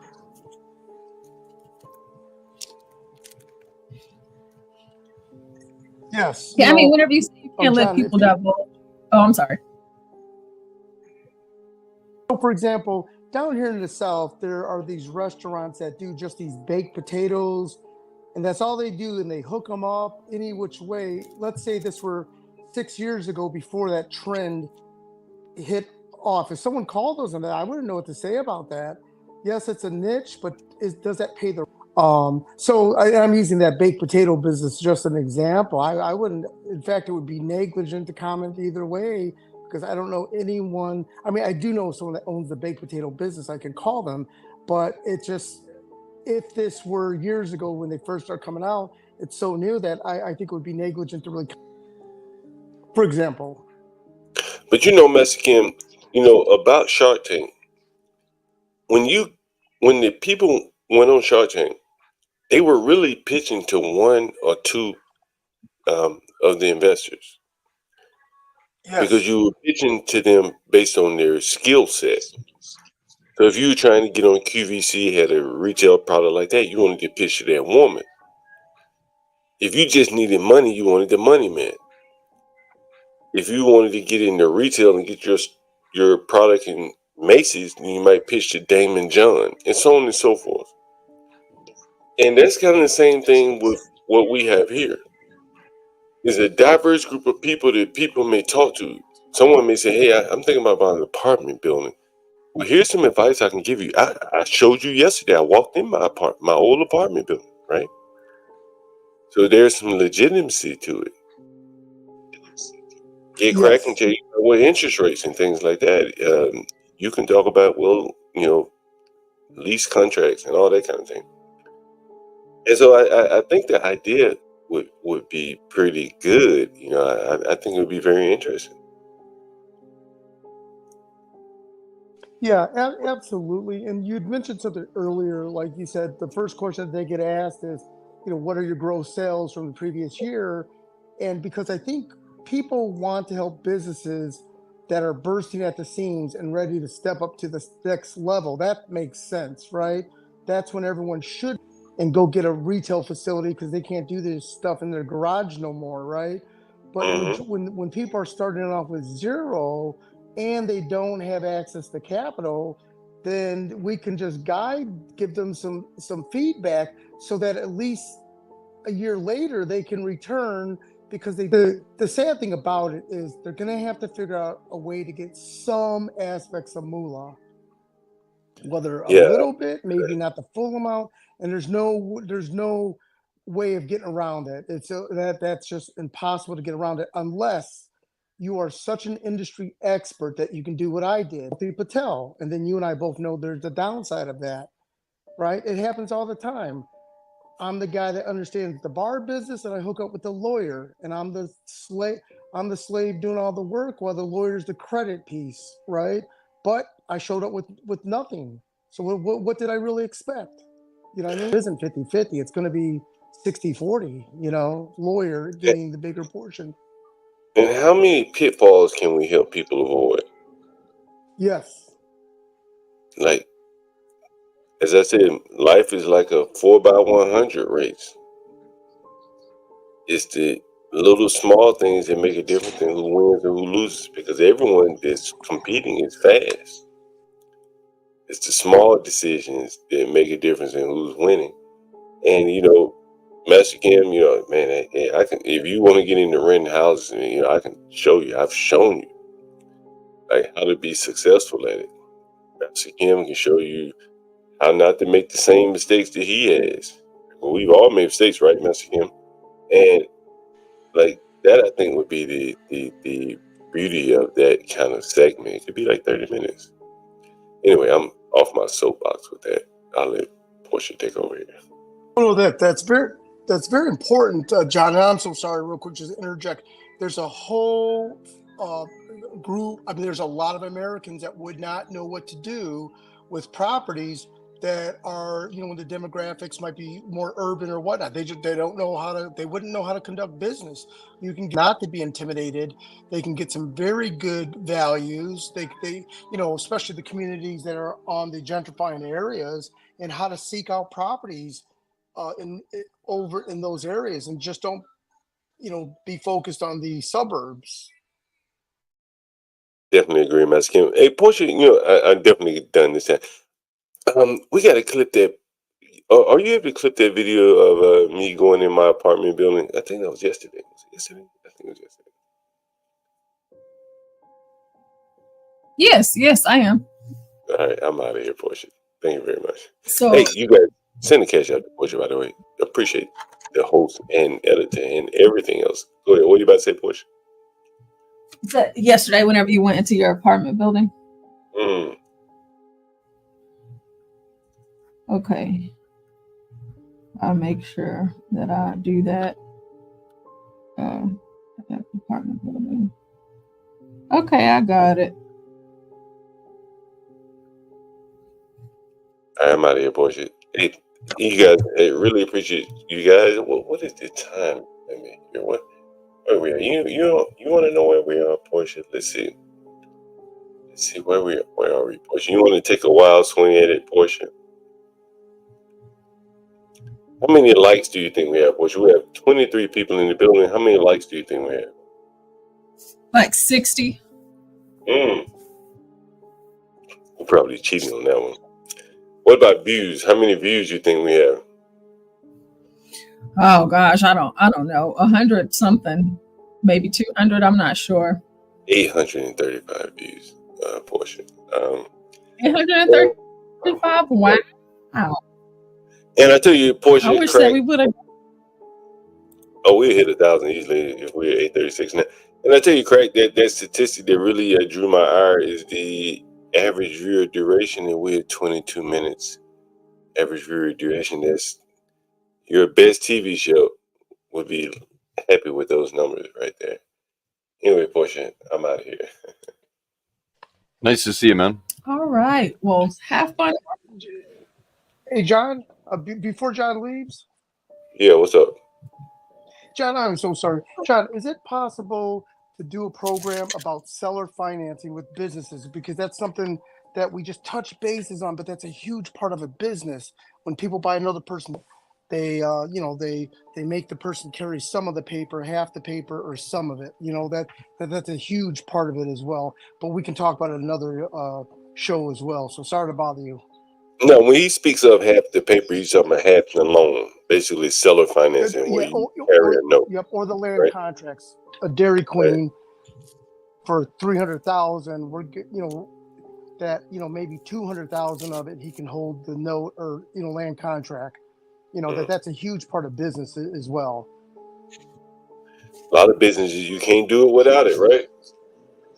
Yep, that is correct, especially in small business. People kind of talk about they're overwhelmed by that purchasing price or whatnot, but there's a way to finesse it. But you also have to kind of come in at the right way, make these people understand that they're not going to be fighting for their money, that you will turn things around and cash them out, because it can go the other way, right?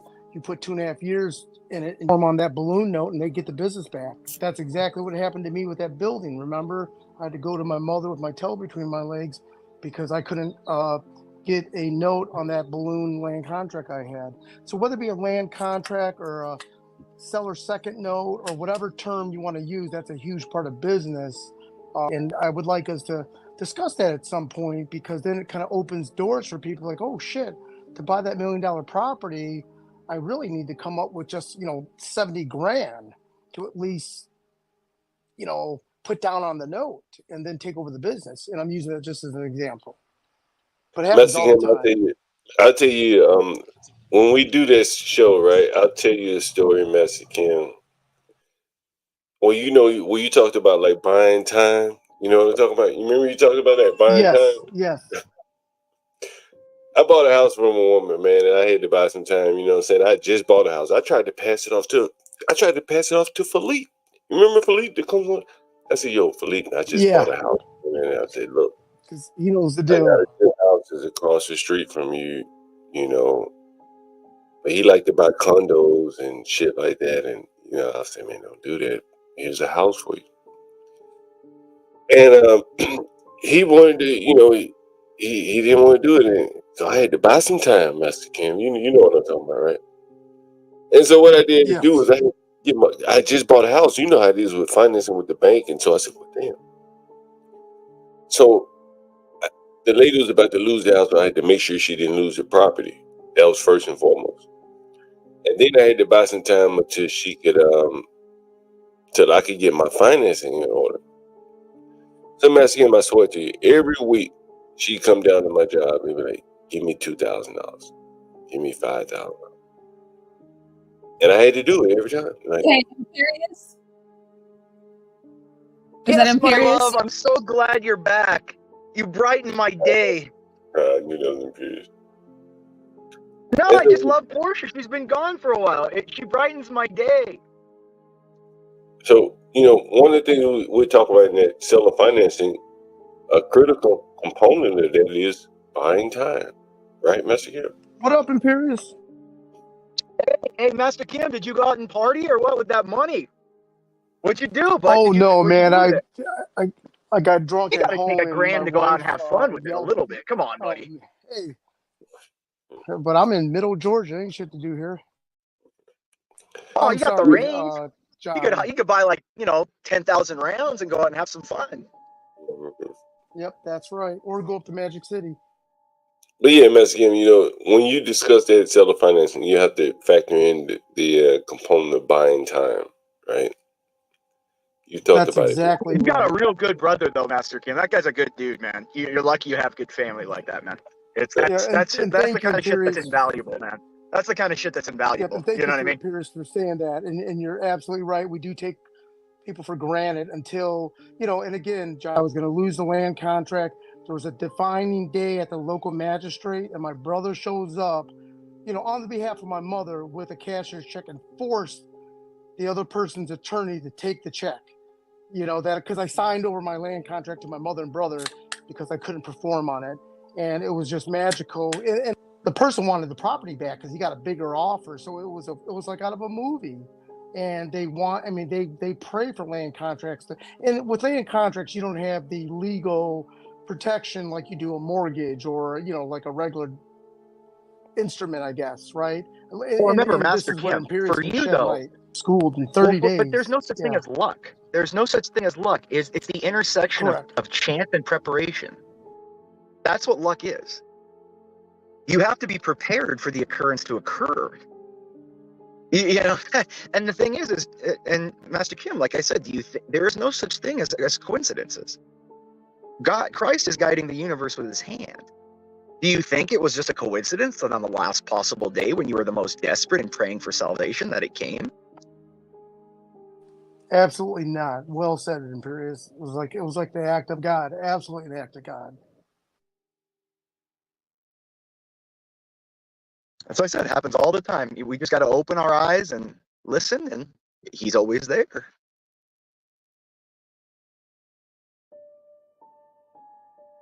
Like I said, that's why I'm so close to the church, John, is because what he's talking about right now is what we feel with, a couple thousand parishioners. Like I know all, we know each other. We're family. We're one family in Christ. We're closer than blood. Remember, what does the Bible say? The blood of the covenant is thicker than the water of the womb. So you should not, your loyalty should be to God above everything, because salvation will only occur that way. I know. Remember, what's that old saying, John? The only way to hang on is to let go.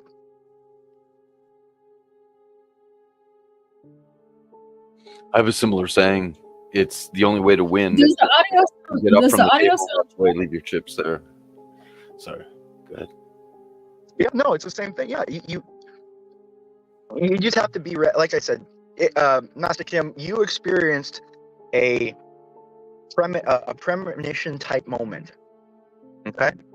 And you should look at, take a step back if any of you guys in the chat or anything have ever had those occurrences in life where, I don't know, I've had them before, where I feel living deja vu, where I've lived this experience before. Have you guys ever had that, where you feel like you've been in I remember I've been in meetings, in contract negotiations, where I'm like, I swear I've done this before. I believe your subconscious can see the future sometimes, and sometimes you dream. Well, it's premonitory gifts. I mean, prophets all throughout history. I mean, like I said, look at Isaiah 45. Isaiah predicted King Cyrus. He named King Cyrus 300 years before King Cyrus was born. And he predicted that King Cyrus would conquer Babylon. Literally, Isaiah 45 describes it. And what did Cyrus do? Conquered Babylon. 300 years. It was 300 years before Cyrus existed. So, there's a lot John, of things I'm people... sorry, John was checking out, and I grabbed him by the toe before he left the door. Sorry. Yeah, you're still here. That's great. Thanks for calling me out, John. I wasn't necessarily going to jump on. I'm glad you did. Thanks. Hey, San Jose in the chat. San Jose, where do you live in San Jose? My ex-fiance was from Saratoga.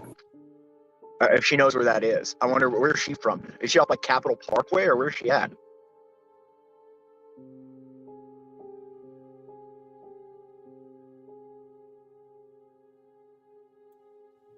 Hey, Imperius. I'm not sure if y'all can hear me. It sounds like everything sounds choppy to me right now, but y'all sound good to each other up there on the panel. Yeah, they sound fine to me. Maybe it might be maybe just hop on, hop off. It happens sometimes with Discord. Yeah, that's what I'm about to do. Okay, just give me a second. Sorry, Master Kim. Or StreamYard, whatever. I can't even remember all these names of shit. Live from Miramar, Destin Beach area, if you don't mind me asking. What was that? How far do you live from the Miramar, Destin Beach area, Florida? It's like 15 minutes. Like 10, really, my minutes. brother is at that. My brother went to that Hilton, and in fact, I think he's still there right now. Is he on the Fort Myers side or the other side? No, he's on the I guess where Miramar Beach and Destin Beach come together. It's literally called Hilton Garden Miramar. I think he's on the Destin. east side. Yeah, he's on the east side then, because I think the west side is is it still Fort Myers Beach on the west side that intersects with Destin? I think so. I think it goes Navarre. God, I don't even look at the signs anymore. Yep. It's Navarre, I think it's Fort Myers Beach, and then it's Destin, I think. Yep. So he's from New York and Florida, but I couldn't go with him. I got family and work. Yeah, dude, if you can go down to the So- Navarre Beach Pier, dude, it's the biggest pier in Florida. It's gorgeous.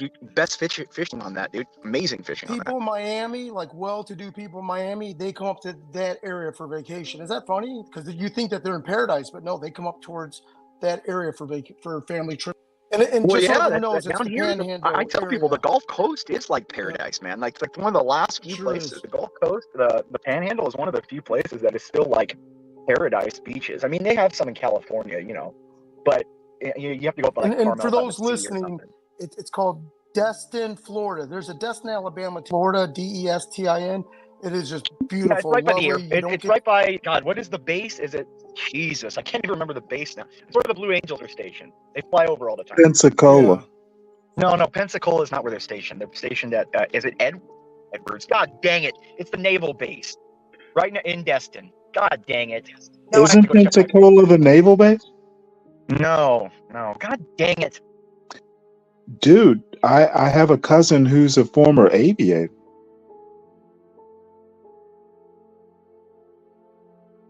Is it Tydell? Tydell? I'm looking at a map. Is it Tydell? Tyndale. It's Eglin. Eglin Air Force Base. Okay. There you go.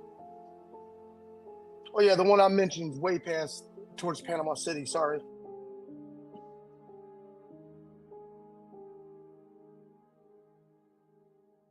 There's also Herbert Field there that they do a lot of like the special operations and stuff like that. You'll also hear a lot of like the artillery out there. At night, it's funny, like in the summer nights, you'll hear them firing off artillery like 40 miles away.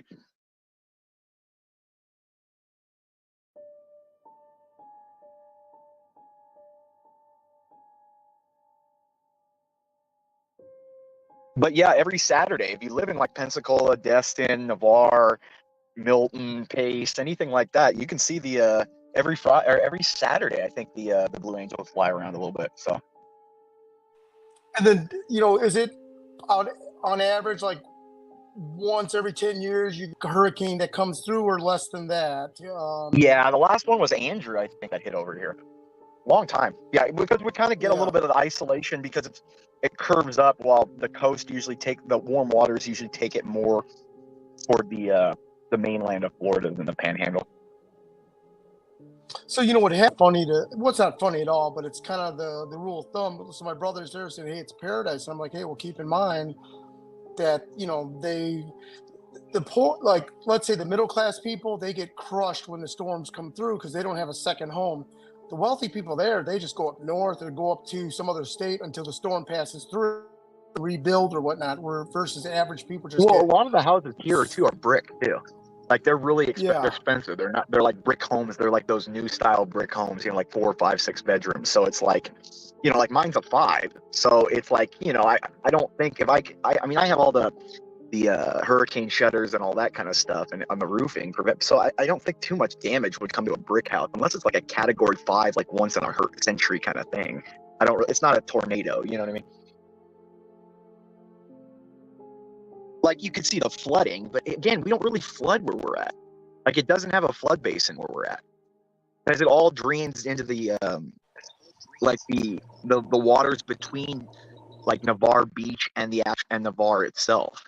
Like that big section between, like if you've been there, you know that you have to cross that like 3-mile bridge over the water, and then you're on the beach. It's like Miami, where it has the sandbar area, where it's like this big old place where all the hotels and everything is like right on the beach, and then you cross like a 3-mile road to come back across that bay between Navarre Beach and Navarre, and then you cross over and you're able to get into the city. Well, city, I guess, is a town, but.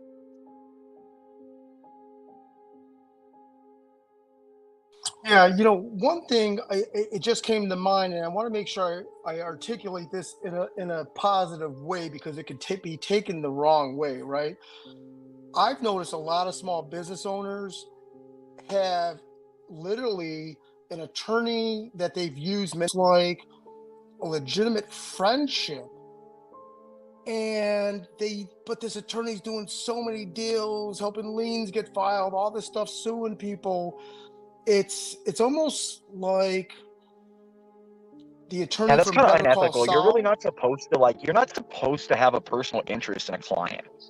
Like, it's not good. It's really looked down upon to like take your family as clients or like close family. It's just it's looked down upon a little bit. It's just not quite ethical because you're gonna have a emotional attachment to it, and you're not gonna make just decisions. You're not gonna make the correct decisions a lot of the time because you have an investment in it. Yeah, no, and I agree 100. Like It's a conflict of interest issue. My brother and I use this attorney up in Michigan, and he's a small hat, but this guy's like God. I mean, he has just been so successful. He does family law, but he's my mother and all this other suit and the lawsuits and all the other stuff we got going. He's just like the guy's like, when you're in a very desperate, very weak position, and the only hammer you have is an attorney that speaks, and the attorney's winning, right? And it's just absolutely powerful to have. Some of these attorneys are suing people contingent upon when we win. We had a building burn Well, and then down. of course there's different types of attorneys too. You have to have again, like I'm kind of one of those type that is psychotically competitive. So you have to have that kind of like. There's a lot of attorneys who just do research attorneys who make a ton of money and they're really intelligent, but they're not out there competing. They're not out there, in a trial. The trial. What is great about a trial is it's the best competition. That's what it comes down to. Like, attorneys should be the best attorney. Remember, your brother will tell you this too, or at least he would. I think he would. In law school, you're taught that the origin of lawyers is knights in the Middle Ages, and what the lords did was they had a knight battle for them as representation. I was unaware of that. That's awesome. In a tournament.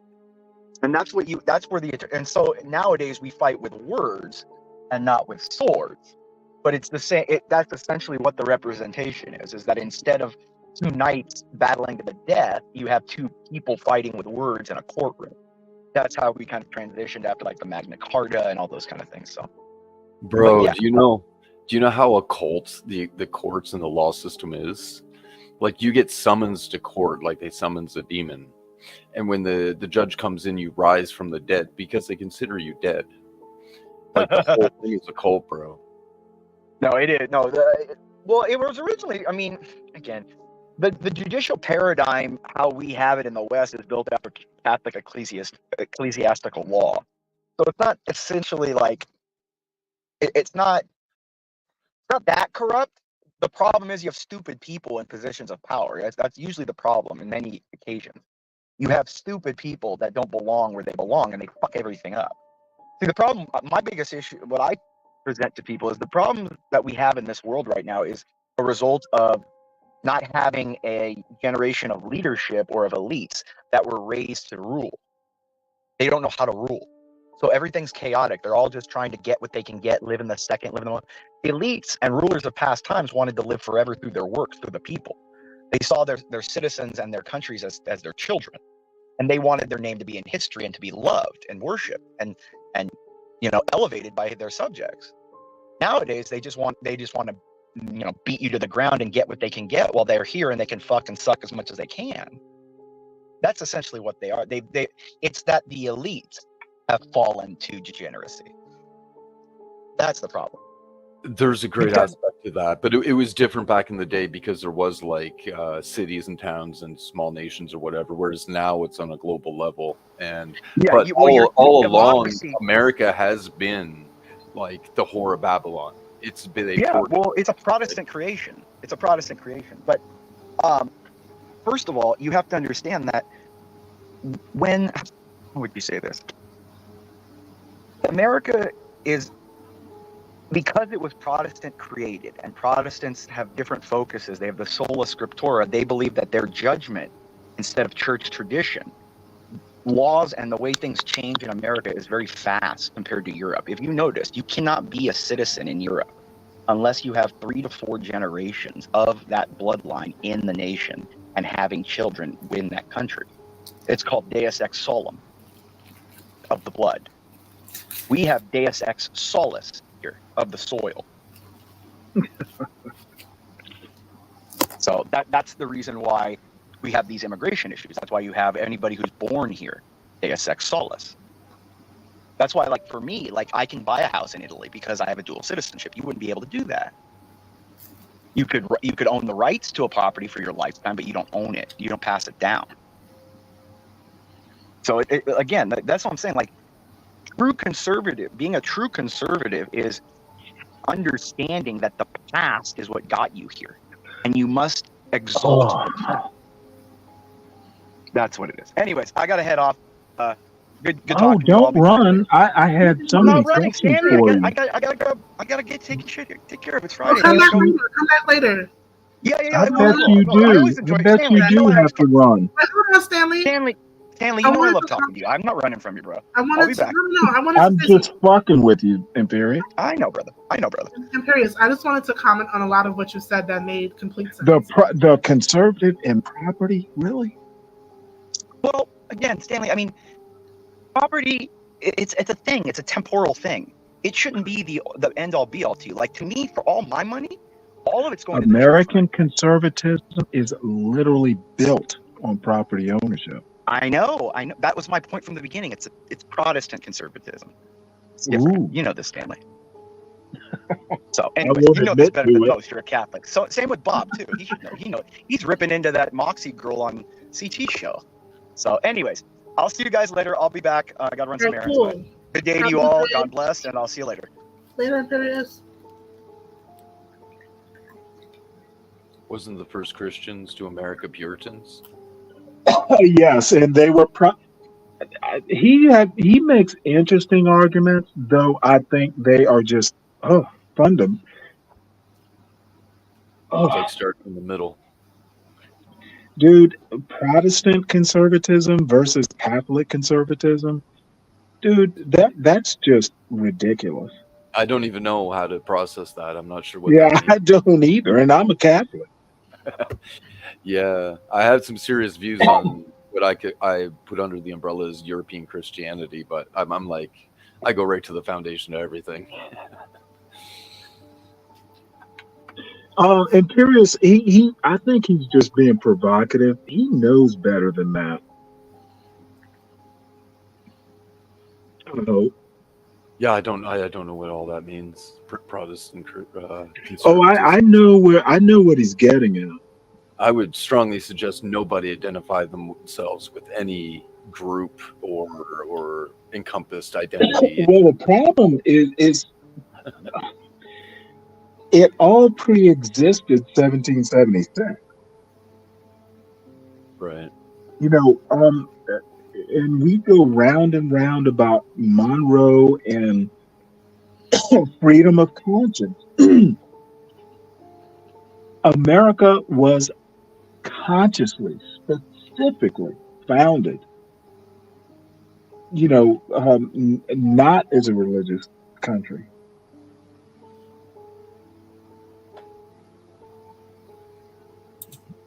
All right, we're speaking of America and what it was founded on and all that good stuff. Stanley, you mentioned this earlier, and I wanted to make sure that we touched on it. And there are so many other happenings that are going on right now. And Trump is having his rally in Arizona. Ooh, I want to watch that. What's today? I mean, not today. It's 3/22, so it's 1/22 in Arizona. So it'll be a while before that happens. Oh, but we're gonna watch the highlight. Nice. Robert F. Kennedy, he gave an address to the nation, and there's also an article. I do want to apologize about my internet connections. StreamYard earlier said that they were having issues. Yeah, they and, put a caption. Yeah, it's a caption up. Yeah, and then I checked, and it's basically talking about how their connection, the issues with their connections and all of that. Can I ask you a question? It's going to be a weird question, of course. Why does Robert Kennedy need to address the nation? Well, I think a lot of people were looking forward to the independent ticket existing, right? That is a branch of our country. Hmm. So now with this, no surprise, but with this, it kind of eliminates the independent option. People should want to hear something about that, I think.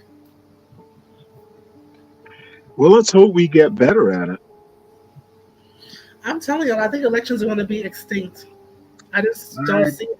That's scary. That is not going to happen, Kimmy. People don't want to vote anymore. Yes, they do. At least 50% of the electorate does. All right. I think I have it back up. So there's a couple of articles, and then I want us to watch this video. Now, the first article is from yesterday, and I won't go too deep into detail about this one as I will on the next one. However, Robert Kennedy Jr. slams hypocritical Democrats. The DNC in Chicago is claiming to defend voting rights while spending millions to keep him off the ballot. Presidential candidate Robert F. Kennedy Jr. has accused his own party of blatant hypocrisy regarding voting rights.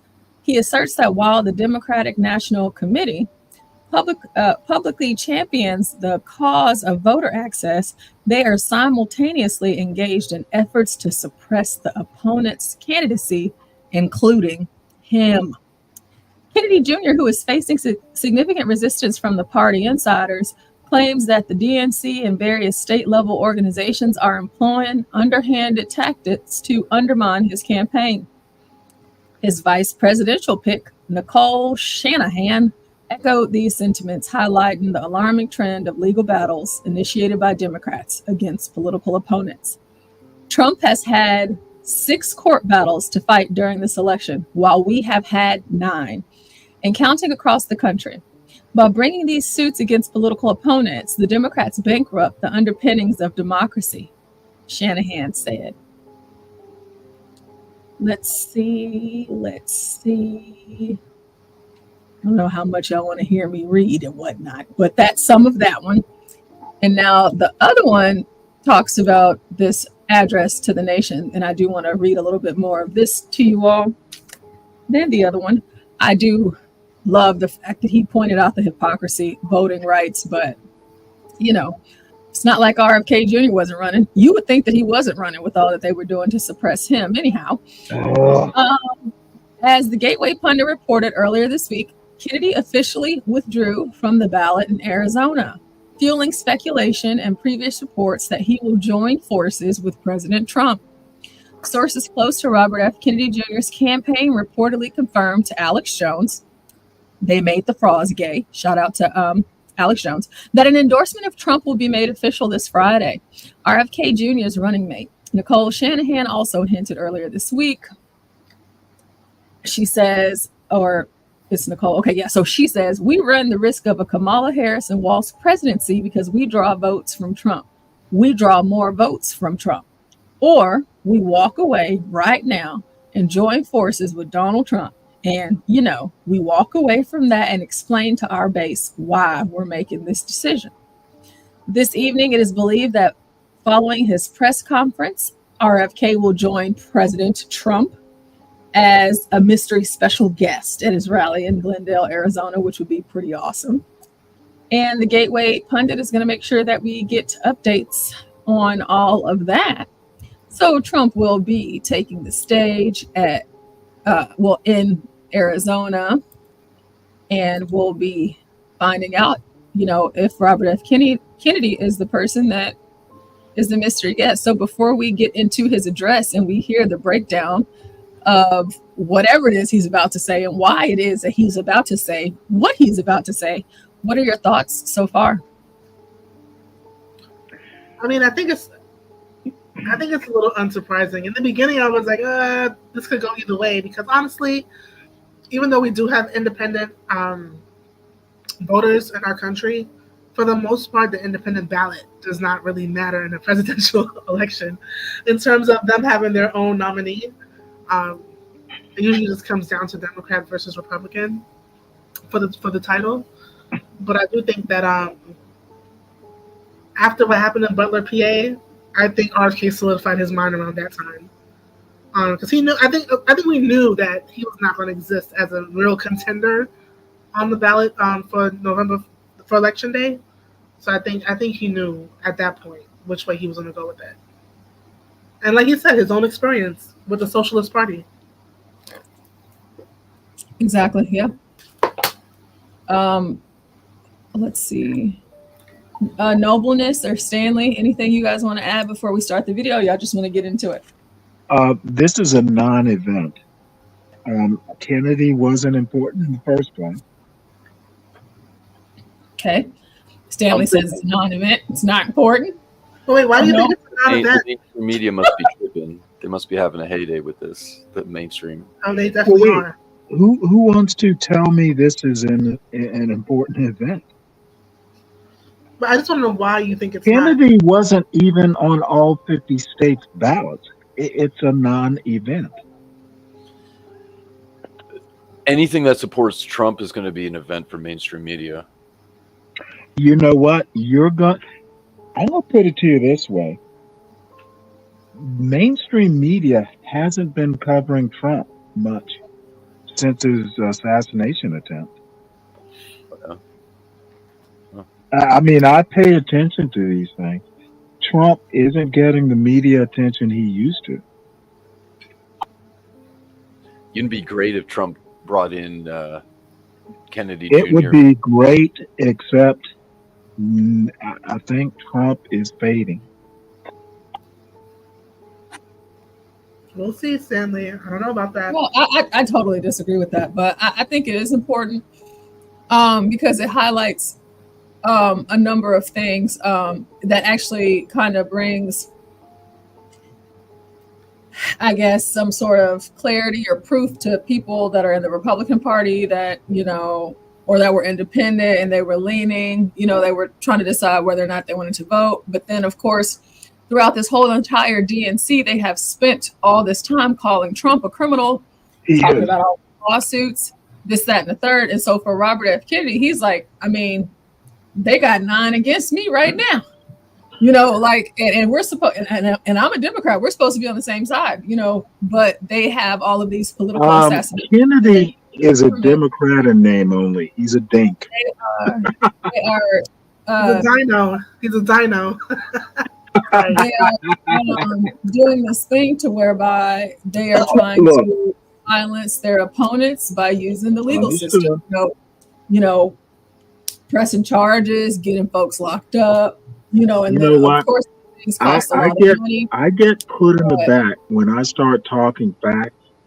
I didn't put you in the back. No. I'm not saying you did, Portia. I'm just saying sometimes I understand when you're for a candidate, but I'm just going to end it. It's a non-event. Robert Kennedy Jr. is not going to save Trump.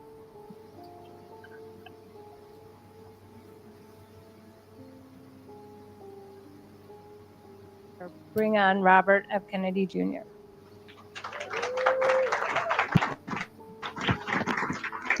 I'm sorry to keep everybody waiting. 16 months ago, in April of 2023, I launched my campaign for President of the United States. I began this journey as a Democrat, the party of my father, my uncle, the party which I pledged my own allegiance to long before I was old enough to vote. I attended my first Democratic convention at the age of 6 in 1960.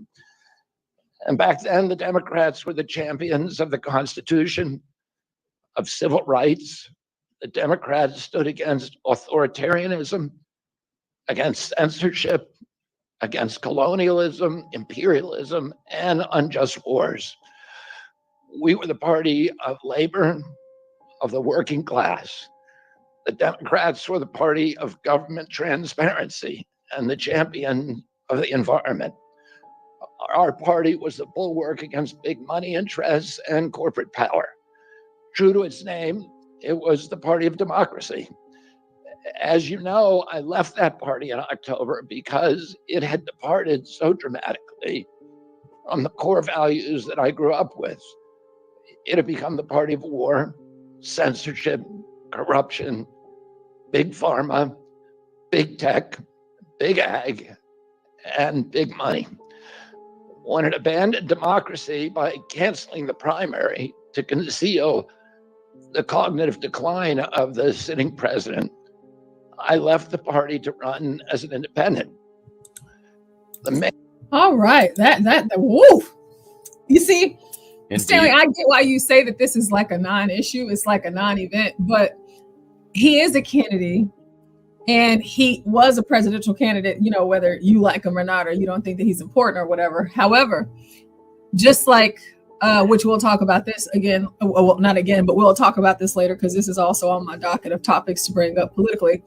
You have the one Democrat opponent, you know, that if his voice wasn't as is, I'm sure he would have been further along. I mean, now, of course, I honestly don't think that his voice is the problem. Okay, yeah, just give me 1 second. Of course, there's the whole system that's against him right now, whether his voice was a problem or not. I still think that they would be doing this political persecution. However, like the Democrats are doing at the DNC, they're actually bringing out so-called Republicans or rhinos to talk about, you know, the Republican Party and Donald Trump. Well, now here you have RFK doing the very same thing, and he's calling them out on exactly what it is that they have done and what it is that they have become. And he is on point. And for someone who loves this party, the way that he started his speech, well, the way that he started his address, he's telling you all of the things that he thought or that he has always believed Democrats to be, but that is not who they are today. Very evident. Now, maybe not you, Stanley, but it is very evident. And so then whenever he says that they, you know, whenever they noted about Joe Biden's, you know, cognitive disabilities or, you know, capabilities and how he's just out of there, and during the primary and how they removed him or they would not even allow him on ballots in certain states, but they knew that Joe Biden was out of there. That says a lot. And that says a lot to the people that actually were in favor of him and people that are independent that were just, you know, in the middle. And even some Republicans too that just said, hey, I'm not voting today. Because a lot of times whenever you turn on the mainstream media and the way that they talk about Trump, you would think that, well, not that you would, well, you know, I guess you would think and you would actually believe it to be true because everything that they say that Trump is lying or, you know, people from the right, they're making this up. But you have someone who has never once said that he's on the right and he calls himself an independent and we know his history. He's like, oh no, this is going on. This is happening. They're doing it to Trump. They're doing it to me. And this is what's going on. And so for people that were kind of on the fence, you know, and for the people that watch this or if they'll watch it later, a lot of their doubts that may soothe or this may soothe those doubts. So, yeah, but Kimmy Cake, Stanley, Nobleness before we go on. I think you know what? Oh, my bad. I'll wrap it up here. I think his information about the change in policy of the Democratic Party is pretty freaking epic. And honestly, the speech is huge. Like, I didn't expect this, but the information is huge. Hopefully it gets out there. And I would put it up there like this is near to the Eisenhower and military industrial complex speech. Like, damn, he's just telling it how it is, you know. May I speak now? Yep, I'm done. Drop in the bucket. Okay, I'll go next. I do think this is big news. As we know, like the Kennedys are, they're like the legacy. They're like, you know, it's like a political dynasty almost, right? Or the Democratic political dynasty, if you want to look at it that way. And I do think because President Trump has been such an outlier in either good or bad ways, mostly good, in my opinion, that the fact that, you know, like, I don't know if this put Kennedy in an awkward position with his family. Like, maybe it does. I just think this is really interesting and almost historical in some ways. Very historical, I think, too. Stanley could be correct. Like, currently in the numbers and the voting, this may be a drop in the bucket. It might not have a great shift. Of course, the mainstream media is not going to cover this properly, if at all. But I think in the long term, for the country, for humanity, Wait, who's covering this? Like I'm saying, they're probably not. The mainstream Wait, media. this is a video we're watching. Who is the mainstream media that is covering this speech? Someone's covering it. It's pretty much everywhere. Well, yeah, this video comes from his own personal YouTube account. Well, mainstream media is not covering it. Drop in the bucket. It's on CNN. It's all over. Like literally. So mainstream media is covering it. So we can dispatch that fake news. Mainstream media is covering it. It's a drop in the bucket. Robert, this dude isn't important. Endorsing Trump. Now, what would be interesting is if Trump ditched J.D. Vance and made Kennedy his vice president. Now, that could be interesting, but it's not going to happen. It's not. But that'll be like soap opera worthy. It'll be so good. That'll be so good. It would be interesting and a good counter narrative to Kamala, but Trump doesn't have that kind of ballsiness. You don't think this will increase the wave of the amount of blue shifting to red? I don't think it's going to change much. No one was going to vote for Kennedy anyway. He's not a swing vote candidate. He's a crackpot. I don't think, well, me personally, I don't think that's a fair assessment when it comes to Robert F. Kennedy, because in so many states, Joe Biden was just the candidate. They didn't have an option for another. And he has been contesting his name to be on the ballot in all of the states where his name was not.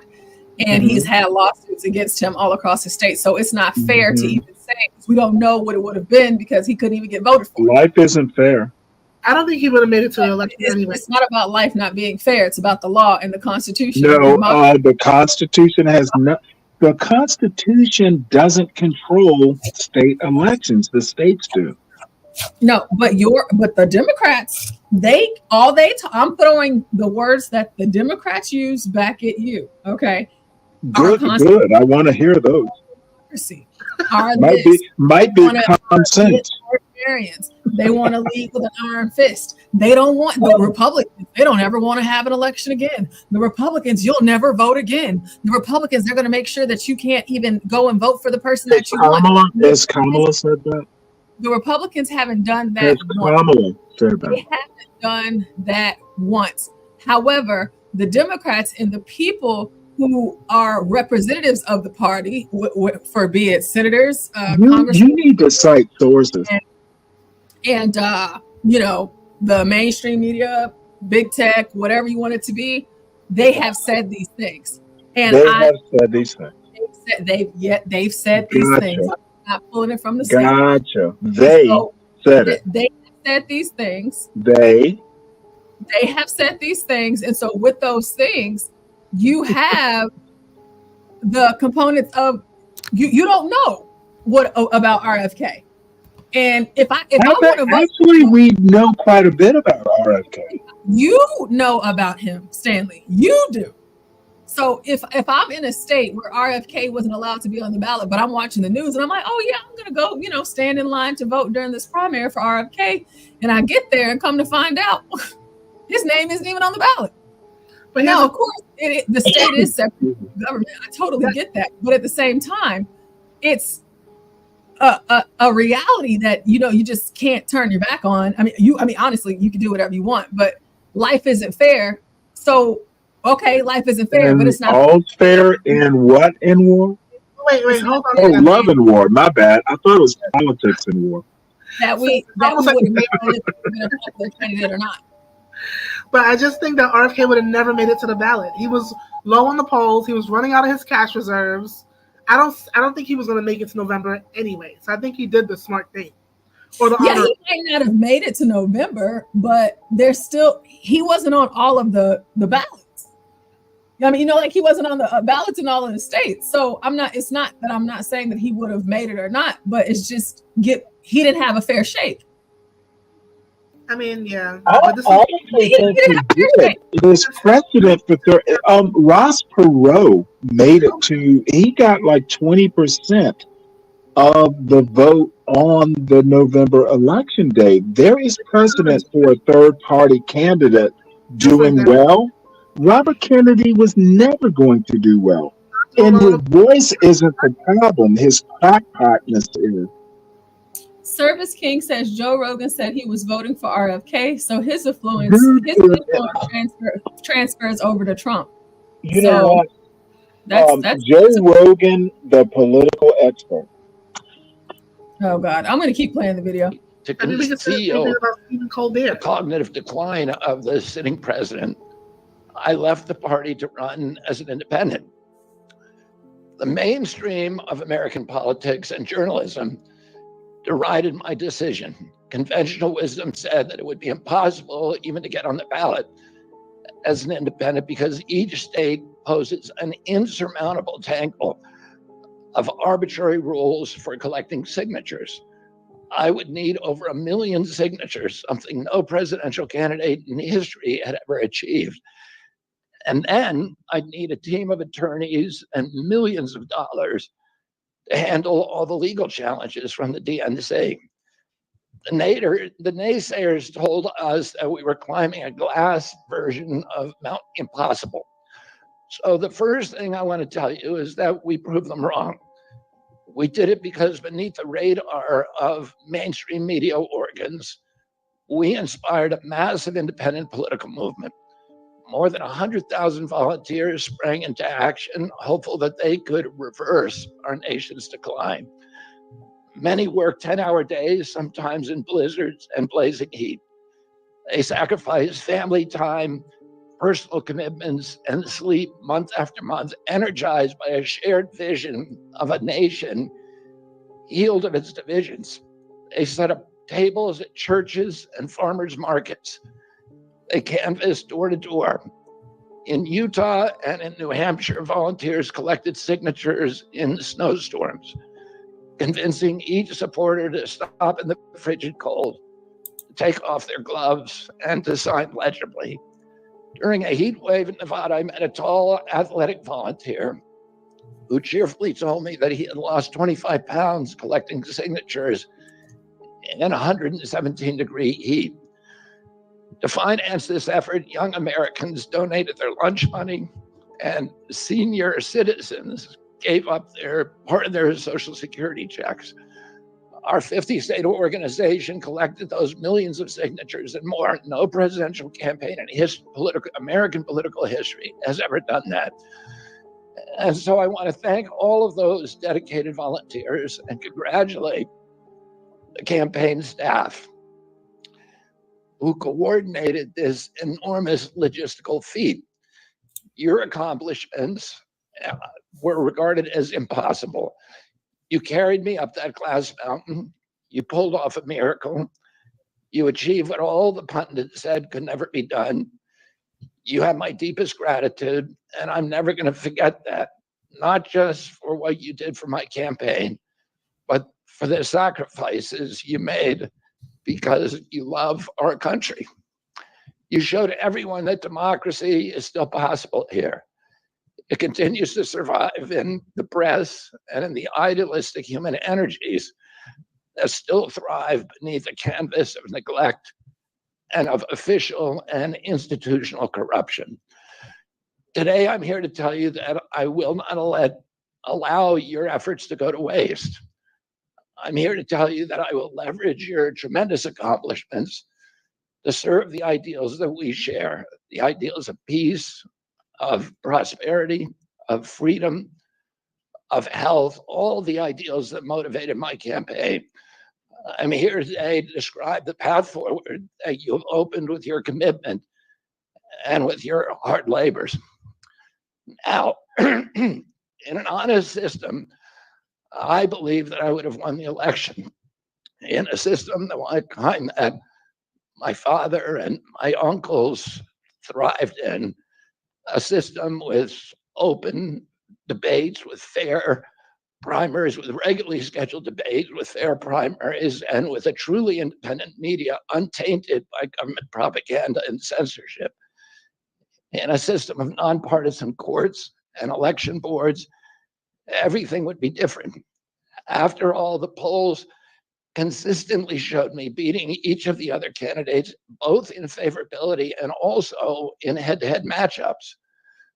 But I'm sorry to say that while democracy may still be alive at the grassroots, it has become little more than a slogan for our political institutions, for our media, and for our government, and most sadly at all for me, the Democratic Party.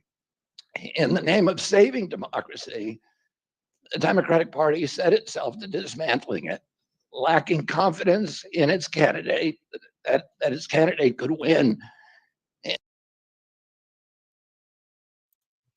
Okay, I want to pause it so we can have a bit of dialogue about what he's saying right now. So he told us about, well, not just right now in this moment, but over the course of him announcing his campaign, back when he did, he has accomplished something that no other politician running for president has in the history of the foundation of our great nation, America. He had over 100,000 people all across the country going out, rain, sleet, or snow, volunteering to get signatures for him. For those of you that do not know in the audience, whenever you are running for an elected position, there are signatures required. And well, at least in the state of Texas anyways. What we do here in Texas is, I'm supporting Trump. So whenever he threw his hat in the race, as we know that he has, because he's obviously the nominee, people like myself and others, tens of thousands, even hundreds of thousands of Texans even, we go all across the state. Me, I'm in my district, and I go block walking and I knock on doors and I ask for signatures. I even make phone calls for the doors that I knocked on where I did not get an answer, to let them know, like, hey, we're having this event at this time so that you can come and sign this form. And of course, you need to be registered to vote, because the next thing that we do is we match your signature on the form with your signature on your voter ID card. So you have to collect signatures, and that is not an easy job, especially in 2024 when everything is online. People will slam the door in your face, and whenever you call, they'll hang up, take me off this call list, whatever it is, and it's very difficult. So to have that many people support him across the nation and more, and for him to get the momentum that he did, I do believe it is quite admirable. And yes, we can say that his voice is not an issue, but it just doesn't sound good. It's even hard to listen to him right now. But yeah, he did choked up too. Huh? He's getting choked up, I think, too, a little. Yeah, and it sounds like absolutely. It sounds like he's definitely getting choked up as well.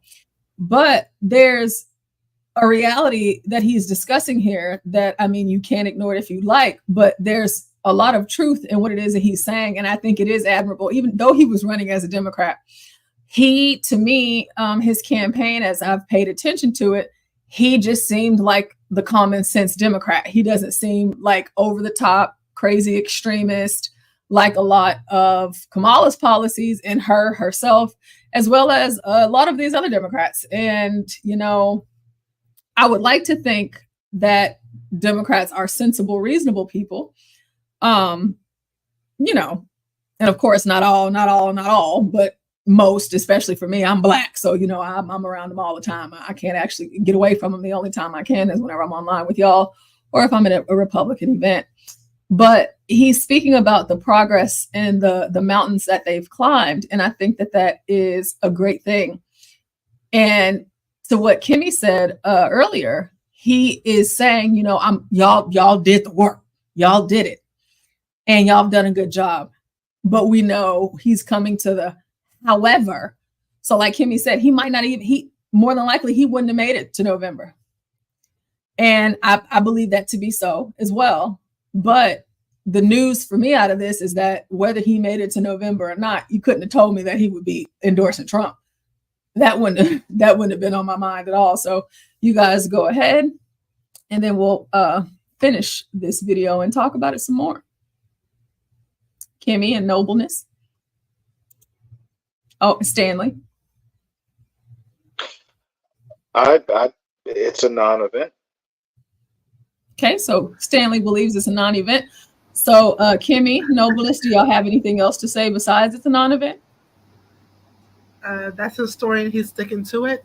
I believe that there is no more Democrat Party in this country. They've been hijacked by the socialists and the communists and the fascists. Communistas. That's what you wrote, Gibby.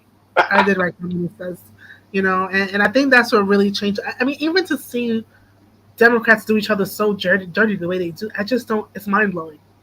I don't understand it. Kim, he wasn't running as a Democrat. I'm not just thinking about him. Look at what they did to what's the older He man? was running as a Democrat. Bernie Sanders. And Look at what they did to Bernie Sanders. RFK literally. You know what? I am trying. I'm gonna take a deep breath. Please. Where was he running? In South Carolina? In Georgia? Where was he running? He wasn't on any of these. He was not. And he switched to independent in October. He just said. Okay, then why are we talking about him as a Democrat? He's in. He's running. He was Democrat-ish. Well, he comes from a Democrat family. The Kennedys are. But is he running as a Democrat or an independent? That's not independent. In this election, it was independent. Oh, I'm sorry, Stanley. I love you, but Jesus Christ, that's what we're just trying to talk about it. Okay, everything doesn't have to be so aggressive in a fight, sir. Okay, everything doesn't have to be. We're talking about him in terms of him as a Democrat because that's what he's always been. I'm not being aggressive. I'm saying he wasn't running as a Democrat. I am, and I'm telling you now he's not. But he started off saying that he was running as a Democrat, and he switched in October. That's it. That's all I'm saying. So yeah, he's running as independent, or he was running as independent as of October. But before that, he was running as a Democrat. October of which year? This year or last year? Last year. Well, I mean, it's not. Okay, well then he's not running as a Democrat. No, he's not. Remember the primaries? The primaries that happened between October of last year and today? In a fair election at the voting booth, the DNC waged continual legal warfare against both President Trump and myself. Each time that our volunteers turned in those towering boxes of signatures needed to get on the ballot, the DNC dragged us into court, state after state, attempting to erase their work and to subvert the will of the voters who had signed those petitions. It deployed DNC-aligned judges to throw me and other candidates off the ballot and to throw President Trump in jail. It ran a sham primary that was rigged to prevent any serious challenge to President Biden. Then, when a predictably bungled debate performance precipitated the palace coup against President Biden, the same shadowy DNC operatives appointed his successor, also without an election. They installed a candidate who was so unpopular with voters that she dropped out in 2020 without winning a single delegate. My uncle and my father both relished debate. They prided themselves on their capacity to go toe-to-toe with any opponent in the battle over ideas. They would be astonished to learn of a Democratic Party presidential nominee who, like Vice President Harris, has not appeared in a single interview or an unscripted encounter with voters for 35 days. This is profoundly undemocratic. How are people to choose when they don't know whom they are choosing? And how can this look to the rest of the world? My father and my uncle were always conscious of America's image abroad because of our nation's role as the template for democracy, the role model for democratic processes, and the leader of the free world. Instead of showing us her substance and character, the DNC and its media organs engineered a surge of popularity for Vice President Harris based upon, nothing. No policies, no interviews, no debates, only smoke and mirrors and balloons in a highly produced Chicago circus there in Chicago, a string of Democratic speakers mentioned Donald Trump 147 times just on the first day. Oh, who needs a policy when you have Trump to hate? In contrast, at the RNC convention, President Biden was mentioned only twice in 4 days. I do interviews every day. Many of you have interviewed me. Anybody who asks gets to interview me. Some days I do as many as 10. President Trump, who actually was nominated and won an election, also does interviews daily. How did the Democratic Party choose a candidate that has never done an interview or debate during the entire election cycle? We know the answers.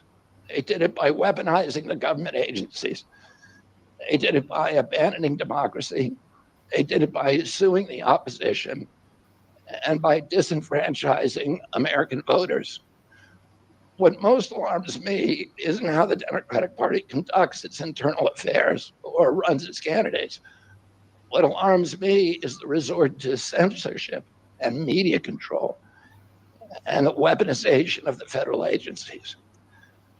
When a US president colludes with or outright coerces media companies to censor political speech, it's an attack on our most sacred right of free expression. And that's the very right upon which all of our other constitutional rights rest. President Biden mocked Vladimir Putin's 88% landslide in the Russian elections, observing that Putin and his party controlled the Russian press and that Putin prevented serious opponents from appearing on the ballot. But here in America, the DNC also prevented opponents from appearing on the ballot. And our television networks expose themselves as Democratic Party organs. Over the course of more than a year, in a campaign where my poll numbers reached at times in the high 20s, the DNC-aligned mainstream media networks maintain a near perfect embargo on interviews with me. During his 10-month presidential campaign in 1992, Ross Perot gave 34 interviews on mainstream networks. There you In go. contrast, during the 16 months since I declared, ABC, NBC, CBS, MSNBC, and CNN combined gave only 2 live interviews from me. Those networks instead ran a continuous deluge of hit pieces with inaccurate, often vile, pejoratives and defamatory smears. Some of those same networks and colluded with the DNC to keep me off the debate stage. Representatives of those networks are in this room right now, and I'll just take a moment to ask you to consider the many ways that your institutions have abdicated this really sacred responsibility, the duty of a free press to safeguard democracy and to challenge always the party in power. Instead of maintaining that posture of fear, skepticism toward authority, your institutions have made themselves government mouthpieces and stenographers for the organs of power. You didn't alone cause the devolution of American democracy, but you could have prevented it. The Democratic Party's censorship of social media was even more of a naked exercise of executive power. All right, I'll go ahead and pause it right there. We got Master Kim back. What's up, Master Kim? Welcome back. So we just heard that part from RFK, and he actually said a lot. That was a lot. That was a lot. So I'll let someone else go first. Master Kim, since you just got back, you can go ahead. Oh, yeah. I'm just now catching this as I just logged in, and my apologies. You have very riveting dialogue, and it most certainly sounds believable. But on a different note, Ms. Portia, I'm going to shoot you over an email as well as you and John. I've got a gentleman named Scott Linton who owns Cap City Finance, and he's excited about potentially doing an interview with he and John or yourself next week or the week after, whatever's convenient for you folks. So I'm going to forward his contact information over to you folks. And what he's going to do is give the inside baseball on what they do, how many years in business you need to be, and and if you're new, how you'd have to get an SBA loan, but through them, they do like $250,000 on a one-page credit app with no bank financials. And this is the company I mentioned before. A lot of businesses use, but it would be great to interview him to pick his brain so that the listeners, because again, where's the money, or how do I get the money? And this guy I know that we use them and many other people use them. And I'm so sorry to shift the field goal, but I'm just letting you know I'm going to email you right now about that. Oh, thank you. And I'm putting my email in the back chat too. But thank you, Master Kim. Thank you so much. The Nobleness, Kimmy Cakes, Stanley, anything to, well, never mind. Stanley, you think it's nothing. So Nobleness and Kimmy, what do you guys have to add? Check. We got that one. I think you're right. There's a lot of info here. In general, I think it's kind of sad. I mean, you might be listening to what is essentially the end of American democracy speech here, as a part of it in the grander scale. We don't know. I know a lot of you people are invested in Trump. I'll wait till a day when John's around to tell you what I think of that. It was a good trick. It is different. Trump is different than the rest of them. Don't get me wrong. But it's sad. I have a point about that when you're done. Yeah. I'm done. Go ahead. Oh, I'm sorry. I didn't mean to interrupt. No, that was it. The end of American. This is the weirdest thing.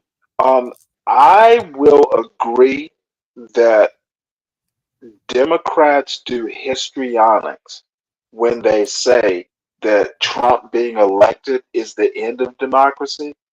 I do think he will change how American democracy works, but we survived worse presidents. So I think if Trump gets elected, America gets what it votes for. So it's not the end of democracy because Robert F. Kennedy Jr. can't get on a ballot. It's not the end of democracy. He's being histrionic. Can I ask a maybe controversial question? Would the end of democracy be bad? Be what? You can't Bad. get on the Would it be a bad thing? The parties are in charge. Because I'm confused at the question. The end of democracy. Two parties have been in charge since. What was the last year of George Washington? I'm just saying this, right? A democracy requires the public to be educated and informed, right? And to be able to discriminate between truths and never had a democracy then. That way they can make logical judgments based on fact and reason. We're so far from that. And that Kimmy, I'm going to argue we've never had an educated populace making good voting decisions. I mean, I'm sure we all read Plato's Republic. Right? I'm sure we all read Plato's Republic. And when the people... Plato's Republic is not the United States of America. I know that. Well then why are we talking Plato when we're talking American democracy? Because it's very similar in terms of what democracy is. I'm going to have to mute here. Okay. Okay, Kimmy, please go ahead, please. No, I'm just saying that in that society, which is similar to a lot of societies, democracy was the worst form of rule. It just was. And we've seen where democracy is getting us in our own country. So when people say, oh, this is going to be the end of democracy, like, would that be such a bad thing? Would people be open to something probably a little bit more innovative? Just a rhetorical question. That's a can of worms.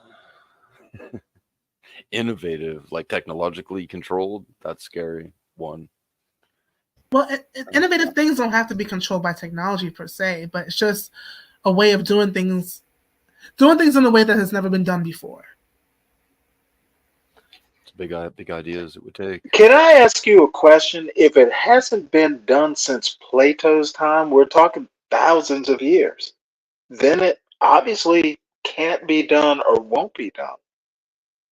This just isn't working, and I think we can all agree on that. I think it has worked this long. And I'm honestly, I swear I'm trying not to be aggressive here. I don't think you are. Please forgive me if I sound aggressive. You don't. Plato is a philosopher. Right. He described direct democracy in places like Athena, where there were small populations and direct democracy actually could work.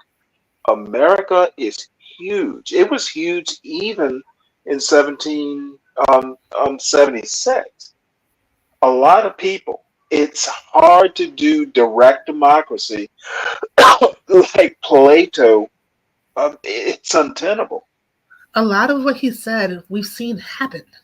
So I get No, what you're saying. name one thing that Plato has talked about that's happened in America. Like when he said that, he feared that democracies would elect demagogues, and that's what we're seeing happening in modern times. We don't have a democracy, not a direct democracy like Plato described. We have a representative democracy and an electoral college. The founders knew this. And damn, I'm going to sound mighty conservative when I say the founders got it right. The checks and balances actually did work. I agree, but this was a different populace they were dealing with at the time. The populace of today. Totally agree with that. You know, I'm definitely, and I'm going to argue that I'm going to argue that today Plato is even more irrelevant than he was in 1776. We're going to have to agree to disagree, I believe. Okay. Yeah. I think you people should focus on, like, I'm kind of in the camp that you should try to fix or repair or make changes in what you have and not to tear it down, because if you tear it down, what's going to blossom is not going to be beautiful. Just humanity, like our hearts are not in a position, and the way things are is not in a position to try to start from scratch, because it won't be pretty. I don't think. Well, Locke, the Enlightenment actually, the way American democracy was set up was really more focused on how the Romans did it than the Greeks did it. Thomas Jefferson was like the only founder who was into Plato. So, I mean, there's some good books to read. We don't have a direct democracy, I guess. We have a republic and an electoral college and a checks and balances. It and works. We also have demagogues. Name a demagogue. I mean, almost. All right. I think Maxine Waters would be a perfect example. Is that her name? How has Maxine Waters affected your life? So, as we know, like demagogues, they incite political activity or practices that seem appealing to the desires of the people. No, they control things. They don't incite. They demagogue. Okay, so all right, you want to use the word control, but pretty much. Well, demagogue. That's literally what demagogue means. Was political activity or practices that seek support by appealing to the desires of prejudices of ordinary people. So now, right, let's go back to 2016 when President Trump came into office, and a lot of people were mad and angry. Their firstborn child failed math. It's President Trump's fault. It was a lot of that, right?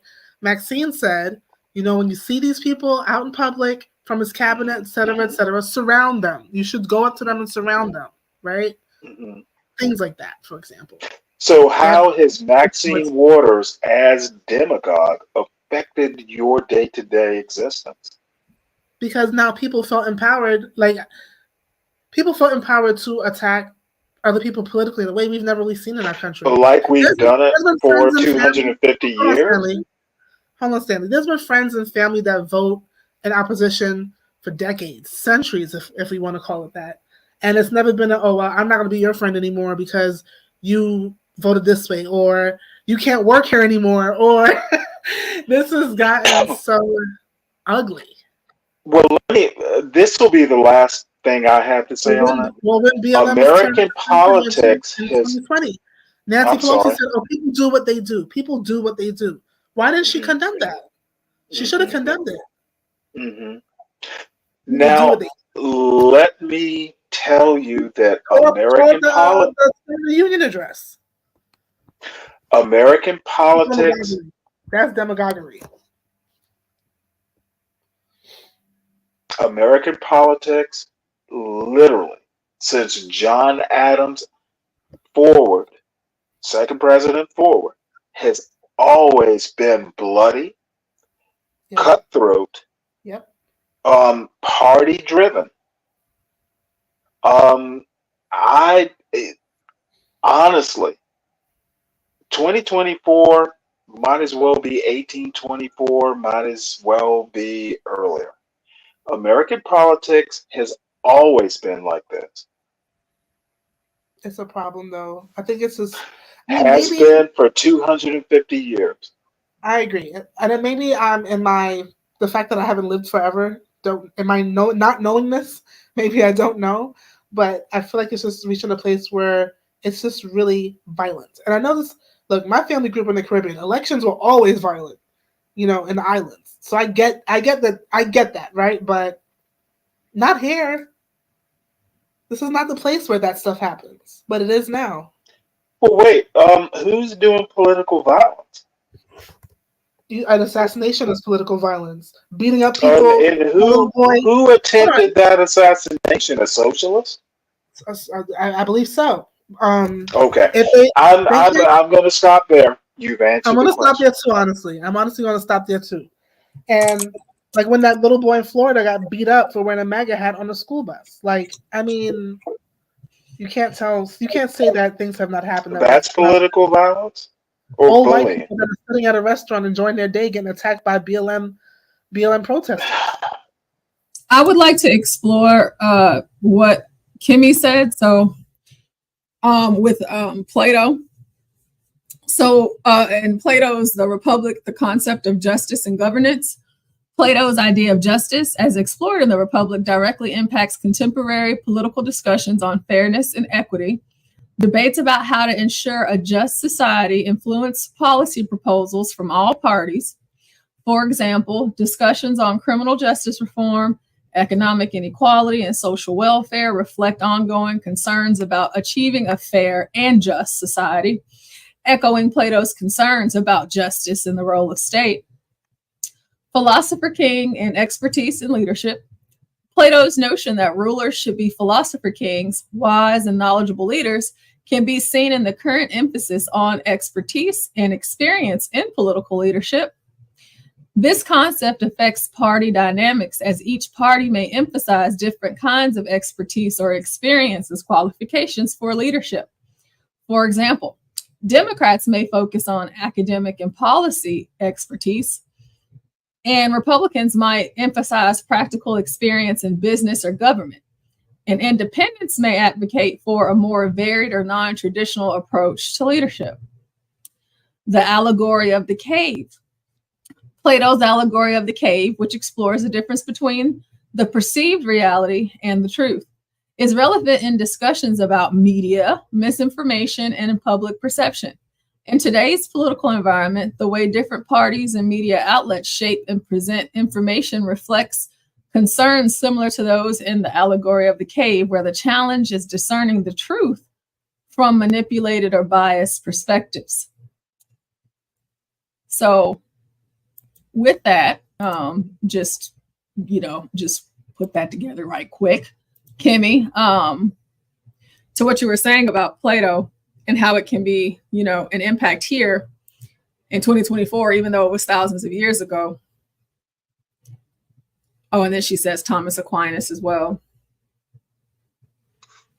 Oh, Kimmy, I definitely care. That's why I was like, oh, this is great. This is a great analogy, because whenever I think about things that were written many years ago, thousands of years ago, and how can I apply it today? Like I think about, the Bible, today say, look, I got shoes, I got tennis shoes, I got a car, what I mean?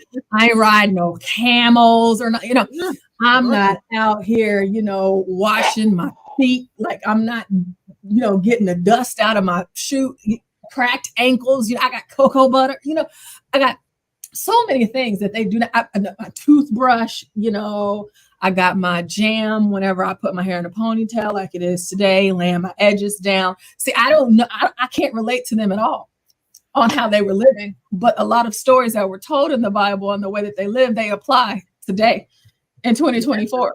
And so even with Plato, even with Aquinas, I can make some comparisons. I mean, yeah, it was eons ago, but I can find some comparison to today's political Since climate. So we're talking I appreciate that, Kimmy. philosophy and Aquinas and all that, of course you can make comparisons. I mean, I believe that's all That's the end of that. Literally, you can make comparisons. I mean, nursery rhymes are also relevant to everyday life.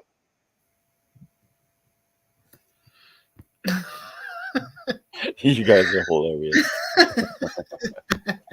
It's not us, it's Stanley. Because anytime you talk about anything, you'll be in the middle of trying to make your point, and Stanley, well, it's not important. This is a non-factor. Are you teasing me? Why is it news? Why? You know what? Why do you even? You know what? My adopted conservative family is beating my ass right now. Stanley, just give me 1 second. Honestly, Plato doesn't. I just don't see the relevance. I mean, quite frankly, I think Kennedy is being disingenuous when he talks about the Democrats as the party of the world. Democrats have never been. There is no party other than, say, MAGA is more populist than a liberal Democrat. Progressives are more populist than a liberal, a centrist, but they pretend to be. I think progressives are actually populists. I think MAGA pretends to be populist, but they're both extremes in my opinion. I still don't get the difference between a progressive and a liberal.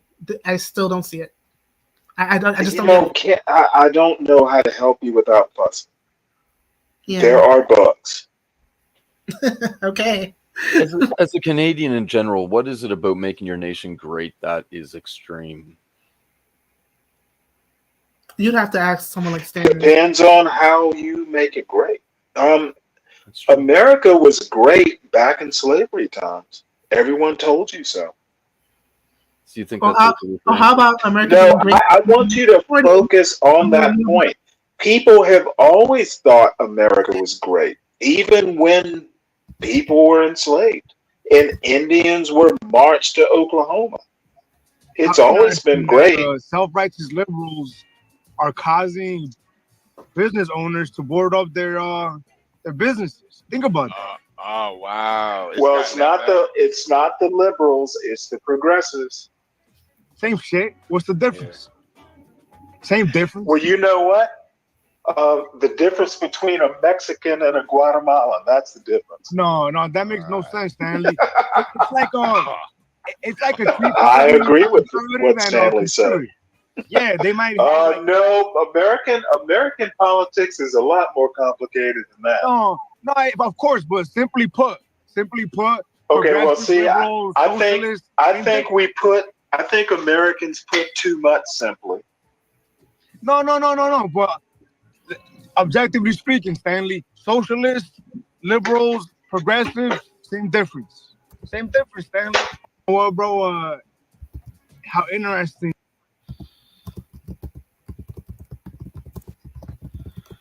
Same difference, Stanley. I said it's much more complicated than that, and people don't like complications apparently. As a matter of fact, I think Kennedy is a progressive. because you said the difference, and so I'm like, oh, I posted this. What's the difference? And Stanley said, what's the difference between a Mexican and a Guatemalan? My lord. Well, totally different countries. Guatemalans cross Mexican borders. Kimmy says, what about up to the 1950s when Black women had high birth rate and intact, two-parent households? Kimmy, Kimmy, prove it statistically. You can't. But why does it? I mean, they actually can. In terms of the birth rates, then please educate. I'm gonna beg you to educate. I think that's just the obvious And reaction. I'm serious. I want those birth rate stats. is higher. You Like, can keep people track don't of have as much. how many people were born, Stanley. Like, that's not. You know where I'm gonna go with this argument and why I asked you to provide me with the stats. Mm-hmm. People didn't care about Black people back in the 50s. Murder rates, none of those statistics can be trusted. Well, you have to be careful. Well, you know what? I don't know. I don't trust the stats because Black people during Jim Crow, especially in the South, they didn't care if Black people killed each other. I honestly could agree that. I mean, you can't trust any stats, right? Because it's just. You can, maybe in 2024. Because unless they ask everybody, which they don't do in statistics, we're only seeing a sample, right, of the population. This is a sample. So you can't trust any stat. If and I agree with you on that. But Blacks were doing far better in terms of being I don't agree. Being a part of a two-parent or in a two-parent. I do not agree. It's Thomas Sowell is wrong on that stat. I'm literally telling you the stats are politicized. Why did Patrick Moynihan do that 1960, I think it was 64, the Moynihan report? Was it 64? It was mid-60s. Yes, the whole reason the report came down is because the Black community was problematic to begin with. I disagree with the whole premise that welfare created a broken Black family. Black families have never been prioritized. Even you believe what you want to believe. I'm not going to be able to convince you otherwise, but you're not going to be able to convince me otherwise, and the facts are on my side. Okay. You believe a Thomas Sowell at your own peril? He's not a historian. He's an economist. And economists make horrible cultural, critics and that sort of thing. I think they only see money. I wasn't going to go there with the welfare thing. I really wasn't, Stanley. I was not going to go there. I was just trying to reflect on times when America was great for people, and I think a lot of times, I think a lot of times when that question comes up, people will exempt certain groups from that greatness. But there were times where we all experienced greatness as a collective. Then I'm going to push back. Are you saying America was great when Blacks could just hang out with each other? I might agree with you. I think America was great when people could work a job and purchase. Well, no, Kenny, you've heard me talk about how I grew up. I could go a whole summer and not see a white person, but I had to go to school with them in the fall. So, I mean, was America great in the 1970s in Cloverdale and Savannah, Georgia? I would say yes, but it wasn't for everybody. Yeah. And Stanley, just so you know, and this has nothing to do with you at all, there's just places that I don't want to go because, at the end of the day, this is media. This is stuff that now has a digital footprint, right, so to speak. Understood. I'm trying to curb myself and not go into places that I don't know. We don't know where our futures are going. Well, I hope I'm not leading you in astray. I'm talking about me growing up in Savannah. So sometimes when I'm not responding, it's not because I don't have a response, but I'm just sitting here thinking, like, should I even say this? You know what I mean? So I just wanted to tell you that. Well, you know what? Then I'm the poorer for not hearing your true opinion. And I'm sorry for that, because that's a me thing. That's a me problem. I'll own that. This week, a federal judge, Terry Doty, upheld my injunction against President Biden, calling the White House's censorship project, quote, the most egregious violation of the First Amendment in the history of the United States of America. Doty's previous 155-page decision details how just 37 hours after he took the oath of office, swearing to uphold the Constitution, President Biden and his White House opened up a portal and then invited the CIA, the FBI, CISA, which is a censorship agency. It's the center of the censorship industrial complex, DHS, the IRS, and other agencies to censor me and other political dissidents on social media. Even today, users who try to post my campaign videos to Facebook or YouTube get messages that this content violates community standards. 2 days after Judge Doty rendered his decision this week, Facebook was still attaching warning labels to an online petition calling on ABC to include me in the upcoming debate. They said that violates community standards, their community standards. The mainstream media was once the guardian of the First Amendment and democratic principles, and it's joined this systemic attack on democracy. It also, the media justifies their censorship on the grounds of combating misinformation, but governments and oppressors don't censor lies. They don't fear lies. They fear the truth, and that's what they censor. And I don't want any of this to sound like a personal complaint, because it's not. For me, it's all part of a journey, and it's a journey that I signed up with. But I need to make these observations because I think they're critical for us doing the thing that we need to do as citizens in a democracy to assess where we are in this country and what our democracy still looks like, and the assumptions about U.S. leadership around the globe. And are we living up? Are we really still a role model for democracy in this country? Or have we made it, a kind of a joke? And here's the good news. While mainstream outlets denied me a critical platform, they didn't shut down my ideas, which have especially flourished among young voters and independent voters, thanks to the alternative media.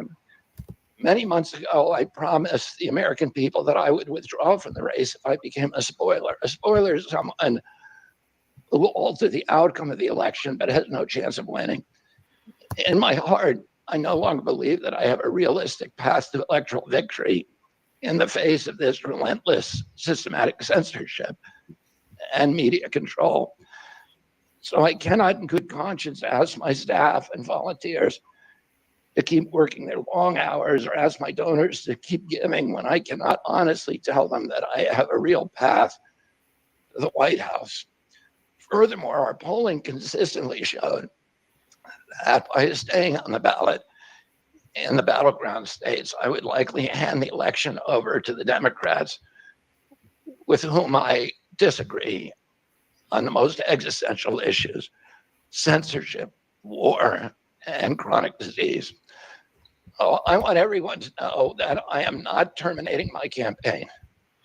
I am simply suspending it and not ending it. My name will remain on the ballot in most states. If you live in a blue state, you can vote for me without harming or helping President Trump or Vice President Harris.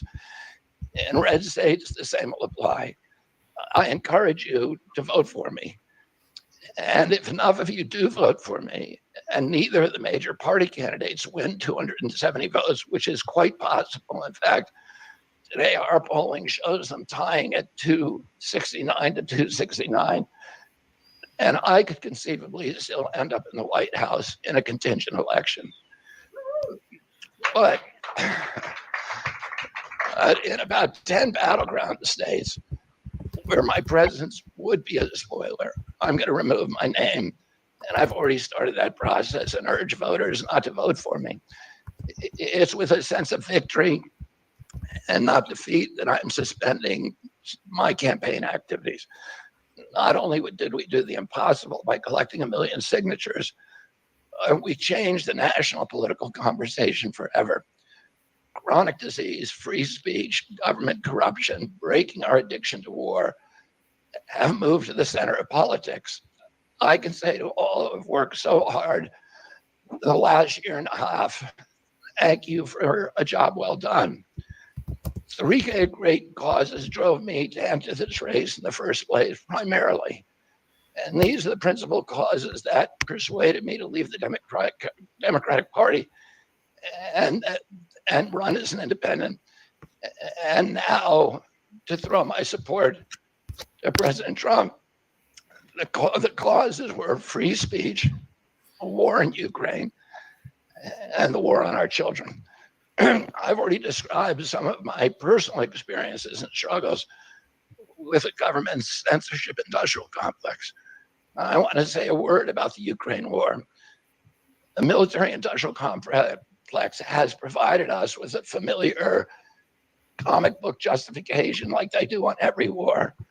That this one is a noble effort to stop a supervillain, Vladimir Putin, invading the Ukraine and then to thwart his Hitler-like march across Europe.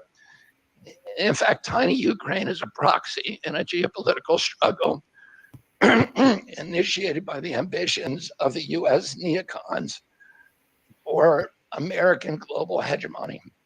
I'm not excusing Putin for invading Ukraine. He had other options. But the war is Russia's predictable response to the reckless neocon project of extending NATO to encircle Russia, a hostile act. The credulous media rarely explain to Americans that we unilaterally walked away from 2 intermediate nuclear weapons treaties with Russia and then put nuclear-ready Aegis missile systems in Romania and Poland. This is a hostile act.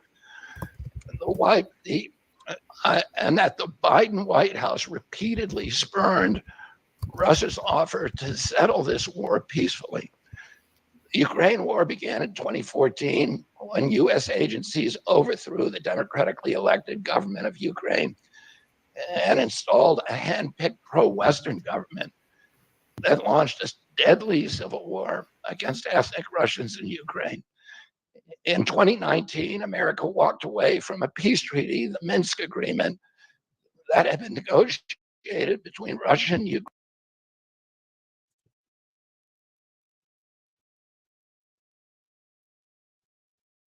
All right, so in that segment, we got to hear him say that he is standing with Trump and he's throwing his support behind Trump.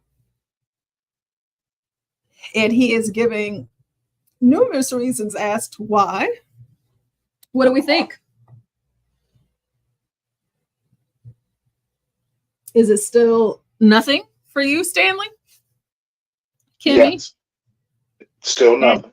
Nobleness with your Canadian perspective? Yeah, and sort of old school truther view. But I kind of think it's interesting.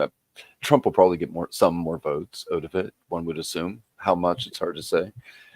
With that said, I find it interesting to how many votes is Trump going to get? How many votes can try to be created to cover that? And what's the damn total going to be come the next voting? It's going to be some insane total amount of people voting. Anyway, I'm just saying. You know what I'm saying, right? Yeah. I know what you're saying. I'm listening. Well, can I make a joke? I'm depending. Oh, sorry. Can I make a joke? Yeah. Go ahead. I'm depending on people like John Galt not voting.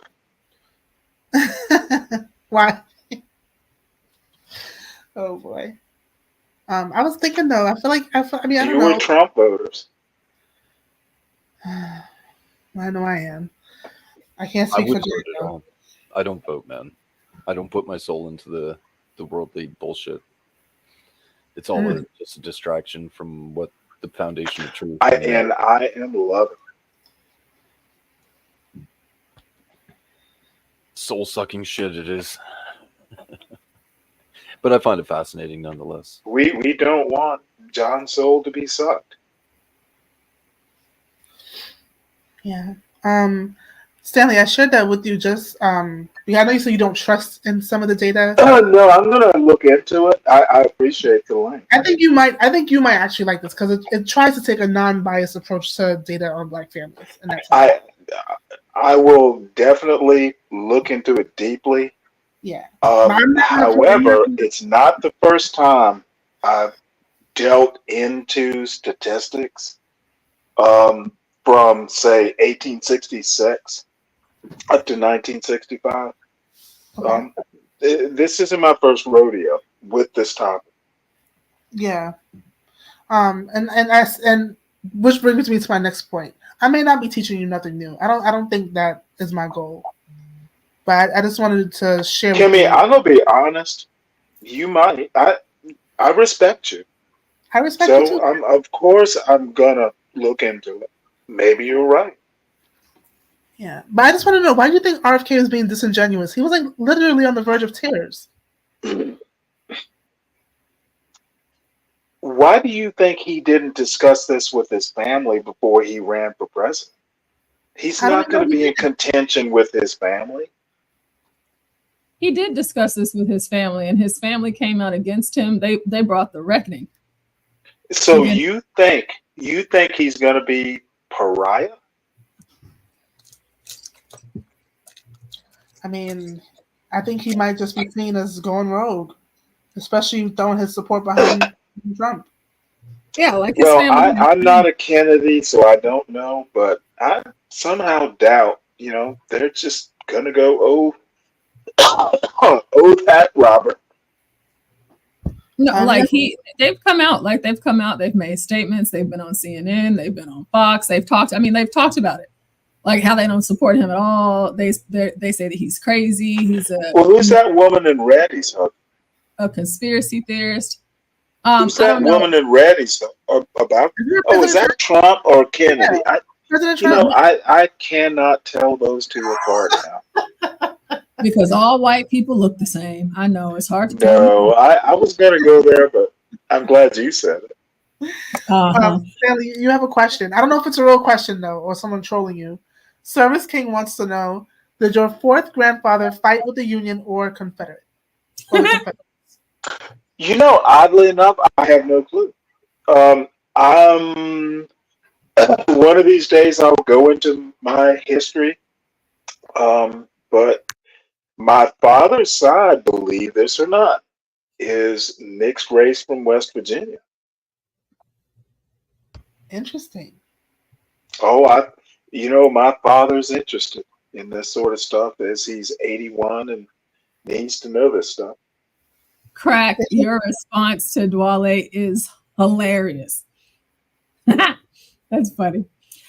Stanley, I went ahead and I did this for you, Stanley. This is not even an hour ago. This is the response from CNN about this whole Robert F. Kennedy thing. So, I love the Gateway Pundit, so let's give Stanley some CNN. Yeah, why do you? Because I cannot CNN and all the other like Fox, I can't do it. But I told you, like Stanley, whenever I say that, I really mean it. You are literally the only person that I can actually have a conversation with that does not share my political beliefs. So my Lord, there are plenty of smart left of center. I'm voting Democrat. I don't want to talk to them. I'm just being honest. I don't want to talk to them. You need to treat them nicer. Nah. You know, I love myself too much. You know, I don't know how much you love. I love myself too much, and you know what? I've been Black my whole life, and as of 4:43 p.m., I bet I've been Black longer. To sit here and argue with people that tell me that I am not Black because now that's insulting. So, or I don't think, or you know, share your same political ideologies, and you know, you get tired of that, and a lot of the insults and things like that, and I just don't have time. And a lot of the conversations just blow into arguments, as you know they do whenever you have conversations with certain people. Stanley, you're tolerable. You're more tolerable to me than a lot of people that I would have to deal with. So I just stay away from that, and I don't want to talk to them. I don't even want to listen to them. So I'm going to play some of this, but I think, Kimmy, were you about to say something? Oh no, I was just saying, like, I kind of just stay. I mean, I used to be really into like Fox and all that, but I kind of stay away from all that now. I'm more like into First Post, Vantage, Times of India, because they just report the news, facts, and that's it. The extreme left and the extreme right, I'm just dizzy now, you know? Just dizzy. Yeah, I remember one time. I remember one time on the panel, I was talking about exactly what you just said. And Stanley, of course, it's not America, so I don't know why you're mentioning it. It doesn't really matter. And I'm like, well, you know, Stanley. Oh, Portia. You know, I actually believe that. You know, the thing is that I do like to get my news from like Times of India, Sky News, Australia, like other countries. When they talk about America, they just give you the news. There's no slant. It's just the news. It's like, oh, okay. Well, Times of India doesn't give a slant. It does. And here's the reason I say this, and I'm not going to belabor this point.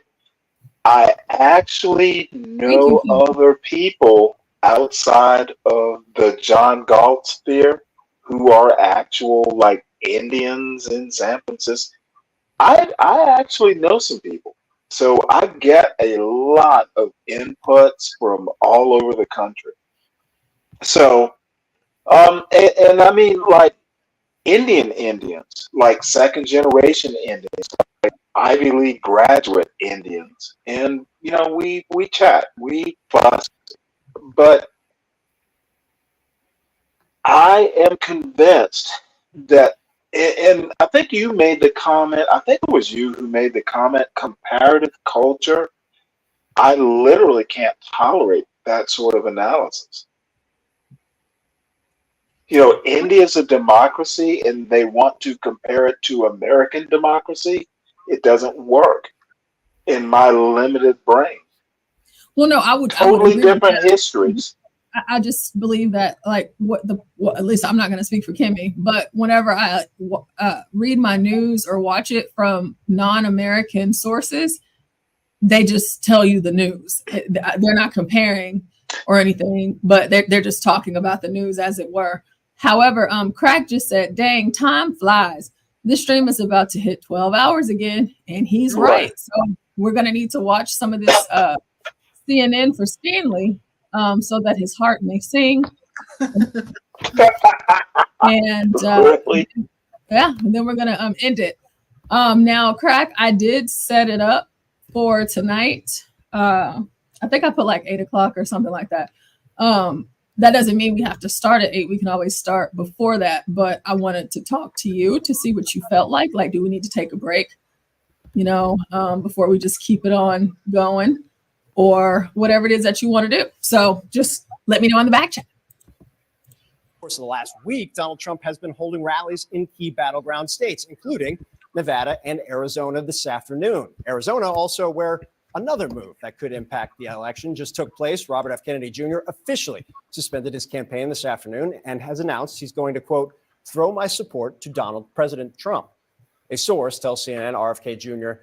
will campaign with Trump in the coming weeks. That source was talking to CNN's Kristen Holmes, who was just at the RFK Jr. event and somehow managed to teleport herself to the forthcoming Donald Trump event. Kristen, what's the Trump campaign see as the benefit in this endorsement? So they actually see quite a bit of benefit in this. They believe that this race with Kamala Harris is going to come down to razor thin margins and that every vote counts. And they look at the polling, particularly in states like here in Arizona, in these battleground states, and they see what RFK was bringing to the table. So just to give you an example, here in Arizona, RFK was polling in recent polling at 6%. Donald Trump at 42% and Kamala Harris at 45%. Now, Donald Trump's team is not under the illusion that all 6% will go for Donald Trump now that RFK has endorsed him, but they believe that every single vote counts. And they do believe that particularly once Kamala Harris is at the top of the ticket, those votes that were being siphoned away from either candidate were actually largely coming from Donald Trump. So they believe this could be incredibly helpful. And as you mentioned, it's not just that RFK is going to be out there campaigning. He's going to be trying to reach his staunchest supporters, people who maybe were turned off by former President Donald Trump. These sources telling me that they're encouraging him to do different kinds of platforms like Tucker Carlson, like Joe Rogan, because they believe that it will help RFK reach out to those people who are still on the fence about Donald Trump and try and convince them to support the former president. So just to say that this is a big deal for them, they really believe this. They've been working on this for several weeks. Don Jr., Donald Trump's son, as well as Tucker Carlson, spearheading the conversation with RFK's team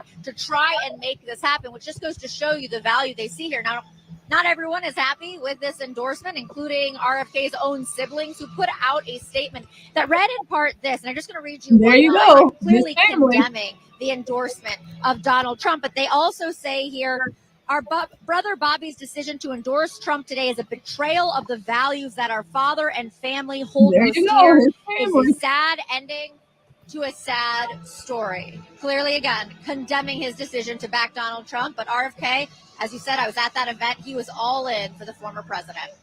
Kristen Holmes for us in Glendale, Arizona, has been doing great reporting on this story. And also, I cannot appreciate enough the hustle getting between two campaign events. Not easy, my friends. Our thanks to Kristen. Here now is our panel of political experts to discussing. Guys, I want to talk a lot about here the we convention, go. but I want to start with you, Kristen Soltis Anderson, because we have dueling memos. The DNC saying this changes absolutely nothing. And Tony Fabrizio, the Trump campaign's pollster, coming out saying this has a tangible effect on the race. Which is it? I think in a race that's very close, anything that can move even a very small number of voters in a very small number of counties in the right states can matter. What I've been seeing in polling about RFK is that over the last few months, it has shifted to be more of a draw from Trump than from Biden. Initially, it was a threat to Biden because you had disaffected Democrats who loved the Kennedy name. They saw the iconography of RFK's Super Bowl ad. They really felt like, oh, I like this guy. Maybe instead of Biden, I can go with him. That's now fallen away. And instead, the voters that had been gravitating toward RFK in recent months had been those that felt like he was the real outsider. He was the one that would speak truth to power, say the offensive things other people wouldn't say. Frankly, in focus groups, people would talk about RFK Jr. like they would talk about Trump, say, 8 years ago. And so with him dropping out and endorsing Trump, it's just consolidating voters who are interested in the Trump vibe, but may have had some questions about him. I think this could give him a point or two. Which is not nothing. Which is given not nothing. What we know about this race. All right, I do want to talk about the convention. Christy, let me play a part of what Vice President Kamala Harris said last night as part of her case against the former president. We know what a second Trump term would look like. It's all laid out in Project 2025. We know what it looks like right now, Vice written by his President. closest advisors. And its sum total is to pull our country back to the past. But America, we are not going back. Democrats feel great. I will grant that. Where are you Democrats going? feel great. I think the question I had last night is that speech, which I think has been applauded by Democrats and Republicans alike, have said it was a good speech. It was well done. It was short, which was nice. Got a lot in. Yeah, Did it do enough to kind of convey what the Harris campaign would do to actually move the country forward? Yeah, absolutely. But first, I think it's important to take a step back and talk about just how difficult of a speech this was to give. This was her first high-profile speech of this nature on the national stage. She had to do a lot of things. She had to sort of subtly turn the page from the Biden administration, show how she's going to be a change candidate. She had to actually position herself in a way as the challenger to Donald Trump being the incumbent that we're not going to go back to. She had to appeal to this incredibly wide and diverse coalition of people. And she had to tell people not just what her policies are going to be, but sort of what her vision of America is. And I think that in a sort of Simone Biles triple double amazing kind of way, she actually really did that and stuck the landing. I think because that point, what was striking to me, you kind of wake up every morning, read through the morning this is newsletters, and so like every single hard. headline this morning from my friends and colleagues. Okay, y'all, we gotta let's have some commentary before we watch any more of this. I can't do it. Stanley, these are your people. Go ahead. The Nothing Woman is right. The what woman?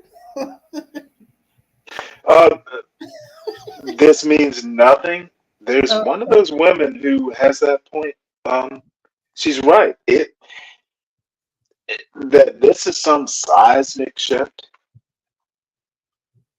I just don't think so. I think CNN's hilarious.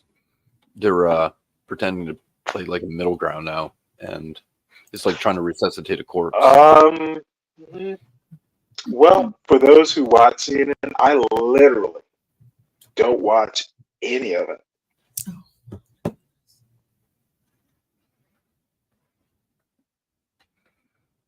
Have you guys noticed a change in CNN in like the last 6 months? Oh, When it yeah. comes to Well, I don't watch it.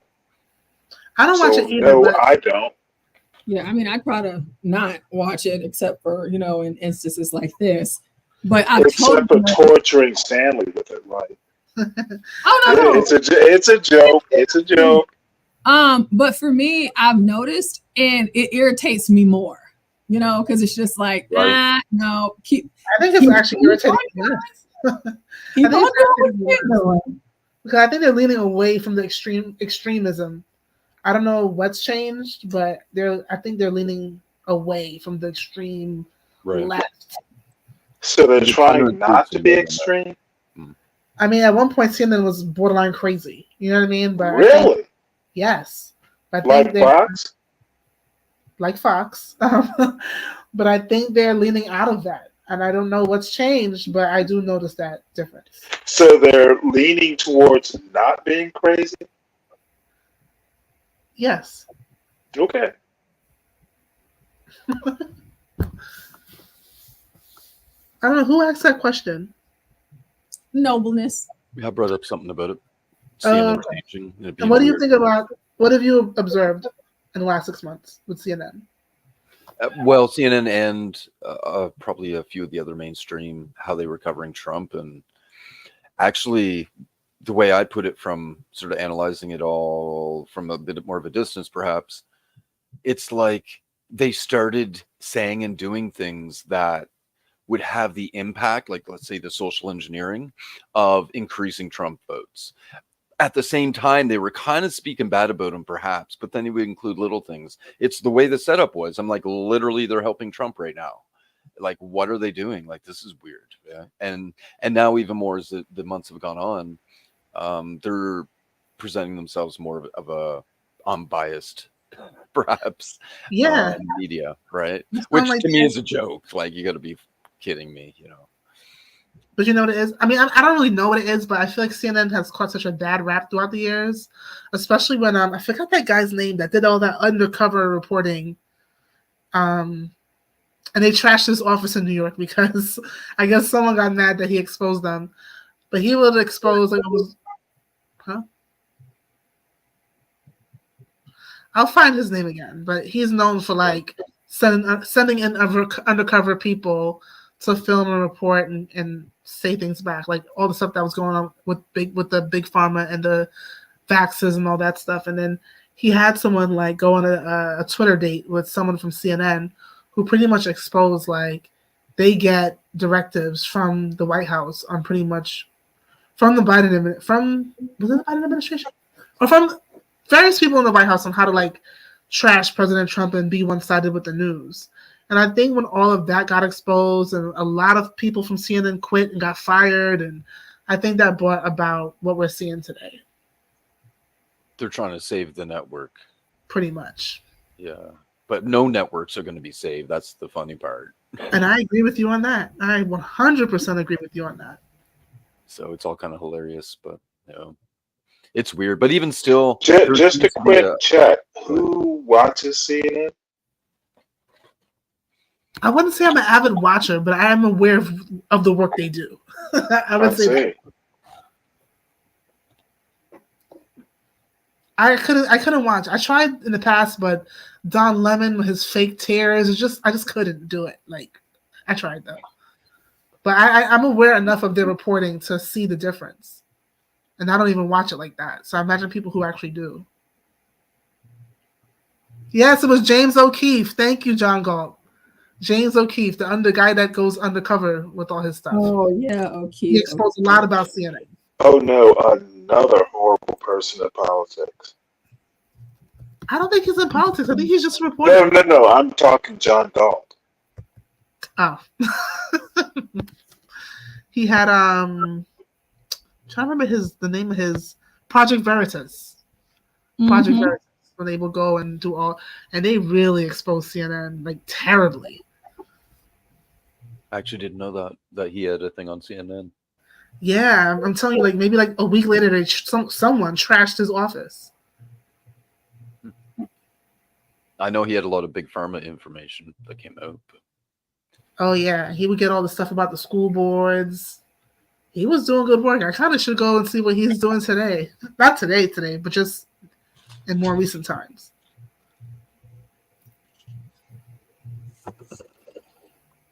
Okay, we'll finish up the rest of this. Let's see. Where's that? To grind it out overnight, try to put those together is Kamala moves to the middle. Kamala's centrism. That was not how most people thought about the vice president, based almost primarily on her 2019, 2020 campaign run. Do you think that's the case? Do you think that speech really kind of delivered that message? It definitely delivered the message. It was kind of a reinvention of Vice President Harris. I thought what was interesting is what we didn't hear. We didn't hear her talk about banning fracking, about mandatory gun buybacks, about banning offshore drilling, about taking away private health insurance for Americans. We didn't hear any of that because those positions are wildly unpopular. And she's going to try very, very hard to distance herself from the fact that she is the sitting Vice President of the United States of America. And all of those policies are policies that she has embraced. The Biden-Harris administration took the unprecedented position of saying, we are Biden-Harris. They co-branded this administration. And then she had the position of casting 33 votes, tie-breaking votes in the Senate, more than any other vice president in the entire history of the country. So she doesn't really get to say, these aren't my positions. This isn't my administration.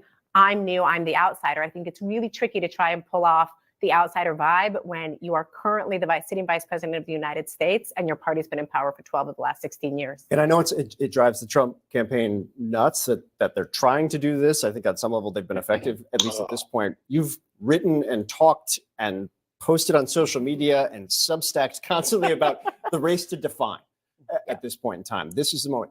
She has had a clear runway for about 3.5 weeks to try and do that. Yes. Have they done it? They've started to lay a really good foundation for her to be more appealing to the center than she would have been a month ago. And I think that's really remarkable. She's had to thread this needle of, I'm the person to handle the next 4 years. Please don't hold me responsible for the last 4 years. Right. And she's kind of pulling it off. When you look at polling that came out last weekend, voters were asked, how much influence do you think she's had over Biden's economic policy? And voters said not very much. How much influence do you think she's had over Biden's immigration policy? And voters said not very, very much, which is notable considering how much effort Republicans have put into saying, hey, she was appointed, borders are, we can, negotiate over the term, but that she really is not being held accountable by voters for an administration that was not getting very good marks from those same voters. She's been able to deftly maneuver around this, whether the Trump campaign putting hundreds and thousands of points on the board in terms of paid media to drive that message. Yeah, that could still change, but they're running out of time. Yeah, we're going to dig into kind of what this all means for them in a little bit. But I do want to ask you, Adam Kinzinger, you were in the House for long. We're both Hill rats, and that's not a pejorative term where we come from. Adam Kinzinger giving a speech, a hawkish national security Republican in my years of covering on Capitol Hill. The vice president had kind of a hawkish defense of American exceptionalism, patriotism, national security. As a Republican who worked with Adam Kinzinger, what did you think when you saw him up there last night? You know, one of the things that I think that is really important to focus on is the policies, not the personalities. And that's something that they're trying really hard not to do. What Adam Kinzinger did not talk about is promoting a candidate who is for price controls. That is not a conservative Republican position to take. And so I think what we're looking at is a larger focus on the policies of these two administrations. I think will be more interesting rather than kind of who finds their way to the biggest stage. So what you did there. Real quick before we go, can they keep this? Is this durable? It's been a question I've been asking for 3.5, 4 weeks. Is this durable over the course of the next 70 plus days? And it's an incredibly fair question, but at this point, they have been able to pull it off. Every obstacle that has been put in her path, she has been able to hurdle over it.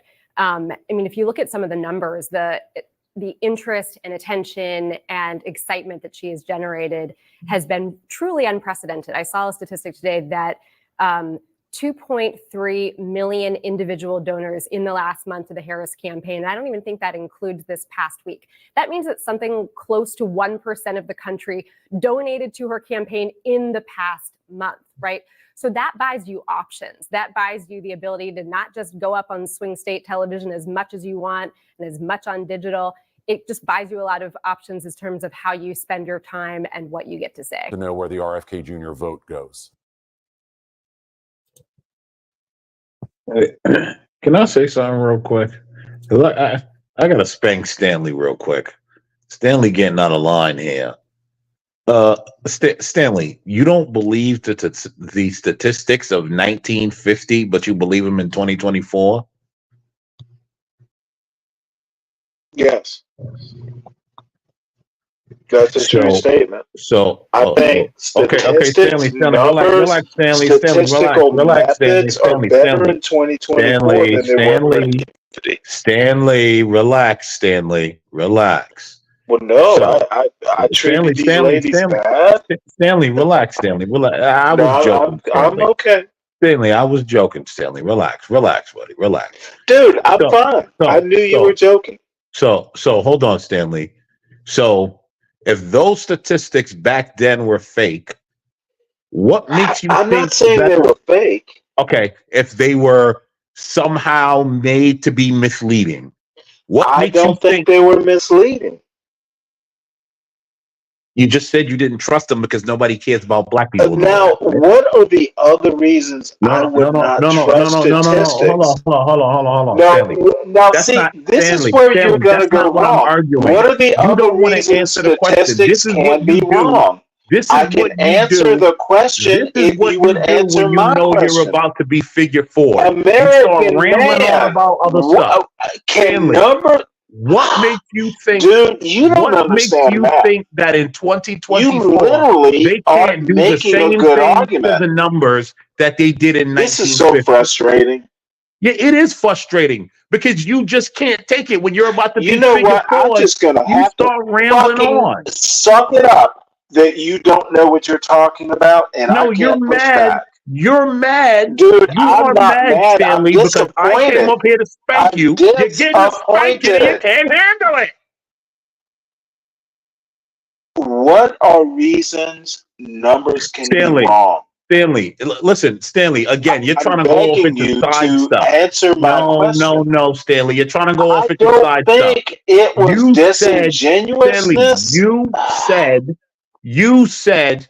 I don't trust the numbers from 1950. Now, no one can know black people. Numbers be but wrong? If it's 2024, why the can thing that I'm numbers be asking you, wrong, Stanley, American man? We're talking about you trusting the numbers. Stop trying to move the goalpost. We're talking about why you can trusting numbers the numbers. be wrong? I'm that talking is the conversation that we're to having. A mathematical argument. The question that I'm asking you, Stanley, is. You know what? Can the numbers in 2024 it is be just as manipulated to as talk the numbers to a person in 1950? Who does not understand how statistics work? Do you know why it's insufferable, Stanley? Do you know why it's insufferable? Because I can't be wrong. Because you can't lambast me into your nonsense. We're going to stay on code, good sir. I can't lambast and the conversation ignorance. is about your I trust. can't beat you up because you don't know numbers. Okay, Portia, I'm not going to let this be your show. I'm going to be quiet. Dude, I'm begging the man to answer my question. No. Hold on, no. You're moving the goalpost. That is not what we're talking about. What are we talking heavy about? fries. That's not. Again, I'm not going to let this be a show, Portia. I'm going to be quiet now because he's not going to answer the question. He's going to keep moving answer the question if you'll let me. Yeah, we've been wanting to hear the question. So why do you not trust the data from? It is not that they misrepresented data. It's not that they were bad faith with the data. Statistical methods, plus they didn't give a shit. And I don't even think they were bad faith. The numbers weren't important. They did not take the numbers accurately. That's why I don't trust it. I think it's bad data. So do they give a shit I don't in think it was 2024? intentional. So do they I give a think they shit just in didn't care. 2024? So do they give a shit in 2024, Stanley? Yes, much more. And show me the statistics to prove that. Which statistics do you need That me they to give a shit in produce, 2024? Which that they give a shit in statistics? 2024? Is that really a statistic? Give a shit statistics? I want you guys to pay attention to what happened Okay, when people I'm get literally figure forward. making a mathematical argument, Pay and you know attention. what? Let me break this down because now you're pissing me off, This is just American your man. opinion. That's what you're saying. This is just your opinion. Is that what I'm hearing? What I'm about to do is give my opinion of American man's argument. May I do that, Kenny?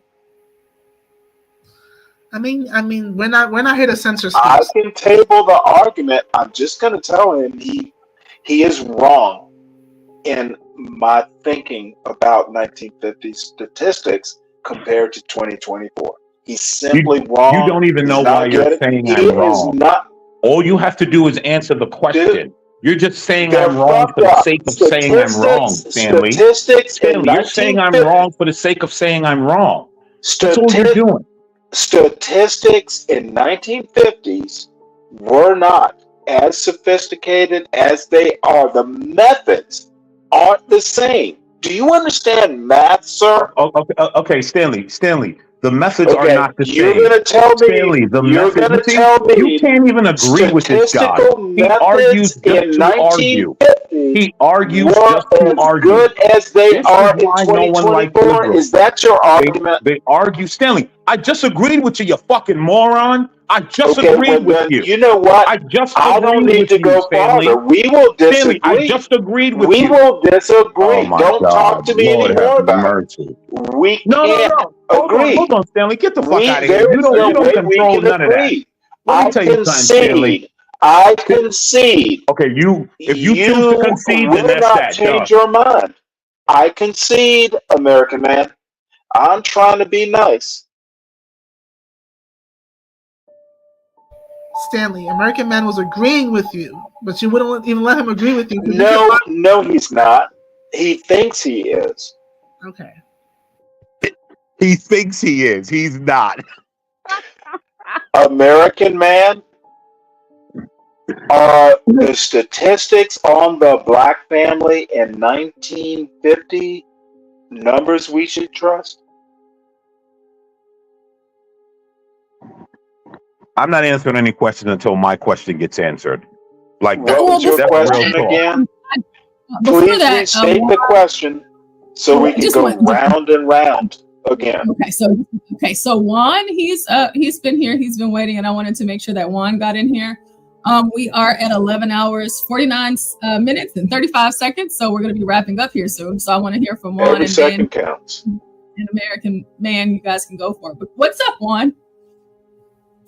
Doing good. I'm just now reading this article, or finished reading this article regarding the lawsuit that Texas just filed, and trying to stay awake. I had a long day today. You guys, looks like everything's getting interesting regarding statistics and other things, I guess.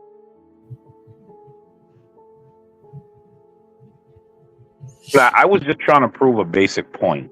That was it. That if you don't trust the numbers in 1950, you shouldn't trust them in 2024 because they can all be manipulated. That was the entire point that I was trying to prove. They can all be manipulated. So if you're You going to be didn't prove skeptical in shit. That's an 1950, opinion. you're going to be skeptical Dude, in you didn't do a 2024. mathematical proof. It's your opinion. My viewpoint is statistics are more trustworthy Yes, in that's your opinion. 2024. Okay, thank you for your opinion. And let me finish my Thank you opinion. for your If I opinion. may, Mr. American Man, I'm going to call you Mr. American Man now. Listen, Stanley, don't take it so I hard, bro. trust I'm still statistics. going to like you I after this. Relax, trust bro. statistics and statistical methods. I trust them more in 2024 than I do back in 1950. Yeah. Do you want to know? Here is the trust of your statistics in 2024. You notice that every goddamn thing in the world seems to attack black people the worst. Every motherfucking thing. Does that seem to I make never sense to you? noticed that shit. Why do you? That's what the dumb liberals tell us. Well, wait, hold it. Dude, my life is fine. Dude. All right. He's deliberately missing the point on that. Dude, am I faking when I say my life is fine? You're deliberately missing the point. Oh, goodness. Whew. Sorry. I don't think you were making a point. I don't give a fuck if people like deliberately attack black people. Oh, I don't know about drunken periods now. You know, drunken period. Listen. Don't start a new Drunken stream periods because you are just jumped up to like crazy. 25 views. You just jumped up to like 25 viewers. Don't stop. Like you have to either start a new stream because you were at like 15. You just jumped like 10 viewers, like 50%. Come on, am I the only one watching the metrics, John? Where's John at? Where's that nigga at? He was in the chat. Yo, Yes, I watched them too in periods, but hey, listen. You know, we go 24 hours just about around here, and you know, a crack he has to run and handle some He's stuff. Asian. He doesn't run. Come on, stop it. Have you ever seen Asians running down the street? Come on. Come on. They don't do that. But I guess we can start another one. But Just I mean, give me we're a start a both- new one. Just you can. I mean, I'm sure they don't care. John doesn't care. I mean, more viewers is just higher. It's just more. Oh yeah, no, it's not that. interaction. You know, no, we're starting another one. I just put it in the chat. Oh, okay. I didn't know. Well, because I was just saying, like, if you're gonna wait for John, because I think John's having one later, though, right? I think he said he was having one later. 1 second. This young black histor something. Who are you? Young black. Yes, hello. Hello, young black. How's it going? It's going. It's Friday. How are you? I'm doing amazing. I just want to join in on the discussion. What'd you like to say? Well, you know, like I don't really have anything to say at this very moment, but you know, I just want to hang around a bit. Why? Why Stacey Abrams, Portia? Why? He scares the foreign bombers away. Exactly. You get super soft. You ain't gonna show anything then. Stop talking about my woman like that. It's to ensure that even Viagra wouldn't work. Oh, sorry. That is a beautiful woman. Okay. Yo, I'm stop sorry. teasing Young her. Black, really quick, young black. I don't know if it's young black historian. Yes, ma'am. How'd you find us? You know, I was just scrolling through. You know, I stream myself. I've got a channel. Can you type in the main chat so we can see your channel? Yeah, it's a Groovy Jimmy. Groovy Jimmy. Groovy Jimmy. Is that on YouTube? Yes, sir. All right, give me a second. Let me go ahead and look it up. You know, I talk about a lot of subjects. EWYK. Well, I'm on the other one. There's another Groovy Jimmy, but I got